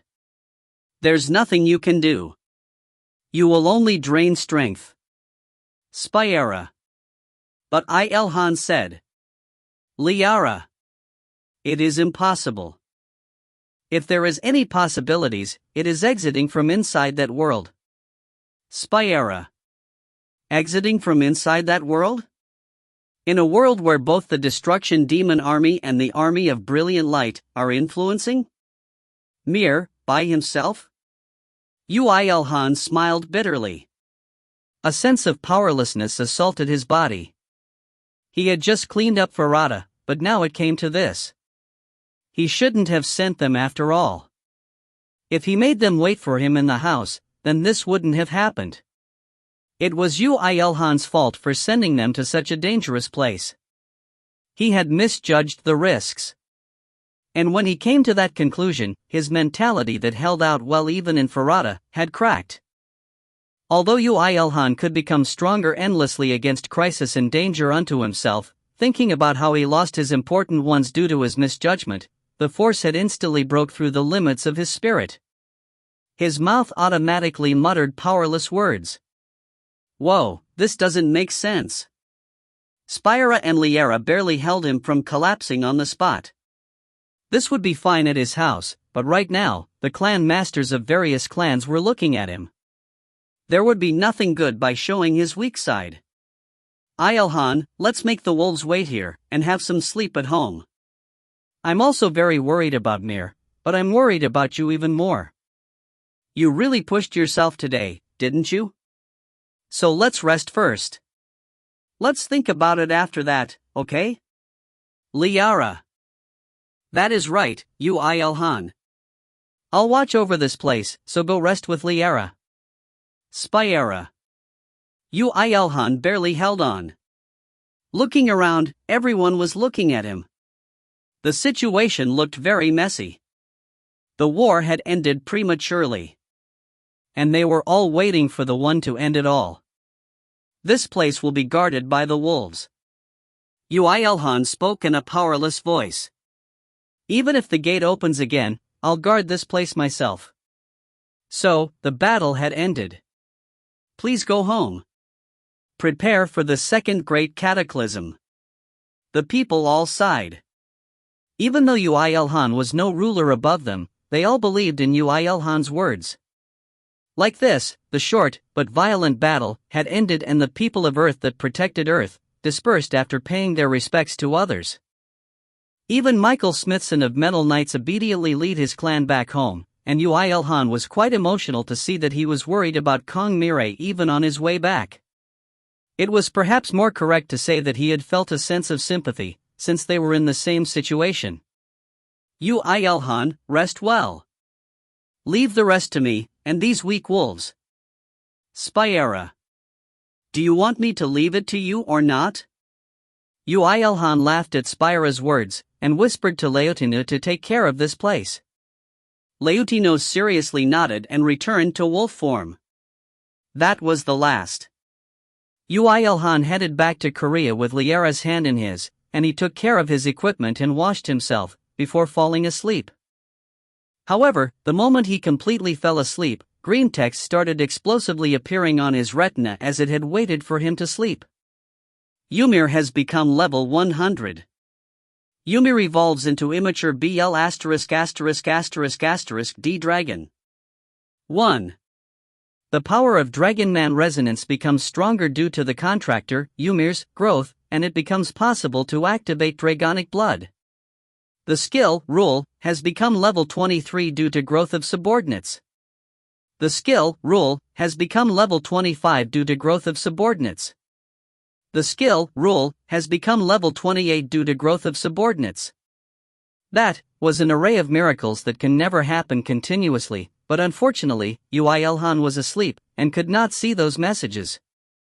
However, fortunately for him, this storm of records was merely the beginning of true growth. Although, only Ymir and company knew what was happening in that abandoned world. Author's notes.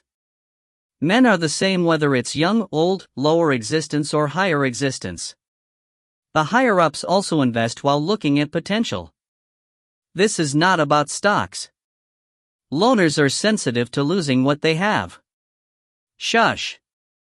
Liara must be crying blood since the situation isn't right even though the two are alone. BL******** Ed Dragon. I don't have to tell you what it stands for. Son must inherit from the father. If you find any errors, ads pop-up, ads redirect, broken links, non-standard content, etc., please let us know. Report chapter so we can fix it as soon as possible. Chapter 139, Not Me But My Son? 7. When Kong Mirai opened her eyes again, she was in an abandoned world. Hi, kind Nuna. In front of her eyes was a young child that had an adorable outlook. He looked rather familiar. Mir was looking at her with his two round eyes. When Kong Mirai came to herself, she recognized him and greeted him. Hello, Mir. Ymir, the monster that Yoo IlHan raises, and probably cherishes too much. And also, the one that looked like IlHan too much. However, when she looked at him for a long time, he spoke while turning his head around as if embarrassed. I think that Nuna is gonna die soon. Ugu, hegu, hugu. Ha? Ah. Kong Mirai finally realized that she was embracing Na Yuna tightly. She had dragged her towards herself due to the fear of getting separated while being transported through the gate, but it seemed that she had lost her consciousness on her way here. And that was probably also why Na Yuna was suffering too, because she was grabbing onto her too tightly. Sorry. Cough, cough, cough. When Kong Mirai let go, Na Yuna coughed as she beat her ample chest. Kong Mirai felt a little angry at her blatant show of femininity, but Ymir looked at Na Yuna's chest area as if curious. That figure was so cute that she felt better. Na Yuna, are you alright? My heart wavered thanks to Mirai's violent cuddle. I even thought that it would be fine to die like that. Shut up. Kong Mirai pushed Na Yuna aside and looked at the surroundings. Surprisingly, it was a forest with a dense amount of trees. You should have realized it the moment ape-like monsters came out of the gate. Don't read my thoughts. There were no monsters in the surroundings. No, to be exact, there were no enemy monsters around. Including allies, there were mere 4 wolves that were watching the perimeter, and 4 people who were clearly armed with Yoo IlHan made equipment. How did it become like this? Mir hit everyone with his concealment and brought you here. It really is an absurd talent. Oh, and one more. There was a mini-sized angel that looked to be around 15 centimeters tall at most. It was the delivery girl that came to her on Yoo IlHan's request. Na Yuna, who also found her, asked curiously. Angel Niam, do you know where Feda is? I know very well. I killed her. Answered in kind. That bitch was the traitor in Heaven's army that sucked up to the army of brilliant light. The reason you were kidnapped was also due to that bitch's help, but you were done in like a fool without knowing a thing, weren't you? Yes, replied Na Yuna in liveliness before becoming somewhat dejected. I thought she was a kind kid. I was instead worried that you trusted that angel too easily. Unlike her naive and airheaded appearance, Na Yuna didn't trust in others that easily. Due to her innate beauty, she had met with blatant greed and lust from her childhood. If it wasn't for her family, she wouldn't have been able to grow up while remaining purely. However, she had believed in Fata. Despite it being Kong Mirai, who knew her better than anyone else, she found it hard to believe. But she's an angel, was Na Yuna's answer. Kong Mirai sighed, and Erta smiled bitterly. I apologize for not being able to provide you with unconditional trust. Humans are supposed to trust in the angels, and angels are supposed to deliver on the trust. This is the natural relationship, but from some time ago, it's been going wrong. Na Yuna looked towards Erta before whispering to Kong Mirai with a worried tone. Can I believe in this angel Nim? You can, Kong Mirai said in a confident voice. This angel is sent by IlHan. Mr. Yoo IlHan. Mirai. Na Yuna looked at Kong Mirai with inexplicable eyes, and Kong Mirai blushed a little and avoided her gaze. Erta thought that they got along nicely while watching the two. If you came to yourself, then let's move. The gate has closed, and this world was isolated. You will not be able to go back to the worlds you were connected to. As such, we need to hold out until we can open the gate back to Earth. When can we do that? Kong Mirai asked while palming her forehead after confirming that she could indeed not move to the world she was connected to. Erta replied in a bright voice. There are two problems.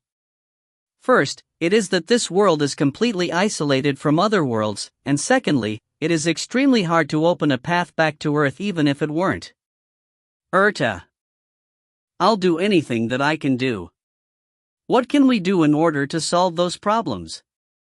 We cannot do anything about the first problem with our power. If there is a definite fact, it is that this world will not stay like this forever. As such, we need to solve the second problem for the time being. The first problem will naturally resolve itself, Erta. Kong Mirai's vision darkened due to those words. They had to wait an indefinite amount of time until this world was no longer isolated? A lot of things would have happened to Earth by then. Although Kong Hajin was left on the other side, it would be hard for him alone to endure in the changing Earth. Moreover, if they couldn't go back for so long, how could she, with that person? I think I know. Just as a certain person's face was about to be drawn inside Kong Mirai's head, the innate genius at magic, Ymir, shouted with his hand raised. Massacre! Kong Mirai became slightly afraid when hearing Ymir saying that with a bright smile. However, the four-armed people that stayed silent until now shouted in exclamation. As expected of the Imperial Prince. I'm feeling reassured now. It's as if I'm with His Majesty himself. It's us who need to protect the Imperial Prince. Do you wanna all die? It seemed that they were hired in order to protect Ymir. Although she didn't know why they were treating Yoo IlHan's family like royalty. Kong Mirai confirmed with Erta. So, what is the method? Massacre. Mir got it right. Erta. Wow. Mir is so smart. Hey. How? While Na Yuna and Ymir exchanged similar smiles, Kong Mirai, the only unconvinced one here, shouted from the bottom of her heart. Of course, Erta explained in kind. As this is an abandoned world, the angels belonging to the Heaven's army cannot use their powers here. However, if we are given an enough number of magic stones, I can create a gate activation magic formation. Erta. And how many do you mean by enough number of magic stones? Using level 133rd classes as the standard, around 100,000. Erta. Really, it seemed that they needed to conduct a massacre on the scale of the entire world. Fu. Hap. Kong Mirai sighed due to the absurd scale of the magic, before coming to herself and tapping on her own cheeks. It was too early to despair. As long as they had the hope to go back to Earth, she couldn't stay still. Ymir was staring at her. Kong Mirai finally remembered that Ymir was grabbing onto her as she was swept into the gate. He had followed her here in worry, even though it was unknown whether they could go back or not. Thinking back, if it wasn't for him, she wouldn't even have known the fact that they were trying to kidnap Nayuna, and would have been defeated after they entered the gate. It was probably due to that reason that Nayuna was also off guard against him. Mir, thank you. Yeah. Ymir nodded, then smiled nonchalantly. Even though the current situation was quite serious, Kong Mirai ended up smiling with him. She thought how good it would be if she had a little brother like him. With a lightened heart, she opened her mouth. Mir, we can go back, right? Yeah. Ymir nodded confidently and said this. Perhaps Kong Mirai would never forget these words in her lifetime.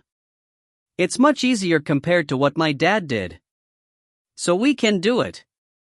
And like that, a party comprised of 2 humans, 4 wolves, 1 dragon, and 1 angel started a worldwide hunt. The first half a year was the hardest. As Ymir's concealment was not yet perfect, they were sometimes found by monsters, and when they were, they had to desperately clean up those monsters and leave that place as soon as possible. That, repeated countless times within the first half a year. As the entire world was their enemy, there was no place they could rest easy in. Battle was everyday life, and the longest rest they had amounted to 3 hours. However, no one complained. All people other than Ymir had experienced their own hell to grow up, and as Ymir had the resting skill from birth, his condition was the greatest among them all. Battle continued endlessly. Fortunately, their job distributions were very balanced, and they could win against both a small force of elites and a large amount of monsters. Furia, with her thief class, took charge of scouting, and the 4 wolves with the 4th class Flemir at their head, and Myri, who wielded a shield and a greatsword, along with Jurl, blocked the monsters at the front, and Pate, who wielded the bow, would control. Kong Mirai would receive protection from them and clean the battlefield up with strong magic completed with a lot of time, and Nayuna would strengthen everyone as the priestess. The greatest fortune was that they had brought a spatial expansion bag from Kong Mirai's clan. Inside it was full of mana potions which Mirai had acquired from negotiations and threats with numerous alchemy guilds in the world she went to. It wasn't just full, it made one wonder if she stole their entire supply. The group grew rapidly. Among them, Ymir achieved 3rd class the fastest among the 2nd class members, and grew up to look like an 11-year-old from a 7-year-old. The others blessed his growth with a complex mind comprising both happiness and sadness. It's fine since he's still cute. Although I'll be a little sad if he grows anymore, it's still fine since he's cute. Everyone agreed with Nayuna's words. He wasn't cute because he was young, he was cute because he was Ymir. Although Ymir was still cute after the growth, his draconic side appeared more along with his class acquisition, and grew stronger. Especially, like his class name, his concealment skills and magic skills were enhanced, and it looked like he was catching up to Yoo IlHan. Erda was tearfully happy to see that, and was shocked to find out then, that she missed Yoo IlHan quite dearly. Irisha acquired her 3rd class after Ymir, and acquired a stronger blessing ability, and the overall strength of the Wolfkin rose, with the elves achieving 3rd class a little after her. Nayuna and Kong Mirai also acquired their 3rd classes with no difficulty after some time. That took them half a year. There was no need for countless years of harsh training or whatnot. Just suffering in an environment with enemies everywhere would naturally make them into 3rd class beings. The stronger they got, the stronger Yoo IlHan's equipment got, and some of them became sturdier and stronger even though they didn't undergo any repairs. They grew along with the record of the user. However, they couldn't adapt easily in the abandoned world just because they became 3rd classes. The monsters under Destruction Demon Army went around in tens of thousands in order to kidnap Yuna, and the group had to undergo countless guerrilla warfare until they could massacre such a group. When another group came as reinforcements, they almost despaired. A hardcore life with 10 minutes of sleep was the basics. Ymir had to try his best in order to include all of his companions into his concealment, and his innate talent along with the harsh environment rapidly raised his concealment skill. However, a miracle occurred at the point 1.5 years passed. The skill, concealment, has become level 90. You are now able to conceal yourself faster and more secretively. You have earned the title, Big and Wide Shadow. The range of concealment applied to the allies become wider, and the effect rises as well. The effect rises if an ally has a concealment class ability. Ymir's new title reversed the situation. As his concealment developed in a way to cover both himself and his party members, he had acquired a title that enhanced such an ability, and that made the group into attackers from escapees. To describe Ymir and Co. after the title, it could be said that a group of inferior Yoo IlHan version 2.0s were going around. The monsters had to shiver in fear of being assaulted at any time, and Ymir and Co. could leisurely conceal themselves after an all-out attack.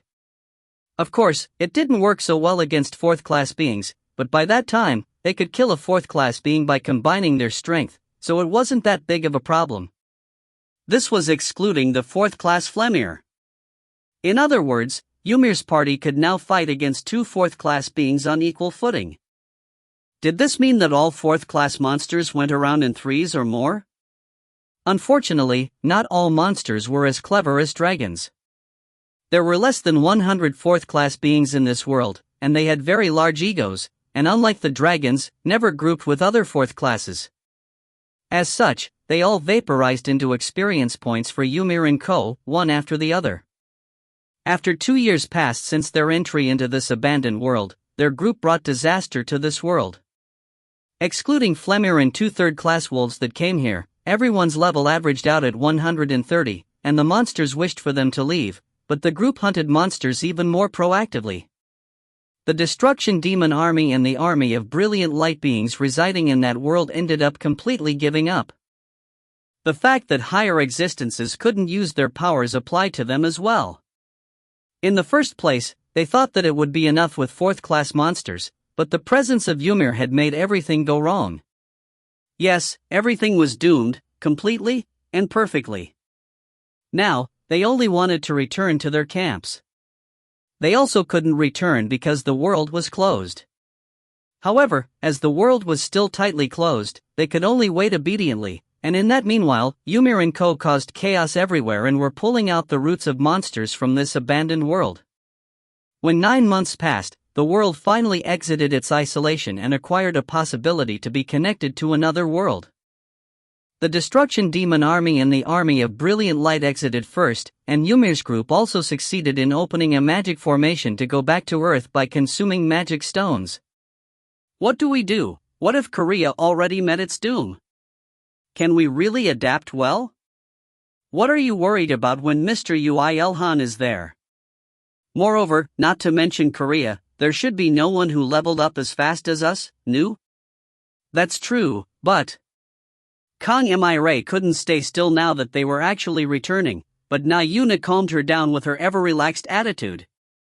Other than that, Flemir and the elite wolves sighed in relief as they had managed to protect Irisha safely, while Irisha and the elves also sighed in relief that they had protected Ymir. Erda was purely happy that she could go back to Earth and meet Yoo IlHan, and Ymir was happy, thinking that he had caught up to his father a little. Let's go see Dad. Yeah, let's. Like how they first came to this abandoned world, Ymir lead everyone. The group jumped into the gate with chaotic minds including worry and joy, and returned to Earth. Only 10 days had passed on Earth. Author's notes. Like father, like son. 10 days? What happened? Wagon anywhere. I thought about writing 3 or 4 chapters about Mir's actions, but compressed it into one as this story is supposed to write about the chronicles of Yoo IlHan. If this was an ordinary story, Ymir or Kang Mire should have been the protagonist. No matter how OP Mir is, he can't break through level 100 in one day. I was surprised to see so many people accept that fact. Thanks for the wait. Countdown to second Great Cataclysm. Translator's notes. Guess how many days they spent in another world.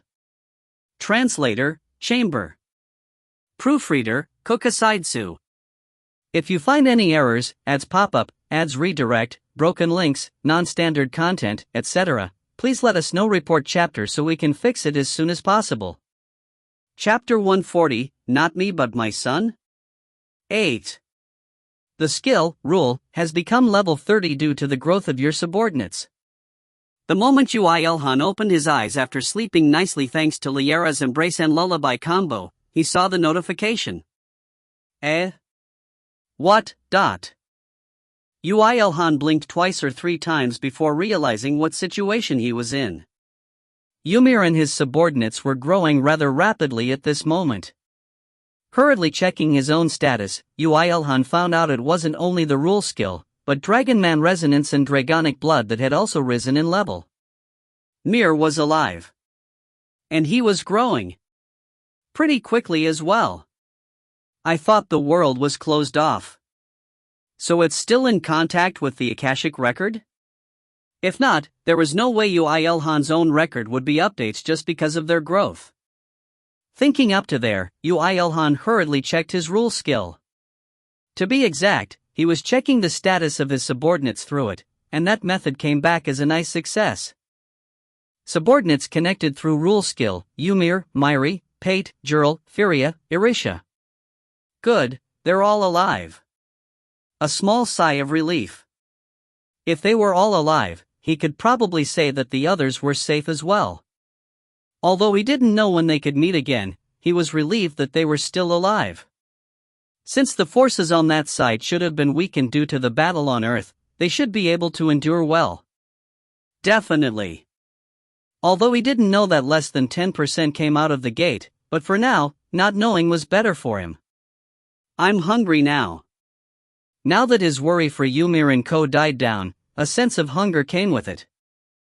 Just as he was about to sit up from his bed while loathing his own body for being true to his desires, he found out that he couldn't move due to Liara sticking to him.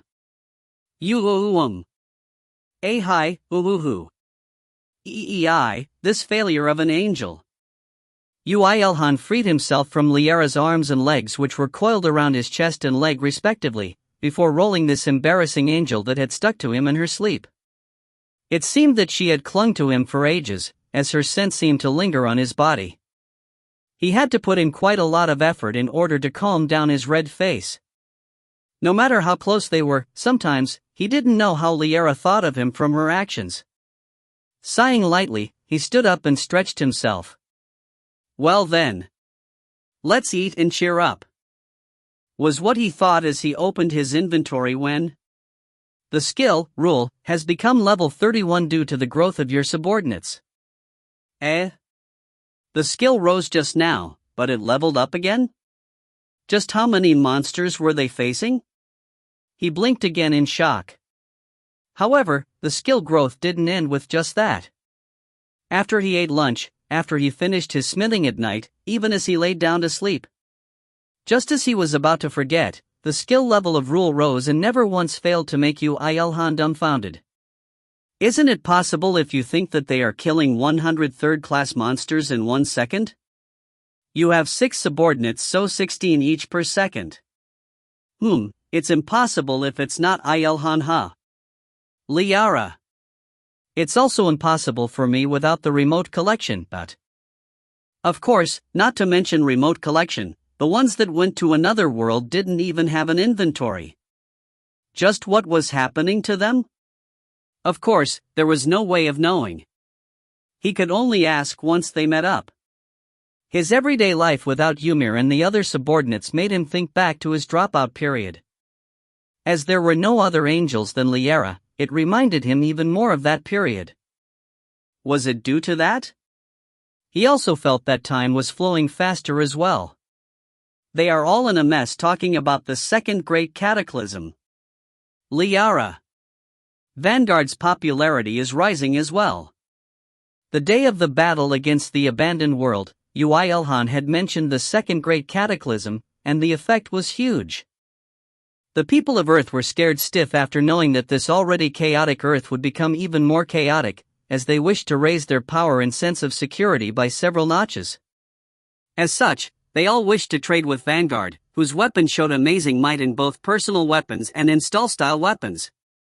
Of course, there were many people that wanted to surpass Vanguard. Many companies thought that they could surpass Vanguard by fusing earthen weapon development techniques and the weapon crafting skills of the Akashic Record, but that matter wasn't as easily done as said. Leaving aside nuclear bombs and hydrogen bombs that easily killed numerous humans prior to killing monsters, chemical and biological weapons that showed enormous might in wars between human beings did not work against monsters at all. Going over to firearms, pistols only worked against first classes, and heavy arms could barely defeat as second class. And this was assuming that the monsters stood still and got their weak points struck. There were many problems as well in regards to non-nuclear explosive warheads. Small-scale warheads were useless, and bigger-scale warheads caused human deaths as well. Moreover, the monsters had a much higher resistance to all kinds of gunpowder. Decisively, even missiles that flew at over Mach 10 would be useless unless it exploded right in front of the monsters' faces, and the majority could avoid them, so large-scale weapons were mostly useless. Since things came to there, mankind turned their eyes into new materials that Earth had acquired due to the Great Cataclysm, but there was no way creating new weapons with new materials was easy. If so, who on Earth was able to do all that? Yes, there was only Vanguard. As such, the more they failed, the higher Vanguard's name rose. Vanguard makes weapons by extorting aliens, was how people joked around after the battle with the abandoned world. As weapons that couldn't be seen even in other worlds, not to mention Earth, were popping out one after the other, it was natural for such things to be said. While in truth, it was all thanks to high-level monster materials, eternal flame, and the max-level blacksmithing. On the third day after Ymir and Co. were swept into the abandoned world, Yoo IlHan had safely undergone the second advanced weapons trade, and became a globally wealthy man. As he had overflowing amount of cash, in this trade, he didn't only trade with cash, but with monster materials from those over second class, buildings, or land. But after he did receive it, it was a pain to manage all of them, so he left them all alone. They weren't that important to Yoo IlHan anyway. It was also then that he met up with Khan Ha-jin. After the advanced weapons trade was over, the two headed to a clearing in Gangnam, the place where the gate connecting to Korea, the home of the wolves, was located. Are you alright? To be honest, I'm not. Khan Ha-jin made a bitter smile. But even this was better than before. When they met in New York, he was so absent-minded that he couldn't even call out to him. No, well, to be exact, it should be said that Yoo IlHan also wasn't in the mind to do that. But we can't stay still forever. If it was Mireille or Yuna in my place, they would have also done this. Instead of saying something irresponsible like, "Since my subordinates are alive, it's possible that your friend and sister might be alive as well," he silently listened to him. Since the transference of land possession was completed smoothly, I was about to talk about it to you. And before that, Khan Ha-jin bowed his head towards Yoo IlHan in apology. Mr. Yoo IlHan's subordinates were caught up in this due to my sister. I'm very sorry. You don't need to be, it was their own decision. Khan Ha-jin also relaxed a little at Yoo IlHan's honest reply. Is that so?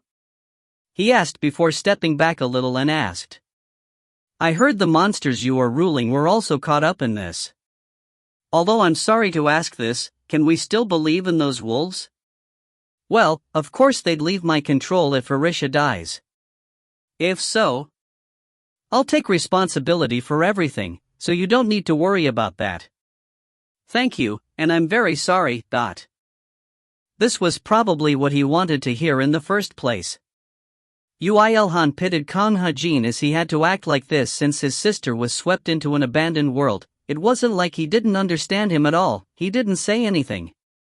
At that moment, Khan Ha-jin opened his mouth again. May I ask one more thing?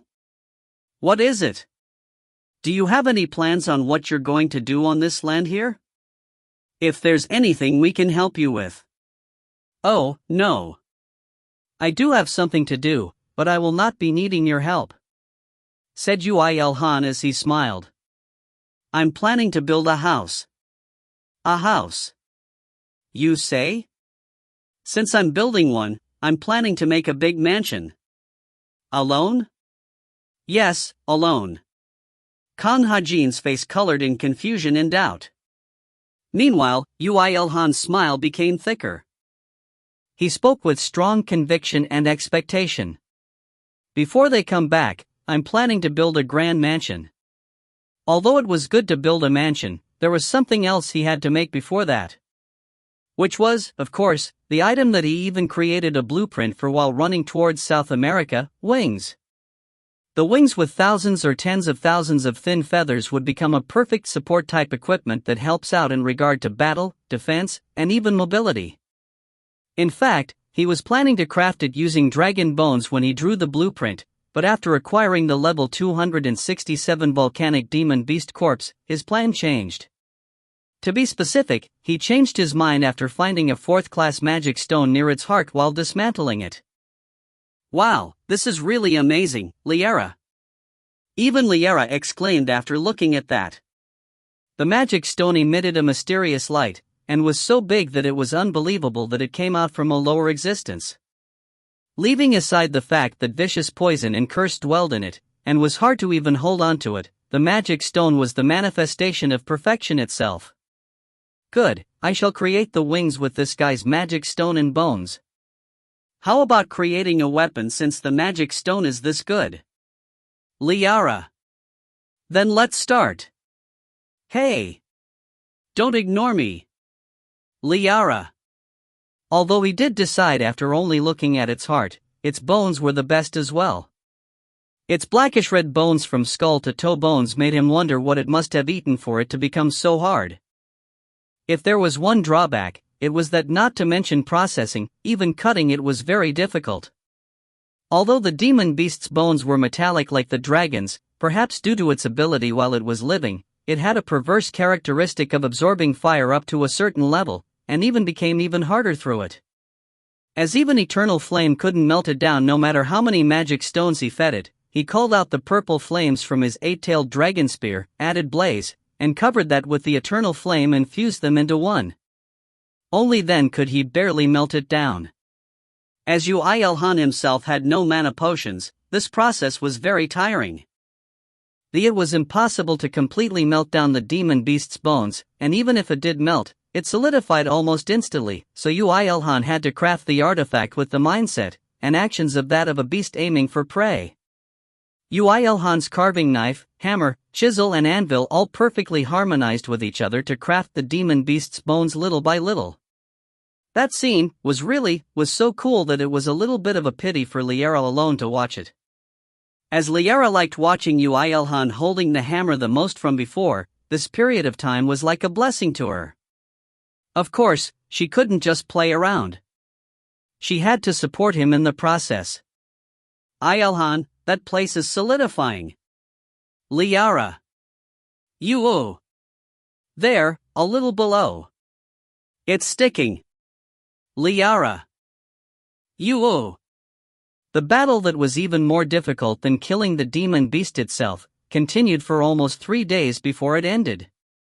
Exactly 7,867 blade feathers and the skeleton frame that connected all of them were completed. Wow, so pretty. Does this move only with your shoulder movements? Liara. Of course. Yoo IlHan equipped the wings behind his back, and when he tensed his back and shoulder muscles minutely, the wings made of bladed feathers flapped while creating sharp and frightening sounds. He had implemented it so it could move just with physical power and not mana. Of course, that technique itself was very amazing, but Yoo IlHan's ability to freely flex all of his muscles was more shocking. Are you able to fly now? Liara. Although I could probably control the direction if I'm falling from the sky, no matter how hard I flap these heavy wings on the ground, it does nothing more than training back muscles. That doesn't sound so bad to me. Slurp. Liara. The current wings were already a legend-ranked artifact. If he moved his shoulder muscles and back muscles well, it was possible to attack towards his back direction with the wings while attacking the front with his weapon. The attack power amounted to 7,000 purely as a weapon. However, what Yoo IlHan wanted wasn't simply a weapon. He wanted a supportive tool for perfecting his rapid movements that had the leap skill as its base. If I want to do that, I need to engrave each and every one of these feathers with magic language. I'm talking about these extremely sturdy feathers. Yeah. Do your best. Liara. As such, this was the second round now. With all types of flames available to him, Yoo IlHan started engraving on the wings. Had he not acquired the Hero of Fire title that increased his fire attribute attack by 40%, the fire output would have decreased, and it would have been impossible to craft these wings. Done. Yoo IlHan had spent another 3 days before he could let the carving knife go. Looking at the magic formation that was completed through a work process that was incomparably more difficult to creating the traps of destruction, a smile surfaced on his face subconsciously. However, the most important process in order to finish the job was still left. Are you really going to use that magic stone? Liara. I've already extracted the options from the robe, so yes. Yoo IlHan took a few deep breaths and grabbed the 4th-class magic stone that the demon beast left behind. As the magic stone's power was overwhelmingly stronger than the options power, it should be possible to create new options that Yoo IlHan wanted. It had to be able to. Yoo IlHan delicately put down the magic stone on the blade feathered wings, and put his 2 hands on it before closing both of his eyes. It was now time to undergo mana crafting. What he imaged was the strong and fast figure of the demon beast. The figure of the demon beast that was apocalyptic with just its presence alone. Yoo IlHan did not doubt at all that that power would be imbued into these set of wings and help Yoo IlHan in the future. At the same time he thought up of the form of the completed artifact, a heavy and dark light covered the workshop. However, a streak of bright light burst out. Ruin Calling was completed. The skill, Mana Crafting, has become level 60. You can bring out the power of the artifact with less mana. The moment that message popped on Yoo IlHan's retina, he was sure that he had succeeded. Ruin Calling. Rank, Epic. Attack power, 7,300. Defense, 6,500. Durability, 15,500/15,500. User restrictions, Hero of Fire, Physical Combat Mastery Level Max. Options. 1. All blades that make up the wings have a strong power of fire dwelling in them. All flames are absorbed within the limits of the durability, and can freely be released. 2. Reduces the activation speed for all physical combat class skills, and increases their effect by 30%. 3. Creates a shockwave into a set direction by consuming mana. The power of the shockwave is directly proportional to the mana consumed. A miracle created by the best smith using the best materials that could come out of a lower world. Ha! Liara. Liara tilted her head. It's really amazing that it's epic ranked. But isn't this just a weapon that's stuck onto the back? Liara. Where did the second option go? Exactly. It's a physical combat skill enhancement. It's a perfect weapon. Liara. Don't you know that superhuman strength is also categorized as a physical combat skill? What? Liara. Superhuman strength was physical combat class, and of course, leap was the same. These wings, Ruin Calling, would increase the performance of his leap skill by 30% just by equipping it. Moreover, adding the third option that was a strengthened version of the robe's options, Yoo IlHan's speed would multiply by 3 times or more. I don't think I'll get it until I see for myself. So let's first. Liara. The moment Liara was about to say that due to not realizing the true power of the wings, Spira's hurried voice could be heard.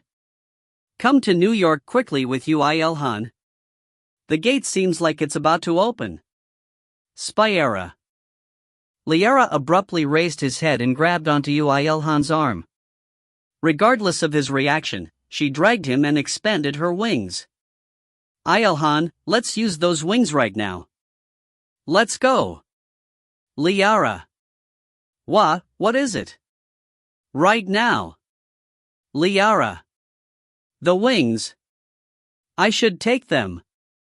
10 days had passed since Ymir and Co. were swept into an abandoned world. Author's notes. Although we couldn't build a mansion, the wings are complete. We're going to meet them now. There was a lot of mentions that IlHan's level up speed was much slower than Ymir and Co.'s leveling speed. I was about to write about how Ymir and Co.'s leveling speed is reasonable in the author notes, and was about to exceed a chapter's amount, but deleted them all. I should have made you accept it just with the novel alone, but it's my fault that I couldn't. I'm very sorry. I resolved to myself that I will only give you enjoyment while you read my story, but some of you are feeling inconvenient rather than joyful. I'm sorry yet again. Although I can't fix their levels since Ymir and Co.'s journey in another world is necessary for plot development, I'll try to write more carefully in the future while considering experience balance. Please watch well with a kind heart. Translator's notes. I'm using a text editor to translate at school since internet is so slow here, so if you find any typos, blame Kukusei. Yes, not me, but Kukusei, oh, and my crap school internet too. Translator, Chamber. Proofreader, Kokusaidsu. If you find any errors, ads pop up, ads redirect, broken links, non-standard content, etc., please let us know. Report chapter so we can fix it as soon as possible. Chapter 141, Not Me But My Son? 9. The gate is opening. There are signs of it. So we need to hurry, we need to go now. Liara. Yoo IlHan had just finished making the wings, but he had already ran simulations on its use since the time he made the blueprint. The blade-feathered wings, Ruin calling, naturally had a use in enhancing the leap skill, but the core lay in the shockwave. The shockwave he could release in any direction he wants by controlling the wings. If he wanted to, he could send it forward to attack the enemies, but the true usage was not that. Okay, let's go. Wow, what's that turbo booster? Liara.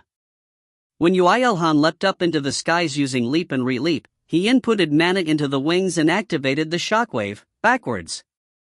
Immediately, Yoo IlHan's body shot forward, as for the distance, around 100 meters. If he set the vector of the receiving force well, he could accelerate using the maximum power of the repulsion force, and the most amazing fact about this shockwave was neither its sudden acceleration nor the ability to accelerate. It was that he could use the shockwave as a foothold instead of the ground, and deploy leap and re-leap again. This was impossible for someone who had no sense for or could not handle mana. Whoa! What the hell? That's so OP. Liara. It is indeed OP. Yoo IlHan acknowledged the fact as he accelerated forward again by sending out a shockwave. Liara, who was almost about to be left behind by a mere human with those funny-looking wings, flapped her wings and caught up to him. Phew, this is nice alright. He could alter the direction by moving the wings by minutely flexing his back muscles, and even without being tense, he could move around freely thanks to the wings. Well, although it wasn't that inconvenient to use Aegis as foothold to jump, this was much more convenient, and about 3 times faster. The most decisive change was that his vision had changed. He had to watch out for any obstacles ahead when running using leap, but now, it was possible to see the ground while flying in a lying down position. Although it was not much of a difference, he found it enjoyable anyway. Oh ha ha ha. Humans are mere specks of dust here. I was wondering why you weren't saying that. You seem to enjoy it. Liara. It's because I don't need to worry about anything anymore, said he with a bright smile. Even now that the gate was showing signs of opening, Yoo IlHan's subordinates were still connected to him. In fact, not to mention intact, they had grew so rapidly in those 10 days that his rule skill had reached level 50. As such, their safe return was pretty much set in stone. Yoo IlHan was sure that it was Erta who had opened the gate.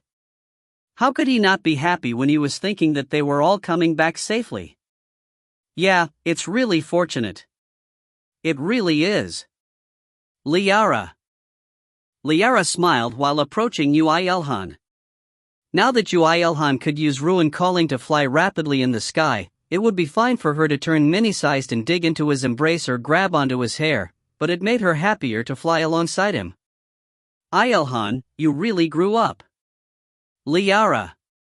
Don't raise any flags now. It feels like someone's gonna die. Hey, it's been a while. You mentioned foreshadows. Liara. I'm kinda scared now since obvious things are happening so obviously. Yoo IlHan smiled a little while meeting the wind against his face. Liara also smiled. It hadn't even been a year since the Earth had met its Great Cataclysm, but Yoo IlHan's level was already 144. Earth was only nearing its second Great Cataclysm, yet the average level of the people of Earth were bordering insane numbers for such a period. Countless connections with other worlds for unknown reasons. The Destruction Demon Army, the Army of Brilliant Light, and the traitors who were scheme on Earth, when it wasn't really that special. Yoo IlHan was caught up in the most chaotic incident Liara had met since she had become an angel. Would Yoo IlHan be able to endure all the changes and grow up? Will he be able to not give up on Earth? Liara was worried about that. And at one moment. Liara, I have something to confirm with you now that I think this is maybe the last time we can stay alone together. Ha, say it. Liara. Said Liara in panic when she was thinking about Yoo IlHan. What was this suspicious-sounding intro? Raising flags? Isn't this the flag for confession? But thanks anyway. I'll welcome it any time. While Liara popped out fanfares in her head, Yoo IlHan spoke. Does God really exist? Ha! Liara's thumping heart started thumping in a slightly different sense. However, Yoo IlHan repeated his words while minutely flexing his muscles. He was still smiling. God, does he really exist? Well, yes. Didn't I say from our first encounter? I came here to meet you on God's orders. Thanks to that we're still, Liara. And you met God, and directly received orders from him? Liara lost her words. She, who was thinking about her rose-colored future until just now, could not understand what Yoo IlHan was thinking, and became dejected in an instant. It's not that. Lord God is someone too sacred that an angel like me cannot meet. That's why we of Heaven's army exist. We spread his will across all worlds, protect the lower worlds, install traps of destructions. Liara. Is that so? Liara somehow felt quite hurried. She was worried that he would fly somewhere else if she didn't grab onto him. Naturally, she was sounding like she was persuading him. IlHan, I don't know what you're thinking, but there are too many evidences that prove God's existence. Look at me. The fact that I could become an angel and acquire these wings is also because of Lord God's existence. A true God, and not a false god like the god of smithing, god of love, or the god of beauty. Liara. Okay. Well, it's not like I don't understand your doubt since Earth has become like this, but in the first place, the fact that Earth still exists is a proof of God's existence. Liara. Liara tried her best to persuade Yoo IlHan. Of course, her final objective was to make him into an angel and have a wedding in heaven. Yoo IlHan only nodded without showing any signs of knowing or not knowing that fact. I got it already. I only wanted to ask once, so don't get so angry. I'm not thinking of rejecting your faith. Turning his face away from her, he looked at the front. However, Liara still could not understand what he was thinking. Why did things become like this, even though they were in a joyful mood just a moment ago? How? You really understand me, right? Liara. Of course, Yoo IlHan did not reply to her. He only flapped his wings to produce a shockwave to go ahead. Hey, wait for me. Liara. Seeing that, Liara also flapped her wings to follow. Yoo IlHan's sudden question, and the ripple in her heart also disappeared along with the sounds of flapping wings. He could have asked because he was curious, as he had said. She just ended her thoughts there. The two succeeded in reaching the ruins near New York's gate in exactly 17 minutes.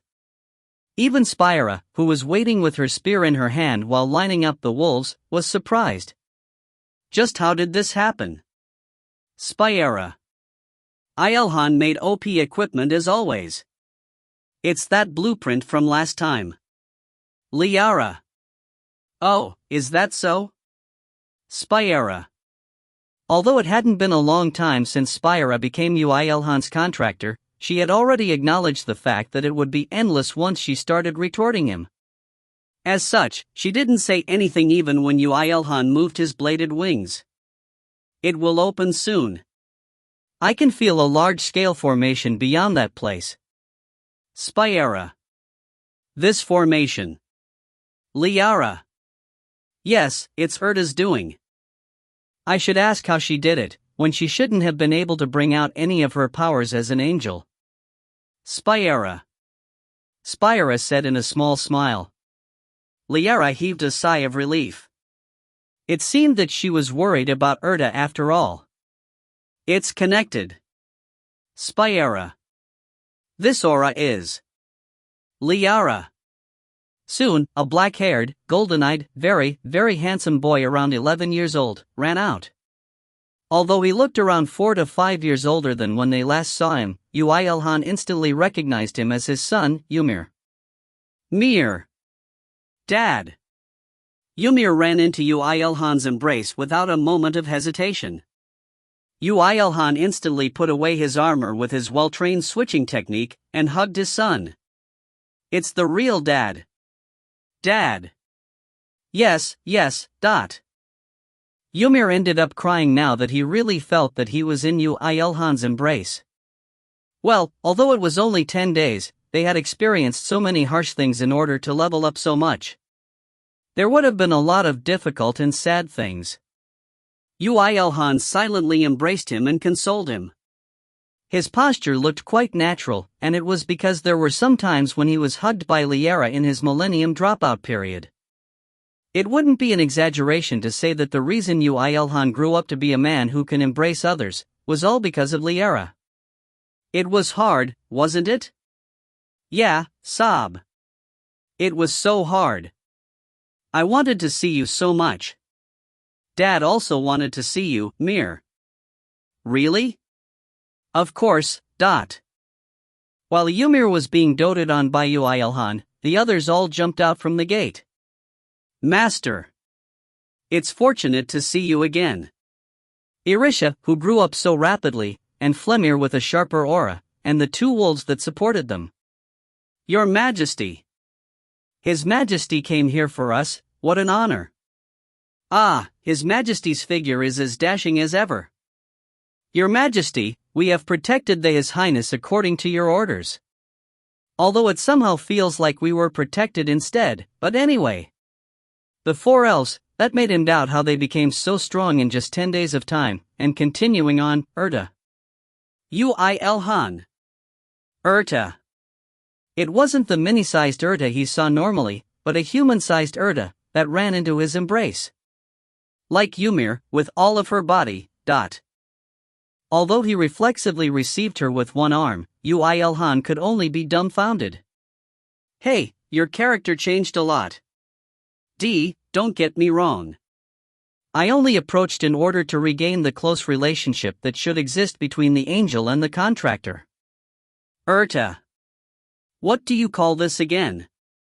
Atsu asterisk. Shut up. Shut your mouth and widen those arms a little more. Erta. Ymir in one arm, and Erta in the other. Now that Yoo IlHan couldn't flinch, Liara took out her spear and aimed at Erda. Does that woman really want to die, Liara? She was in an abandoned world until now. Considering her worry and tension, isn't it fine to let her be for a moment? Spyera. Humph. Liara. Very well, just for now.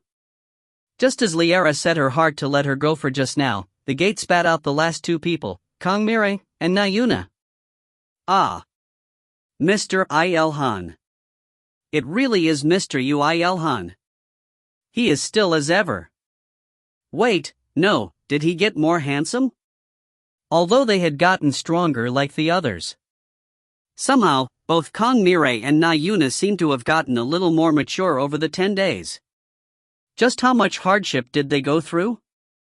Even though they didn't have any intention to, Yoo IlHan was planning to not let them off easily for dragging Mir into another world, but now, he felt pity for them. But then, something unimaginable happened to Yoo IlHan. Kongmire's two eyes teared up after seeing Yoo IlHan, then she suddenly threw her body towards him even though his arms were already full with Ymir and Erda. Ha? Whoa. Wa-a-wa-a-wayan. Then she suddenly started crying in a loud voice while putting her arms around Yoo IlHan's neck. What the hell? Are they all under some weird curse? Yoo IlHan, who was not used to being in contact with women other than his family, panicked without knowing what to do. But then, Nayuna, who thought that the situation was interesting, flew towards him and hugged him. The abundant scent of females around him made him panic even more. How good? What the hell? Get off me. You first get off. I really don't like you, so get off. Don't be like Thayet. Although Yoo IlHan had the confidence to stay calm at any moment, he couldn't win against the current one. What the hell? What the hell is up with all of you? Why are you all like this? Yay, this is Fuan. Come here, everyone. Then please excuse me, Your Majesty. Yahoo! Biting on Nayuna's bait, the elves jumped in on Yoo IlHan as well. Erda and Ymir were almost about to suffocate, but they didn't try to let go of Yoo IlHan at all. In the end, even Arisha joined in carefully and Yoo IlHan couldn't be seen from the outside anymore. Perhaps it was a consolation prize that Flemir and the two wolves didn't join in. Just what is this? Liara. I've heard that there are 3 times when a human's popularity peaks out during one's lifetime. Spyera. Not that, well, yeah, even though my IlHan is always so cool, but even so. Liara. This hopeless angel, Spyera. Liara was too confused and couldn't even get angry while watching that scene. Yoo IlHan sent her an SOS signal as his limit was broken through a long time ago, but she was so confused that she couldn't catch his signal. Ah sheesh. Yoo IlHan exploded and shouted while pushing Nayuna away with all his might. No matter what happened, why are you all like this when only 10 days have passed? At that moment, everyone that was embracing Yoo IlHan stopped their actions. Ha? Sorry? 10 days? Your Majesty? 10 days. Ha? When Yoo IlHan tilted his head due to their strange reactions, Ymir, who was still in his arm, raised his head and spoke. Dad, we spent 1,000 days in there. What? Yoo IlHan and Ymir's gazes met. 1,000 days? Yup, 1,000 days. Yoo IlHan raised his head. His eyes met with Liara's. Her eyes were trembling non-stop. Yoo IlHan must be making the same expression as her right now. 10 days and 1,000 days. Somehow, that was a rather familiar ratio. Author's notes. The expected period of Yoo IlHan's dropout was 10 years, while he actually spent 1,000 years. Erda's words and her opposite actions is technically termed tsundere. The type that cannot be honest with her words to her heart, and show her real heart in unexpected moments. It's a personality that's hard to show the charm of. Many people say that that's no charm but bullshasterisk ting. Crying face. No matter how mature Kong Mirai acted until now, her age is still 20. T/N, as I said before, 30 if you include 10 years before first GC. And she suffered for 2 years and 9 months in a world that was not Earth. Kong Mirai was fine, but Na Yuna was no good. Yoo IlHan isn't used to the first peak popularity period of his life. Crying face. Translator's notes. Proofreader's notes. Chamber Nim appreciates donations. Even when he's on break. Sundara star. Translator, Chamber. Proofreader, Kokasidsu. If you find any errors, ads pop up, ads redirect, broken links, non-standard content, etc., please let us know. Report chapter so we can fix it as soon as possible. Chapter 142, The MVP is Mine, 1. It took 5 minutes for Kong Mirai to stop crying and come to herself. Having stopped, she realized what she had just done, and shocked herself out of Yoo IlHan's embrace before lowering her head. I'm sorry. Please excuse my rudeness. It's not to the extent of rudeness but... Oh, you guys get off too. TCH. Although Kong Mirai's words sounded calm, from her reddened cheeks and eyes, it seemed that she wasn't quite so. If they really did end up drifting away for 1,000 days, it was quite understandable. I think I need to listen to you. Let's switch locations first. Hey, I said get off. No matter how he thought about it, this wasn't the mood to scatter, so Yoo IlHan suggested with a bitter smile. This was an unimaginable way of thinking if he was still in his loner days. Yes. Kong Mirai slightly nodded and wiped the tears off her face. Then, she proceeded to rip Na Yuna off Yoo IlHan and throw her on the ground, before picking up her phone, that didn't have service for 1,000 days, and contacted somewhere. Oh you ouch. Mirai, you really are harsh. Please fix your habit of sticking too close to someone you've given your heart to. In 5 minutes, limousines arrived at the venue. While Yoo IlHan was feeling dumbfounded at this always unrealistic scene, the drivers that came out of the limousines respectfully greeted Kong Mirai and Na Yuna. Liara exclaimed while looking at them. It's amazing that they can still retain their power even after the world has changed so much. That shouldn't be possible with money alone. Political power is really something. Liara, please keep your basic dignity as an angel. Urta. I think I saw an angel weeping while clinging to IlHan just now. Where did she go? Liara. I didn't cry. Urta. While the reunited angels were getting into a fight as always, Kong Mirai, who had now regained her composure, spoke to Yoo IlHan with a faint smile. Please get on. Kong Mirai, who made Yoo IlHan dumbfounded with those limousines, activated the golden combo of an aeroplane, along with several helicopters with second-class ability users to protect it. We'll bring you to Korea right away, Lady Mirai. Lady Na Yuna too. Yes. Oh, tell my father that I cannot meet him right away. Understood. Seeing several ability users trying to protect Kong Mirai and Co. from the skies as well as the ground, Yoo IlHan thought that the money he had his hands on didn't amount to much. Having second-class ability users as subordinates couldn't be done with just money alone. Only a history of loyalty, solidified over the years, could make that possible. Master, was there anything inconvenient while we were away? Your Majesty. I think you became stronger. And he turned more handsome too. I thought I caught up a lot, but I guess I'm still far away. Well, he did have his own set of loyal subordinates. Just that they weren't human. Thinking that he didn't have it too bad either, Yoo IlHan smiled.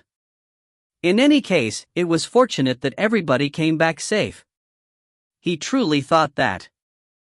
He somehow felt a sense of satisfaction and fulfillment. Everyone, excluding Flemir, who had to lead all the wolves waiting outside the New York gate, headed to Seoul together.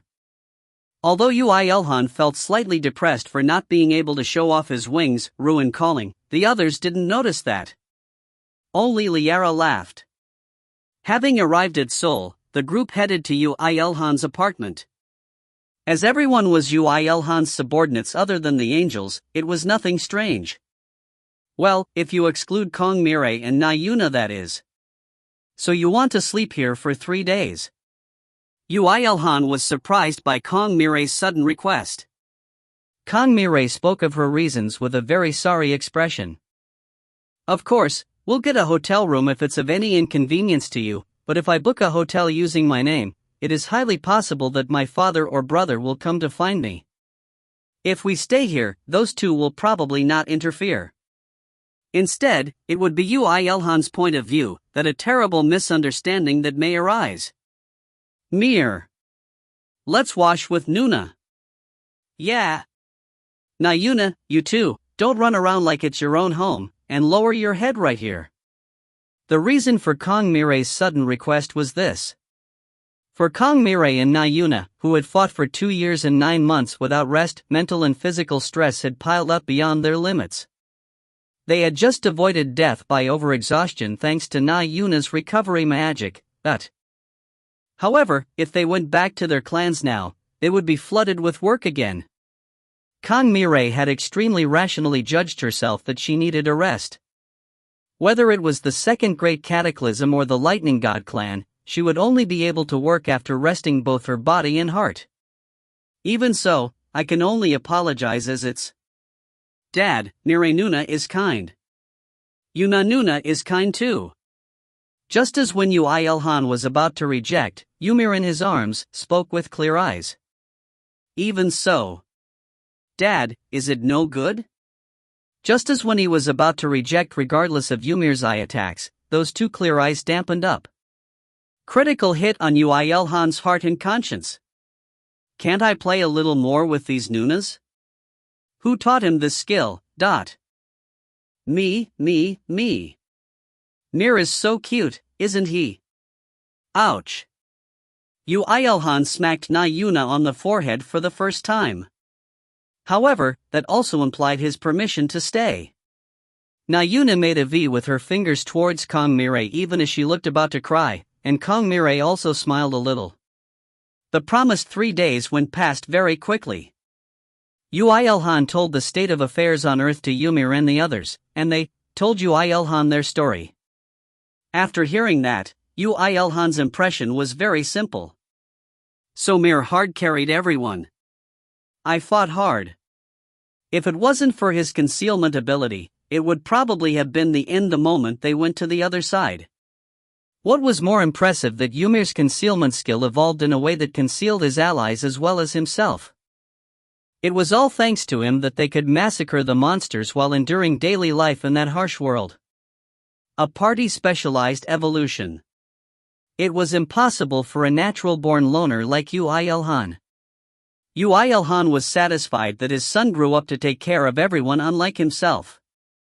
Dad, is it really true that only 10 days passed here? Yup, not a single day less or more. So that's it. That's good. That amounted only to 10 days. Meanwhile, the returnees from the abandoned world went into a group panic after realizing that only 10 days passed on Earth while 1,000 days passed in that world, but as all media including the news was the same as before, they acknowledged reality. In fact, it was a great fortune that they were strengthened prior to the second Great Cataclysm of Earth. Although, no one could answer why the flow of time was strange in that world. Do you really think that? Don't you think it has too much to do with you consider it a coincidence, IlHan? Liara's retort. Yoo IlHan heaved a deep sigh even though he had expected that reaction a little. It was annoying enough that he had suffered alone for 1,000 years on Earth, but if it was due to him, then how would he feel? Don't tell me you think that I have something to do with it? But it's too familiar to be a coincidence, Liara. Yes, he was in fact a little suspicious. Didn't Yoo IlHan's dropout period 100 times that of the expected period? 10 years into 1,000 years, 10 days into 1,000 days. The ratio was too perfect to be considered a coincidence. Isn't it that there is some transcendent power in the Yoo family? Liara. Rather than their own power, I think that their hidden records may be connected to Earth to cause a change. Spyera. I knew it.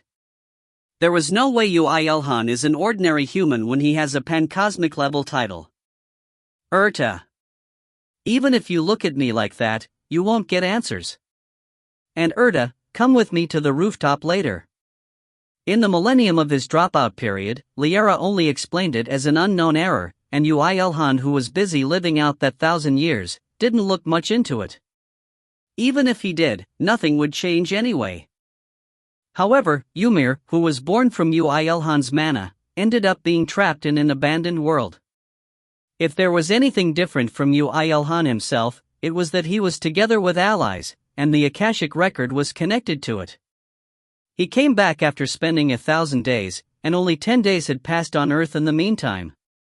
Looking at the two incidents separately, it could be said to be a coincidence that can happen on a multiversal scale, but connecting Yoo IlHan and Ymir's existence together, the story became entangled. What if that unknown error is related to IlHan's record? Liara. There's nothing what if about it. The other groups will wish to capture Yoo IlHan and not kill him. Erta. That's a good thing since IlHan is safer now. Liara. Being inside a tiger's mouth would be much safer than my own position right now. However, there were too little samples to declare that Yoo IlHan was the reason. At that moment, Liara clapped and spoke. Then you can just increase the samples, can't you? IlHan, you can have a child. Liara. I'll take the right. Spyera. Then I'll beat up the left. Erta. Spyera and Erta forced Liara into submission when Liara was acting all nervous, twisting up her body, saying, "How is it, a genius idea, no?" With the worry that this idiot may commit a taboo if they didn't make Yoo IlHan into a higher existence quickly, Erta spoke. Yoo IlHan, I'll throw this idiot in the recycling bin. Meanwhile, please confirm if there was anything similar between your parents. It should be fine to get only the hints. Erta. Yes, then please recycle her properly. I also want to go meet Grandpa and Grandma. Okay, let's do that. Yoo IlHan had a glance at Kong Mirai and Nayuna, who was playing ping pong with the elves, and thought about when they'd leave as this was the third day, as he left. After concealing himself, it took a few flap of his wings to arrive at his house. Both of his parents were home, and Yoo IlHan entered with Ymir in front of him. Ymir shouted this as he went in the front door even though Yoo IlHan didn't make him to. Grandpa, Grandma. Hello? IlHan, you're here. Oh? It's not IlHan. Quite a lot of time was needed for the house, which flipped due to the sudden appearance of an 11-year-old looking child, to turn calm. I'm not sure about incubation with mana or anything like that, but it's your son alright. He looks after you. Of course, he's much more handsome compared to you at that time. Yoo IlHan's father judged, after observing for a while. Yoo IlHan added with a smile. He's also your grandson. And the child's mother? Was the mother's, Kim Yi-sol's, question. Yoo IlHan honestly answered. She died before his birth. Dragons are born from eggs after all. Oh my, Sonny, you became a widower. Aren't you lonely, Mir? It's fine because there's Dad. And pretty Nunas too. Oh ho? Pretty Nunas? Mir, won't you elaborate more on that? Kim Yi-sol urged with a bright smile. Unlike Yoo IlHan in a slight panic due to this unrealistic situation, she was very different. Moreover, she looked like she had become even younger after all this time. Now it was for sure. Unlike his father who was stuck in first class, his mother was leveling up. And perhaps, she was at least second class already. Second classes belong to the top 3% of humanity right now. Although he thought this before, but if he had any talent, perhaps it was inherited from his mother? Then perhaps his mother was. Yoo IlHan asked her with a slight nervousness. Mom, was there anything special that happened in the 10 years you spent in IlHan? IlHan? Oh. Kim Yi-sol tilted her head before laughing. Well, nothing happened at all. Even though I'm quite good if I look like this at my age. It seems like she misunderstood. Yoo IlHan laughed at her. What do you mean good? You're an old lady. Hey, everyone looks at least 20 years younger than you when I go outside. People talk bad about you, and not me. Oh, she's right about that, Dad. Please level up even while taking it easy. There's nothing safe about leveling up, son. It seems like his mother wasn't it. And from how his dad looked, it looks like it wasn't him either. Yes, of course. The twisted time axis in Yoo IlHan's and Ymir's trapped worlds were simply coincidence. There was no way such a record would be hidden inside a guy who couldn't even wield mana. Phew. As his worries ended as just worries, he breathed a sigh of relief. Although he never doubted the fact that he became this strong precisely due to the 1,000 years on Earth, never was it fun to talk about it with a light smile. If his parents suffered such pain, then Yoo IlHan would also find it hard. Now that he's settled down, he became hungry. As he couldn't go back home and eat when his mother was in front of him, Yoo IlHan spoke firmly as if he had lent some money to them. It was the privilege of the son. Mom, food. Food. Food. Although he looked 11 on the outside, Mir was still 1 year. No, 3 years old. When he imitated Yoo IlHan while laughing, Kim Yi-sol stood up with a satisfied smile.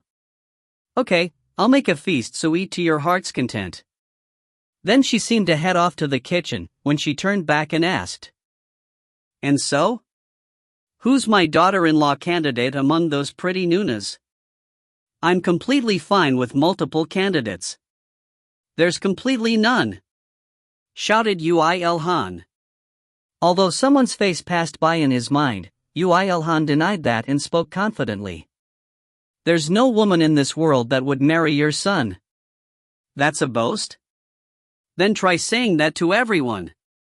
Now, how could I send this son off to marriage? Kim Yi-sol about her son's future, as she headed off to the kitchen. Author's notes. Only Yoo IlHan and Kong Mirai treat Na Yuna like she's nothing. Hard carried, you grabbed onto the useless one's collars and dragged them with you. It seems like it wasn't the first time Spyra and Erta did that before. Sons are said to take after their mothers. Ymir takes after both Lysidna and Yoo IlHan, but it seems IlHan takes after his mother. FYI, I also take after my mother, not the translator but author. I'm not sure about multiple candidates, but there sure is an angel candidate, mother-in-law. Translator's notes. If you find any errors, ads pop up, ads redirect, broken links, non-standard content, etc., please let us know. Report chapter so we can fix it as soon as possible. Chapter 143, The MVP is mine too. Yoo IlHan and Ymir emptied about half of all the food available in the house before going back with ice cream in their mouths. The angels, elves, humans, and one wolf had already finished their ping-pong match and were now playing a 4-player racing game on placed asterisk tie-in. Look at my drift skills. Yay! Na Yuna. It's just your body that's leaning. Kong Mirai. Kayak, a bomb.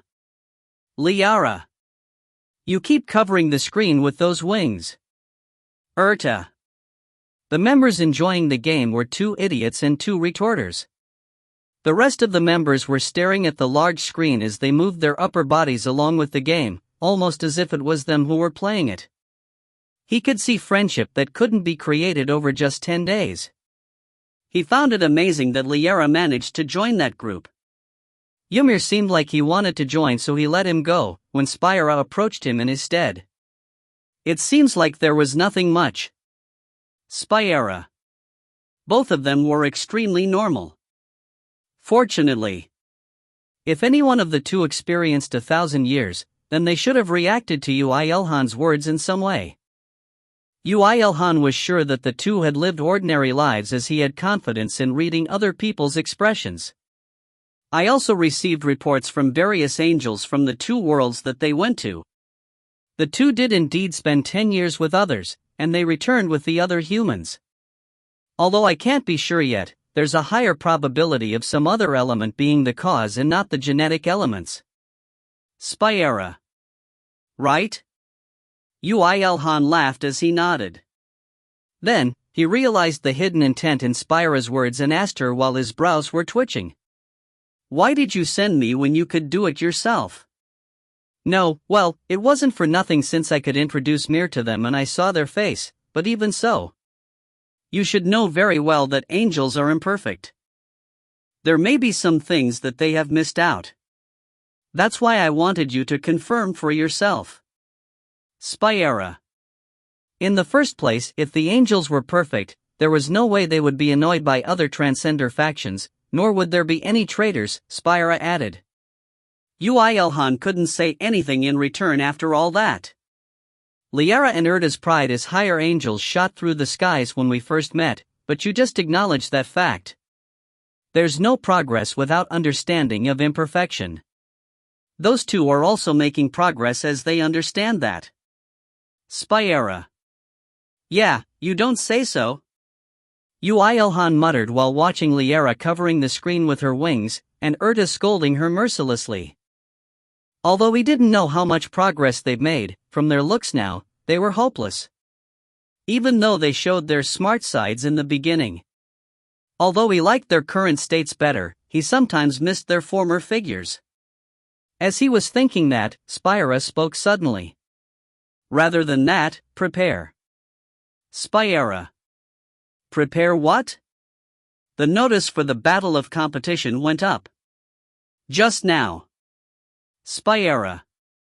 Yoo IlHan's movement stopped momentarily. He felt his relaxing body tensing up in an instant. Battle of competition. Why wouldn't he know about that? He decimated an entire empire in another world due to that. He had a glance at the people who were still playing the racing game and faced Spyra again. So you can talk about it now? There's not much time left. This will be told to all the people of Earth soon. Spyra. How many days is it? In 3 hours, the stage to pick the participants will be set. Spyra. Hours and not days. Ha, that's quite a lot of time you've given me. There's no need to hurry. Participants' selection will be held over 24 hours. In New York, where the battle with the abandoned world took place. Spyra. Well, that place was the best since it was receiving the attention of everyone in this world. Anyone can participate if they want to bring back traps of destruction to Earth. Only 1,000 individuals will gain the qualifications to participate in the competition. Spyra. 1,000. Yoo IlHan tilted his head. He found something strange. If the number of participants numbered so high, was there a need to swallow Venezuela entirely? They wouldn't need to send a force numbering millions. The rules of the competition differs according to the balance of forces in each world. Although the rule for this time is elite forces battle, it is likely that Farada had undergone an all-out battle in their second Great Cataclysm. Spyra. That sounds horrible. That meant that the Empire of Cadra may have spread their forces beyond Venezuela. Thinking about the possibility that he hadn't prevented the invasion of Cadra Empire, Yoo IlHan felt the shivers. Of course, the empire in question should currently be near extinction due to monsters. While he was thinking about that, Spyra's words hit his eardrums once again. You need to acquire a good position in this competition. Spyra. Even if you didn't say it, I'll do my best, but Why? The battle of competition isn't held that frequently. And Earth right now is progressing at an incredible rate. I guarantee that there won't be another battle of competition before Earth's third Great Cataclysm. Spy Era. The battle of competition was held in Lufwera, a higher world under Heaven's army. Naturally, no lower existence could enter that world. They could only enter that world in the battle of competition that was held regularly. As such, there was no way they could make an exception for Earth. Yoo IlHan's instincts flared up after hearing that. A higher world, huh? Now that's making me feel worried. While I understand what you're thinking. Spy Era. Retorted Spy Era with a smile. There will not be a case where other transcender factions would invade in a higher world under heaven.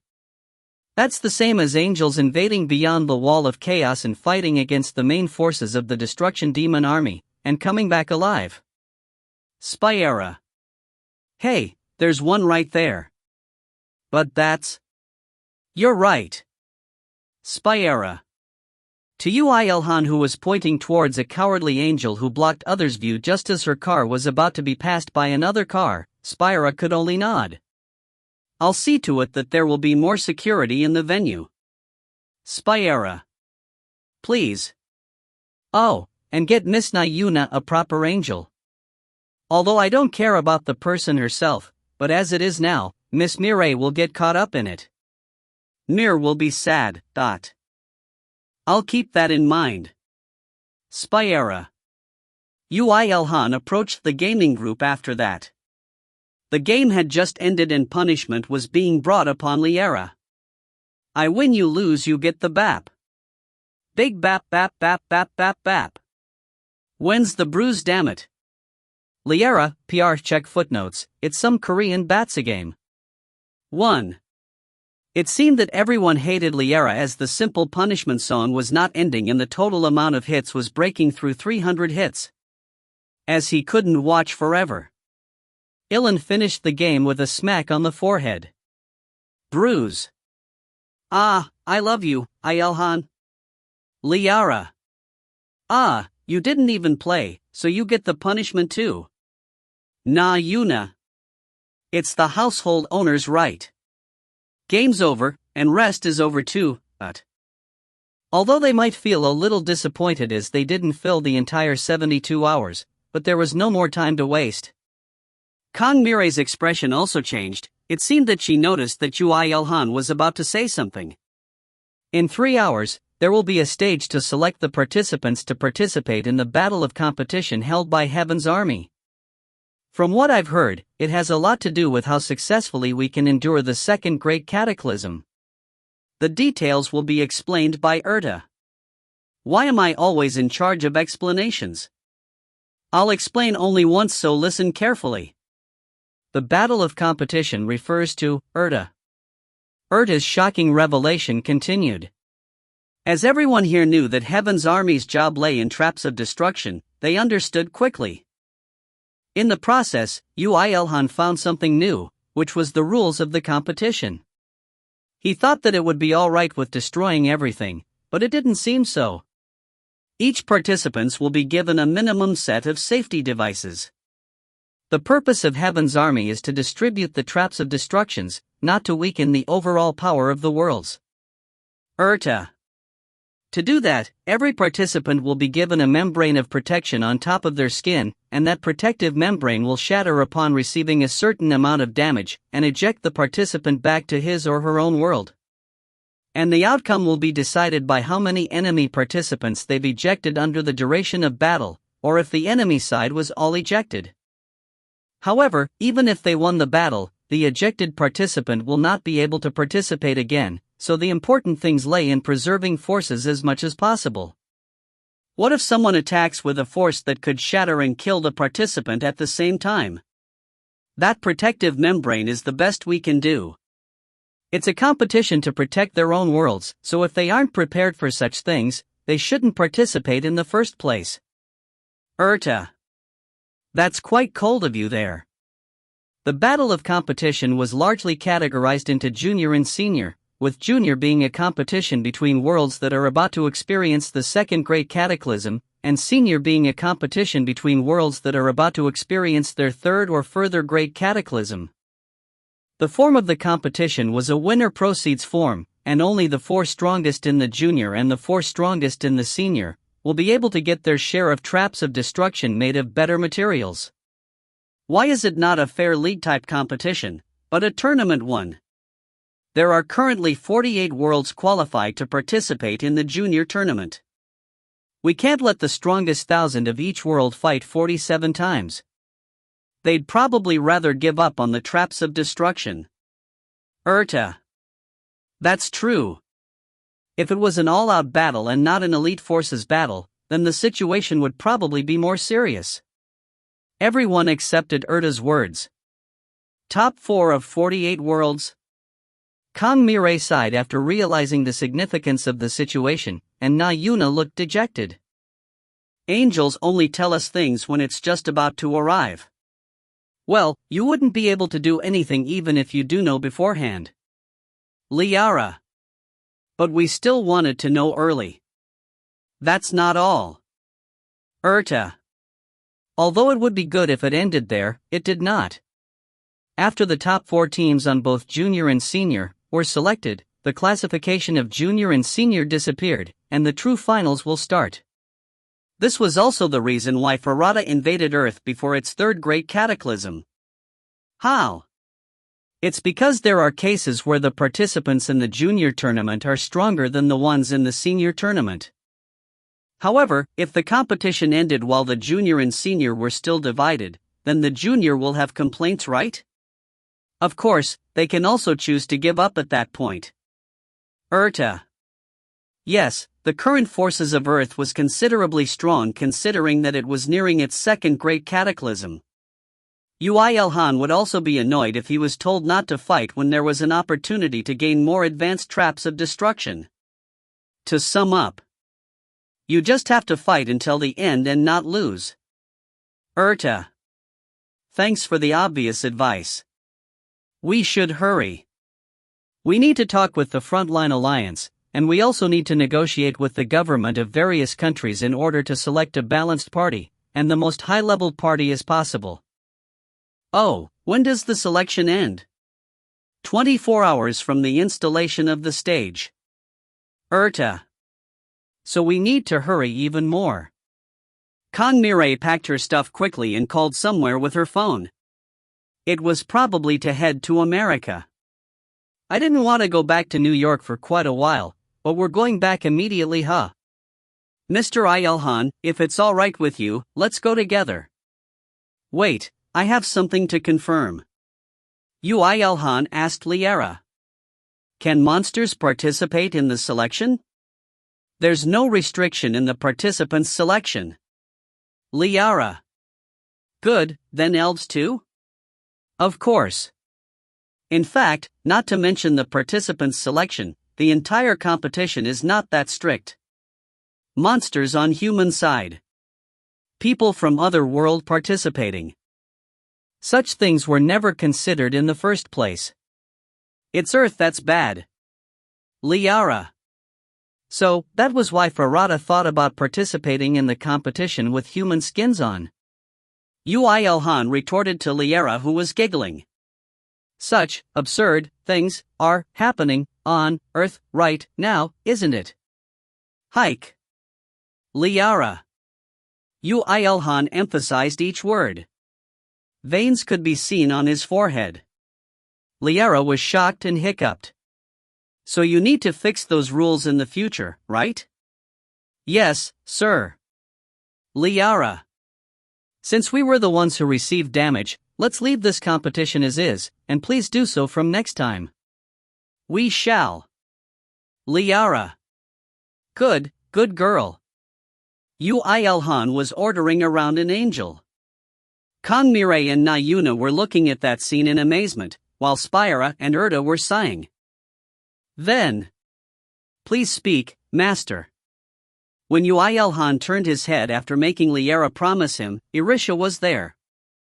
She looked very trustworthy from how she approached him and waited for him after noticing that it was her they were talking about. Please call Flemir. He'll go to New York as well.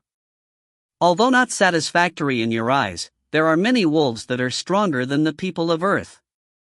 Shall I gather all of them? No, just Flemir will do. Instead, pick the strong ones and let's make them protect Sol while we're away. Yes. Irisha left immediately to call Flemir and the other wolves. While Kong Mirai and Nayuna were making relieved expressions, as they knew Flemir's strength, the elves approached him. Your Majesty, shall we gather the elves? If it's the strong warriors that have directly received training from you, they will step up in order to become your power whenever you wish. The elves have it hard in Daru. I brought the 4 of you since I couldn't help it, but I cannot allow any more than that. Although everyone was smoothly making progress, if he took out any more, then the race may as well go extinct. He couldn't bring them here. Moreover, the 4 elves here had an average level of 130. As Pate had the highest level at 134, there was no need to call any more rain for. He thought up to there when something came up in his mind. Pate. Yes. Yoo IlHan took out the epic ranked bow sleeping in his inventory, Death God's Trajectory, and handed it to him. After looking at that, everyone's attention was focused on it, not to mention Pate. Your Majesty, such a treasure. How is it, you think you can use it? Although it will be very difficult. I think I can barely do it. The user restrictions of Death God's Trajectory was a 3rd-class archer main class in strength and agility over 250 each. As Pate's stats focused on strength and agility rather than health, he could barely meet the requirements. Yoo IlHan nodded and extended his hand. Then give me your previous one and use that one from now on. Your Majesty. Pate became silent. He looked really feminine with tears glistening, so Yoo IlHan pushed him away. Then he spoke to the elves who were looking at him. If you do well, I'll make yours too in a while. If we do well. If we do well. An epic. The elves burned in passion after thinking that they may be able to wield epic ranked weapons in the future. Kong Mirai spoke in a vain voice after looking at that scene. Although I knew you could create legend ranked ones since I saw it, you could even make epic ranked ones. Living together with Yoo IlHan's subordinates for 2 years and 9 months, she now knew that they weren't human but elves, and that the weapons Vanguard sold worldwide was all created by Yoo IlHan. The legend-ranked bracelet she received from Urta before the battle was of very high quality, and it had helped out a lot in surviving in the other world. She was surprised that he was a smith as well, but he could make epic ranked ones too. However, Yoo IlHan only tilted his head and spoke. Although I can't make them as I wish, I get one if I get lucky once in a while. I'll give one to you too if I make one later. Mir seems to like you too. Me? What about me? I'm also close with Mir. Mir totally likes me. However, I personally don't like you, so no. Ask me again after 300 years. Wayo. He could reject her so openly. Kong Mirai made a smile while seeing that. Even though it was supposed to be something bad for her clan, she somehow felt satisfied. Her heart fluttered. Yes. She was feeling fluffy since it looked like she was receiving special treatment. Mirai. You just smirked now, didn't you? If I acquire an epic one, it will be used to help you. No, I didn't smirk at all. While Kong Mirai was acting clueless, Yoo IlHan called Mir into his arm. While Irisha is away calling Flemir, I'll go to my workshop for a bit. I'll do a final check, and make Mir's new armor too. And you can do that in that meanwhile? Of course. Yoo IlHan did indeed return Irisha, and Flemir returned to the apartment. Although, he brought back something he didn't expect on top of Ymir's armor. They headed to New York along with Kong Hajin and the Lightning God clan members, which Kong Mirai and the rest hadn't seen for a long time. A strict competition to pick 1,000 people of Earth was waiting for them. Or so it should have been. Author's notes. 1. Some of you may feel that the past few chapters were taking out the gas. You're right. This chapter links the previous incident to the next one. Erdogan had her action as well here. So the point is, quantity overflow again. Crying face. 2. Something about Indian BAP.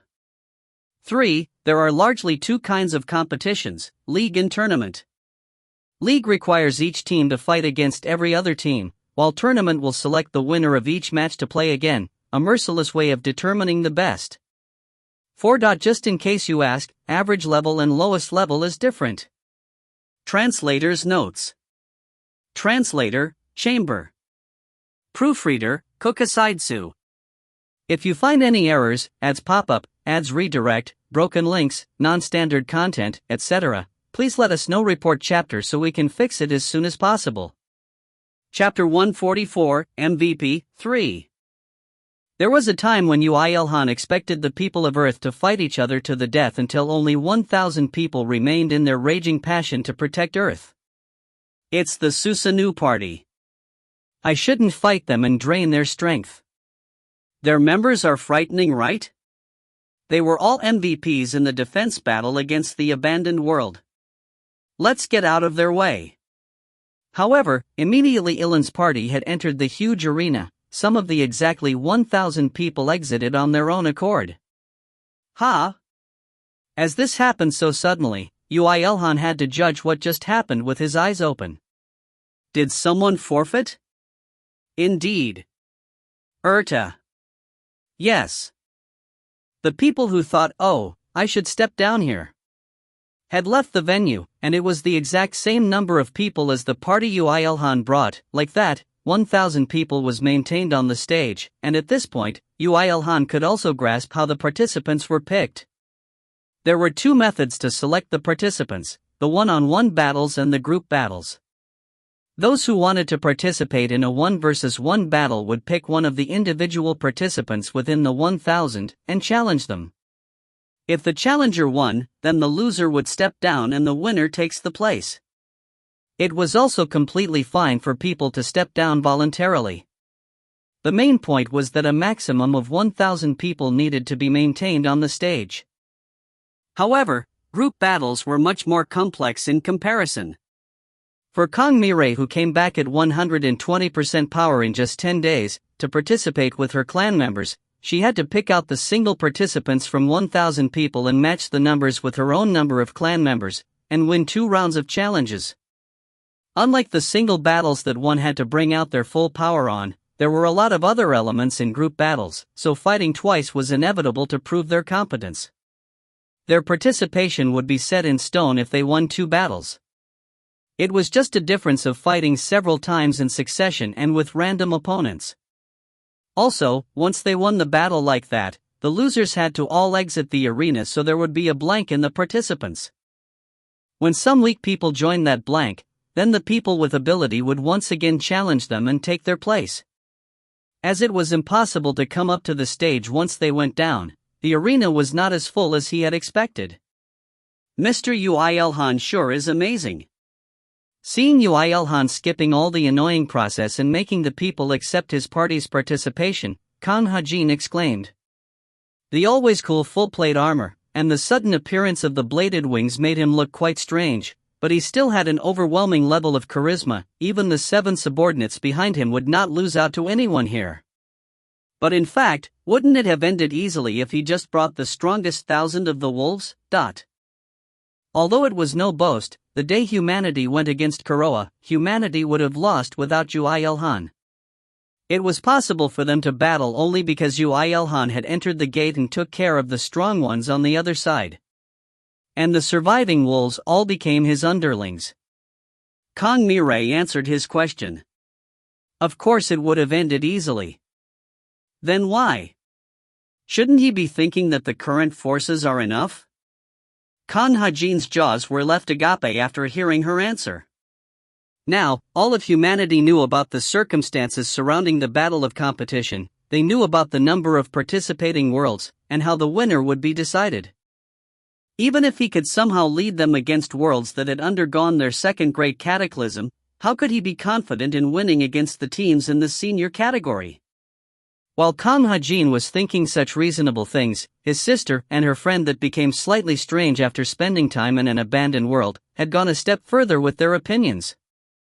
In fact, it should be much more efficient for Mr. Yoo IlHan and Mir to go by themselves while we protect Earth. We cannot inconvenience him forever. We need to show him that we can do things even without him. Although you girls were full of confidence even before you went there, I think you can poke someone to death with that rocketing confidence now. But Kang Mirai only replied with a smile, and looked at the lightning god members that numbered 10 including herself. Although the gap had increased as she had went to the abandoned world, they were still elites that were hand-picked by her.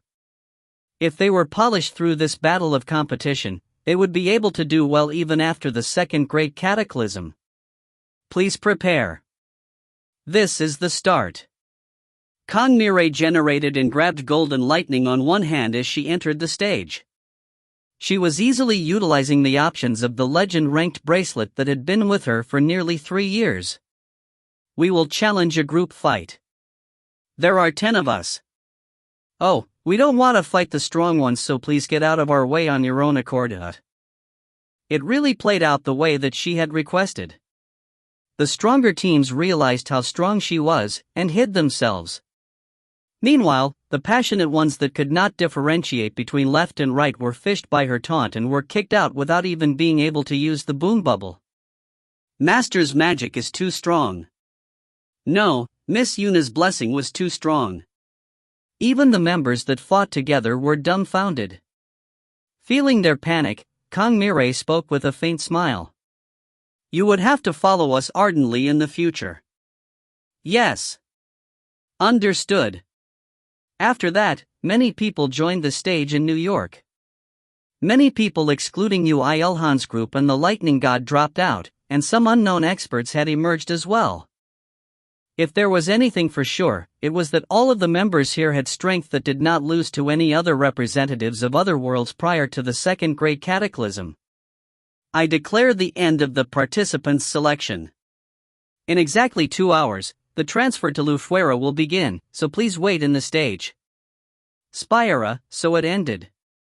After the scheduled time was over, Yoo IlHan immediately sat on the stage and looked around him. Although they couldn't show overwhelming force like Yoo IlHan's group or the lightning god, many of the clans belonging to the Frontline Alliance were remaining on stage.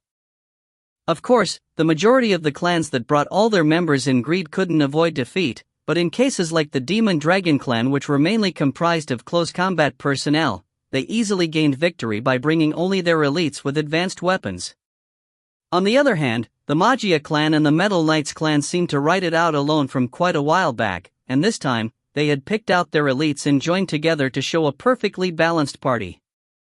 Whether it was Karina Malatesta or Michael Smithson, they had grown completely differently from the Cantu battle. Hey, don't you think Smithson and Malatesta have something going on between them? So, he was curious. What was it that occurred between the two clan masters? You sound like you talked a lot behind other people's back in your high school. Erda, I think you're mistaken. Because, the only time I opened my mouth was during register/roll call, music period, and lunch. I'm sorry. I'll talk a lot with you from now on. Erda, nah, it's alright. It's my fault for not having any friends. Yes, I have no qualifications to talk behind other people's back. Awawawa, what do? I stepped on a huge landmine. Erda, if that much is a landmine, my heart is a DMZ. Don't worry about it so much. It makes me even more worried instead. Erda blamed herself for her carelessness. Meanwhile, Liara, who becoming interested in other people's love affairs after being blessed by the god of love, judged quickly after looking at the man and woman standing next to each other. The woman seems to have taken an interest to the man, but her feelings are not being reciprocated. I can see he's thinking about another woman. Liara, from what I see, the woman is much better in both looks and ability, but how? Normally, the man would be the one clinging to the woman. Spyra asked Spyra, who returned after acting as one of the judges in the selection, when Liara replied back. True love does not have any relationship with such material things, idiot. Liara, really? Liara really does know a lot about love. I knew you were different since you were blessed by $%. Spyra. The second super mini war of angels was triggered. Yoo IlHan, who had succeeded in putting away his high school trauma, proceeded to take out a clean walk from his inventory. I'm hungry, so let's eat. To think you'd think of eating in this situation, amazing, Erta. Yoo IlHan took out a small-scale furnace, and started a fire with blaze and placed the wok on top of the setup. When he started stir-frying dragon meat with dragon fat rendered oil, everyone's gazes fixed on him, whether it was from inside or outside the stage. I'm really frustrated that it smells good. Erta, looks tasty. He took out the rice from the vacuum-packed plastic bag in his inventory, and added various vegetables and sauce. He added a little salt, and once he added the special dragon sauce, made by mixing breath purified of poison by Nayuna, and oyster sauce. It was the perfect dragon stir-fried rice. To think I'd see someone cooking on top of the selection stage in my life. Spyra, I'm hungry now that I fought too. IlHan, gimme some too. Liara. Even Spyra was shocked as she was fighting with Liara. Meanwhile, the other participants, who were staving their hunger off with preserved foods, were only making gulping sounds. Food cooked by Susanoo. Don't even dream about it. We might end up getting cooked ourselves. Damn it, order some pizza. They should know the location if we say it's the selection stage. Yoo IlHan put away the helmet as he had no need for hiding and gathered the group and ate the freshly cooked stir-fried rice. Kang Hajin, Nayuna, and Kang Mirai also came after, mercilessly throwing away their clan members. Delish. Whoa. It really is tasty. Just what can't you do? Conversation, so please eat quietly. Kang Hajin obediently ate the food after hearing Yoo IlHan's honest words. Of course, Ymir was an exception. Dad, I want more. I think I might level up after one more. Yes. Mir should grow up a lot by eating a lot of food. He levels up by eating. Eating with many people like this was a joy he couldn't experience in his dropout period. Thinking about how participating in the annoying battle of competition was all to preserve this joy, he automatically brimmed with power. After that, Yoo IlHan had to cook 2 more batches in order to fill everyone's stomachs. A painful for some and joyful for some period of wait had finally ended, and it was finally time to head to a higher world. Some resolved themselves while heading there, and some wished to become as famous as Susanoo through this. Even when they had different thoughts, their objective as they entered the gate in the center of the stage was all the same: to bring back advanced traps of destruction to Earth by getting good results in the competition. Oh, Lu Fuera. I haven't been here for a while. Liara, it's the first time for me. I never took care of this side. Erta, Wayo. The place they had arrived at after entering the gate was a huge place that even Yoo IlHan, who had been to 3 other worlds, Darrow, Kiroa, and Ferrata, was dumbfounded. So hot. No, it's burning. Damn it, isn't there any water class mages here? As everything, including grass, trees, flowers, insects, and even the sun was more than 10 times larger than those of Earth, as a result, the environment was very, very hot. Of course, Yoo IlHan, who received the Hero of Fire title, wasn't that affected by such heat. But how could any life forms grow here? They should be life forms that live in this world as they are in front of you, right? Liara, can I take a little? And you think you can? Liara. Yoo IlHan's eyes shined. It was a I know it even without you telling me attack. Liara was defeated in 3 seconds. Of course, you can. It's IlHan's request. I'll take responsibility, so take only a little, okay? Liara, never. Seems like I should step up now. Spyra. Liara and looked quite relaxed, but Spyra, who was acting as a judge on Earth, was different. After checking that the 1,000 participants had safely crossed over to Lufuera, she ordered the angels who were awaiting them in this place and spoke to Yoo IlHan. I will become one of the judges from now until the tournament ends. Yoo IlHan, Earth's first battle will start soon, so don't relax. Although, I don't even need to say that. Spyra, yup, don't worry. Spyra did not say anything about how he secretly tried to pull out some of the grass here, and nodded. She flew away with a smile, and the participants were led by the angels to one of the arenas for the battle in this wide world. The protective membrane will be generated the moment you cross this line. You will be summoned back to Earth the moment the membrane breaks, and even attacks from allies will damage it, so please be careful. Also, you need to maintain that membrane until the end of the tournament once it's generated. Please do not break the protective membranes outside of battle. Does the shield's energy recover? It recovers over time. If you have received near critical damage, it's the basics to step back and regroup yourself.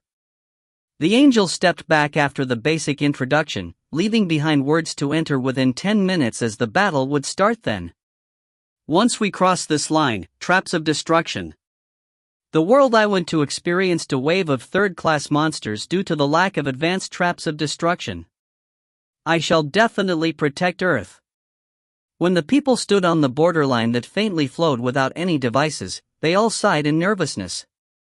It was natural for their steps to be heavy as they were shouldering the fate of Earth. They could only be careful even in their light movements. However, loners always shouted yes when others said no. Yoo IlHan didn't even imagine that everyone else was being nervous, and he crossed over. Ymir and the other subordinates followed his line. Wayo! Na Yuna spat out her unique exclamation due to the lack of his hesitation. Then, she looked at Kong and Mireille. Let's go too, Mireille? Sure. Kong Mireille nodded and crossed the line. When she did, a higher class magic covered his body. With the resolve that she would acquire this kind of magic as hers one day, she raised her head. The battle started. Earth won within 7 minutes. The 3 battles after that ended in the same fashion. Earth was now in the finals. Wow, that was fast. Author's notes. There's no drama from the participants' selection until the finals. Even Ymir will be able to take care of everyone alone if the opponent are from the junior tournament. Untranslatable ref, boom bubble, Pataman's finisher attack. Translator's note: Xianxia/Xuanuan be like you trash. I shall trash you multiplied by infinity in tournament arcs.er. Be like 4 of the matches ended in 7 minutes, and yes, the tournament arc is very short. Translator, chamber proofreader, Kuka Sidsu. If you find any errors, ads pop up, ads redirect, broken links, non-standard content, etc., please let us know. Report chapter so we can fix it as soon as possible. Chapter 145, The MVP is Mine 4. Yoo IlHan decided to hold back and avoid acting too grandly, even though he believed that he was substantially stronger than the people around him. He genuinely wanted the people of Earth to surpass him someday. However, it almost seemed like that day would never arrive. The gap was simply too wide. As such, he was worried that they would lose their passion to become stronger if he acted in an overbearing fashion. That must never happen. I would be annoyed to death if they left everything to me. You looked cool before you said that. But now, you look a little pathetic. Liara. If it was before, he would have let his subordinates rampage around in his stead, but after going to an abandoned world, even the lowest leveled one was the Elven Thief Furia at level 123. As they suffered for about 3 years in harsh conditions, their already exceptional skill levels became even higher, and as their equipments had undergone refurbishment under Yoo IlHan's hands, their level of equipment was almost peerless. As such, Yoo IlHan ordered his subordinates to hold back. The best was pretending to fight after charging to the enemy with the allies. They would cooperate on a low level, and help out if anyone seemed to be in danger, while cleaning up the proactive enemies. He thought that just that would help out a lot. The only problem was that they easily obliterated half of enemy forces even while holding back. Are the humans of Earth monsters? Don't fight them. One of us was ejected with a single kick just now. Yoo IlHan and co were a typhoon that traveled at slow speeds. It was alright if they didn't approach, but once they were caught up, it would be the end for them. Even after all that, it wasn't so easy to attack the other people of Earth. Not to mention the members of the Lightning God clan, the people of Earth that had been strengthened after the many chaotic battles on Earth also fought back desperately. I'm sick and tired of dungeon waves. I will become the hero of Earth. While Yoo IlHan and co were shooting a one-sided cosmic massacre horror film on one side, the other people were shooting a war drama. Endless tears filled with both blood and sweat flooded the land, while shouts filled the air. We'll break through the center now. You. Kong Mirai, who had leaped levels in the abandoned world, was leading them. Nothing could stop her lightning, and the magic that she had casted over a long time with Na Yuna's buff had enough power to blast a hole through the enemy forces. Insane. How are we supposed to win this? Why is there so much of a difference? Our world has also developed over 200 years after the first Great Cataclysm. The opponents lost their morale in front of her lightning. Of course, it wasn't like there were no superhuman people that were especially stronger than others, but even those superhumans were cleaned up by Kong Mirai with Na Yuna's buff. As such, the result of the competition was not even worth mentioning about. Earth, Junior Tournament Top 4. 419 personnel remaining. The weaker participants from Earth were mercilessly ejected, and as a result, the final number of people remaining was 419. Only the elites amongst elites of Earth remained. Excluding Yoo IlHan's group, Kong Mirai, and Na Yuna, their average level was well over 90. We did it, top 4. Can we really acquire advanced traps of destructions? Damn it. We actually did it.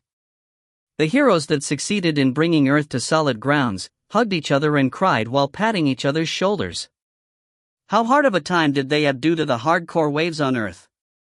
But now, they could finally, through their own power, make Earth safer. It's not the end. Although we're in the top 4 for the junior tournament, we still have to fight against the senior team, so we're top 8. Yes, we must continue higher and higher. The people of Earth burned with passion. Yoo IlHan watched that and thought that it was good that he restrained from doing too much. They weren't weak people who were protected by others, but warriors that pioneered their own future with their own power. Yoo IlHan lightly clapped for them. And he confirmed with Spira in a small enough voice so that they couldn't hear him. She had just finishing the Battle of Earth, and had come back to Yoo IlHan. But even so, they'd be obliterated against the senior teams, right? Arrogance was simply being prideful while reality remained as such. Spira lightly smiled and replied to Yoo IlHan's rational judgment. Isn't that natural? Their lowest level is 130. Any more than this is breaking the rules, so I can't tell you anything else. Spira. Farada definitely did indeed have an overwhelming power with overflowing numbers of third-class armies and 5 fourth-class personnel. However, that didn't imply that other worlds were weak like Earth. The worlds that were about to undergo their third great cataclysms had power that were at least half of the forces of Farada, or more. Thinking about the senior tournament, something tugged his mind and he asked Spira. I'll ask this just in case, but what happened to Farada? They lost. The surviving nobles and knights of the imperial capital did not participate at all, and although there was the forces of countryside nobles and forces from small countries, they did not reach the top 4 in the end. Spira. They didn't participate at all. Well, half of them had just reached third class, while the other half was still in the beginning stages, but if it was their cooperative power they showed that day, it wouldn't have been impossible for them to reach fourth place. However, the situation of the Empire wouldn't have allowed that. Thinking about the regrets and tears they showed that day, a slight sense of guilt flashed by his heart. However, he thought that this wasn't even funny. Like how the survivors had no right to resent Yoo IlHan, he too had no right to regret what he did back then, especially with the conviction that he held then. He would have acted the same way even if a similar situation occurred again. As such, he decided to stop thinking about Farada here. There were 3 hours of rest until the finals. Yoo IlHan called the group and fed them with dragon meat fries and wolf meat fries and declared, "I think we should be more proactive from the next fight." "What about the people's growth?" was Irisha's question. Yoo IlHan nodded, saying it was a great question, before replying, "Did I say that I wouldn't interfere for the growth and free will of the people?" "You did." "I lied." Wayo, Commando, too. Strictly speaking, it wasn't really a lie. To be exact, he had no intention to act passively until the very end. He thought that this was around the limit for the current people of Earth. And that was after factoring in Kong Mirai and Na Yuna's overwhelming power. Since they fought up to here, they should have grown plenty already. Rather than that, it's more important that I get less work due to less dungeon breaks. If Earth was endangered even after he made the people strong and independent, there would be no point. Yoo IlHan's judgment was reasonable. Above all, the next guys are out of their leagues. The opponents are at least level 130, so even you guys would be kicked out if you get careless. Groups of monsters without intelligence and people who received special training are completely different in quality. Even if they wanted to relax a little as they were confident because they had annihilated an entire world, they couldn't forego Yoo IlHan's words as he had fought against much stronger enemies in Darrow, alone. Moreover, didn't he even obliterate half an army of enhanced humanity in another world? Judging by experience alone, there was no one who could retort to him. As such, they could only nod in seriousness. "We know Thayet. The abandoned world we went to had also experienced its third Great Cataclysm. Of course, humanity was extinct there." "Oh, this is too delish. Mr. IlHan, marry me." Even though it was Yoo IlHan's subordinates he was talking to, Na Yuna replied instead. And here he thought about why he could hear Wayo as from a while back. Moreover, a dragon meat fry was in her mouth. Yoo IlHan mercilessly smacked her on the forehead. "Ouch. Don't steal my kid's food and go away." "Yes, Na Yuna, go away." Kong Mirai ate the fry that she received from Ymir and added more fuel to the fire. Yoo IlHan looked at his son Ymir with a complex gaze as it was obvious that it was him who called the two girls here, before sighing and nodding. "There's a lot of meat, so eat comfortably." "Yes. Sorry for inconvenience you all the time. I'll pack some for the gulping ones over there, so give it to them too. People might think that the clan master doesn't even give them salary."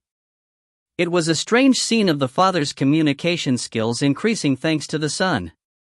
The person in question, Ymir, though, seemed to be clueless. He was only eating joyfully with the others. It was the figure of a social butterfly that Yoo IlHan dreamed of in his childhood. "Dad, more." "Yes, eat a lot more. You are the only hope of the Yoo family." "Then what of Yoo IlHan's father, Yoo IlHan?" "Yes. In fact, he was also a perfect loner that made him wonder how his mother succeeded in marrying him. Although he had no passive concealment skill. The opponent for the quarter-finals were revealed. It was a world called Snu in which 1,300 years had passed since their last Great Cataclysm. It was also a world that was nearing its third Great Cataclysm. The lucky two of the top 4 junior teams seemed to have gotten each other as opponents, but Earth and another unknown world had gotten senior teams as their opponents. Damn it. Although we thought that we wouldn't have it easy, but did it still have to come to this? How are the matches decided? Call the manager here. After their opponent was decided, some of the people sighed in rage, some somehow looked relieved, while some despaired and gave up, and some burned in passion. There could be so many different reactions to the same situation. Yoo IlHan watched that scene as he bit on an apple for the dessert. Humans sure are interesting. I knew you'd say that. Liara. Unlike the preliminaries that took place in one stage, the finals had different environment for each match. However, that didn't require the team to walk half the world. Instead, the world matched their teams. Amazing, isn't it? This is God's power. Liara. It definitely is amazing. Really, quite absurd. A higher world, Lufuera, could change the environment, compress distance, expand space, put a target inside a barrier, and do a lot of other things according to the wills of the angels who governed the world. Anything was possible as long as it was not changing day into night. Angel limbs are so powerful. Heaven's army, amazing. In the process of preparing for the finals, Yoo IlHan and the other humans could see for themselves the power of higher existences. He finally knew why Spyra was so confident. Liara, you came back alive from an environment like this? You mean beyond the wall of chaos, right? That place isn't as bad as there. It was the moment of proof that those perverse seeds are way inferior to God's power. Right. So you too, IlHan, become an angel without hesitation.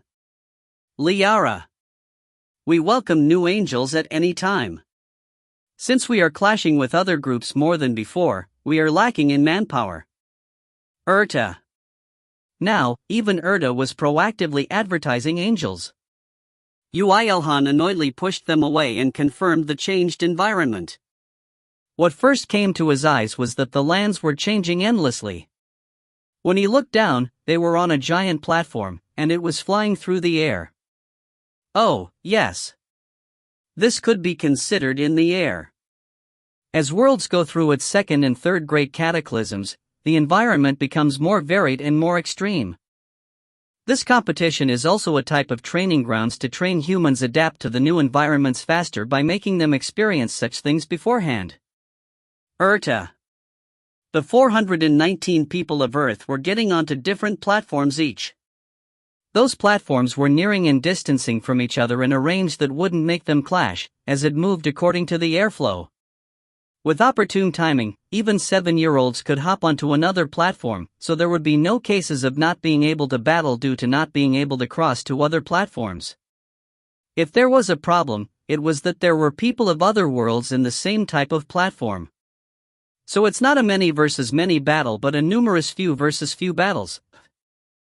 The other side also seemed to have seen Yoo IlHan and the other people of Earth, as they were glaring on this side. However, as the battle hadn't begun, the ones who attacked now would be ejected. 10 seconds until battle. An angel that was a judge like Spyra shot to the skies and shouted so that everyone could hear. 8 seconds. Yoo IlHan checked his surroundings. The other participants were clenching their teeth after confirming that the participants of SNU were much stronger than them. It felt like morale was an all-time low even before the battle. 4 seconds. TCH. Yoo IlHan clicked his tongue. He didn't like them giving up without even trying. However, separate from that, he didn't feel so good as he could foresee that they would have dejected looks back on Earth even though they had made a great achievement. 2 seconds. Yoo IlHan hated arrogance, but he thought that a certain amount of self-confidence was not bad. Acknowledging one's own value was very an important part of making progress. Battle start. As such, it wouldn't be so bad to heighten the morale of humans. Well, if they still thought that Yoo IlHan belonged to humanity, that is. It can't help it. Yoo IlHan stepped forward. That was the signal that switched his state of mind, and also a type of self-hypnotism that made him think he would be able to use his own abilities better. Kuhak. What the hell are all these, Throwing spears. Just where are they falling from? Eek, block all of them. Hundreds of throwing spears fell down with frightening speed in the air and attacked the Snuans. However, unlike the Grand Show, the attacks weren't that effective. The opponent were not simple-minded monsters, but third-class beings that grew up through numerous years of torment. And these people were strong enough to make it to the finals of the tournament. Of course, as Yoo IlHan's spears were too fast, and very sudden, it wasn't like there were no defeated enemies. The problem was that the spears were only a feint to hide his real attack. As they were moving around in order to block the rain of spears, their battle formations instantly crumbled apart, and as they were too focused in the sky, there lots of openings. What Yoo IlHan aimed for was those openings. Kahak! Yoo IlHan swept the group after flying towards them with the wings at absurd speeds. This place was not an abandoned world, nor were the opponent's dragons. As such, he did not receive any blessing or buff of the sort, but despite that, all opponents he attacked lost their shields in a single strike and were ejected to their own worlds. Kuhak! Just who? And a few seconds after that, another battlefield seemed to have become a mess before calming down again. It repeated again in a few seconds in a different place, again and again. The ones watching had lost their spirits, whether it was the opponents or allies, but unfortunately, that was not the end. Everyone charge! Charge, charge! We should at least defeat half what His Majesty defeats. Yoo IlHan's subordinates joyfully rampaged around as soon as he gave the order. Paytas arrows were especially strong, and even those higher leveled than him had a hard time blocking, and he achieved the highest rate. He did his job for getting an epic ranked weapon. The battle ended 15 minutes after that. The result was undeniably Earth's victory. If the battlefield was narrower, it would have been over in half that time. In that short amount of time, over 300 people of Earth retired and showed that a world nearing its third Great Cataclysm was indeed very strong, but the people that returned to Earth were full of admiration and faith instead of despair for their own lack of power. Admiration for the death god of the battlefield that made the gap between them and the Snuans pale in comparison. Author's notes. Are the people of Earth monsters? A parody of Char Aznable's famous line from the Gundam series, Are the Union's mobile suits monsters? T/N, I'm pretty sure this line is not famous in the English community. I wasn't able to find it. I lied, Arnold Schwarzenegger's famous line in the movie, Commando. Translator's notes. Translator, Chamber. Proofreader, Kokasidsu. If you find any errors, ads pop-up, ads redirect, broken links, non-standard content, etc., please let us know. Report chapter so we can fix it as soon as possible. Chapter 146, The MVP is Mine, 5. Although a disaster of 300 out of the 419 people being ejected had occurred, there was no need for them to be dejected by the difference in power between them and the participants in the senior tournament. It did not matter if it was them or the opponents, they were insignificant existences compared to Yoo IlHan. And I actually tried to compete against him. Damn it. I should have known from the time he easily wiped out the wolves of Kiroa. But one day Of course, there were some who didn't like Yoo IlHan's actions. The ones that resolved themselves to surpass him one day, and people who didn't like him from the beginning, like Michael Smithson was in this category, but Yoo IlHan didn't think that it was such a bad thing. The tears of the weak and the unrelenting resolve. That would make their growth speed up. In any case, Yoo IlHan would welcome anything if it would make the people of Earth stronger. And in the semifinals after that, Yoo IlHan went a step further. Against 84 third classes and 2 fourth classes, he, with a scarlet burning whip, took charge of a fourth class and fought on equal footing. Flemir, who also had now met an opponent, also rampaged to his heart's content with Yoo IlHan's permission. How is this a junior? You deceived me, Angie Eliel. That's a monster, damn it. Yes, I'm the proud leader of the royal guardians of the Wolfkin race blessed by the moon, Flemir. All of the fourth classes participating in the competition were agile and strong, but Yoo IlHan and Flemir were even more so. Thanks to the options attached to Ruin Calling, his superhuman strength raised his stats to levels not inferior to 4th classes. Yoo IlHan's figure, shooting shockwaves everywhere while shooting across the air and wipe the enemies out with his whip, was like a disaster. Eek, take care of the other Earthlings first. Take care of that lightning woman first. While the 2 4th classes were put on their edges, the other 3rd classes reached the reasonable conclusion that they had to take care of Kong-Mire, who was using the most dangerous magic here, first, but unfortunately, they were ejected after being shot by the absurd number of wind bullets. Mir is so OP. Yes, Dad also called me OP. Na Yuna was now able to use even stronger blessing magic, incomparable to other priests/priestesses, after becoming 3rd class and receiving even stronger blessing from the goddess of beauty. Plus, Ymir, who was shooting wind magic with her buff. The wind bullets polished in real combat had already surpassed the capabilities of 3rd classes, whether it was speed, destructiveness, or accuracy. Attack, now. Now. Everyone charge.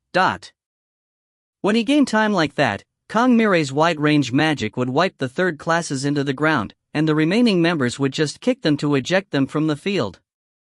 It was a perfect combo. Of course, as there were a lot of enemies, there was no way Yoo IlHan and his group could take care of everyone, and most of the surviving people of Earth were ejected in this round. The remaining only amounted to 43. Yoo IlHan's group, and the core members of the Lightning God clan, and some of the clan masters and their elites. However, everyone other than Yoo IlHan's group knew that their turn was over. Their turn was over since the preliminaries were over. As they had gone through many messy battlefields to reach here, they had grown a lot, and they could now at least differentiate courage and overconfidence. He's outclassed. I'm embarrassed that I tried to put him on the same line as me. Even though some were ejected right in front of my eyes, I couldn't even see how they were attacked. However, since I came all the way here, I'll watch until the end. I think that is the respect I can give to the Death God fighting for the fate of Earth. Of course, Yoo IlHan's group were also surprised. Yoo IlHan was pleasantly surprised at the increased abilities of his subordinates in Kong-Mire, but they were shocked at the destructive growth of Yoo IlHan that still left them behind in the dust. I think I'm scared of him even without his concealment. When did he learn the whip? Just when I thought I caught up, he takes a step further. Is that about Mire's unrequited luov? No. Meanwhile, Ymir, who, like a dragon, admired power, was excited after seeing Yoo IlHan's speedy fight using Ruin Calling. Dad, how can you fly so fast? Mir is a dragon that wields wind, so you would be able to fly faster than Dad if you acquire your 4th class. However, it's more important to adapt to fight even in that fast speed. I'm going to train hard. Yes. Well done, my son. It was unknown when Yoo IlHan's son would reach 4th class, but he thought that it wouldn't be so bad to let him train before that. Can I become strong like Dad if I put in effort? Of course, although, Dad will have become even stronger by then. Dad is so cool. Although Mir hadn't grown over countless years like other dragons, if he used his biggest talents, wind magic and concealment, well, it might be the birth of an unprecedented dragon. Of course, as the rider, Yoo IlHan would also receive similar benefits. Oh, now that I think about it, there's something I can use right now. As there was the skill, Dragon Man Resonance, not to mention 10% increase in all abilities while fighting together, he could now also use Dragonic Blood now that Mir had acquired 3rd class. The skill that amplifies the power of other active skill by using them together. From then on, he thought about which skill to enhance in order to be praised. Kuhak. At that time, something shattered the atmosphere of the people of Earth. Some people suddenly used their skills at their own hearts. Naturally, the shield was broken, and they were ejected. The problem was that this was not the end. What the hell are you doing? I'm also retiring here. You stay here until the end with them. I'll cheer you on. It's good that the Death God is here with us. We'll go back to Earth first. While shock was spreading between the people of Earth, 2 more retired on their own volition. As there were only 40 or so people left, the gap felt like it suddenly got bigger. What the hell just happened? Don't tell me they were done in by some mental attack magic before? Priests, where are the priests? Yoo IlHan momentarily thought that his actions were too big and may have made the people of Earth feel very insignificant, but he managed to remember that all the people that just retired belonged to the same clan. Then, there was something that came to his mind. What just happened? Nothing at all. Other than the fact that our opponent in the finals is a world called Cataclysm, and it seemed like they are going to meet their 4th Great Cataclysm soon. Perhaps they were scared? Answered Yuna, who was tickling Mir. However, that was enough. Yoo IlHan found this absurd inside. There was no need for them to do that. Did you figure something out from my words? I think Miss Yuna also knows. Answered Yoo IlHan before standing up. He patted Ymir, who was looking at him worriedly, twice, and opened his mouth in the center of the people of Earth. The ones that just returned to Earth now. All the people focused their attentions on him. Were rejected by the opponents in our previous round. Everyone, please take it that way. Even if the participants of Cataclysm speak to you in English or other languages of Earth, you can just ignore them. How? Oh. Someone was about to ask back when it looked like he just realized what was happening. So that's it. That's why they retired on their own. What? What is it? Our opponents are from a world called Cataclysm.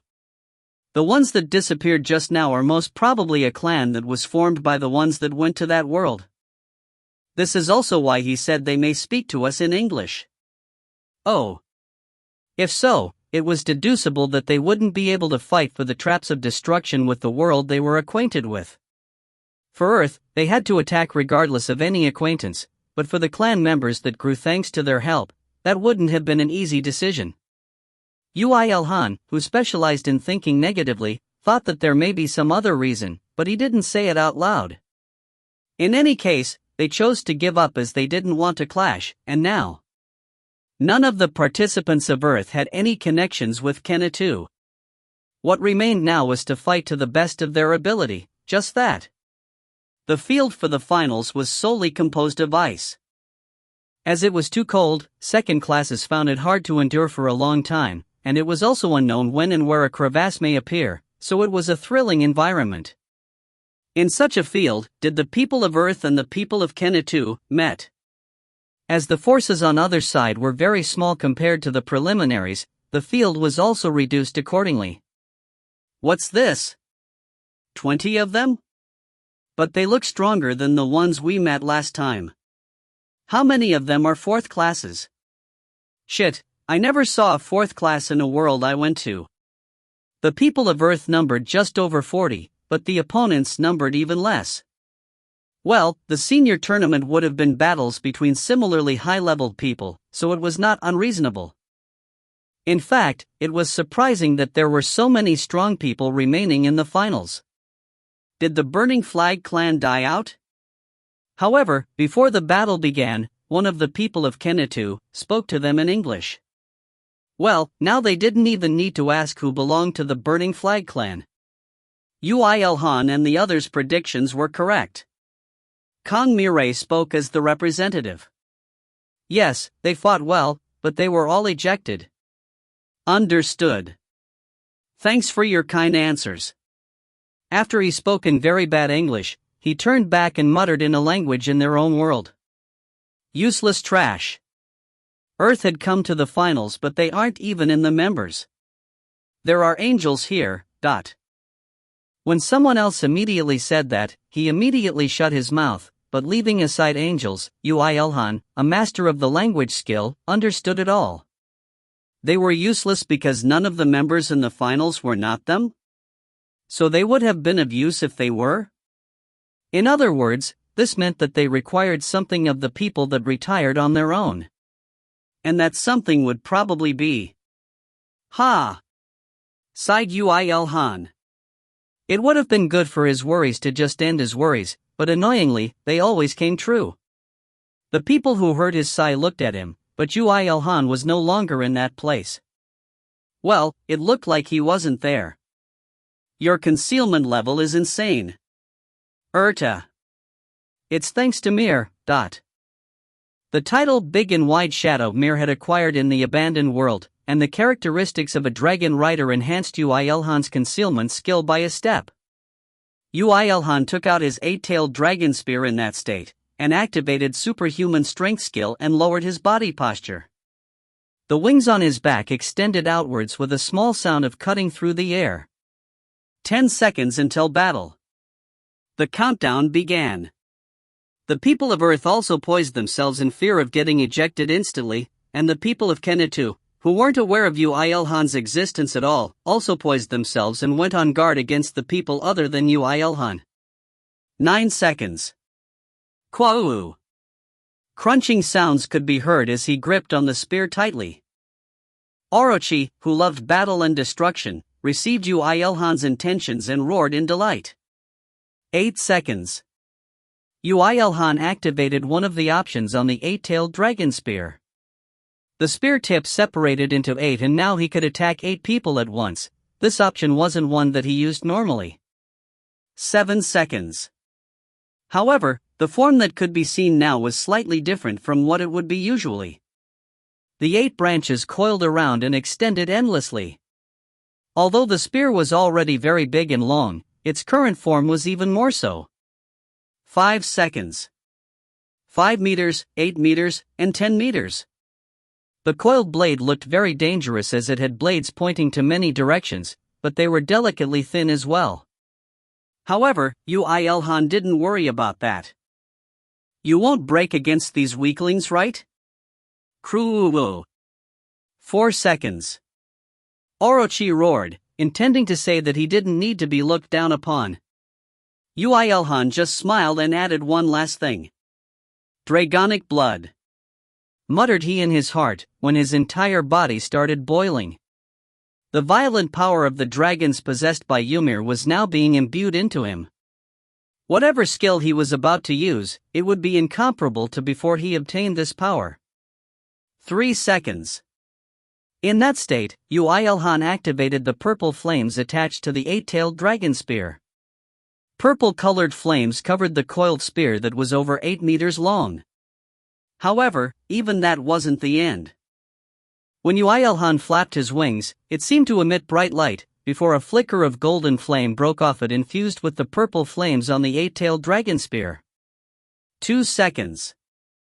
Yes, although even Yoo IlHan himself didn't know, the alpha option on Ruin Calling, the ability to freely absorb and emit flames, could also absorb the eternal flame in his workshop.